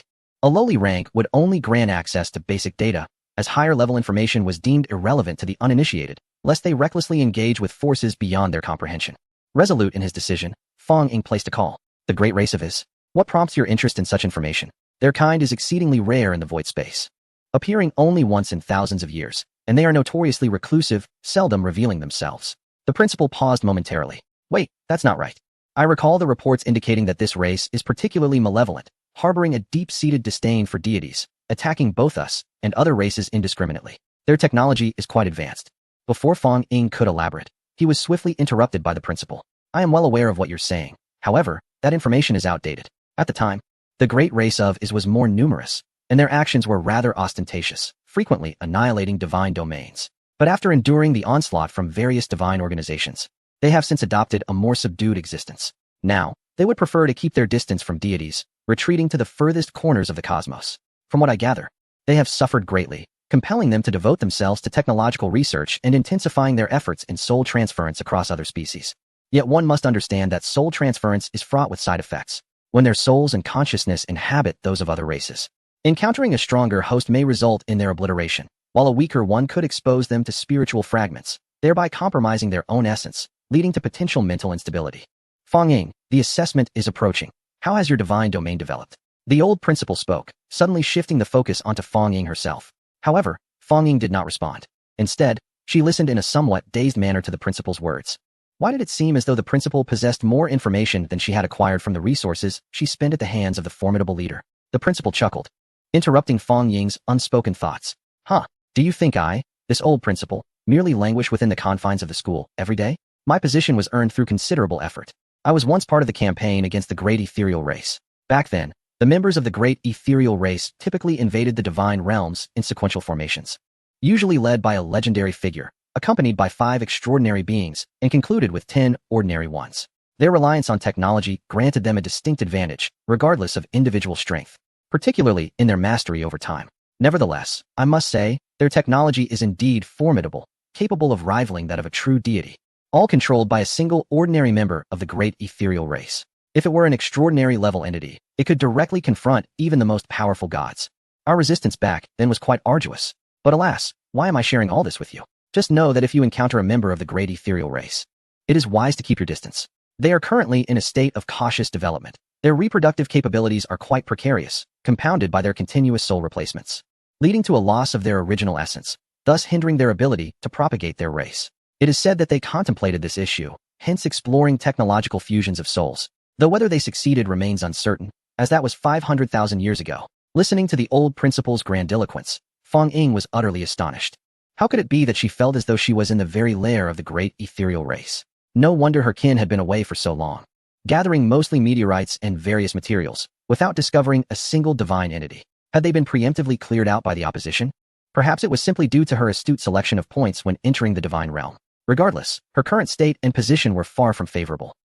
Principal, given your extensive encounters and numerous confrontations, have you gleaned anything from the great ethereal race? After all, I just heard you mention their advanced technology and temporal capabilities. Fang Ying had not finished speaking when she was once again interrupted by the old principal. Hey, don't try to extract information from me. You must understand. This group of the great ethereal race is notoriously stingy. They are as tight-fisted as can be. Their weapons are bound to their souls, so if their souls perish, the weapons become useless, sometimes even functioning as time bombs to retaliate against their enemies. Moreover, concerning the resources of the opposing party, it is indeed true that there have been individuals who have previously set their sights on the great race of Yith. After all, their mastery over the manipulation of time, combined with their ability of soul transference, allows them to unravel the historical, present, and future trajectories of this race. While some have succeeded, do you fathom the minuscule odds of such success? The likelihood of me stumbling upon a seed from the divine realm is far greater. As I have stated before, this race is seasoned in the arts of soul and spirit, rendering them formidable adversaries against ordinary races. Hence, I possess no resources in this regard. Therefore, abandon those fanciful notions. It is prudent to earnestly cultivate one's own divine domain. Once you achieve a tangible outcome, the institution shall certainly reward its diligent students.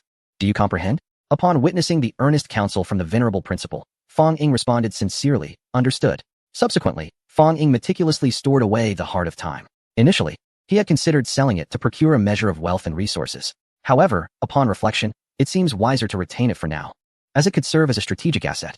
It appears that my plan to leverage the power of the Divine Alliance to sanction the great race of Yith is fraught with difficulty. Historically, it is the allure of profit that stirs the heart. Without tangible gain, few deities would recklessly engage in conflict. In my current predicament, it is impractical to consider how to unearth the great race of Yith, let alone summon the principal for assistance. The principal's willingness to share such insights is predicated on the understanding that I, as a prodigy, could yield benefits for the institution. One must ponder the rationale behind such selfless aid. Nonetheless, I can comprehend the principal's perspective. Thus, the path to my eventual resolution must rest upon my own shoulders. Fang Ying mused to himself. Henceforth, my strategic focus and skill development must center on the realms of spirit and soul, with particular emphasis on cultivating the entities of the outer gods, Nyarlathotep, the Eye Worshippers, and the Ant People. And I must also keep an eye on Cthulhu. Let me ponder which powerful mythos entities from the Cthulhu lore could be pertinent. Chapter 62. The Celestial Hydra. After a considerable time, Fong Ying reluctantly acknowledged the meagerness of his knowledge in this domain. Yet, he recalled another race that ultimately forced the great race of Yith into a dire predicament, the Celestial Hydra. The introduction to this entity described it as a horrifying, ancient biological race reminiscent of a hydra, a grotesque assemblage of beings. Their forms are partially material, and despite the absence of wings, they possess the ability to soar freely through the skies, intermittently manifesting with terrifying lethality and adaptability. Should I acquire this species, my final deficiency would be rectified. Air, land, and sea, fully encompassed. War, assassination, tanking, support, all are poised for a grand battle. Alas, for now, it remains but a thought, as the evolution of the divine realm does not solely hinge on Fong Ying's preferences. The journey ahead is arduous. My children, are you prepared? A trial is upon us. Awaken your senses. Fong Ying proclaimed a divine edict to his realm. The plans of the Eye of Evil clan remain unchanged, having secured their psychic prison. They will simply continue with the original scheme. As for the burrowing demons, they are stationed near the meteor belt, tasked with overall marking and deployment. Regarding the first meteor, patience is advised. It is akin to a ticking time bomb. Until its nature is fully understood, it is best to refrain from action. Ding! Cthulhu Divine Realm Simulation initiated. Please select 3 skills from the following 10 for deployment. Fong Ying cast a casual glance. Having initially solidified one skill, he is now able to choose 2 more. Regrettably, this time, the options leaning toward the mental domain are rather scarce. It's a matter of selecting the best among the mediocre. Skill: Unknown Whisper. Level: Silver. Effect: Madness 5, Oddity 5, Creativity 10, Spirit 10, Sanity 8. A voice perpetually resonates in your ear. When you attentively listen, you find it has receded, yet when you disregard it, it torments your psyche. Should you endure, your mental fortitude will strengthen, but this whisper will accompany you for life. Skill: Self-Awakening. Level: Silver. Effect: Spirituality 3, Distortion 2, Chaos 5, Clarity 5, Potential 5. Each individual is the sovereign of their own body, yet often forgotten in the abyss. When seeking truth, one must confront the horrors of the depths. May this time yield fruitful outcomes. The images of the divine realm began to materialize before Fong Ying's eyes. Under your eager gaze, the beings of the Cthulhu divine realm embark once more on their journey. The first millennium has arrived. A 5-member exploration team, accompanied by their own, arrived at the site where the ship was initially discovered. They effortlessly retrieved the ship, only to find that the great race, the Is, had completely perished. So, is this the manifestation of results? Fong Ying smiled faintly at the heart of time in his hand. 2,000 years later, perhaps due to fewer obstacles, the Eye of Evil clan and the Ant-Man clan began to boldly delve into the study of the great race, the Is. Their initial focus was on research concerning the head. Though the great race, the Is, had succumbed, guided by the Ant-Man clan, the Eye of Evil clan attempted to simulate the psychic abilities of the Is to unlock the information left behind in their minds. Soon, they acquired a wealth of more detailed information. However, just as they sought to probe deeper, particularly regarding the enigmatic scarlet egg, the previously tranquil corpse erupted in a violent explosion. Alongside this chaos, a surge of potent psychic energy was released. Yet, due to the fact that this was merely a remnant of the corpse's cerebral domain, coupled with the presence of a mental prison and the formidable void touch, this psychic message was not allowed to disperse, but was instead sealed away. In response, the Eye of Evil clan and the Ant clan convened, having learned from past experiences, and resolved to enhance their research into the expansion of the mental prison. Ultimately, they decided to harness the powers of the Cthulhu domain to counteract this threat, turning their gaze towards the depths of the ocean and the bowels of volcanoes. At this juncture, 3,000 years had elapsed. Under the guidance of the legendary entity Cthulhu, and with the assistance of Nyarlathotep, they uncovered several suspicious coordinates hidden within the asteroid belt. The Cthulhu domain once again flourished, reaching a length of 340 kilometers, thanks to the unwavering loyalty of the burrowing worms. Having previously experienced a transformation into a legendary being, Nyarlathotep, after enduring 3 millennia of trials, broke through once more, evolving into a legendary creature and developing a new ability, Light Sound. However, this ability was still unstable and in the experimental phase. The arrival of the 4th millennium brought forth further developments. The legendary creature Cthulhu, in conjunction with the burrowing worms, narrowed down the suspicious coordinates to 7. They commenced their final preparations. Strangely, the great race of Yith did not make an appearance this time. That was unexpected. However, given the circumstances, he would not hesitate to strike preemptively. Fong Ying had already issued a divine edict to his followers, originally instructing them to develop first and ascertain the initial position of their adversaries before delivering a decisive blow. After all, Nyarlathotep had managed to do so previously. Yet, the enemy remained hidden this time. Could it be that, as the old principle suggested, they were cowed into retreat? Was it possible that the previous assault was solely the work of that legendary level corpse? In contemplating this, he recalled the composition of a squad, 1 legendary being, 5 extraordinary entities, and 10 ordinary ones. It seemed promising now. As you pondered, 5,000 years passed.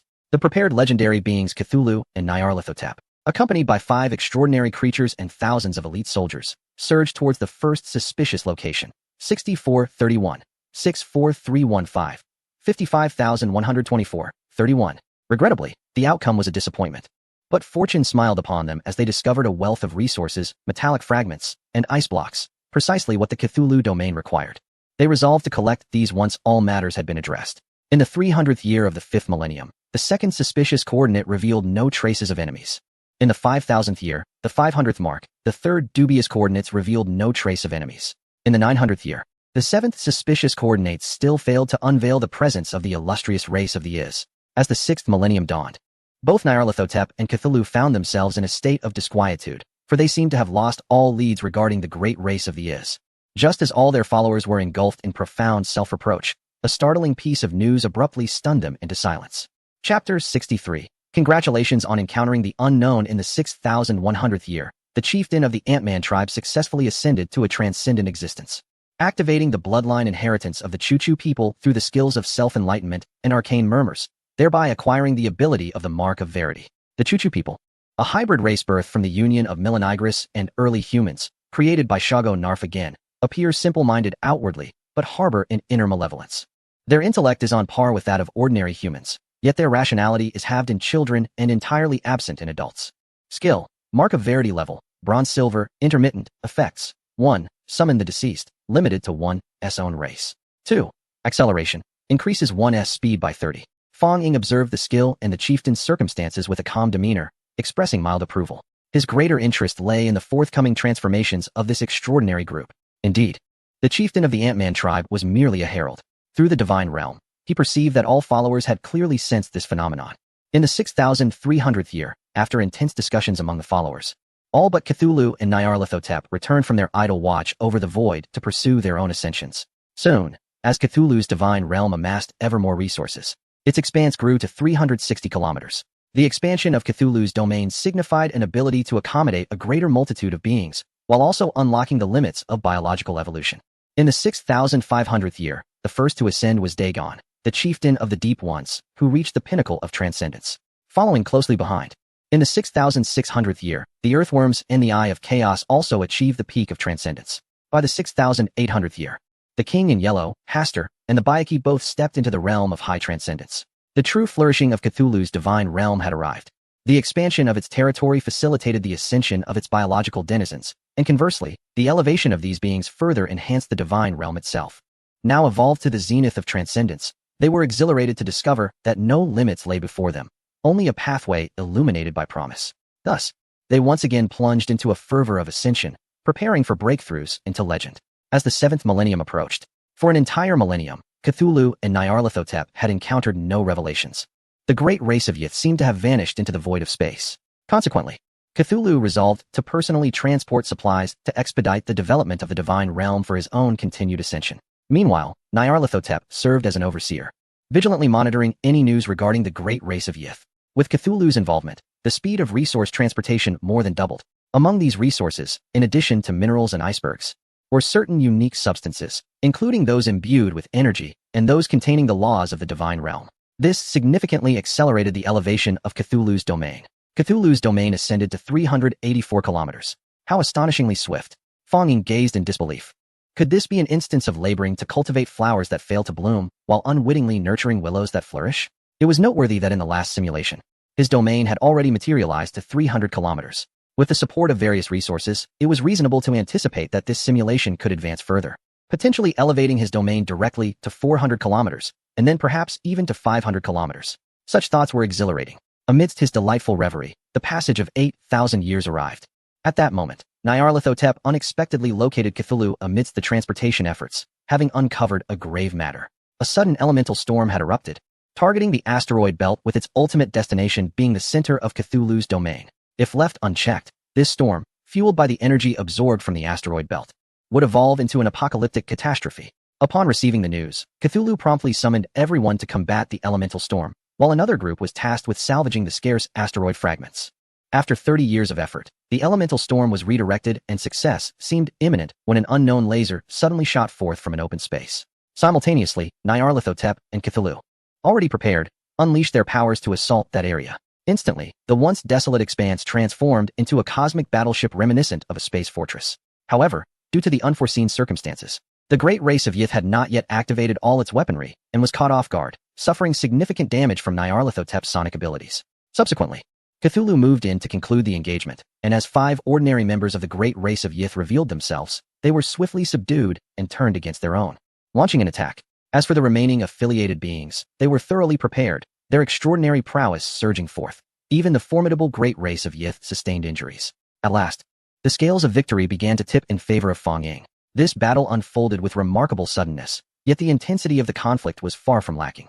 The illustrious race of the Yithians, possessing commendable martial prowess, managed to slay the burrowing monstrosities and the Byakhee. However, they were subsequently crushed to oblivion by the overwhelming might of Nyarlathotep, just as the last extraordinary being of the Yithians remained.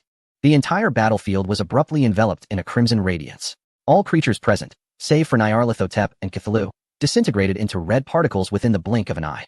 Upon casting a glance at that entity, both Nyarlathotep and Cthulhu succumbed to a mental breakdown, descending into madness and death. The domain of Cthulhu was shrouded in this crimson light, leading to its obliteration. With such a hasty conclusion, Fong Ying was momentarily taken aback. Why was it that he could not enjoy a moment of reprieve? Moreover, Cthulhu and Nyarlathotep, despite their formidable names, were reduced to madness upon encountering that entity? This struck him as somewhat absurd, bordering on tragic. If he was not mistaken, that being must be the one within the scarlet colossal egg. Yet, he pondered whether it bore any connection to the great race of the Yithians.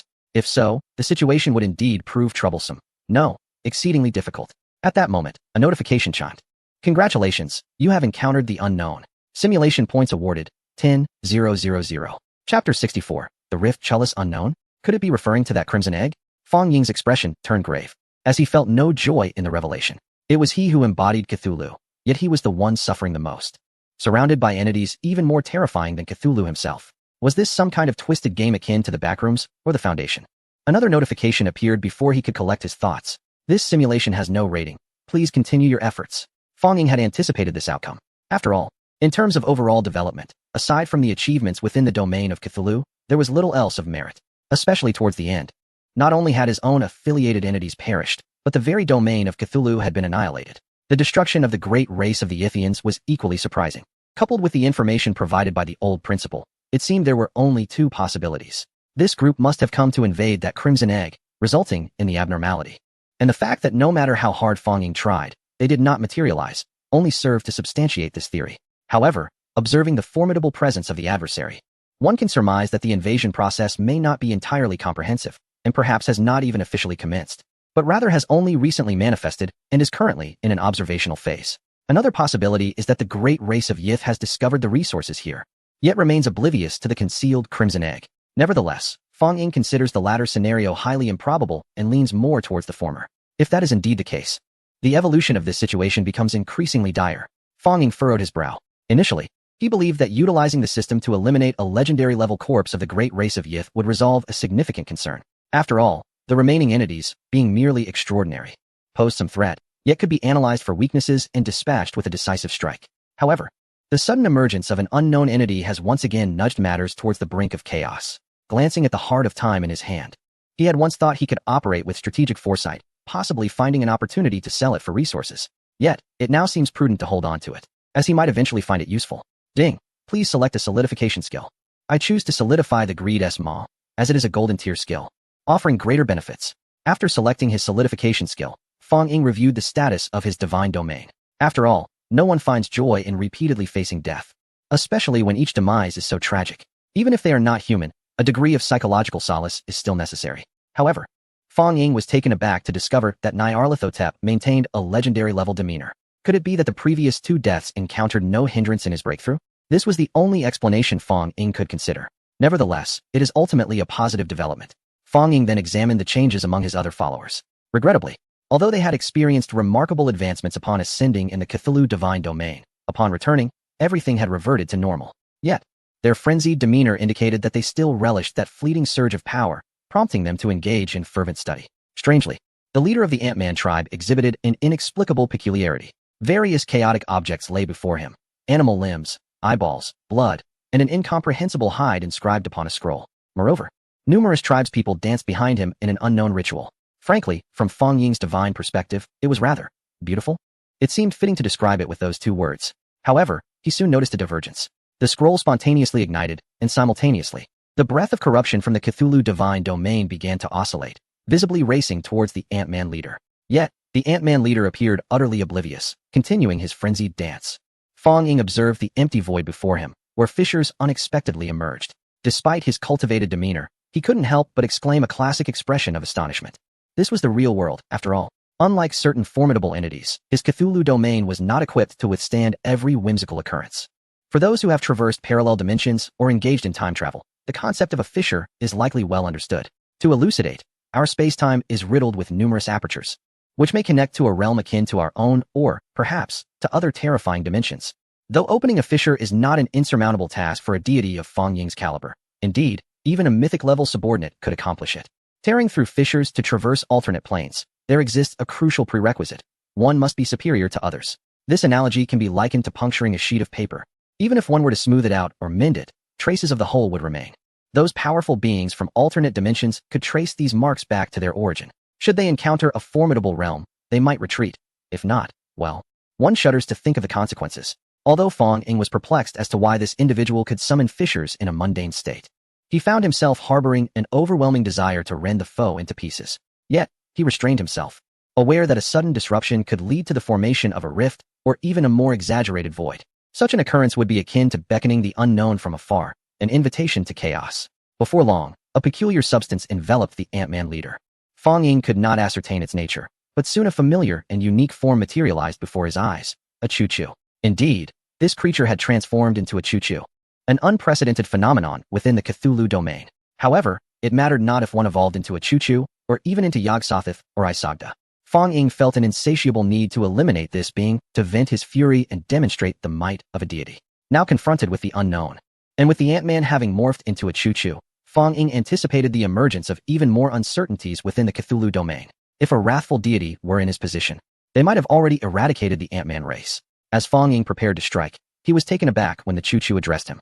Chapter 65. Between the Void, O great Lord, your humble servant prays to you and presents to you, Between the Void. Name, Between the Void, level, unknown attributes, unknown, effect, steal the essence of the dimension. Uses, 11. Why must you kneel so readily? Do you not perceive the dirt beneath you? Fong Ying gazed upon what ought to be termed a peculiar object, yet endowed with skill attributes, Between the Void. At that moment, his heart surged with excitement, his blood boiled, his hands trembled, and his spirit soared. He had previously encountered references to such phenomena in historical texts. They were not verbose. Two simple words sufficed, defiance of fate.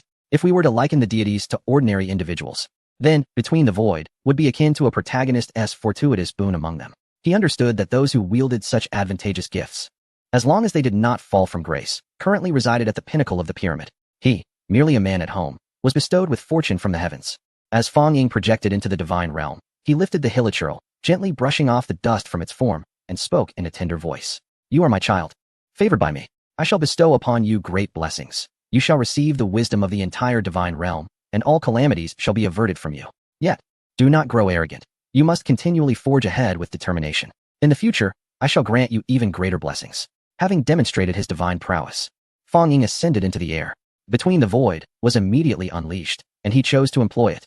Instantly, the entire divine realm trembled as if it were water brought to a boil.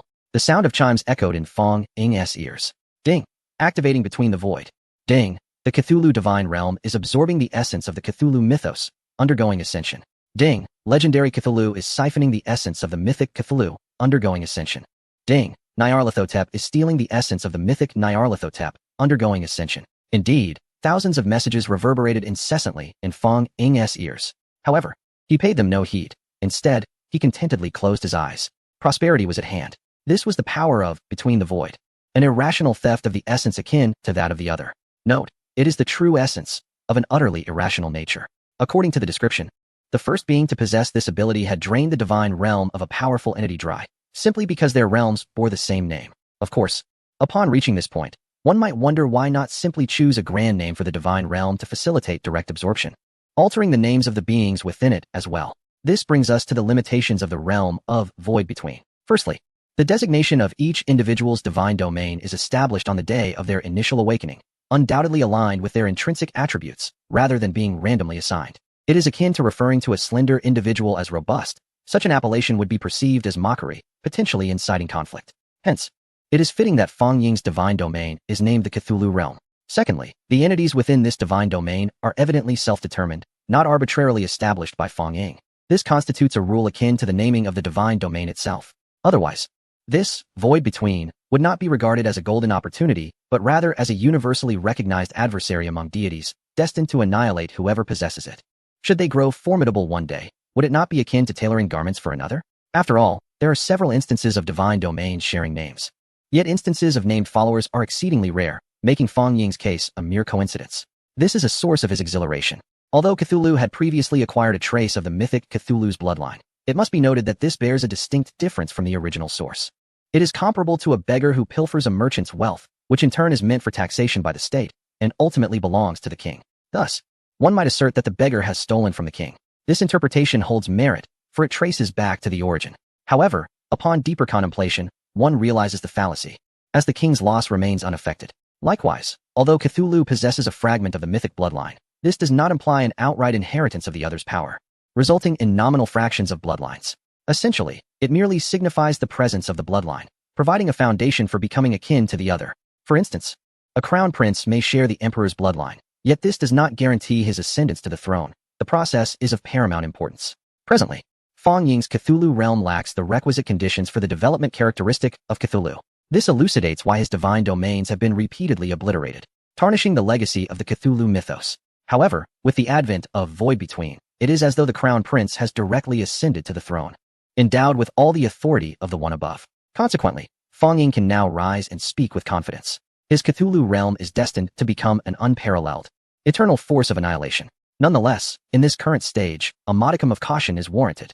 Impulsivity can be perilous. Any display of bravado should be confined to the simulation system, lest external calamities arise. Beep. The first round of Void Between has been completed. The next opening will be in 1,000 years. Upon receiving this message, the Cthulhu realm gradually settled into tranquility, and for a fleeting moment, the entire domain felt eerily vacant, enveloped in silence. Cthulhu was the first to prostrate before the void. While his demeanor appeared customary, an ineffable sense of distinction lingered in the air. Eternally slumbering are not the deceased, for in the protracted and peculiar passage of time, death has indeed reached its conclusion. In the realm of Cthulhu, the legendary entity Cthulhu bestows upon you everlasting loyalty. This world's most merciful domain lies in the fact that the mind cannot fully grasp its entirety.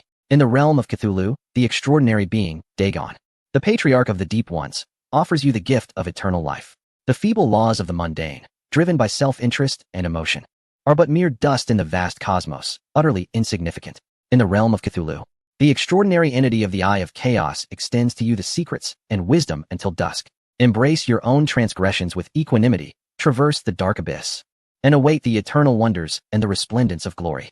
In the realm of Cthulhu, the extraordinary being, the great old one, the earth-burrowing worm, offers you the essence of eternity. The stars have aligned to a certain position. The great old ones are soon to re-emerge upon the mortal realm.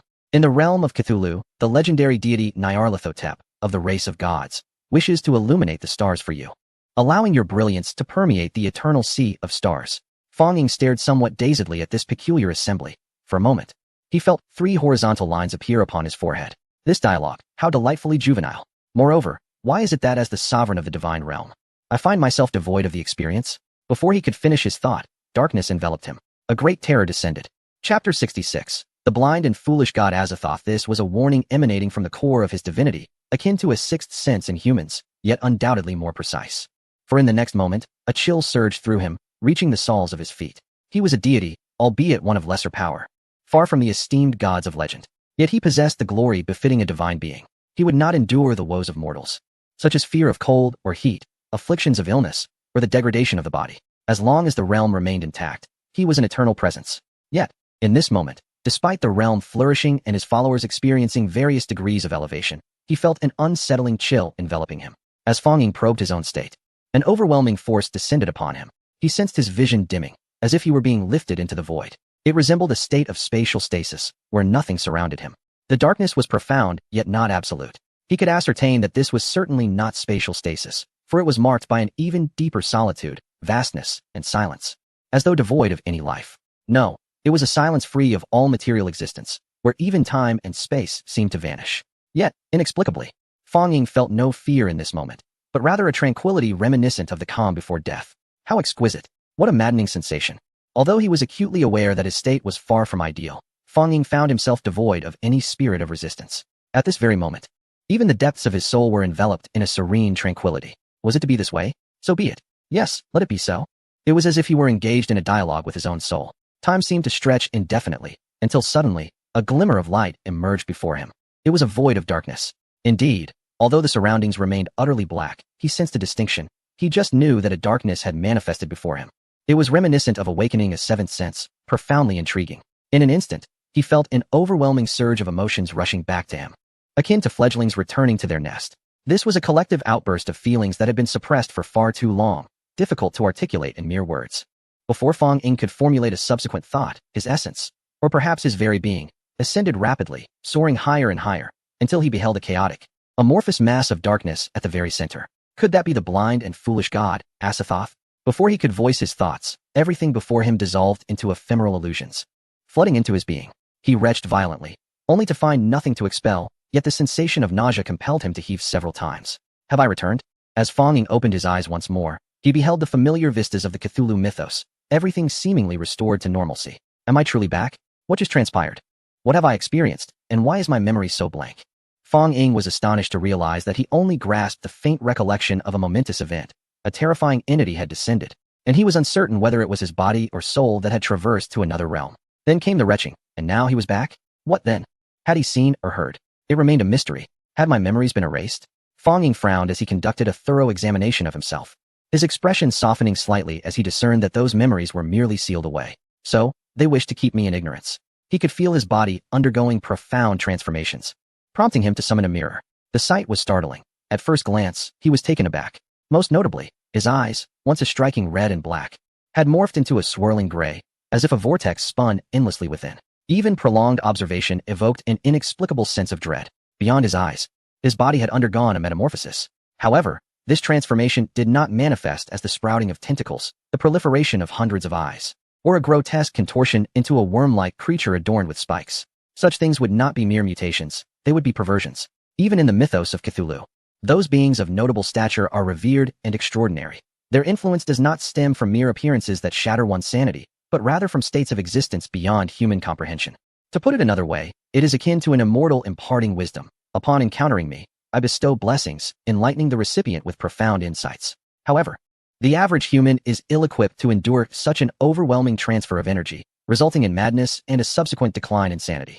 The depictions assigned to the creatures of Cthulhu's mythos by humanity largely originate from our own imaginations. They are not meant to resemble the mundane, but rather to embody forms that invoke terror at first glance. This is the essence of Cthulhu's imagery. Thus, this reflects a form of bias and discrimination. Take Fang Ying's current state, for instance. He has transformed. Beyond his eyes, he has become beautiful. Indeed, no elaborate vocabulary can adequately encapsulate Fang Ying's visage at this moment. One might speak of the purity of a lotus emerging from clear waters, or the grace of a striking beauty whose mere glance captivates. Such descriptions, however, merely pertain to mortals. Moreover, Fang Ying is a divine being. Presently, even deities would hesitate in the presence of his beauty, rendered motionless in awe. Beauty, moreover, is not confined to the feminine. It transcends gender and even racial boundaries. It is a beauty that resonates with any creature that beholds it, evoking an ineffable sense of admiration. One might liken it, albeit imperfectly, to the allure that obscures the moon and shames the flowers. What is even more perplexing is that Fang Ying's appearance has not drastically changed. Anyone who sees him, even those who have merely encountered him once, would recognize him instantly, without perceiving him as a different individual. With a sudden crash, Fang Ying hurled the mirror to the ground and took a deep breath, exhaling slowly. This was not a reaction of excitement or disbelief at his newfound beauty, for he has never been particularly concerned with his appearance. Rather, the reason for shattering the mirror was that, during those few minutes of gazing at himself, he inexplicably felt a surge of fear. Conventionally, one should admire beauty, not feel increasingly terrified by it. He could not pinpoint the source of this unease, yet his sixth sense was alarmingly alert. If he continued to gaze at himself, the only outcomes would be death or madness. How utterly absurd. Compile my physical data and display it. Fang Ying commanded within the domain of Cthulhu. Beep. Your data is being generated. Beep. Your data has been affected by uncontrollable factors. It may. Fong Ying was left in confusion, pondering what the term may entailed. Unfortunately, no further clarification was provided, and instead, his information began to materialize. Deity, Fong Ying, tentative. Status, rationality unknown. Madness uncertain. Gender, unknown. Currently under examination due to unidentified factors. Divine appearance. Beautiful. Your beauty has reached the limits of what you can bear. But allow me to advise you, do not indulge in solitary admiration. Understand that the most exquisite things often harbor toxicity. Original race of the deity, unknown human god. Divine domain, 360 kilometers, currently expanding. Divine consciousness, one thread of infinite pillars, point. Thread, strand, line, root, pillar. Divine domain creatures. 8. Legendary Cthulhu, legendary Nyarlathotep, extraordinary Dagon, extraordinary void touch, extraordinary burrowing worm, extraordinary hill people.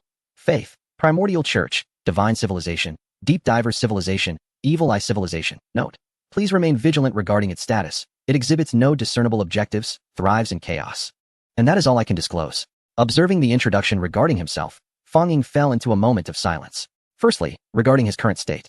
He had not yet reached the level of a mid-tier deity, yet he had already surpassed the strength of one thread of divine consciousness. To be candid, he was ahead of many. That equates to 100 strands, 1,000 points. However, upon glimpsing the subsequent mention of the infinite pillars, he felt no joy whatsoever. This was beyond what he could fathom. Even the most eminent deities, he was certain, would not exceed 100,000 pillars of consciousness. This was neither arrogance nor disbelief in humanity's capabilities. Rather, the elevation of divine consciousness does not occur like leveling up through combat, incrementally increasing.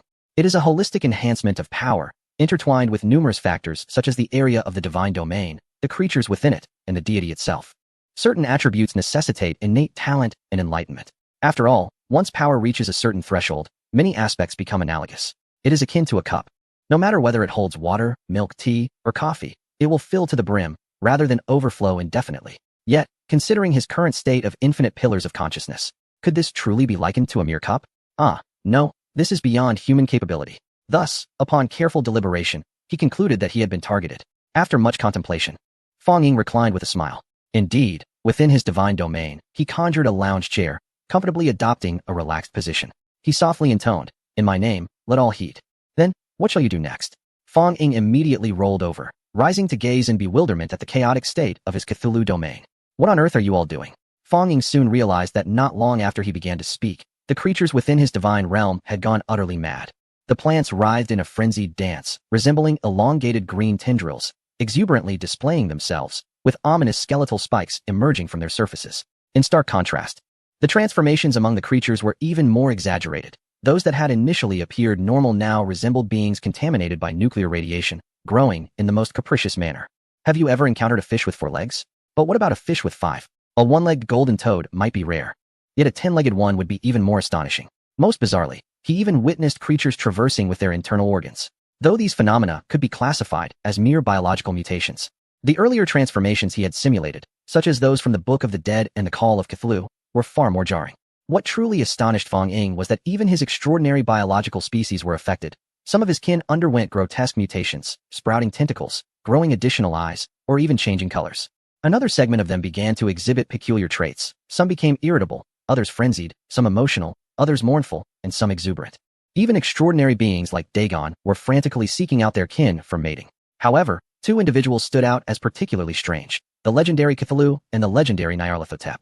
These 2 were kneeling on the ground, fervently praying and listening to Fong Ying's divine decrees, seemingly experiencing a moment of enlightenment. Just as Fong Ying found himself perplexed, the consciousness of Cthulhu's divine realm unexpectedly transmitted a message to him. Whispers of the malevolent spirit. Fong Ying recognized this ability, as it belonged to Cthulhu. Thus, as the master of the divine realm, he possessed it as well. However, rather than being merely a skill, it resembled a language akin to that of the outer gods in Cthulhu mythology, akin to English, Chinese, or Japanese. The effects varied from person to person. At least the initial Cthulhu had not achieved significant results with it. Yet, Fong Ying was unprepared for the fact that this passive ability had become so exaggerated under his influence, nearly causing the entire divine realm to collapse before he could finish a single sentence. He attributed this phenomenon to the influence of the void between. For he had previously only heard rumors, but now he witnessed the reality firsthand. What his teacher had taught was indeed strikingly true. This made him reflect on the discrepancies between the initial data he had obtained from the Divine Alliance database and the first-hand information from the headmaster. It was not merely a slight difference, but fundamentally two separate matters. However, now that he understood the cause, Fong Ying found a solution. He first sealed his whispers of the malevolent spirit, just like Cthulhu. Then, he directly transformed his thoughts through Cthulhu's divine consciousness. In this manner, he effectively eliminated any potential hazards. As for Fong Ying's intention, it could be summarized in a single phrase. Erect high walls, amass ample provisions, and bide your time to ascend to power. Steer clear of that scarlet behemoth and the stronghold of the so-called great race of Yith. Just as we begin to gather resources, we must assimilate what we have obtained from the void. Then, let the reckoning commence. This time, thanks to Fong Ying's timely intervention, the Cthulhu mythos has recovered in a matter of mere decades. However, the mutated creatures remain in their aberrant states. This is not a simulation. We cannot restart. And we must reluctantly observe the chaotic Cthulhu domain. Even the once stable meat mountain has begun to learn the art of exhaling and inhaling malevolent energy, growing ever stronger. Fong Ying conceded, so be it. I am weary. Perhaps this is the true visage of his Cthulhu domain. Ding, shall we activate the simulation system? Proceed. Zing. The simulation system has detected an unknown element incursion, currently scanning. Chapter 68. The unknown call. Fong Ying nearly sprang to his feet in disbelief.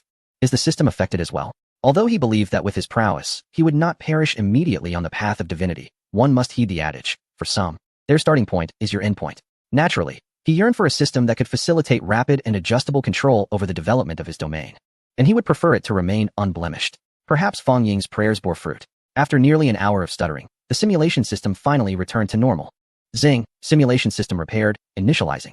Zing. Please select 3 skills from the following 10 options. As you have already fixed one skill, you may choose 2 additional skills. Though Fong Ying felt a twinge of discomfort at the absence of the familiar ding, he had little choice but to proceed. Yet upon scrutinizing the skill list, his composure began to falter. All the skills were of bronze level, and what were these? Low intelligence, uncoordinated limbs, asexual reproduction. Upon encountering these skill names, Fong Ying needed no further inspection to discern the absurdity of these skills. An overwhelming aura of negativity pervaded. Ultimately, even amidst mediocrity, one must choose 2. Henceforth, he selected skill, the Grim Reaper's Smile, level, bronze, effect, self-sabotage 5, mentality 8, luck 2, madness 6. Do you wish to experience endless insanity? Do you desire to uncover the wonders of the realm? Do you wish to catch the attention of the Grim Reaper? What are you still waiting for? Skill, sleek and smooth level, bronze effect, hair removal 10, spirit 5, intelligence 3, morality 8. Every individual possesses hair. I shall assist you in trimming it. The wise do not bear such growth. Let us together remove these hairs. This is the skill that Fong Ying expended considerable effort to acquire, one with relatively minor side effects. At the very least, it possesses attributes of spirit. May I inquire if you wish to embark on a journey of deduction? Indeed. Fong Ying reclined once more, this time responding with a palpable weariness. Your Cthulhu domain reveals itself before you once again.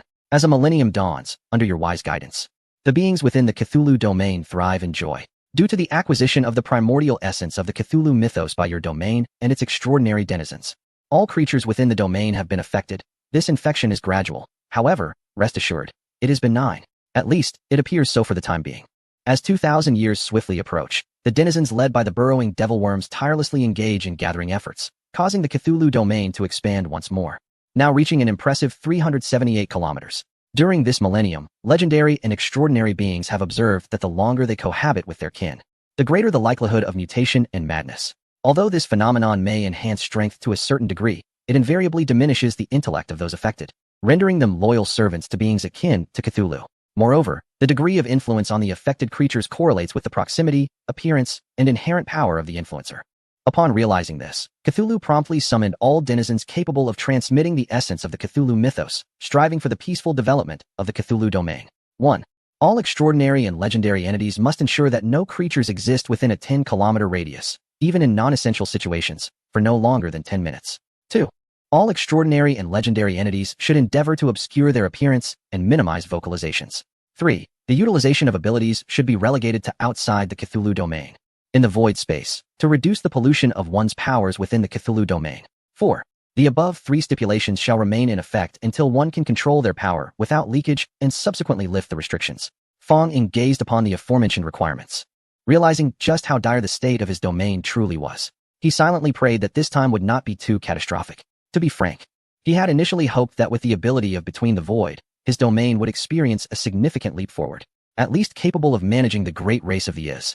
Yet, given the current circumstances, he genuinely feared that his domain might face internal exhaustion. His beliefs stem from the entities of the Cthulhu mythos. If he were to fall victim to these beings, he might become akin to a mindless zombie or a deranged creature. Faith, spare me the jest. It is time to wash up and retire. 3 millennia have passed under such stringent norms. However, even within strict regulations, some entities inevitably succumb to infection, as exemplified by the 5-member team that discovered the cubic spacecraft, fortuitously infected by their own chieftain. This time, however, perhaps fortune was smiling upon them. Not only did their appearances remain unchanged, but their mental states were also sound, and their powers had ascended to the pinnacle of the ordinary realm, with prospects of achieving the extraordinary. Thus, the 5 resolved to maximize their collaborative abilities and embarked on a journey through the void to seek a path to advancement. In the span of just 50 years, they encountered numerous assaults from the abyss, unexpected meteorite impacts, minor void storms, a barrage of plasma beams, and disorientation within the void. Fortunately, the weary quintet eventually discerned the way back, intending to return to the Cthulhu mythos for serious study, only to unexpectedly collide with an invisible wall. In their final moments, they glimpsed several cubic spacecraft. Indeed, they had inadvertently crashed into the secret base of the great race of the YS. The demise of the 5-man team immediately alerted the nearby Cthulhu practitioners. Simultaneously, the great race of the YS became aware of the presence of Cthulhu and his domain, and battle was imminent. In the 800th year of the 3rd millennium, a pivotal century unfolded, as the extraordinary entities Cthulhu and Nyarlathotep effortlessly overwhelmed the great race of the YS, mere beings of the extraordinary realm. Their weaponry was already known, and their mental and spiritual capabilities not only failed to trouble Cthulhu and Nyarlathotep, but also had a detrimental effect on their own souls. Thus, the conflict swiftly approached its conclusion. Yet, just when all believed the matter would end here, the last ordinary member of the great race of the YS suddenly produced a red orb. He was uttering the name of an entity.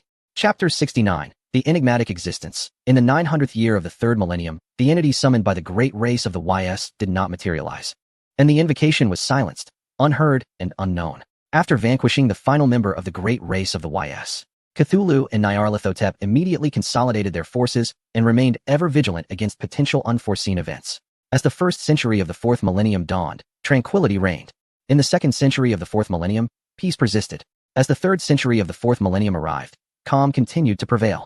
In the 4000th year, during the 400th year, the burrowing demon worm resolved to continue its resource gathering, as the asteroid belt posed no further danger. It merely needed to steer clear of the first asteroid. Cthulhu and Nyarlathotep, after a brief discussion, chose not to intervene, though a sense of foreboding brewed within them. In the 500th year of the 4th millennium, the expanse of Cthulhu's domain experienced yet another augmentation, expanding to a remarkable 388 kilometers. Concurrently, during this century, the burrowing demon worm encountered a long-forgotten kin, who identified herself as the Abyssal Crawler, hailing from a distant realm within the void known as Candela. By the 6th century of the 4th millennium, a female Abyssal Crawler, remarkably resembling the burrowing demon worm, formed a partnership with it amidst the void. In the 7th century, the Abyssal Crawler interacted with Cthulhu, Nyarlathotep, and various other beings of their ilk, seemingly fostering amicable relations. They warmly extended an invitation to the Abyssal Crawler to visit Cthulhu's domain, suggesting that should she find it to her liking, she might reside there indefinitely. Fong Ying gazed in bewilderment. First, this seemingly straightforward burrowing demon worm had entwined itself with another within less than a century. How desperate could one be? Did it not perceive any peculiarities? Moreover, Cthulhu and Nyarlathotep, being legendary entities, failed to notice any irregularities? How could a creature so akin to the burrowing demon worm suddenly emerge from the void? As far as he was aware, the burrowing demon worm bore several titles: the Earth Dweller, the Abyssal Crawler, and the Thalirian. Clearly, there was deception afoot. Most concerning was the fact that the leader of the megalithic clan appeared oblivious to the gradual decline of its race. Such sluggishness in a leader was utterly incongruous. After all, a leader serves as the core of their race. Even from afar, they should be acutely aware if their kin faced harm or peril. The greater their power, the sharper their senses. Yet now, a third of the megalithic clan had inexplicably vanished, and the burrowing demon worm remained utterly unaware, instead engrossed in its affection for the Abyssal Crawler. Fong Ying was unequivocally certain that the Abyssal Crawler was a source of trouble, perhaps even the very entity responsible for hatching the Crimson Giant egg. Yet he found himself perplexed. If she truly were such a formidable being, why not confront directly? Why engage in courtship and cultivate familiarity, employing the subterfuge akin to the art of war? In the 800th year of the 4th millennium, the Abyssal Crawler, amidst the fervent welcome of 2 legendary figures and numerous extraordinary beings, reluctantly and half-heartedly entered Cthulhu's domain. In the 900th year of the 4th millennium, the domain of Cthulhu experienced a stagnation. The abyssal creepers vanished. Yet the denizens of the Cthulhu realm paid little heed to this phenomenon and once again embarked on their campaign through the void. The arrival of the 5th millennium heralded a period of sorrow. In the 1st century, the species within the Cthulhu domain began to dwindle inexplicably. with numerous flora and fauna disappearing without cause. The leader of the Ant-Man tribe, Chieftain Chichio, took note of this troubling occurrence. However, as he attempted to report it to the void, he suddenly forgot mid-flight and returned. By the 2nd century, a significant number of creatures within the Cthulhu domain began to vanish mysteriously, with the rate of disappearance escalating exponentially, from a few to hundreds, then thousands, tens of thousands, and ultimately hundreds of thousands. Chieftain Chichio once more observed this alarming trend, yet as he approached the threshold of the Cthulhu domain, his memory fractured again, compelling him to retreat. In the 3rd century, the extraordinary races of the Cthulhu domain began to feel the effects, as even the Ant-Man tribe suffered widespread losses. Chieftain Chichio ventured once again into the void, only to encounter further bizarre phenomena. His memory failed him, and he found himself returning to the tribe in a daze. As he walked, he pondered his predicament, why he had ventured into the void, until he beheld his tribe, now desolate, and the fractures in his memory resurfaced. With a growing sense of unease, Chieftain Chichio surveyed the empty tribe, resembling a graveyard, and desperately sought to flee. Yet, he was startled to encounter another Chichio, an identical replica of himself. You. Chieftain Chichio was struck with horror, but before he could launch an attack, confusion engulfed him once more. Who am I? Where am I? What am I to do? As he grappled with his bewilderment, the other Chichio revealed a gaping maw, and one Chichio vanished, while the other ventured into the void. In the 4th century, the burrowing demon worm perished. In the 5th century, Dagon met his demise. In the 6th century, Baiki succumbed to death. In the 1st century of the 6th millennium, Cthulhu fell. The realm of Cthulhu was extinguished. The simulation concluded.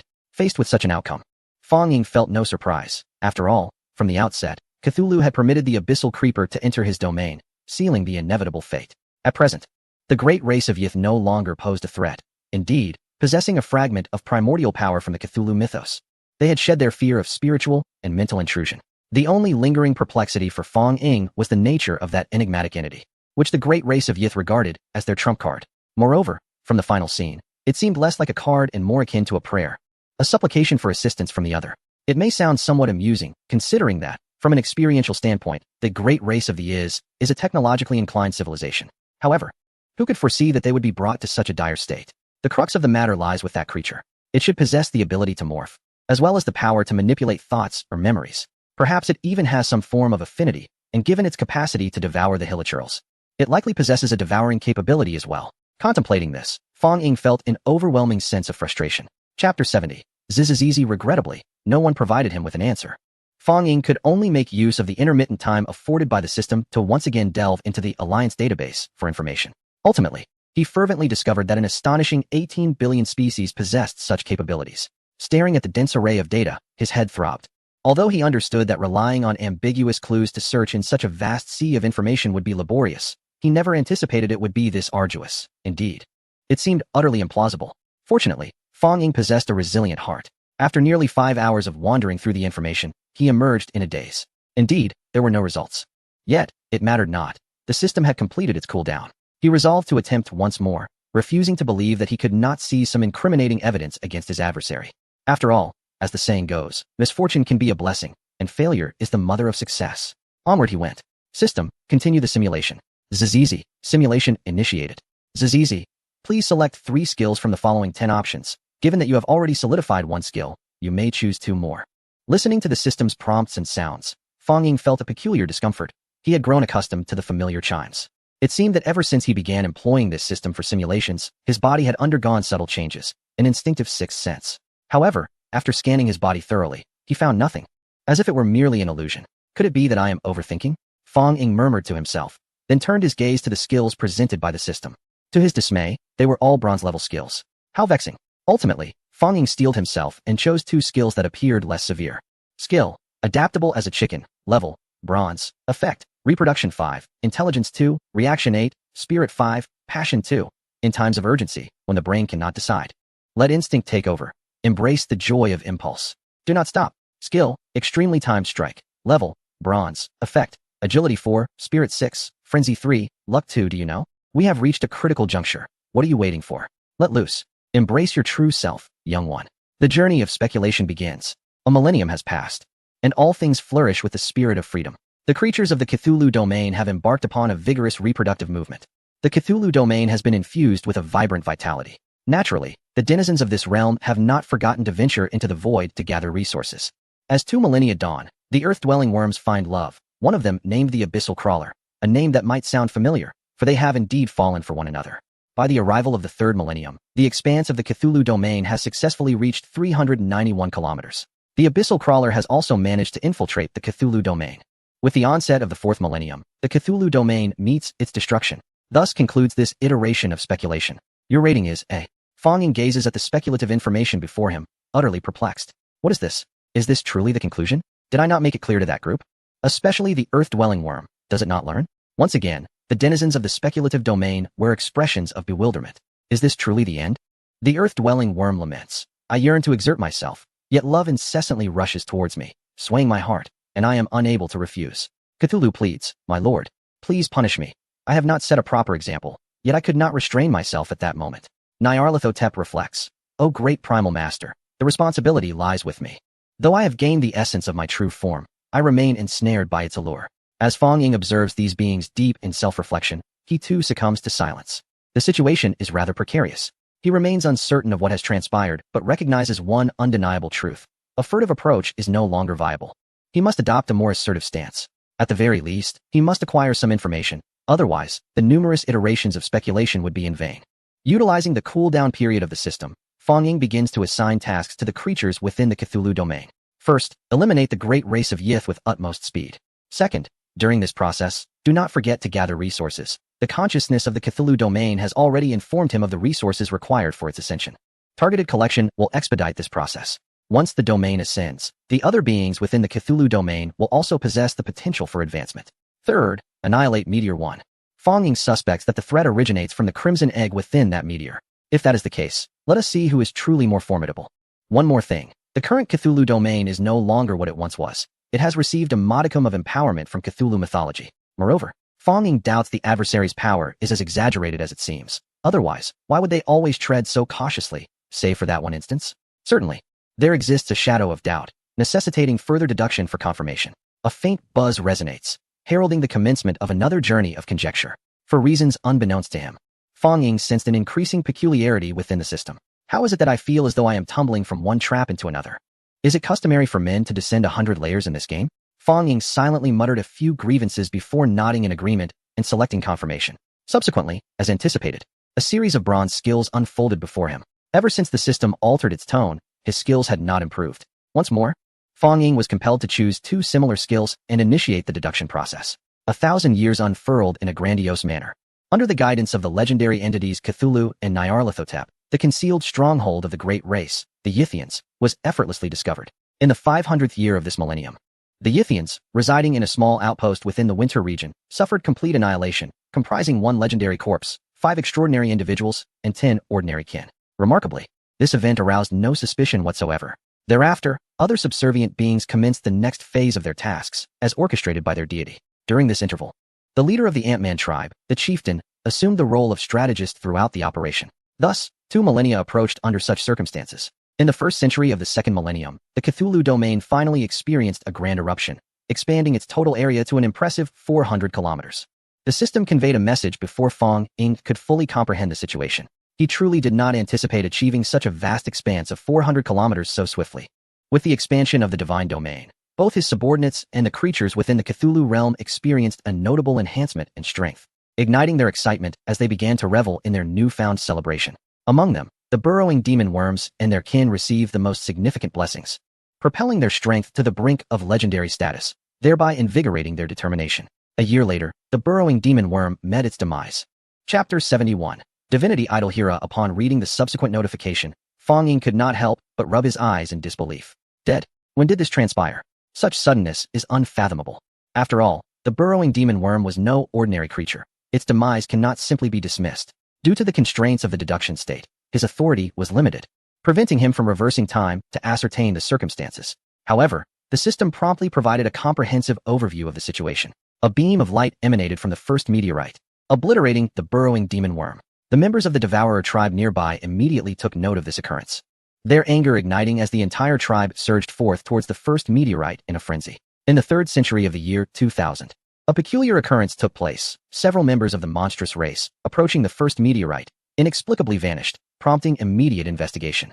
It was discovered that a safety zone lay 127 kilometers from the meteorite, a region where disappearance seemed unfathomable. Legendary beings Cthulhu and Nyarlathotep, upon learning of this news, hastened to the scene. They found a formidable gravitational force lingering around the first meteorite, along with a potent yet feeble spiritual essence brewing.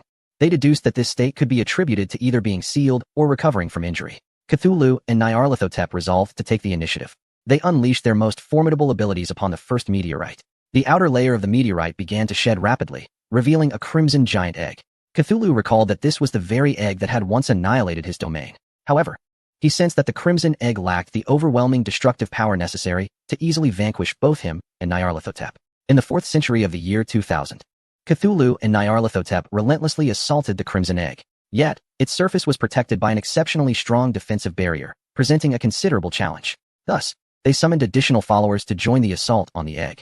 By the 5th century, through the relentless efforts of numerous beings in Cthulhu's domain, the protective barrier of the crimson egg was breached. However, in the next moment, the egg began to move at an astonishing speed through the void. As it passed, creatures from Cthulhu's realm were absorbed and extinguished, and the once-vanished protective barrier re-emerged around the crimson egg. Cthulhu and his followers immediately pursued and encircled it, instructing weaker creatures to retreat to Cthulhu's domain. Soon, the crimson egg was cornered. Just as they prepared to launch another assault, numerous beams of light erupted, obliterating extraordinary beings such as Dagon, Bayaki, and the King in Yellow, Hastur, while Cthulhu and Nyarlathotep sustained varying degrees of injury. However, the crimson egg, after firing its beams, found its protective barrier shattered, revealing a fissure at its center. Cthulhu and Nyarlathotep promptly unleashed a fierce onslaught upon it. As the crimson egg shattered, a slumbering figure emerged from within. Tall and slender, with an elegance that bordered on the ethereal, the figure possessed a beautifully elongated face, a short straight nose, dignified lips, and tightly shut eyes that captivated all who gazed upon it, ensnaring their very souls. Idhalara, why do you still introduce yourself? Feng Ying, upon reading the final description from the system, found herself momentarily at a loss for words. As you lament, he awakens. Upon opening his eyes, he gazes upon Cthulhu and Nyarlathotep. Subsequently, both Cthulhu and Nyarlathotep feel a sudden shift before collapsing into a perpetual slumber. He floats over, extending his hand gently, savoring the moment as he consumes Cthulhu and Nyarlathotep, transforming into a hybrid form reminiscent of both entities. He looks towards the domain of Cthulhu. The domain of Cthulhu fades into oblivion. This simulation concludes. Simulation level. Summary. You have expanded your divine realm, vanquished your adversaries. The great race of Yith breached the defenses of the crimson egg and beheld the true essence of that existence. Alas, you were just a fraction short of witnessing the dark and eternal. Simulation reward points. 10,000. Simulation resource reward. Skill enhancement token X1. For simulation extraction use only. Thus, if my assumptions are correct, that entity must be an outer god, known as the Dream Witch, Idihara. Feng Ying murmurs to himself. He wonders if it is due to his divine domain being named the Cthulhu domain that he encounters beings from the Cthulhu mythos, and not merely lesser ones, but the ancients as well. The great race of Yith. These beings are manageable, within his capacity to confront. However, the emergence of an outer god is alarming, even if, based on the information at hand, the Dream Witch, Idihara, is considered the weakest among them. Moreover, she appears to be in a wounded state. Yet, she is certainly not an entity that his modest Cthulhu domain could easily annihilate. If he is not mistaken, she possesses several abilities, the most renowned being dream manipulation. Additionally, there are levitation, mind control, fantasy creation, protection creation, barrier control, and shape-shifting. Upon further reflection, he wonders why he is not only untroubled but eerily calm. At this moment, he should be screaming, perplexed, distressed. At the very least, he ought to be mocking the situation, yet he remains composed. Therefore, I must be influenced. Perhaps it is an emotional impact. Feng Ying's gaze sharpens. He examines his attributes once more. Nothing has changed except for 2 points. His divine essence inexplicably amplified. From 1 strand to 15 strands. The second change is his status, which now bears the 2 characters, divine nature. Chapter 72. The interweaving of divinity and humanity. How could I possess divinity? Feng Ying states with a calm demeanor. Although he recognizes he should not be so composed, he ought to be frantic, to scream, to rage, to tremble with fear, yet he cannot. Divinity corresponds to humanity. What, then, is human nature? Joy, anger, sorrow, grievance, fear, and shock. These are all encompassed within the essence of humanity. And what constitutes divinity? This can be elucidated through a classic Taoist principle. Heaven and earth are unkind. They regard all beings as mere fodder. This does not imply that the cosmos perceives all creatures as mere livestock. Rather, it signifies that the universe treats all entities with impartiality and fairness, whether human or inanimate, whether virtuous or vile. Even a tree or a stone is regarded as equal in its eyes. It bears resemblance to the notion that the sun illuminates both the righteous and the wicked. Does this not sound admirable? Should such a quality not be inherent in the divine? Alas, this is a grave misconception. Humanity aspires to become divine for strength, immortality, enjoyment, and to act as saviors of the world. Yet, the pursuit is never for the sake of embodying divine qualities. For once one possesses divinity and claims it to surpass humanity, congratulations, you have irrevocably transcended the human realm, becoming a malevolent deity. Indeed, this is the definition of a divine being endowed with divinity as perceived by humanity. According to extensive data, should divinity surpass humanity, what actions might such a deity undertake? 1. Equality of all beings, devoid of distinction between the noble and the lowly, treating all with equal regard. In such a view, humanity is akin to ants. Thus, the deity may unleash a massacre over the death of an ant or a pig. Moreover, there may exist deities devoid of joy or sorrow, who passively observe the ebb and flow of life and death, content as long as the world remains intact. 2. Gods must not be insulted. This is straightforward. If one speaks ill of a deity, it signifies that the world has decreed their demise. Even if the one uttering such words is a deity themselves, they risk annihilation. There is no room for explanation, no pleas for mercy, nor the possibility of refusal. Such is the unwavering nature of this truth. This is a primary factor in categorizing deities with divinity as malevolent. After all, they are exceedingly unpredictable. 3. Power. Indeed, it is encapsulated in 2 words, sheer power. Whether a human becomes a malevolent deity or an opposing race possesses divinity, such deities are astonishingly formidable. Typically, one of the same realm can contend against 35 ordinary human deities. It is essential to realize that this is akin to 1 against 5. The aggregation of divine beings does not merely accumulate in numbers, but escalates exponentially in difficulty. However, to be candid, Fang Ying has little desire to possess such advantages. Feeling a tinge of melancholy, Fang Ying withdrew from the divine realm, seeking solace within the confines of her abode. Shortly thereafter, she discovered a message from Su Xiuxiu, inviting her to her home to discuss matters concerning the Eternal Church and the Divine Alliance. Due to her previous visit to the Divine Database, she had already acquired some preliminary knowledge regarding this Divine Alliance. In simple terms, the Divine Alliance is a somewhat loose organization where essentially every being that ascends to divinity possesses the qualifications to join, regardless of whether they may be the least capable deity. However, for the Divine Alliance, such distinctions are of little consequence. What they value is the essence of one's heart, or rather, one's courage, specifically, the willingness to act. Thus, the Divine Alliance bears resemblance to the Monster Hunter Guild depicted in novels. As previously mentioned, they regularly issue tasks that deities can undertake and fulfill. Upon completion, these deities are rewarded with substantial resources, often accompanied by unexpected surprises. It is important to note that these tasks do not occur on Blue Star, but rather within the realm of the void, specifically within the divine territories of the gods.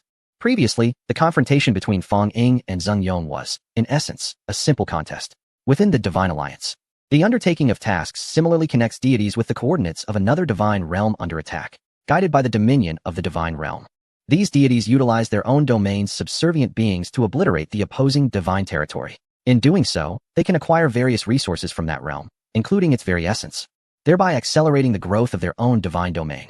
However, such endeavors also carry inherent risks. Although the coordinates of the divine realm for the task have been located, the current state of the opposing realm remains elusive. Moreover, the divine realms associated with these tasks are categorized into 3 types. The first type pertains to realms with a master, which equates to a direct confrontation between 2 deities. High rewards come with significant risks. The second type involves realms with a master, yet the deity in question is ensnared in a particular location. This scenario poses roughly half the threat compared to the first type, while still offering considerable rewards, although such advantageous situations are rare. The third type, the most common, consists of unclaimed divine realms. These realms further divide into 2 subcategories: wild divine realms, which have a conscious essence that self-generates and operates under a universal awareness, akin to the so-called heavenly path, and exist within the progeny of destiny, entities that thrive despite formidable foes. In essence, they can exert 1/3 of a deity's power, indicating a degree of weakness. The second subcategory is the fragmented divine realm, where destruction results in the deity's demise. However, the death of a deity does not necessarily equate to the obliteration of their realm. Rather, it may slowly give rise to new deities, with the weaker ones taking considerably longer to emerge. During this process, if faced with formidable adversaries, the nascent divine realm remains exceedingly vulnerable, often lacking even 1% of a deity's potential. This category is quite prevalent and serves as a primary focus for numerous tasks. Should Fang Ying choose to undertake tasks, he would undoubtedly opt for those involving the assault of such divine realms. The Eternal Church bears a resemblance to a divine database. They venture into the unknown, venerating wisdom and pursuing omnipotence. Simultaneously, they scrutinize the deities of the entire divine realm. Much like a celestial government, They are crafted by the most eminent of these gods, tasked with eliminating troublesome invaders and discreetly dealing with humanity's miscreants, as well as executing those fallen entities with divine attributes. The mere thought of it induces a headache. Fong Ying, expressionless, cradles his head as if performing a silent play. Thus, how does one purge divinity? He gazes intently at the exquisite visage reflected in the mirror, lost in reverie. To his horror, he notices that the corners of the face in the mirror have subtly curved upwards. He smiles again. Chapter 73. You have been infected. Fong Ying's pupils constrict suddenly. A peculiar sensation creeps up his spine, only to be forcefully suppressed by his divine consciousness. He finds himself unable to move. Yet, the reflection in the mirror begins to shift. The figure that had been seated on the sofa now slowly twists its neck, smiling back at him. Gradually, it inches closer, as if probing. In the next moment, it lunges at the mirror. Crack! Even a being with divine attributes like Fong Ying is startled, his heart momentarily ceasing. But when he looks back at the mirror, everything remains intact. The reflection displays a blend of panic, confusion, pallor, and utter bewilderment, mirroring Fong Ying's own state. Was that merely an illusion? No. I have ascended to divinity and still possess divine attributes. While divinity has its drawbacks, it is undeniably synonymous with calmness and rationality. So, is it a prophecy of the future or a warning of impending catastrophe? Fong Ying rises, contemplating for a fleeting moment before returning to the Cthulhu divine realm. A singular being, or rather a deity, must comprehend a fundamental truth. All fear and uncertainty stem from a deficiency in one's own capabilities. Even a mortal, armed with countless nuclear warheads, would dare to obliterate extraordinary apparitions. As a deity, provided one's divine realm is sufficiently formidable, possessing the ability to reverse divine realms and manifest data-driven states akin to, what is there to fear? Let us act decisively. Simulation system. I wish to simulate the divine realm. ZZZZ. The simulation system is fully prepared, ready for your engagement at any moment. Fong Ying pays little heed to the system's announcement, nodding resolutely. Very well, let the simulation commence. ZZZZ. You may select 3 skills from 10 available options. As you have already solidified 1 skill, you may choose 2 additional skills. ZZZ. Detected that you possess 1 skill enhancement token. Would you like to use it? Yes. ZZZ. The skills have been successfully provided. Please select. Fong Ying meticulously examined the 10 skills presented before him. 9 were of silver grade, and 1 was of gold. This revelation took him by surprise. He wondered if the system had undergone a transformation, presenting an array of silver skills. The elevated gold skill was named Unnameable Oath. Skill, Unnameable Oath. Level, Gold. Effect, Rationality 2, Spirit 15, Transformation 8, Life 15, Unknown State 10, Soul Solidification 20. A gift of the yellow, an unbreakable prophecy for those whose names cannot be uttered. By possessing it, you shall receive unexpected delights. This, indeed, seemed quite powerful. Fong Ying immediately classified it as a solidification skill. Subsequently, he discovered another skill that appeared quite promising, at least above average. Skill, Concealment Technique. Level, Silver. Effect, Concealment 5. Perception 10, Weakening 2, Rationality 3, Peeping 5. I am not I. I have hidden myself. I have not seen myself. Do you know what I am? Then come find me. ZZZ. Would you like to initiate the simulation journey? Yes. The Cthulhu divine realm unfolds in silence. In the first millennium, bolstered by the concealment technique, the I clan, under the guidance of the Void's touch, quietly began a 500-year scheme against the designated Great Race, the Isons. In the 8th century of the first millennium, Cthulhu and his kin once again approached the Great Race of Isons, launching a sudden assault. Due to the unexpected nature of this event and the meticulous preparations made, the Great Race of Isons did not mount any effective resistance and perished entirely. ZZZ. Your legendary kin, Cthulhu, has discovered an Eye of Energy, currently under examination. Name, Eye of Energy, Level, Gold. Attribute, None. Effect. 1 energy derivation, can continuously devour lower-level energies to derive higher-level energies, enhancing the foundation of the divine realm. 2 energy transformation, can transform based on the energy information within the divine realm. 3 eternity, possesses robust characteristics, granting immortality under the provision of the divine realm's essence. A marvelous item. Fong Ying's spirit soared, though his expression remained inscrutable. After the great battle, time has now entered the second millennium. Due to the flawless coordination of this event, it did not create significant ripples, thus preserving love and peace in the world. Cthulhu and other affiliated entities first returned the Eye of Energy to the domain of Cthulhu, simultaneously gathering abundant resources, thus expanding the territory of Cthulhu's realm further, which now spans 420 kilometers. In the 5th century of the second millennium, the domain grew to 460 kilometers, bringing it ever closer to materialization. Under the guidance of the Void's touch, the I clan gradually approached the first meteorite, contemplating a cautious assessment of the state of the Crimson Egg. In the 7th century of the second millennium, the I clan surpassed the previously calculated distance, now less than 50 kilometers from the first meteorite. without provoking any response from the Crimson Egg. Some audacious members of the Eye clan even leaped onto the meteorite, an act that yielded no unfortunate consequences. And the defensive shield of the Crimson Egg remained dormant. Upon realizing this phenomenon, the Void's Touch resolved to return and relay this vital intelligence, summoning more affiliates in an attempt to discern whether the entity could be vanquished. However, at that moment, an urgent message from the consciousness of Cthulhu's domain pierced through. An external invasion is upon us. In the third millennium, a cataclysmic upheaval befell Cthulhu's realm. Their homeland was plundered, and millions of sentient beings were annihilated in an instant. The ant people, once residing within Cthulhu's domain, were eradicated.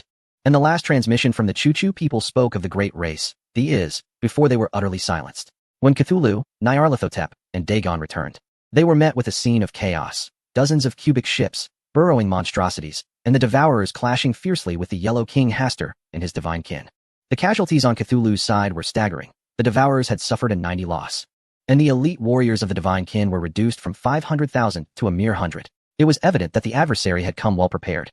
In the 8th century of the 3rd millennium, Cthulhu, leveraging his might against the legendary race of Is, achieved a hard-fought victory. Yet, just as the enemy faced demise, they uttered a chilling proclamation in the tongue of the gods. You have been infected. Chapter 74, The Age of Blood Infection? Fong Ying remained composed, gazing thoughtfully at the final message. As time progressed, the realm of Cthulhu entered the 9th century of the 3rd millennium. The adversary's words echoed like a malevolent curse. The beings of Cthulhu's domain indeed began to exhibit signs of infection, not through a biological virus or any corporeal affliction, but rather through a peculiar transformation. They discovered that their instincts had undergone certain alterations, fostering an insatiable thirst for blood and a penchant for slaughter. In the beginning, within the realm of Cthulhu, the most primitive and mindless creatures engaged in frenzied slaughter, incessantly draining each other's blood whilst devouring the weak in their vicinity. Subsequently, this contagion spread to the enlightened and extraordinary races, transforming their covert killings into bold acts of slaughter, targeting not only the weak, but also their own kin. Cthulhu and Nyarlathotep swiftly recognized this peculiar phenomenon and sought solutions, yet ultimately met with failure, leading them to resort to more forceful measures. They discerned that the Eye of Chaos tribe was the least affected by the infection, followed by the Antfolk. Their investigations revealed that the mental prisons originally designed by the Antfolk and Eye of Chaos possessed a certain efficacy against the contagion. However, Cthulhu's research concluded that this merely mitigated the infection rather than providing a cure. In the 4th millennium, the oceans of Cthulhu's domain became enshrouded in crimson waters, giving rise to a species known as blood algae, which proliferated rapidly by consuming blood. The Antfolk, particularly the Hillfolk, quickly identified this occurrence and initiated studies. However, they soon discovered that blood algae could only survive in blood and were highly sensitive to extreme temperatures, drought, fierce winds, and sunlight, leading them to abandon their research on these fragile organisms. By the 500th year of the 4th millennium, the population of creatures in Cthulhu's realm had diminished by 70%. In the 600th year, blood algae had spread across the entire world. It was in this year that the chieftain of the Eye of Chaos tribe observed a mutation in the blood algae, enabling it to form a symbiotic relationship with flora and fauna. Following this symbiosis, the bloodthirsty infection that plagued the animals and plants dissipated, replaced by a lethargic disposition akin to a state of indolence. The blood algae began to proliferate on the outer surfaces of these organisms. This emerging phenomenon once again heightened the vigilance of Cthulhu and Nyarlathotep, as they sensed an insidious terror permeating the Cthulhu realm. Simultaneously, they felt a sense of helplessness, recognizing that this infection appeared irreversible. With the passage of time, the intensity of the contagion escalated dramatically, exerting influence even over the extraordinary beings. Even legendary figures like themselves could feel an innate yearning for blood and slaughter. In the 800th year of the 4th millennium, blood algae had successfully established roots in all foundational life forms, enveloping them entirely. The flora and fauna covered by blood algae developed a sense of languor, becoming lethargic, disinterested in nourishment, and even reluctant to breathe. In an apparent effort to assist these lethargic beings, the blood algae evolved a unique system capable of autonomously absorbing nutrients and essential components to facilitate the growth of their parasitic hosts, even enabling reproduction. By the 5th millennium, the entire world belonged to the blood algae. This era is referred to as the Age of Blood. In the realm of Cthulhu, due to the tranquility, species have once more experienced an explosive resurgence. The next generation of beings in the Cthulhu domain has established an even closer fusion with the blood algae within their bodies. A majority of their organs have been supplanted by these algae. At this moment, the blood algae and the organisms have become one. In the 1st century of the 5th millennium, the blood algae began to disperse vast quantities of red dust into the atmosphere, akin to spores, pervading every corner, rendering the entire Cthulhu domain a phantasmagoric crimson from the outside. By the 3rd century of the 5th millennium, the last extraordinary species was infected, with only Cthulhu, Nyarlathotep, and a few other powerful entities struggling to endure. By the 5th century, Byakhee was the first to completely surrender to the blood algae, soon relishing in eternal tranquility. In the 6th century, Cthulhu and Nyarlathotep resolved to resist, only to be astonished to discover that the malevolent energies within the Cthulhu domain had been unknowingly supplanted. And they themselves were already gravely afflicted, merely cloaked by the illusion of a slowly boiling frog. Ultimately, Cthulhu and Nyarlathotep succumbed to the embrace of the blood algae. After their complete submission to the blood algae, Cthulhu and Nyarlathotep were astonished to find that they had not lost their self-awareness. Rather, they felt an extraordinary clarity, even better than their state at the initial moment of infection. Most crucially, they discovered that the parasitism of the blood algae enabled them to perceive a surge of unknown wisdom, akin to a ladder to eternity. In an instant, they began to involuntarily succumb to this allure, seemingly forgetting all their worries, like sincere seekers of truth. By the 9th century of the 5th millennium, the entire Cthulhu domain was engulfed in profound silence. In the 6th millennium, a resonant sound seemed to awaken the symphony of the Cthulhu domain. Subsequently, a series of faint explosions began to echo throughout the realm of Cthulhu. The legendary beings, Cthulhu and Nyarlathotep, gradually regained consciousness, not due to any heightened alertness, but because the consciousness of the Cthulhu domain was signaling them. The moment that finally roused them felt like a call from the consciousness of the Cthulhu domain as it approached its demise. They soon discovered that the species parasitized by the blood algae began to burst one after another, transforming into wisps of red smoke, drifting towards a certain direction. That place was the original site of the buried eye of energy, which, unbeknownst to them, had begun to emanate an eerie crimson glow. The parasitized entities in the Cthulhu domain continued to explode, and countless red wisps coalesced, resembling a river of blood surging towards the eye of energy. With a resounding crack that echoed throughout the Cthulhu domain, Cthulhu and Nyarlathotep beheld a scene that left them utterly astounded.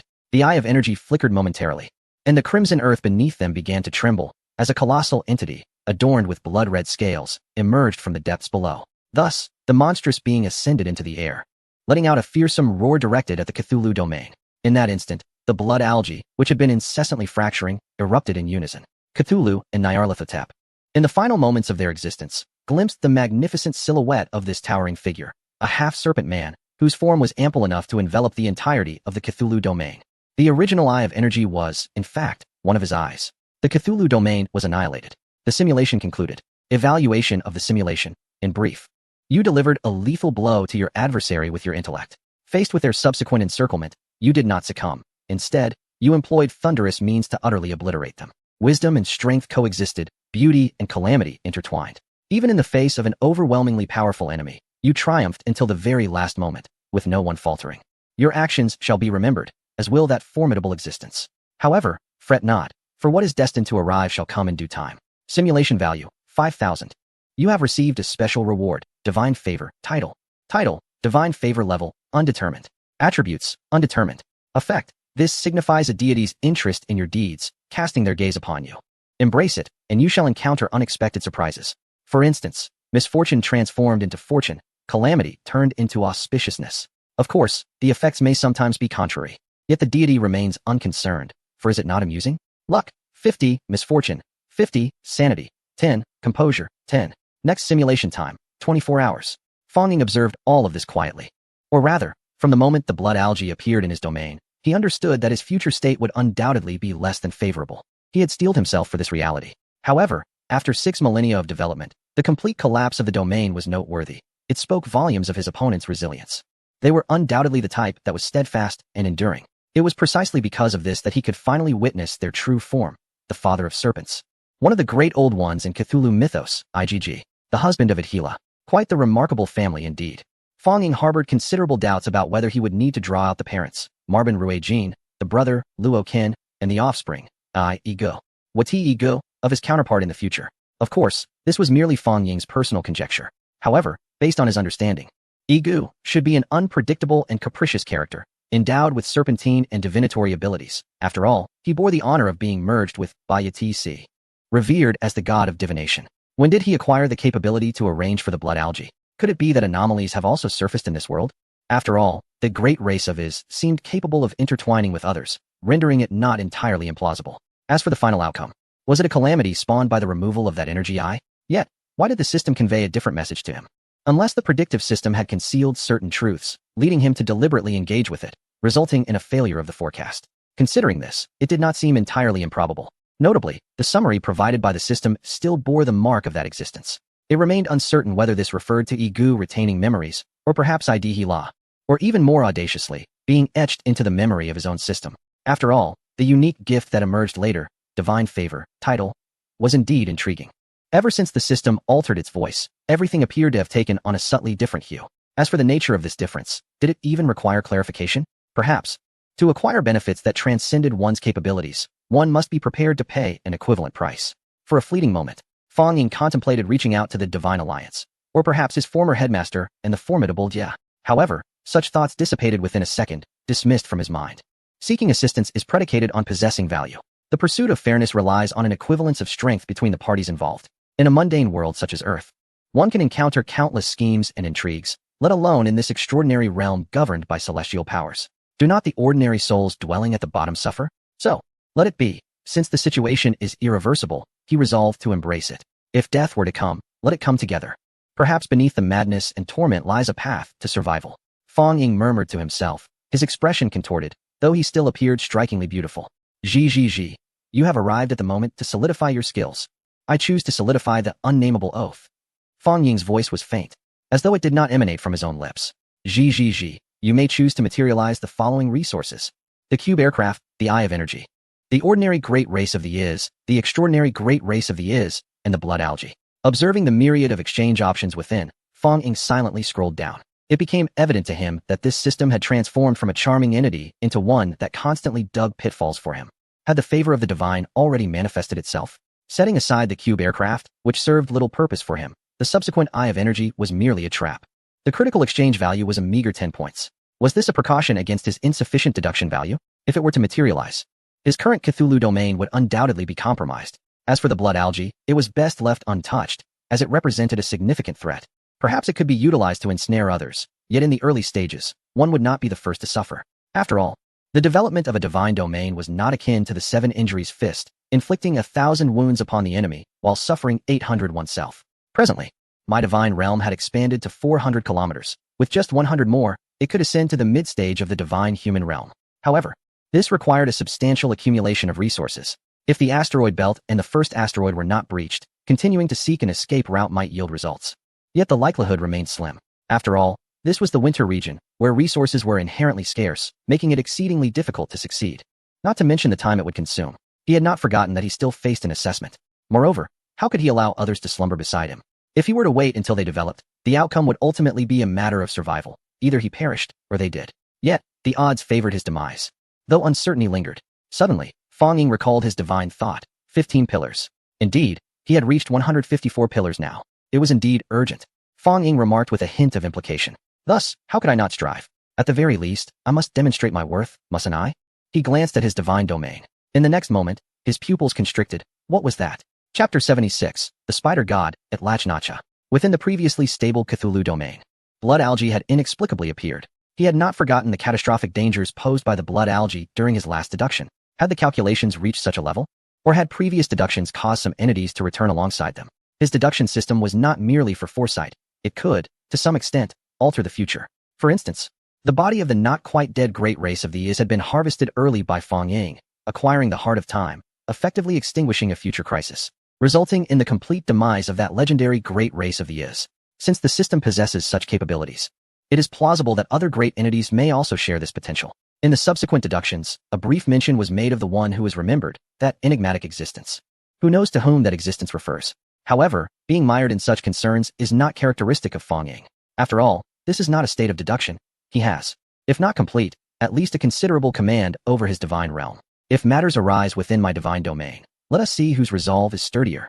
Fang Ying murmured to himself. Moreover, he had a trump card. Casting a glance at the state of divine thought, Fang Ying seamlessly entered into his divine realm. With his true form's arrival, the entire Cthulhu divine domain erupted in a fervor. A myriad of luminous hues shimmered in the heavens, while the ground was suffused with a prismatic mist. At that moment, it seemed as though the beauty of all creation enveloped Fang Ying. Countless marvels and mysteries unfolded before the beings of the Cthulhu divine realm. This state was akin to the arrival of a sage, with celestial flowers cascading and golden lotuses springing forth from the earth in an exaggerated display. Yet, such a state could not be sustained for long. The entire Cthulhu divine realm began to tremble, reminiscent of an apocalyptic scenario. The radiance surrounding Fang Ying faded, replaced by layers of grayish, mist-like substance that obscured his visage from the beings around him. Yet, amidst this grayish matter, vibrant bubbles of black and translucent colors began to emerge, rising and falling in a dreamlike splendor, yet imbued with a sense of annihilation. The once jubilant and adoring beings who welcomed Fong Ying now found themselves overwhelmed. Those of lesser strength fainted, while those marginally more capable swayed unsteadily, appearing as if intoxicated, their bodies undergoing unsettling genetic anomalies. Witnessing such a scene, it would be foolish for Fong Ying not to comprehend the unfolding events. He retreated with a swiftness greater than before, fleeing from his own Cthulhu divine realm. He had forgotten that he was no longer the same as before. His voice and appearance had the power to incite transformations in extraordinary beings, let alone his very presence within. What could he say? It was impulsive. Even though he possessed divinity, his humanity had always held sway. However, just as Fong Ying indulged in his grievances, he suddenly noticed a slight diminishment in his divine essence. Could it be due to my entry into the divine realm? Or perhaps the volatility of my emotions? Fong Ying was uncertain of the cause, but he noted it down, recognizing it as a potential avenue to regain control. Nevertheless, he needed to address the pressing matters at hand. I say, let those with ears listen. Fong Ying's divine realm directly issued commands to the formidable transcendent beings and legendary followers of the Cthulhu domain. All hail you, magnificent primordial lord, my father. I shall obey your commands without fail. Great master, your decrees are my eternal commitment. Upon Fong Ying's utterance, the gathered assembly prostrated themselves in unison. Though their forms were diverse, and the posture itself appeared somewhat peculiar and comical, their loyalty was indisputable, particularly in light of Fong Ying's personal presence. The unparalleled radiance he exuded allowed them to perceive the beauty of existence, a mere fraction of which could not compare. Conversely, the terrifying mist and bubbles revealed the anguish of the world, a torment beyond verbal description. Perhaps this epitomized the legendary balance of grace and authority. The legendary beings, Cthulhu and Nyarlathotep, having undergone numerous simulations, found their haughty hearts utterly yielding in that moment. The great primordial lord is eternal, in both power and wisdom. They are pursuits worthy of a lifetime. Unbeknownst to Fong Ying, these individuals harbored countless ulterior motives. He was solely intent on discerning the origins of the blood algae that had manifested within the Cthulhu domain. Blood algae? Great primordial lord. The blood algae you refer to is this blood web. The multitude of transcendent followers failed to grasp the significance of Fong Ying's mention of blood algae. After all, even during the simulations of the divine realm, the information displayed on the panel was visible only to Fong Ying. Fortunately, the astute leader of the Ant-Man tribe, Chu Chu, was the first to react, bowing his head humbly to speak. Blood web? Fong Ying was taken aback. Had his eyes deceived him, or were they jesting? All had encountered blood algae, yet it had been elevated to the grandiose term blood web. Was it truly a web? As Fong Ying scrutinized further, magnifying his observations, he discerned that the structure of the blood algae was indeed composed of numerous, exceedingly fine blood threads, densely intertwined to form a web-like configuration. Thus, upon closer inspection, it was unmistakably blood algae. Exercising his privileges, Fong Ying retrieved the fragment of its data. Name, blood web. Level, unknown. Status, attribute, void attribute. Status, it exists between reality and illusion, proliferating through a unique means. Effects 1. Message transmission, capable of transmitting messages swiftly within the Cthulhu domain, disregarding distance. 2. Message transmission, can convey information in a one-on-one manner through special means, requiring energy expenditure for considerable distances. 3. Under development. Fong Ying blinked in astonishment, feeling as if he were witnessing a child growing up, a joy stemming from the realization that they could thrive independently. However, returning to the matter at hand, why did this blood web feel so eerily familiar? Reality and illusion intertwine, weaving together the remnants of ancient dominion, the spider god, at Lachnacha. Why did that being suddenly come to mind? Fong Ying felt a throbbing pain in his head. It was as if he felt an urgent need to confirm certain information, prompting him to address the legendary entity Cthulhu. Chapter 77. Pawns and players. How did you suddenly conjure this thing? Fong Ying inquired, his urgency overshadowing even the maintenance of divine majesty. Then, he heard a response that filled him with joy. Great master, as we were enveloped by the blood algae, we experienced a profound tranquility of the mind and beheld a dark form. It was reminiscent of a crouching creature, yet it possessed long, spider-like limbs. I gazed upon its shadowy body, which bore a face. In that instant, a fragment of knowledge entered my mind. Unexpectedly, Bayaki was the first to speak. The creature, resembling a hill-dweller, cast a glance at him that seemed to say, "You can speak, but why mention me?" Nevertheless, he continued in agreement with Bayaki's words. Great master, I have not encountered the blood algae, but at the moment of death, I did hear certain messages from the abyss. Master, within the blood algae, I witnessed countless crimson webs, with no origin or end, as if they were eternal. As he listened to his followers recount their experiences, Fong Ying's expression darkened. Undoubtedly, even divinity had its limitations. However, He found himself disinclined to entertain such thoughts, for he realized that both his extraordinary and legendary followers had encountered that being, the spider god, at Lachnacha, to varying degrees. Even in death, they had not escaped its grasp. Among them, Cthulhu and Nyarlathotep had gleaned the most information. The creation of the net of blood was a result of the clever hill dweller's suggestion, consolidating all the gathered information into a singular construct. Subsequently, Fanging began to ponder the implications surrounding that existence. The ancient dominator, the spider god, at Lachnacha, was said to possess the ability to transform humans into colossal spiders, particularly leaving a scar known as the spider mark upon those beautiful women whom he favored. According to his understanding, that being resided at the base of the Wormy-Eaters Mountains on the northern continent, perpetually weaving an immense web, intending to construct a bridge across the vast chasm between the waking world and the realm of dreams. Once the bridge was completed, the world would face its apocalypse. Thus, one might wonder why this entity, destined to be a great destroyer of worlds, chose to meddle with a mere minor deity like himself. How vexing. The blood within Fanging boiled, leaving him momentarily speechless. Within the realm of Cthulhu, the hearts of the other affiliated beings were equally tumultuous. Although they could neither perceive the visage of their master nor hear his voice to grasp his sentiments, they sensed through the subtle shifts in the environment of Cthulhu that Fang Ying's mood was exceedingly poor, terribly so. Had they incurred his displeasure? Was it due to their ultimate failure? More than that, however, it seemed to stem from their own inadequacies. Look at how we have faced the great race of Yith, time and again falling victim to their schemes. Surely, our master must feel disappointment in us. My esteemed colleagues, might our brazen communication via the blood network incite our master's ire? Furthermore, I sense that our master may be angered by the very creation of this blood network. The words of the Choo-Choo people immediately ignited a firestorm among the others. How could this be? We have established such a refined system of communication for our master, enabling us to promptly report any issues. Our deaths would not be rendered meaningless. The leader of the I clan, Void's